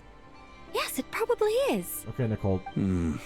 It's a shame. You're not supposed to say that, Nicole. Don't put that was too not much your line. pressure on yourself. Tevat has faced annihilation many times in the past, but it also gave us you, didn't it? Hey, don't give me that. It's not like I'm anyone special. I disagree. Varka, you are Every human born in this world is special. Not special. We angels have always That doesn't make believed that. sense. You are special. That's what I'm trying In to say. that case, this humble human being has a big favor to ask of you. I thought you might say that. I'm sure Alice, in her great wisdom, sent you here precisely to help us in this difficult time, yes? Well, that has less to do with her wisdom and more to do with my power. Of course, of course. Well, the thing is, these elemental defenses we're about to build, I don't think it's a question of if they'll fail, but when.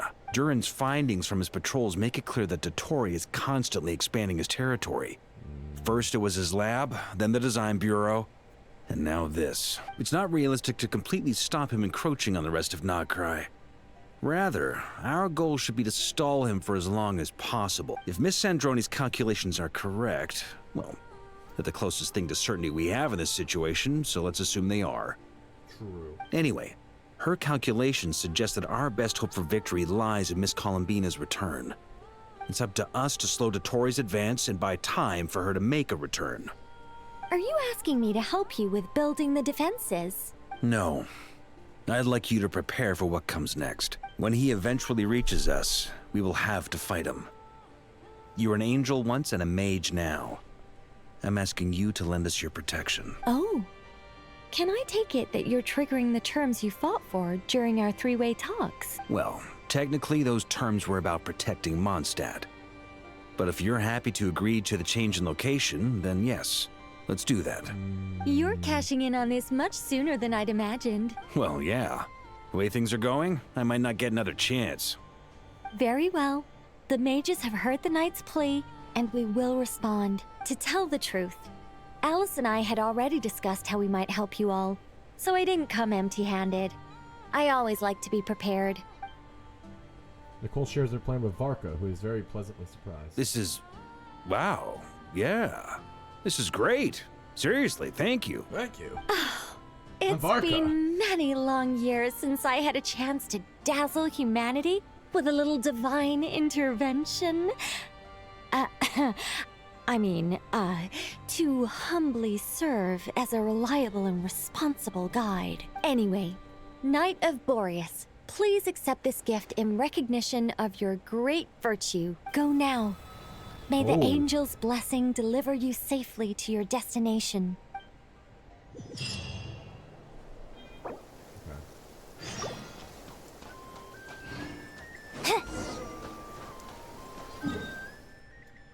Oh. No one knows what is happening inside there. It's kind of cool though. Holy! Most of that area is absorbed.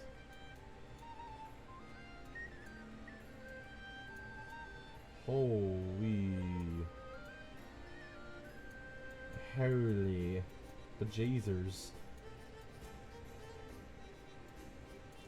Anyways. Sandrone! Hello, it's me calling me. What the fuck? Okay. A little strange. Ah, you're here. Yes, I am. Sandrone! How are things going? Like always. Glad you asked. You two are about to become the first people to lay eyes upon my masterpiece. Or should that be the first person and the first, specter? Hey! Whatever. She's like, I don't know what you are. You're not human, I can say that much. Wow! We've never seen something like this! This meter displays the progress of my formula.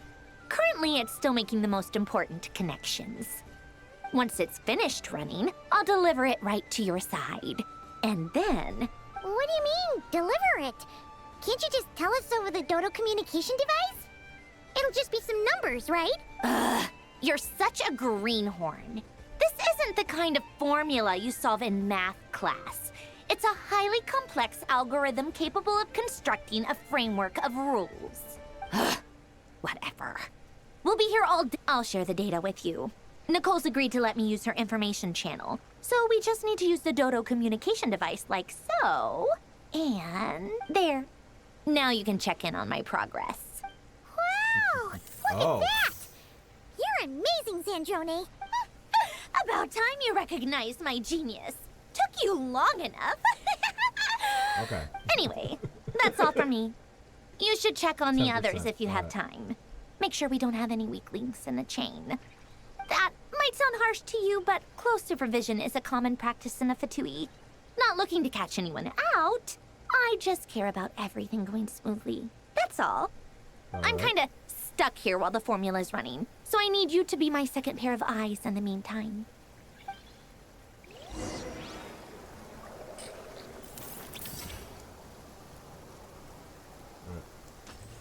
20%. Okay, talk to your companion. Lama Nefer, Linz, Durin Albedo.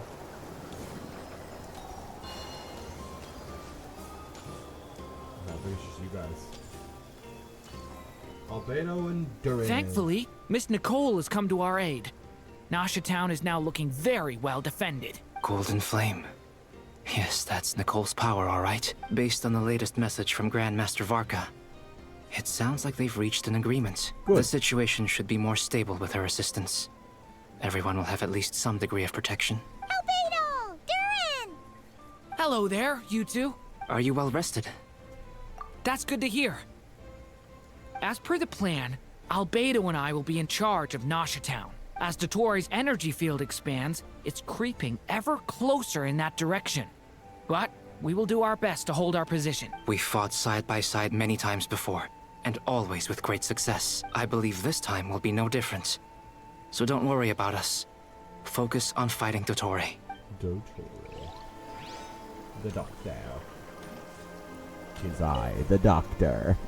Traveler, Paimon, a pleasure to see you both. Twins! How's everything coming along? Fairly well, if I do say so myself. Personally, I am ready to confront Dotori head-on. Ooh, you sound much more serious than usual. To be honest, I am not usually fond of exercising my full strength. For one thing, it's hardly conducive to maintaining a low profile.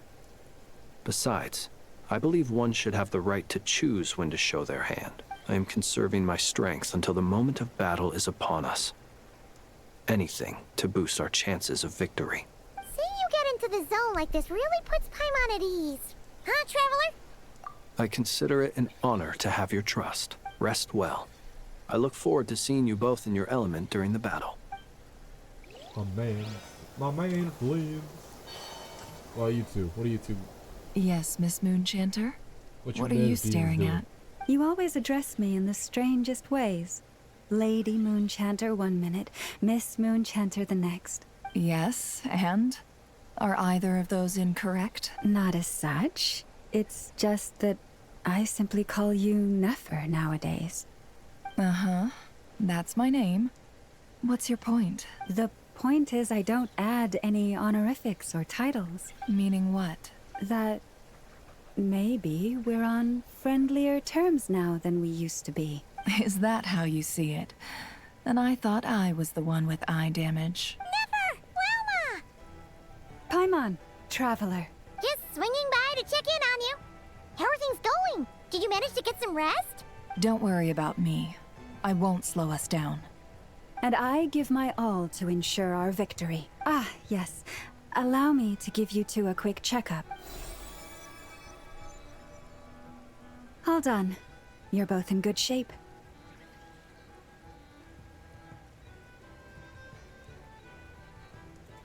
Oh, sorry. You're welcome. You'll have your work cut out for you in this battle against Dotori, so make sure to get some rest in first. Paimon will keep an eye on him. Don't you worry. I'm glad to hear it. Take good care of yourself, too, Paimon. Sure thing.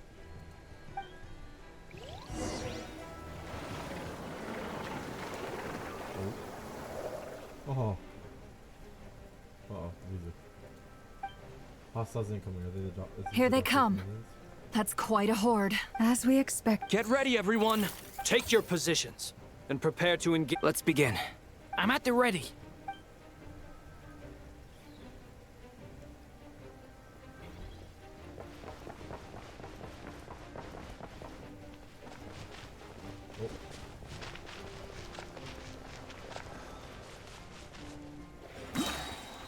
Waste of time. Your skull.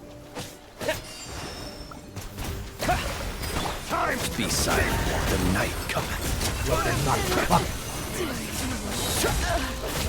Nightfall. Nightfall.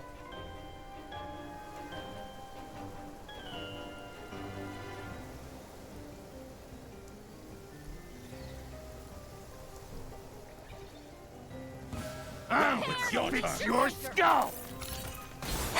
By the frost moon of old. Can't hide the truth. It all adds up. The deception ends here.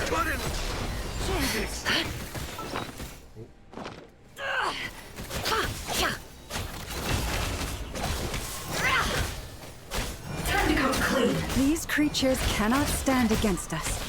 Oh, fighting talk. Just don't let your guard down. That goes without saying. I'm hardly the risk taker in this group. Excuse me?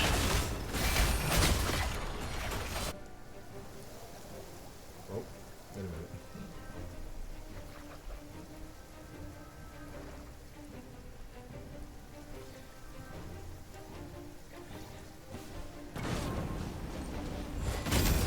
Witness my great undertaking!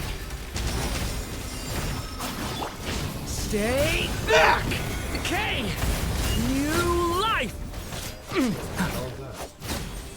That was easier than I thought. Naturally. What do you mean?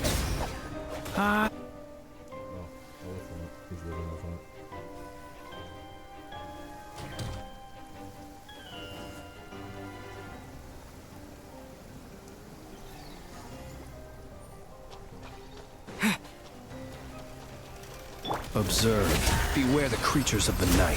Be silent. People have always used fire to drive away wild beasts. Wouldn't a lantern work just as well? You read my mind. You read my mind. Oh, there he is. You're looking well.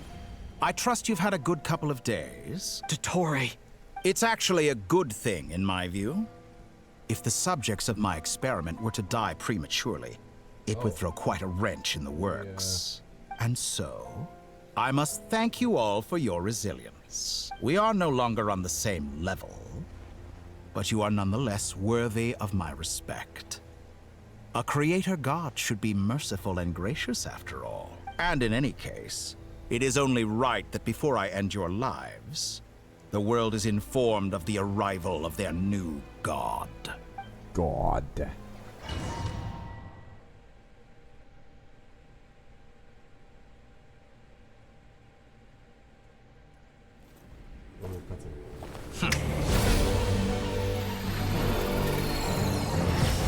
Heretic of the false moon.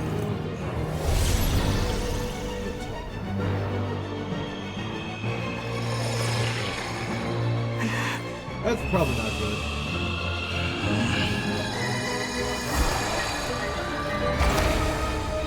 Oh, he opened up the false sky.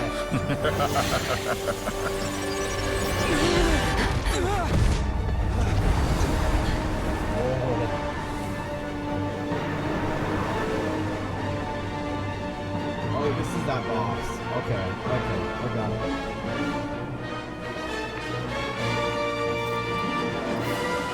The experiment begins.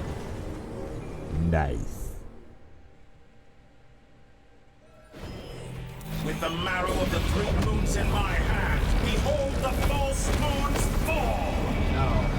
I'm getting the achievement, baby, when I don't listen to him. Oh, shit. You can't fall here. It just doesn't let you die. You know what? How dull! Be silent. Observe. Be shackled! It all adds up. Found! Moon's remnants!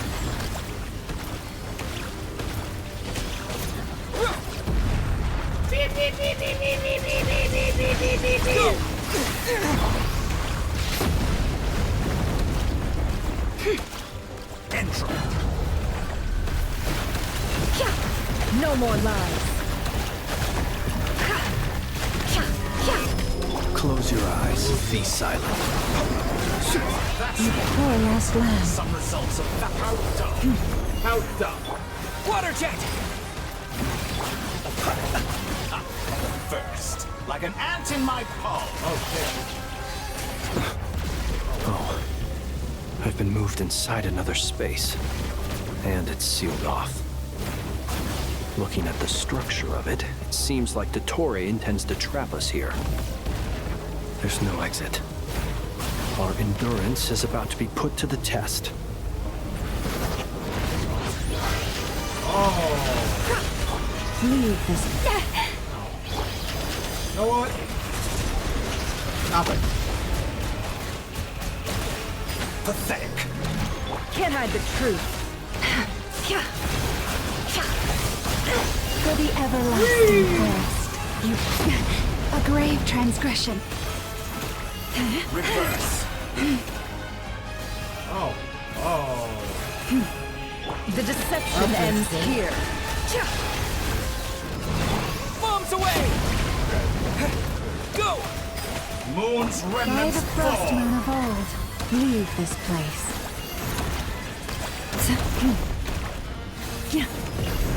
With the marrow of the three moons in my hand, behold the false moons fall!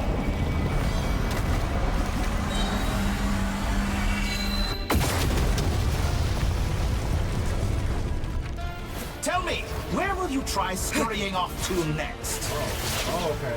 Stay your hand. Looks like Dottore has opted for a divide and conquer strategy. But we will not allow him to triumph. Now, I shall pray for our victory.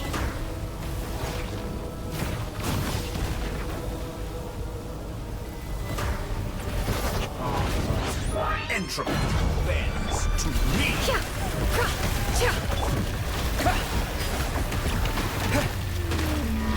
It all adds up. It all adds up! No more lies. Keep it! What a joke.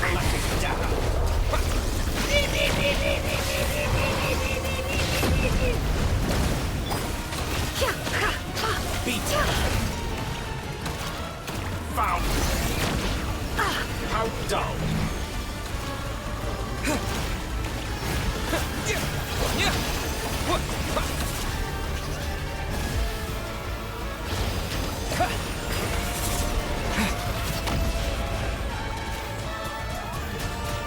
Moon's remnants fall!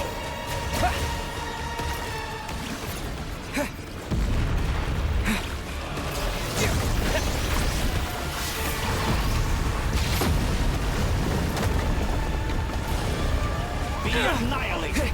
That which cannot stand against me! What's this supposed to be? A knockoff version of this?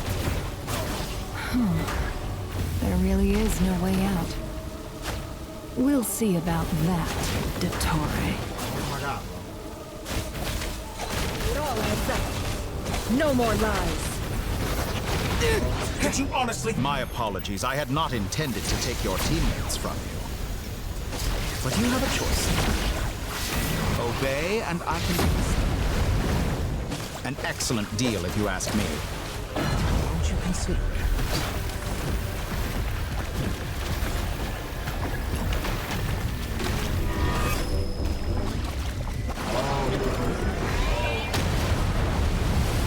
How dull. How dull.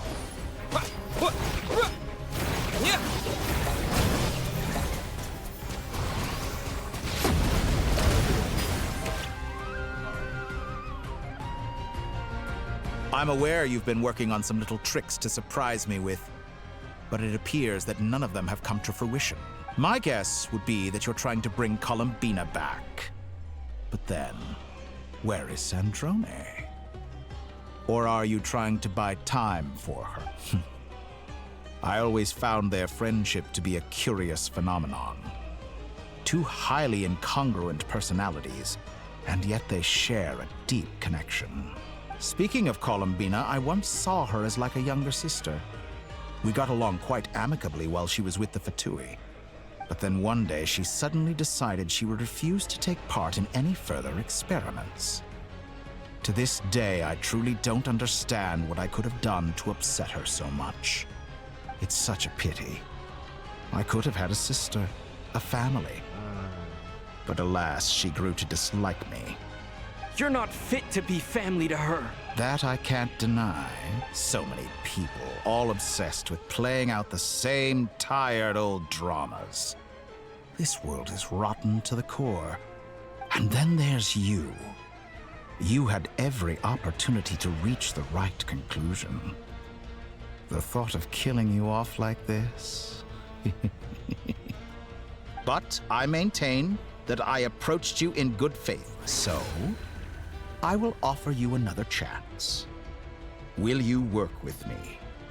You have until I count to 10 to make your choice. 1, 2, 3, Not in a million years. Huh?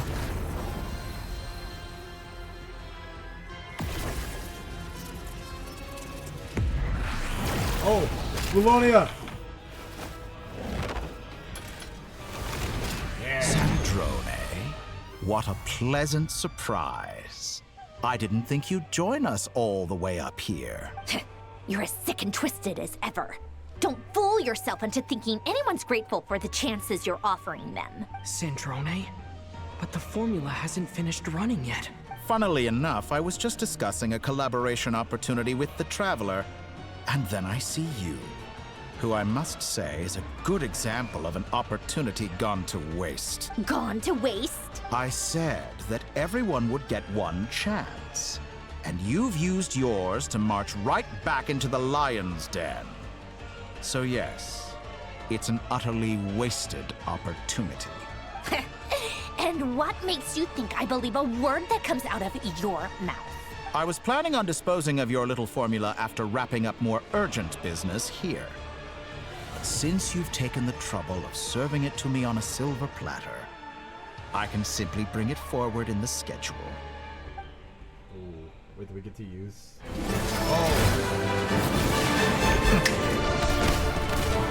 Shit. Fast. Come on, fast. Punch!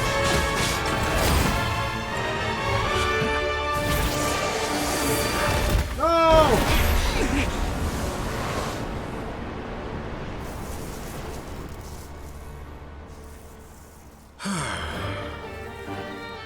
Is this your life's work? This piece of trash?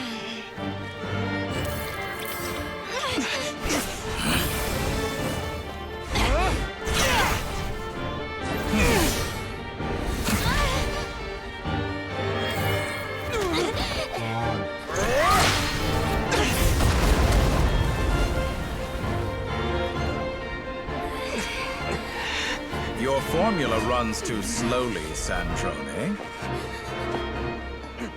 You put your hope for success on others instead of fighting dirty. That is why you have failed. Now, whom should I slay first? Any volunteers? No one? How nice of you to leave the decision to me.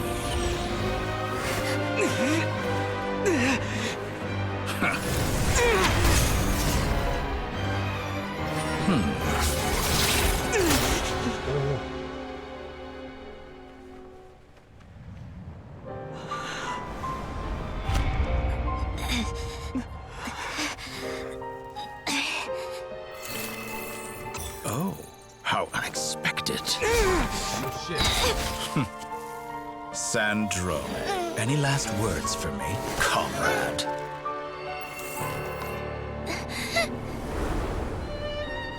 Is there anything you wish for? Not really.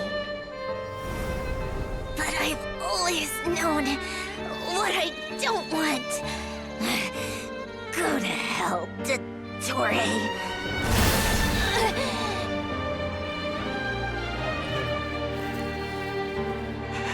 No! Oh, and that's their core. And now, you have failed.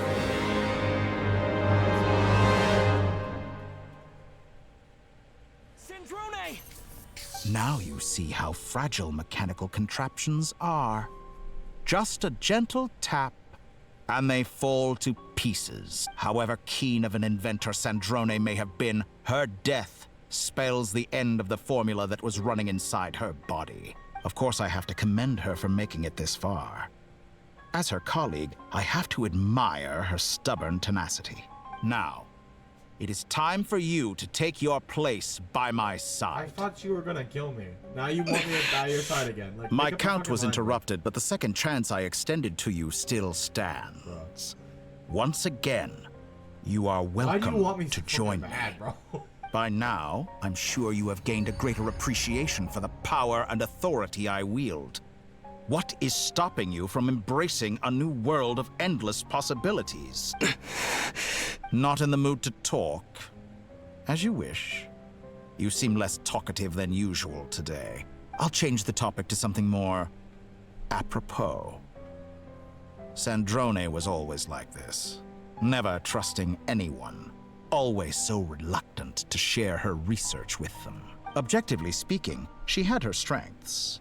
It is remarkable how she extracted and even optimized the world formula from so much data. But her inability to trust was her undoing. Had she allowed someone else to monitor or run the formula for her, you might still have a chance at victory even, but regrettably, she was a stubborn fool. As much as it pains me, she had to go.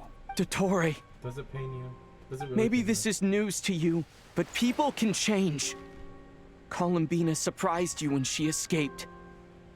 And I think Sandrone would surprise you too. Change? You can twist the truth however you want, but I see it clear as day. You're the one who can't trust other people.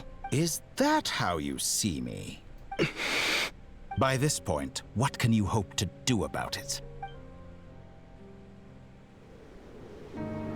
It is pointless to fight on. You've already lost.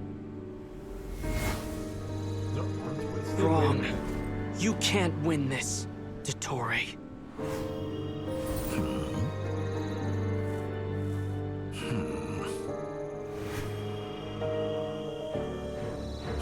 What?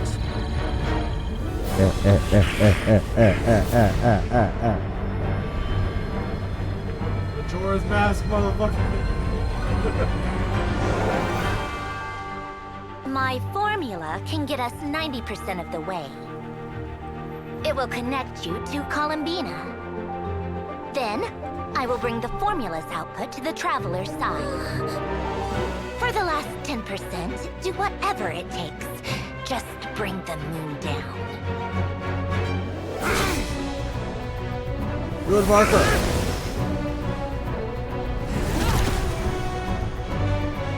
Majora's Mask. We just need to add a face on it.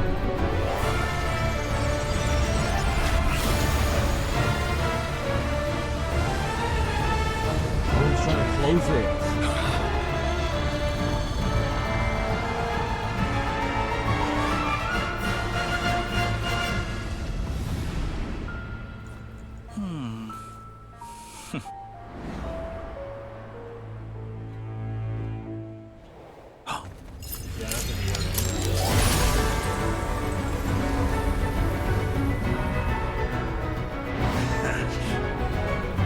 The moon will never be yours.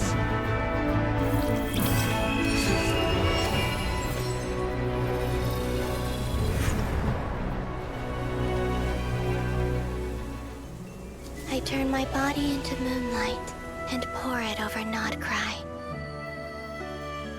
My soul, I leave here to inform my future friends.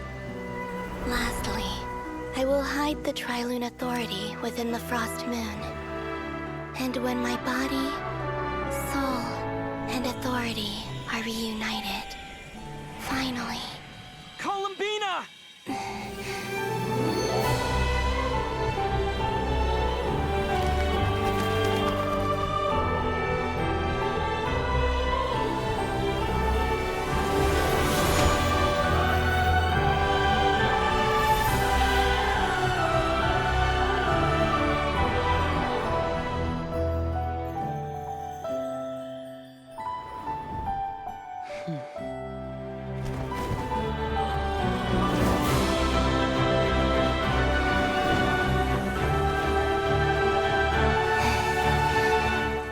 It's been too long. I'm back.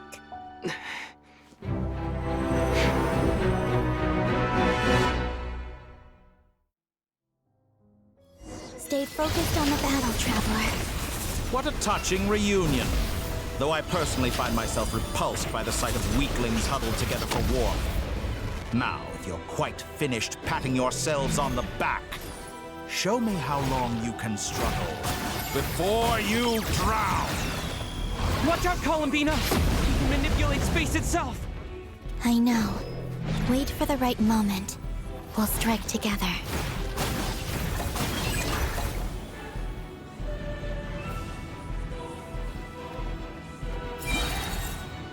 Entropy bends to me. Did all the long years teach you nothing? How dull. Moon's remnants.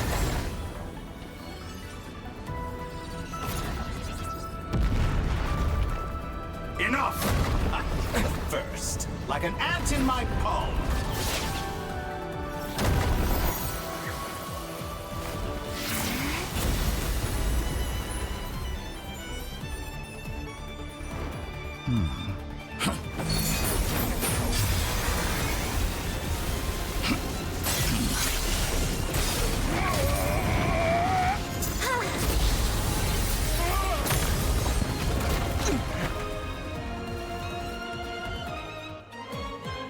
I grant you the new moon's blessing.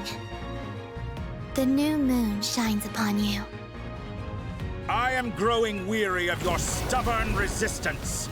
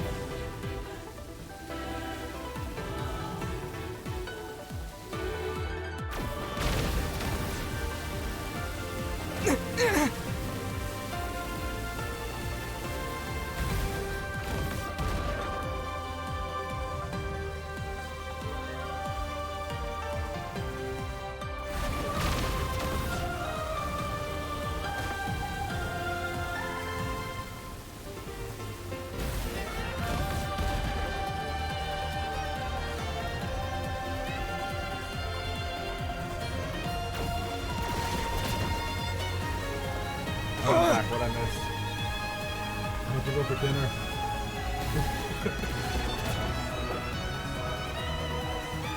I have no idea what's happening.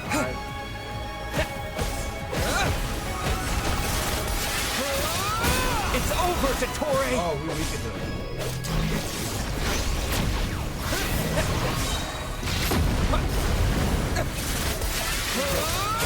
Time to pay for your heinous crimes!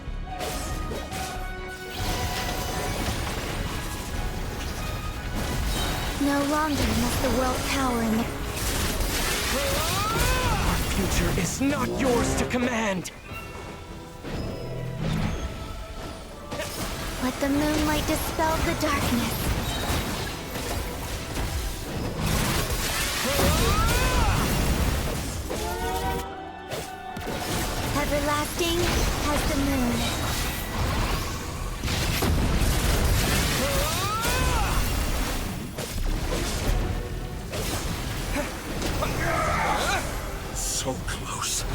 I was so close to the...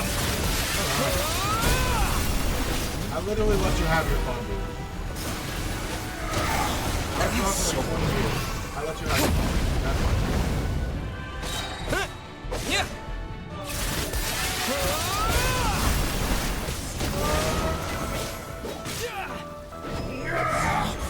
So close. I was so close to the new world.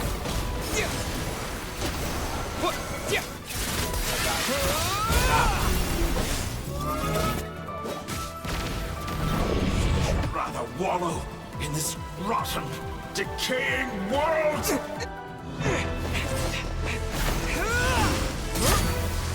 Willfully blind.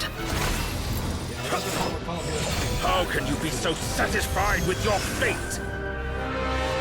Hey, her eyes open. I think I got here right before her eyes open. Alright, I left her eyes open.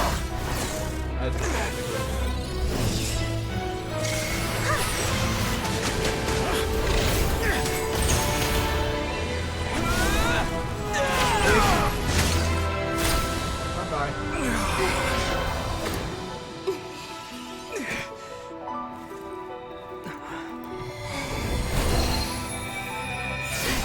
Oh, hey, more things. This battle was never about fate. It's about friends, family, and the home you stole from them. Yeah, I mean the gang. So dull. Only the weak rely on each other for comfort. You shall see. Once I transcend fate, you will be nothing but fodder for my grand experiment! That will never happen.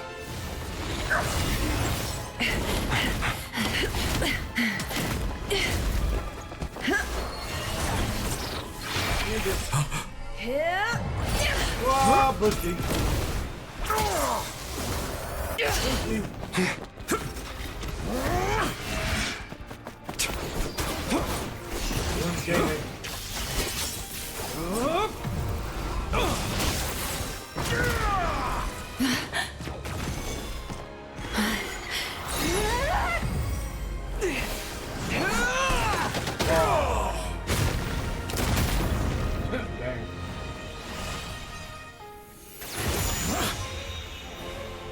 Today, the moon lights up this world once more.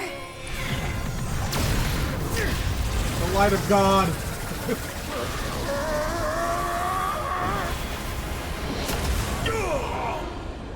This loathsome world. I think he died. Still joins the body. Oh, whoa. Oh, I thought that was a wait. I thought it was a No. statue. This world is our home. She over there in the back.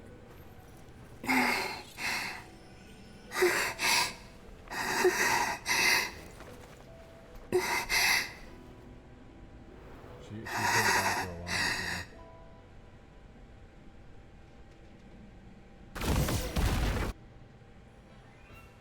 Alright, now I have to finish this, and when it says it's done, we end stream, because I do have work in the morning. I didn't think I'd be able to do this shit. I didn't think I'd be able to do Act 6 through 8 this entire time. No, you're doing it wrong.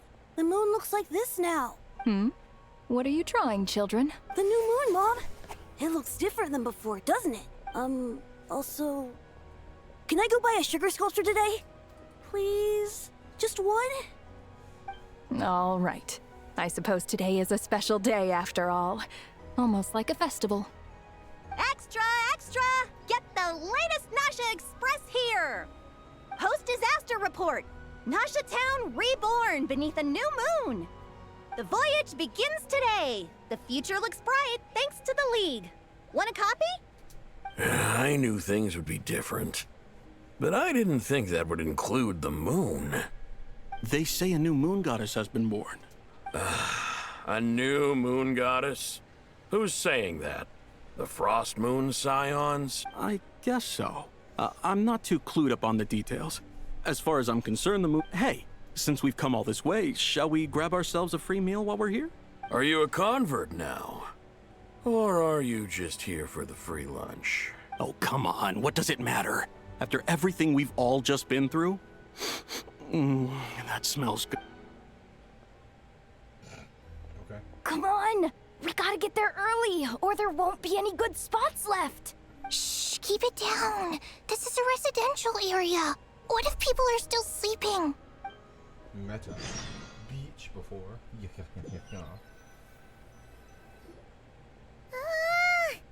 Why is it so noisy? It's okay. Paimon was pretty much awake anyway. What about you? Did your rest still winding down from everything that's happened? Or are you wondering? Okay, if you say so. What we just went through was a lot. Luanatar disappeared after Columbina came back. Apparently, she was part of Columbina's soul or something. Still, Paimon kind of misses Luanatar somehow. But anyway, you did great. So did Paimon. We all worked our butts off to contain this disaster, and in the end, we made it. So, chin up, Traveler. You should be proud of yourself. Hey, don't poke fun. You should be glad that Paimon's growing as a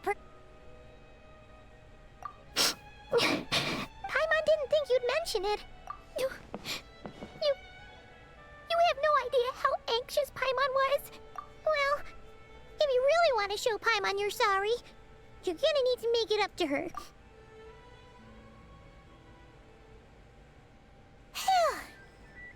Okay. Huh? Oh, well... Hey there, Traveler and Paimon. Good morning. Yehoda. Morning, Yehoda. Here for some breakfast? Oh, I've already eaten. Just need some water. I was mostly worried you might forget what day it was today.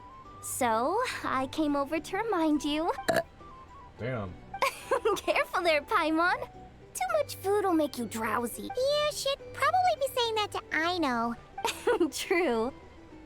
You know... Well, nothing like a region-wide calamity to bring people together. Try telling Boss Neff that. She's not exactly convinced that people are gonna get with the program. Really? But if she's so pessimistic about it, why'd she agree to be the Curatorium's representative in the League? Probably 'cause...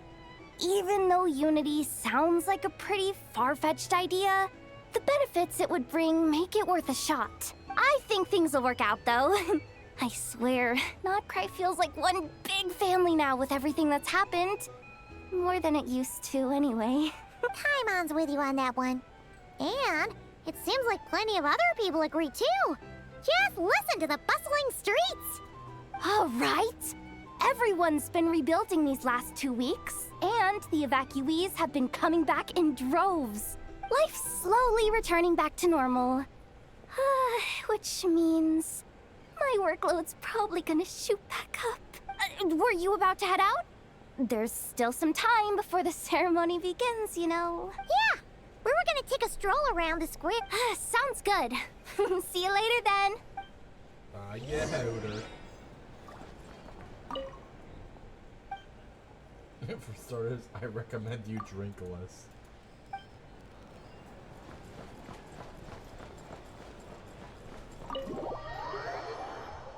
I'm not gonna lie. I completely blanked out what was happening. Please accept today's boon. Oh. Have a nice day. Wait a minute. Are Paimon's eyes deceiving her, or is that... Hello there. Would you like a feast of the moon, along with some snacks of the day? So, what's new, Anefa? It was only and Aino too? What are you talking about, Paimon? We're just here to help. Duh. In the wake of the disaster, it's all hands on deck. We responded to Lama's request for support.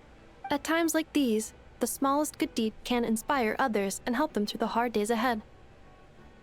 And we're using eggs and heating tubes to make that a reality. In true Kromkake Crab Shop style! Enough! Did you hear that? The Traveler said I did good.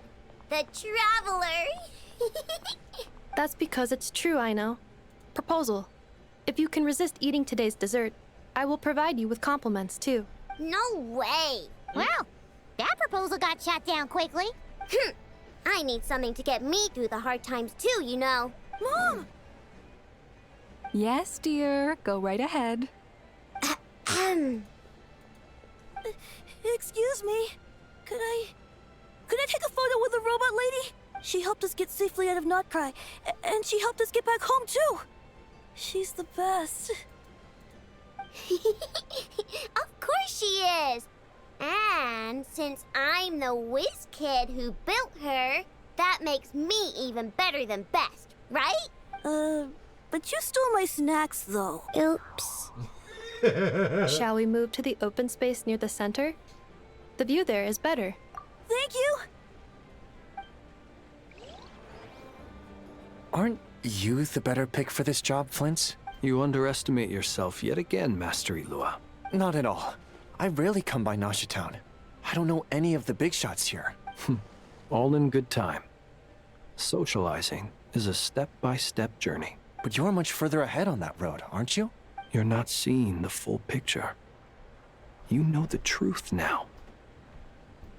My friends do not understand my habits. There is no question about it.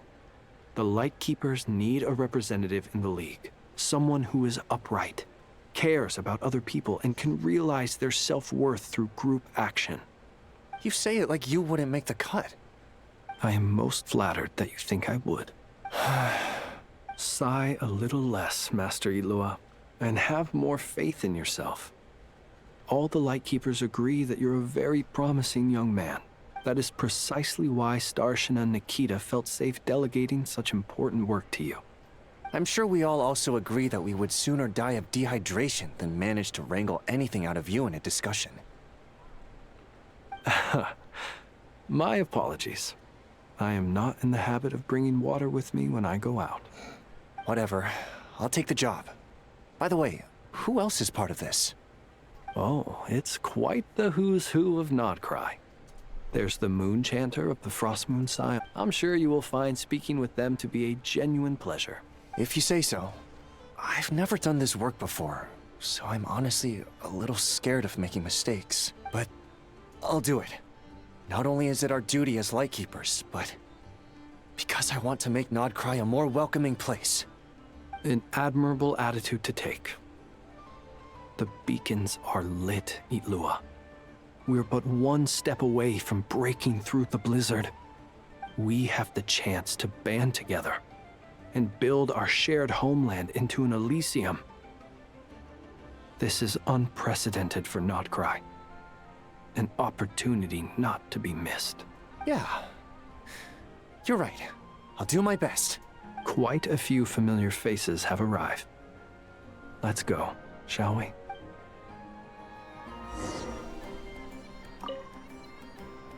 You look so cool when you fly, Miss Robot, and when you use your spear, too!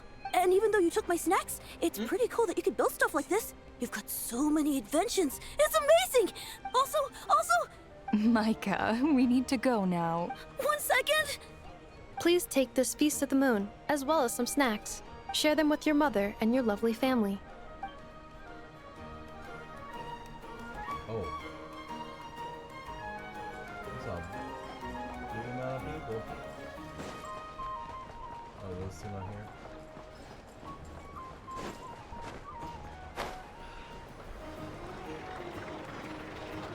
Hey. Don't mind me, gang. Just shifting through. Wow! Everyone's here! You seem well rested. Everyone, it's literally 3 people. And, I know no one's asked, but I'm sure you all want to know, so let me just say, we're doing great. Thanks. Well, great, but not perfect. I'm starting to lose my mind from boredom. Can't drink a drop of alcohol while I'm waiting for my wounds to heal. I'm sure you had a sneaky swig or two. Wait, how'd you find out? I'm sure you must be missing Mondstadt after all these years away, Grandmaster. Yeah, you could say that again. Every time I get news from Mondstadt, it makes me want to go back and see the place for myself. Honestly, once things are wrapped up here, I think it'll be time to head back home.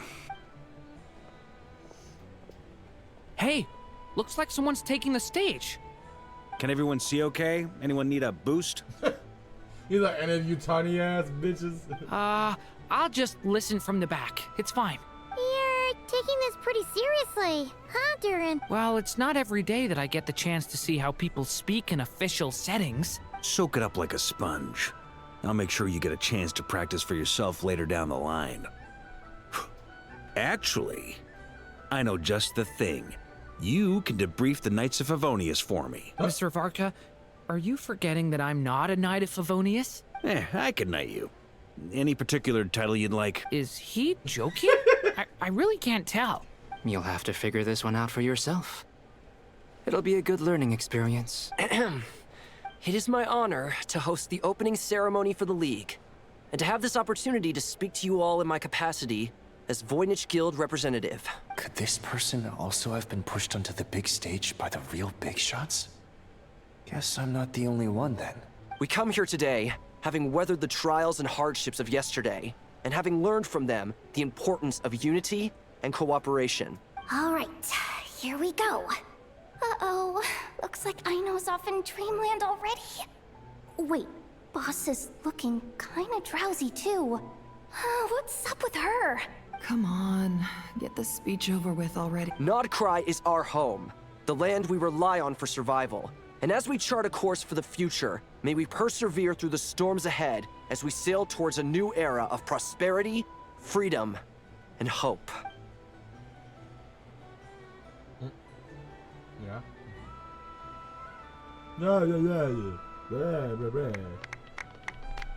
Woo! You're amazing! Woo, yeah! Okay, let's get out of here.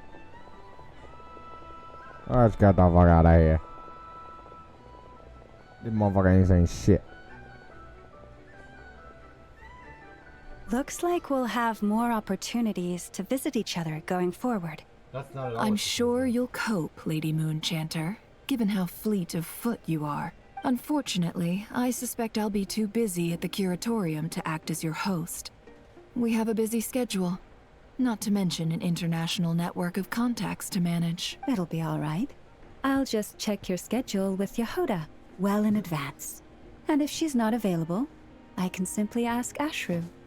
You... So giving my employees extra workload isn't enough for you? You're really going to drag my cat into this too? I thought you'd approve. Aren't you forever increasing your employees' workloads? That's a bold statement.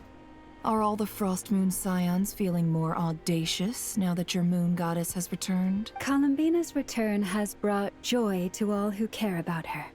That includes both you and me. As for the Frost Moon Scions, we are learning how to thrive independently, without relying on the moon goddess. It is up to us to make our home a more livable place. Joining the League is one of the steps we are trying towards that end. I like the word try. It's nice and non-committal.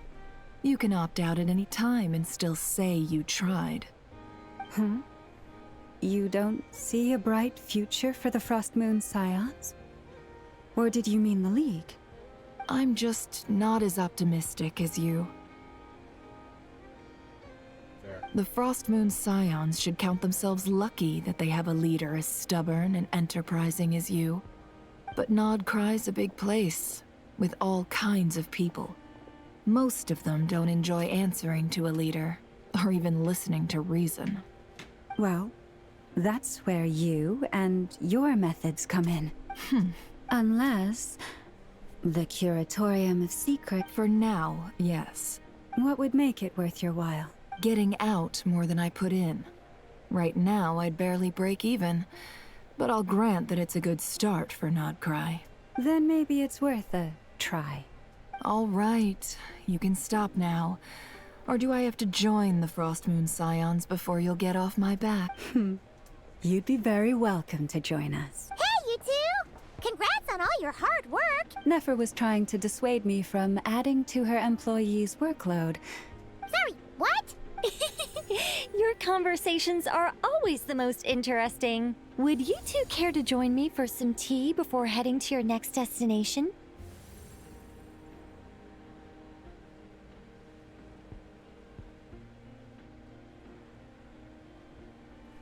Nicole? Wait, where are you? Sadly not. I'm otherwise occupied right now.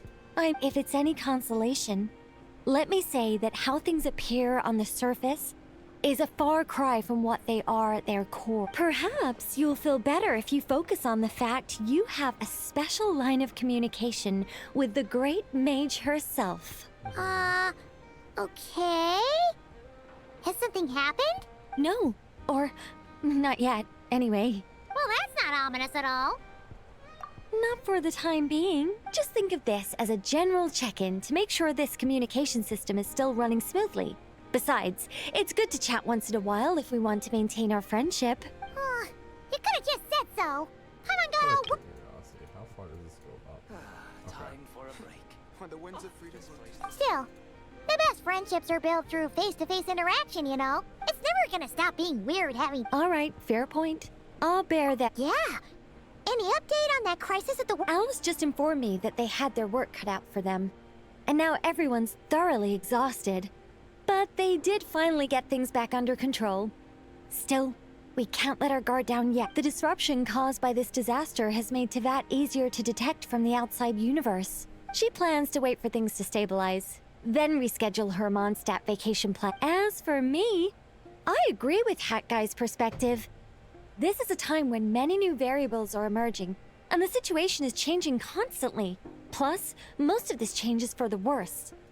We have to remain vigilant and ensure that the embers of chaos are not rekindled. I did notice that the energy in Nodcry changed somewhat after the War of Funerary Flame, but since it was still aligned with the Light Realm, I never gave it a second thought. It looks like I'll have to examine the connections between phenomena I observe more closely in the future. Just doing my duty. Of course. To give you the full picture, I'd have to start with the substance from which angels were formed. Never mind. Paimon's right. Showing off my knowledge would be much more satisfying in person.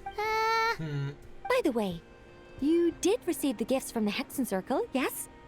I'm not trying to claim credit or anything, but my pride demands that I at least mention it. They're quite similar to the protective talisman that Alice gave Dory. Oh, so that's what kept our friends safe when Dotori trapped them. Indeed. We went to great lengths to make sure they were invisible to his eyes. I'm so happy they came in handy. Still, not fishing for gratitude, by the way. I just want you to be aware that sometimes your friends may be protecting you in ways you cannot perceive. Anyway, I'll contact you if anything else crops up.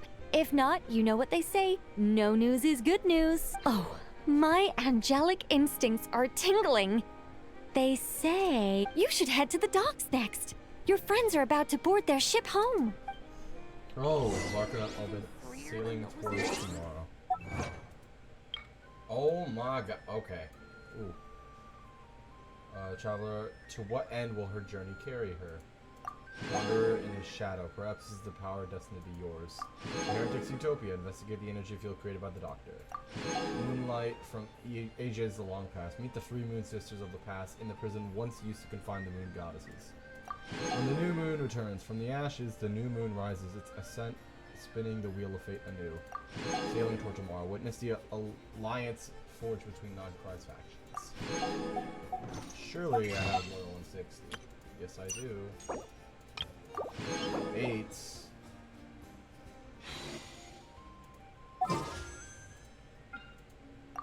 Oh. Am I lucky? No. Lisa! Okay, I think that's my first constellation for her, actually. Wait a minute. That actually might be my first constellation for her.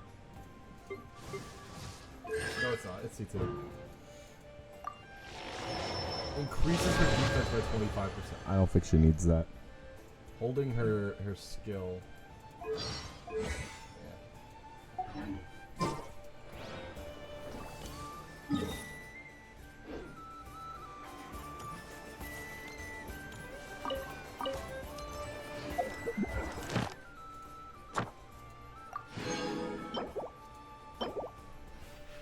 True move. I know that's what we're on. Grab that real quick.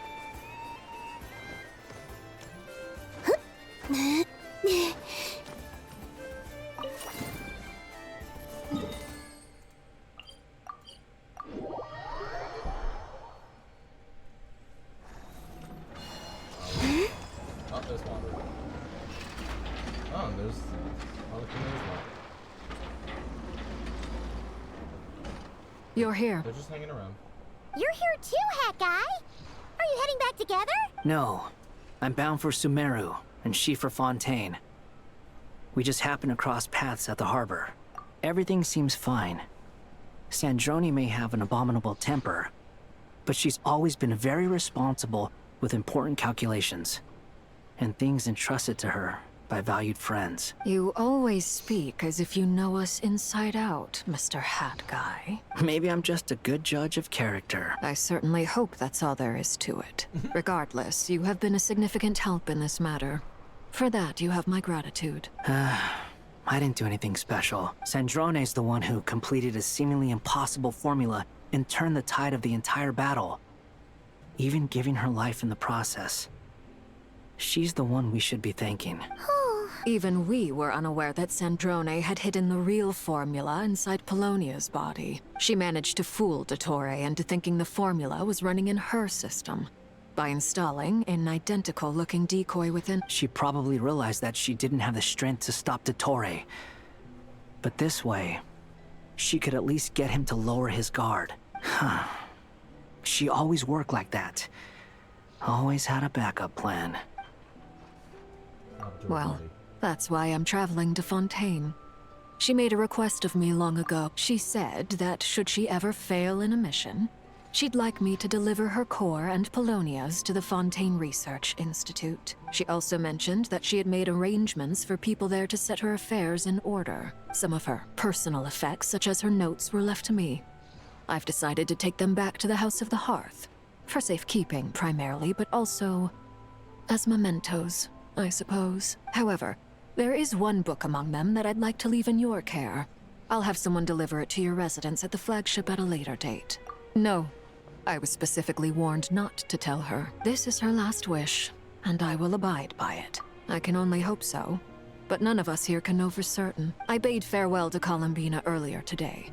As promised, she turned the iridescent moon's marrow over to me. She spent a long time with Sandrone's body, saying her goodbyes. Oh, is she all right? Sandrone's passing has left a great wound in all of our hearts. It will take time to heal, but Columbina surprised me. She offered me some words of comfort before I departed. Despite being grief-stricken herself, she showed an awareness of the feelings of others around her. She never used to act like this. Clearly, she has grown. And I suspect that we have you to thank for much of the change we are seeing in her. Huh. After these recent events, the Tsaritsa has revoked the Pale Star Edict. Snezhnaya now realizes that the arrest warrant for Columbina was just a ploy by Dottore, who coveted her powers. I shall return to Nodcry to see her as soon as I find the time. I hope that from now on, she too will explore more of the world. Columbina Hyposelenia's journey is only beginning. My ship is here. Traveler, Paimon, we shall meet again. You too, Hat Guy. Her saying Hat Guy is kind of funny. What are you still bumming around for? Isn't Columbina waiting for you? I thought today was the day you'd agreed with her to go find out the truth about your sibling. Oh, was it? You're afraid you won't like the truth when you see it. Well, this is new. I was starting to think that nothing could scare you. Don't say that!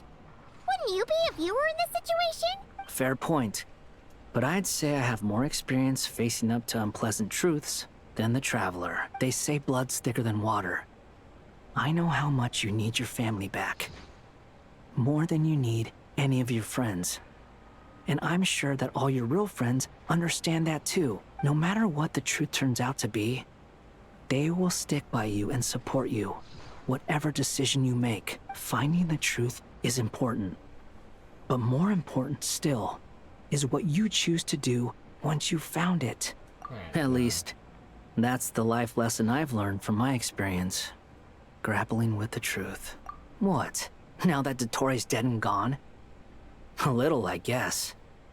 But it hasn't solved everything. Maybe I regret not getting to end his life with my own hands. Or maybe it's something else. But for whatever reason, I still feel like I have a chip on my shoulder. Either way, I'm going back to Sumeru. Lesser Lord Kusanali is gonna need help dealing with all the chaos Dotori left in his wake.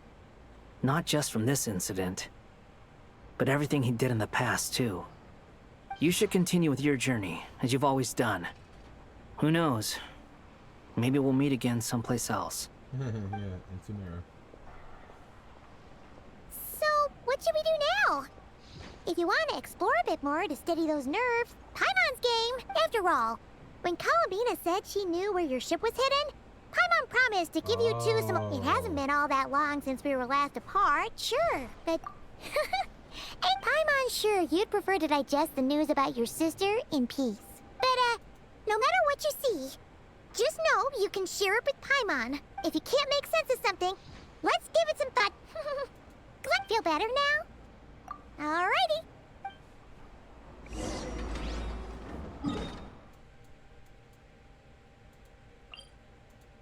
Welcome Moons. This shouldn't be much longer. Columbina, we're here! Can't quite believe we're meeting out here. We've gotten used to walking over to Silver Moon Hall whenever we go see you. Well, you're still welcome to go there whenever you want to see me. It's just, now that it's all over, I've decided to make some changes. Try and fit in with the Frost Moon Scion. The older generation are still timid around me. They don't dare get too close. And they bow their heads when I walk by. But things are much better with the children. I see more curiosity in their eyes. Hopefully, by the time the next Moon Prayer Night comes around, I can enjoy the festival with them as myself, without having to pretend that I'm only dressed up as the Moon Goddess. You'll do fine, Columbina. Paimon's sure they'll realize you're super nice once they get to know you better. You really think so? When we first met, you thought I was a little up in the clouds. We were just starting out then, come on! So Llama told you, huh? I'm only teasing. I know that I have you to thank for pulling me back down to solid ground. It feels good to finally stand firm on the earth where I was born. Yep, so now she has her powers. Oh, that's great! Oh, you can have this back now. Thank you. I'll make sure not to lose it this time. Well then, are you ready? Lumine, what happened to our spaceship back then? Why did you leave? It's time to learn the truth at last. Ready as I'll ever be. Good. Then let me open the way for you.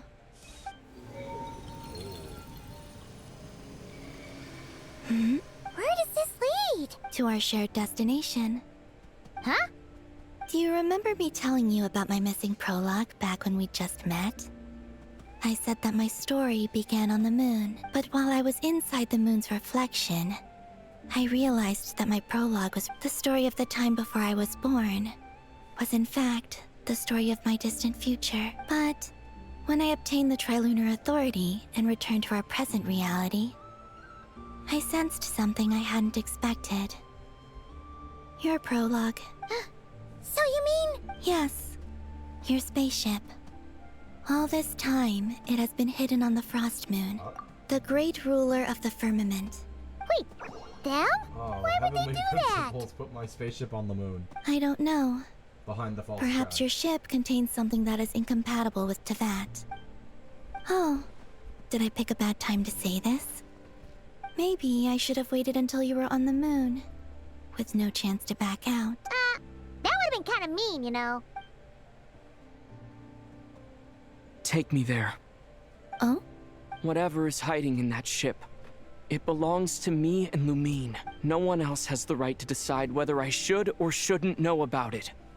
Not even the heavenly principles. Yeah, like what are they gonna Very do? well. They're scared Then of let's me, go. bro. Because he can't control me. You two take care, alright? Rest assured, Paimon. We will. Thinking about the story that we'll find hidden on the moon? Yes. And hoping that it has a happy ending. Stories like that don't exist, you know? You don't believe in happy endings? I don't believe in endings. Oh. Yeah, that would do it. Where am I? This is the pathway I built between Tevat and the Frost Moon. The moon is very far away from us, so it could be a long journey.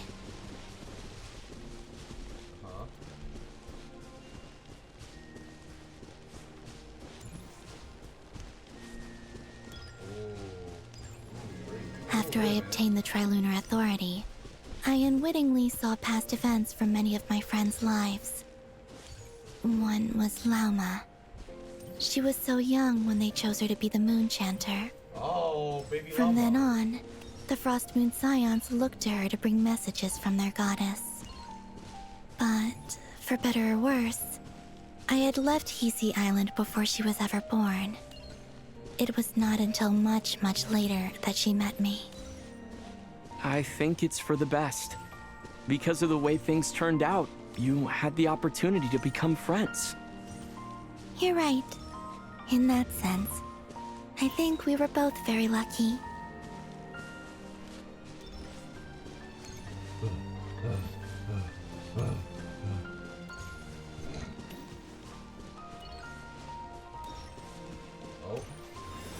Oh, and about that mage, Nicole. I only recently learned that she has lived in Tevat since the time of the Three Moon Sisters. The Moon Goddesses always had a good relationship with the angels. I suppose our friendship continues that tradition.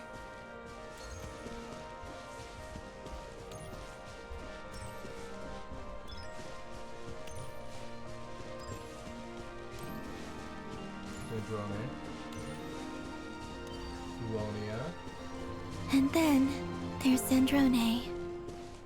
I never knew that much about her, beyond the fact that she was created by someone called the Lord Artificer.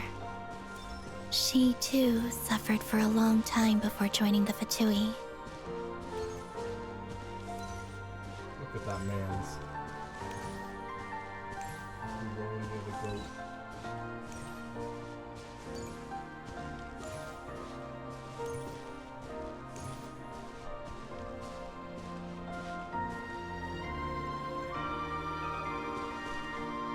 How I wish I could talk to her again. Even if only to hear her say nasty things to me. Well, not that. You'll hear it soon enough.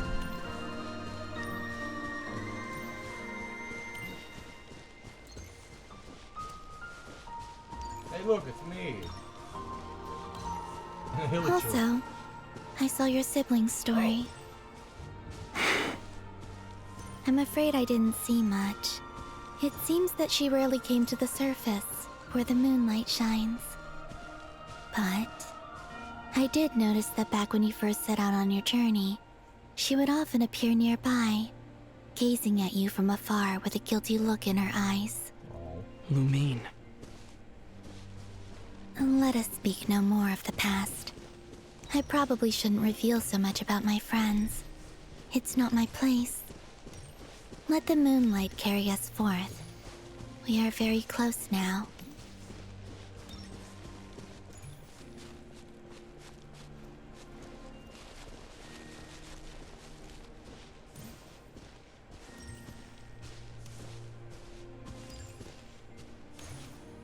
Cool boat.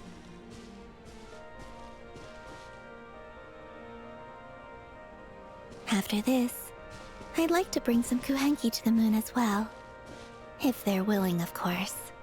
What about your other friends? Will you bring them to visit too?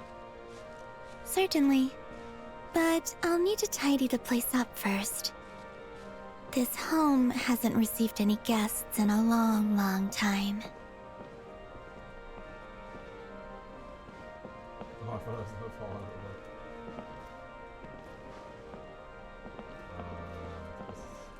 oh, there we go. I thought I was gonna sit on the other side. I remember writing something similar with you on Moonprayer Night. Yep. I believe it was called... Dodoko's Whirligig. Yes, that was it. You asked me if I was afraid to return to the moon, and I said that I was. The idea that I had gained something precious, only to lose it so quickly. That boat, though. That frightened me. But I'm not afraid anymore. Besides, this Whoa. time, we're traveling together. That's pretty. That's a pretty picture, bro. This just feels like an ending to a movie.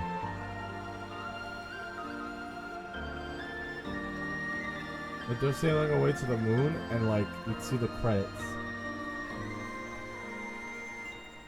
You see the name of the cast and all that stuff.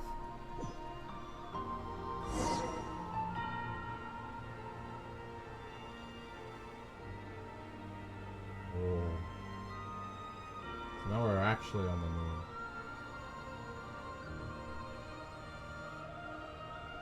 Oh shit.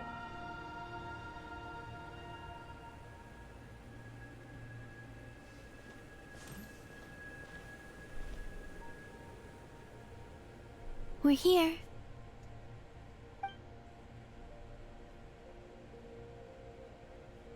Over there.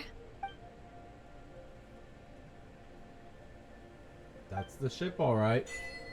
To the moon. Oh! Oh, they experienced the content again. Oh my god, wow. And we jump high.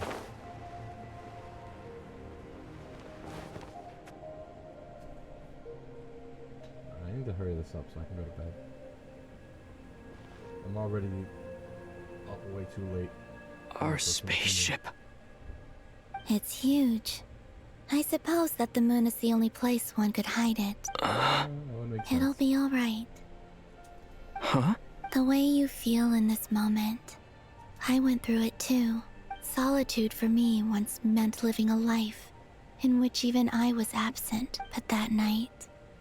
Solitude meant throwing away the life I had gained after meeting all of you. Columbina. Go. Retrieve the part of your life that was once lost. Trust me, you will lose nothing by doing so. Look, Tevat is right there. All of our friends are down there, waiting for... You're right. Now let's go on the spaceship. What are we gonna see inside?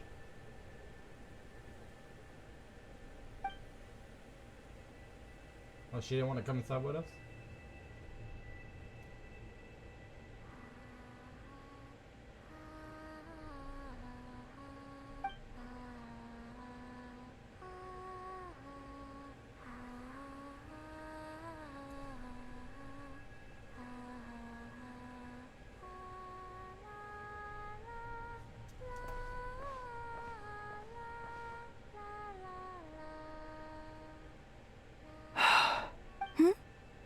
Finished? Yeah. Why did you take your eye mask off? Well, since my return, I've decided to take more opportunities to see the world with my own eyes. Besides, I've always wondered how Tevat looks from the moon. And what do you think? It's beautiful. I could spend a whole day here just gazing at it. What about you? What do you think of the truth you found? I haven't looked at another person's expression in a long time, but... I think yours is saying...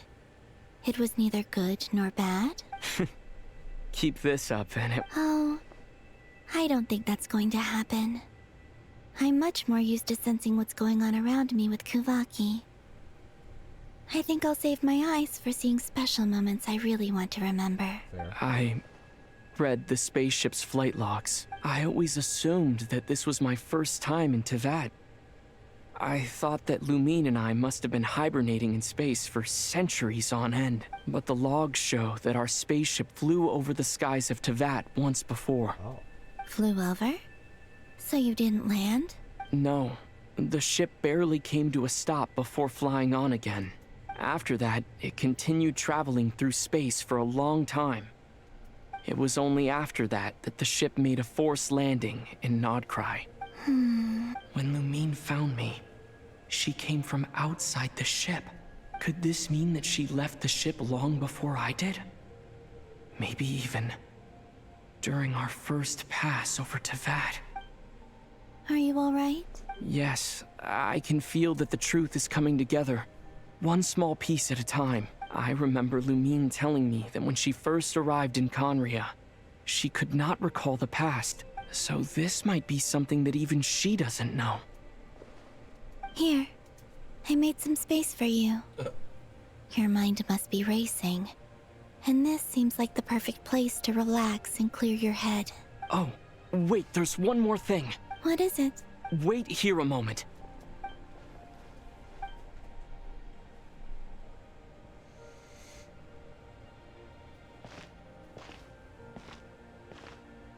Oh! Hey, Columbina. The outfit. It's a much prettier outfit. He changes his hair too, I just noticed it. Wait, he didn't even have that much hair. How the fuck? Is that a new outfit? An old one, technically. It's been in a cabinet inside the ship this whole time. It's a matching pair with Lumine's. She always liked this set more. I see why. I don't think there's a huge difference. Really? Yes, it's still the same you. You're the same person, no matter what clothes you wear. Only Columbina would make an observation like that. Traveler, do you consider Tevat your home? Home is wherever Lumine is. But then after all the time I've spent here, and everything I've been through, yes, I'd say it's my home. Would you change your answer if Tevat changed appearance? I mean, if the truth about Tevat turned out to be different than what you thought. I don't know, but I don't think so. The truth is not what When I was first born, I longed for a home. And when you get something before you're mature enough to understand the world, you just take it at face value. I thought that a home was a transaction. You give me what I want, and I'll do the same for you. But you and your friends taught me what a true home should look like. You never asked for anything, yet you gave so generously to me. That's because your friendship matters to us. It was worth it. In the past, I thought that my birth in Nodcry must have been a mistake. But after journeying to the distant past where the story began, I realized that it was I who chose Nodcry to be my future home. Now, I am glad that I made that choice. I'm sure your friends are just as glad. In fact, I intend to make the same choice today as I did back then. What do you mean? Well, I've given the Eternal Moon's Marrow to Lauma, and the Iridescent Moon's Marrow to Arlecchino. And now, I shall return my Kuvaki to Nodcry again, that it may continue to protect my chosen home. Wait, but what about your body? Oh, are you worried that I'll disappear again?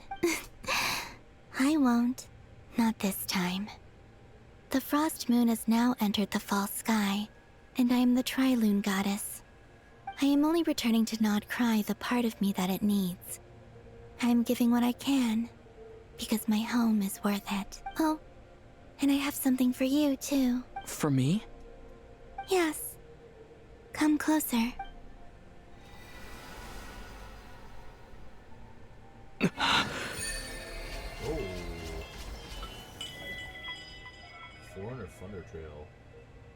ER is increased by 20%. Additionally, when nearby party members unleash burst, Traveler will see one blade of resounding thunder stack. Oh, this is probably the Electro version.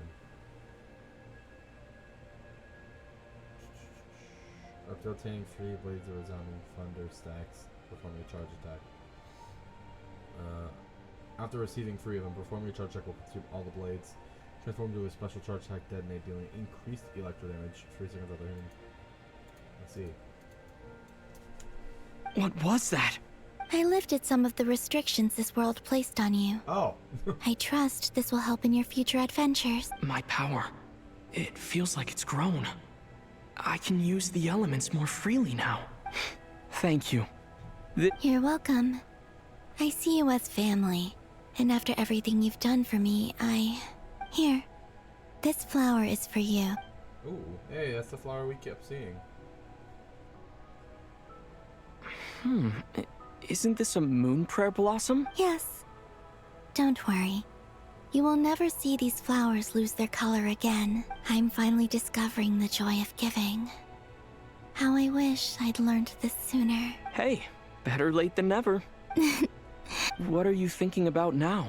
Why don't you take a guess? You get... one shot. I don't think I'll get it in one guess. But I'm sure it's a happy thought. That's kind of a sneaky answer. I can't say you got it wrong. Down into that. The moon seems so far away. I felt it might always lie beyond my reach. But on the moon, everything feels so close by. The haze that once enshrouded the skies has finally been dispersed. I don't have a lot of luggage, but I do have a lot of hope for the future. Well? Next, to start with, I want to stay here just a little longer. After that, let's return home and continue our journey. True Moon. Quest completed.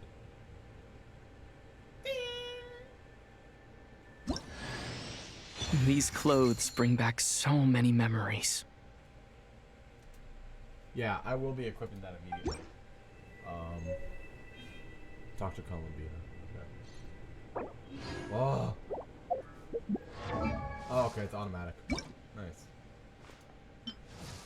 It's just so much better. Oh no, he always did have the long hair. Have I just never noticed he had that long ass hair? Am I just dumb? Probably. Let's be real. Alright. The journey goes on. Like I said, this is not the end. Oh, is that your next destination?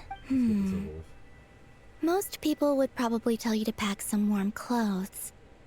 But I experience things differently than most people, so I can't know how cold it is. In fact, it is home to quite a wondrous heat source.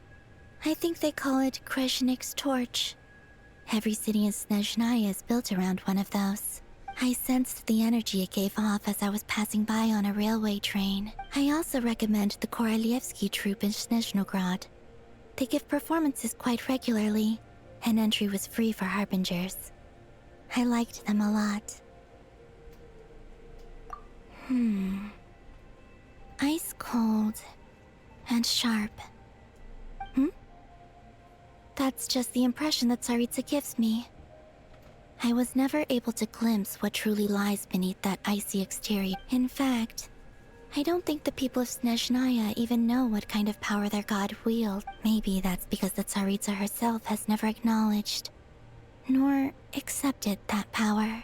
There's Regrator, the Rooster, and the Jester. Between them, they control a lot of what happens in Snezhnaya.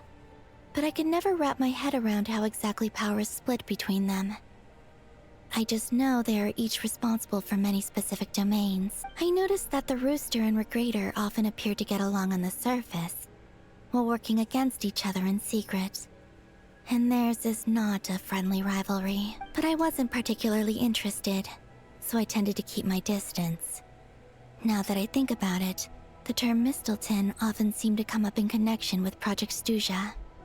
Once things settle down in Nodcry, I'd like to explore the world beyond Snezhnaya. You've told me so many stories about the other places you've been to, and all the friends you've made there. It would also help me learn more about the journey that has made you into the person you are today. Okay. It shall cast down its true moonlight.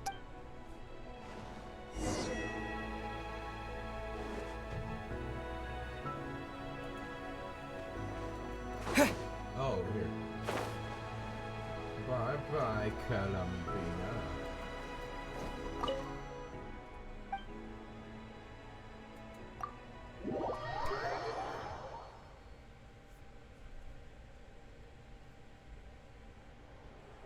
To Jean, acting Grand Master of the Knights of Favonius. Ugh, this preamble is such a pain to write. It's probably high time we got rid of this acting business. I trust that Durin has updated you all on recent events. Hope we didn't worry you too much. The good news is, we managed to come together and put a stop to the Doctor's evil scheme. As for the Fatui, not counting the Damselette, aka the Moon Goddess, who has left their organization, we found ourselves allied in this instance with both the Knave and Marionette.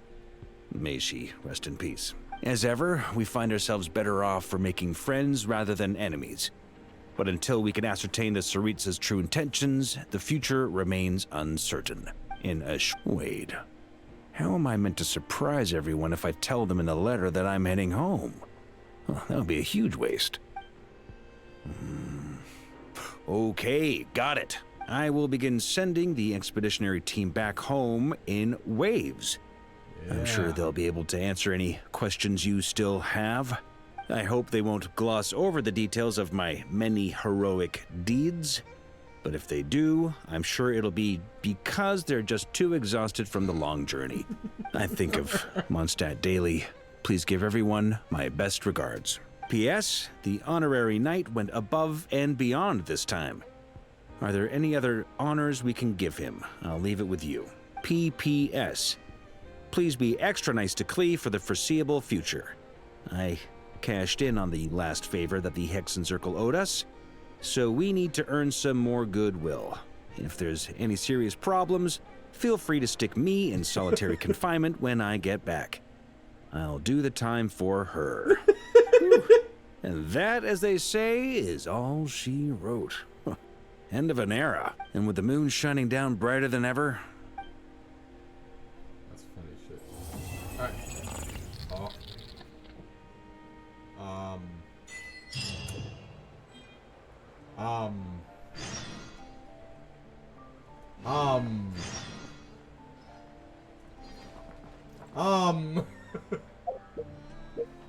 Otto.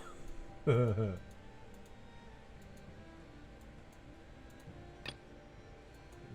we're not gonna go there yet. Alright, so we have that. Act 9. And now we do have access to Varkos.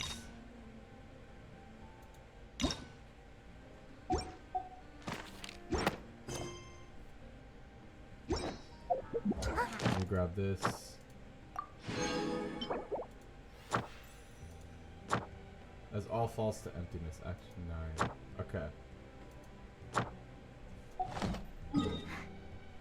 I'm at 80. Alright, let me go spend an extra 40 real quick. Let me go spend an extra 40 and then we're done for the night. And then we can play Act 9 maybe tomorrow? Or, yeah, tomorrow. I'm thinking it's in the day. Running late again.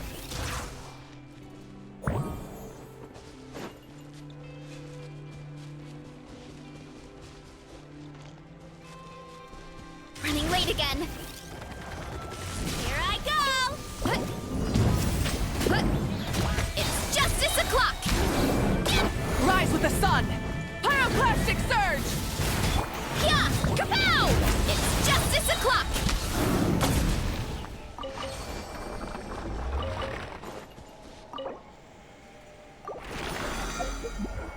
Okay, 4.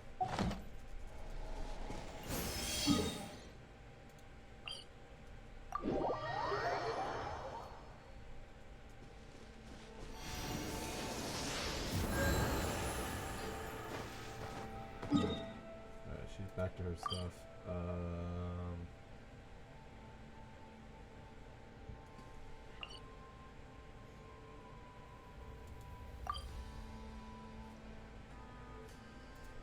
What do we got here?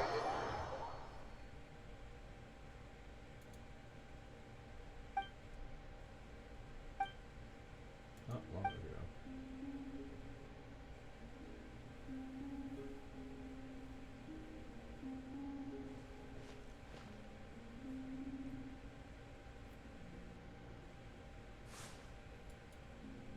Greetings.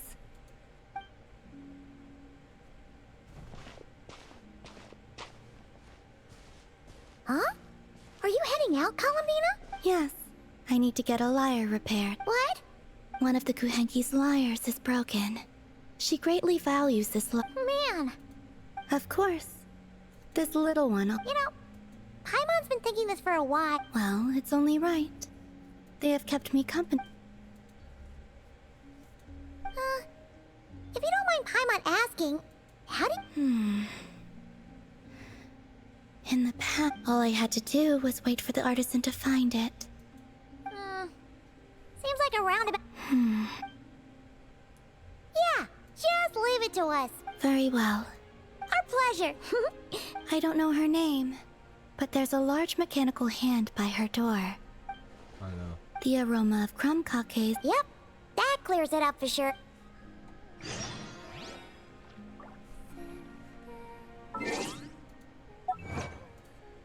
To the moon, reach the moon's surface. Oh, Avatar. Oh, because of the...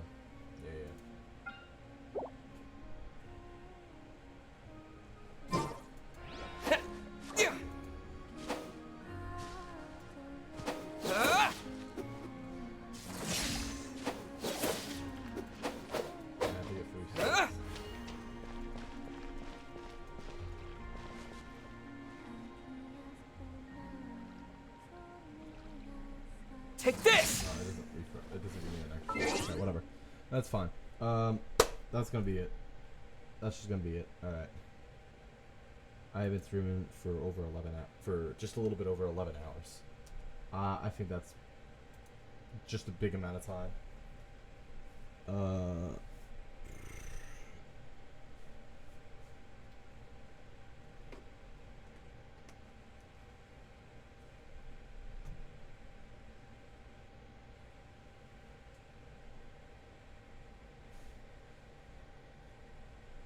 There you go.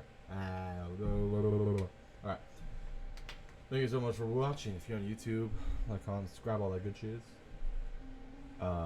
Assuming you stayed this freaking long. God, 11 hours of streaming? Jesus. I haven't pulled a long ass stream like that in forever. And I didn't even mean to tonight. I was really gonna do Act 6 and maybe Act 7. I didn't even think I was going to finish Act 8. I didn't even think I was going to do it, but then immediately put me in it. And I was like, well, we'll see what happens. So, we finished it. So now we just have Act 9 and Act 10. And then we have the new stuff, which I have held off on actually looking just yet. Even though I really want to, because I need to upgrade Santrone's weapon. And I can only do that at the new place. So I kind of have to finish Act 9 and 10. Hopefully... if I do everything right tomorrow, I at least will be able to finish Act 9 on stream, and then I'll have to wait the day after, which is 4th of July, to finish Act 10. But if I do it early enough, July 4th of July, it'll be fine. But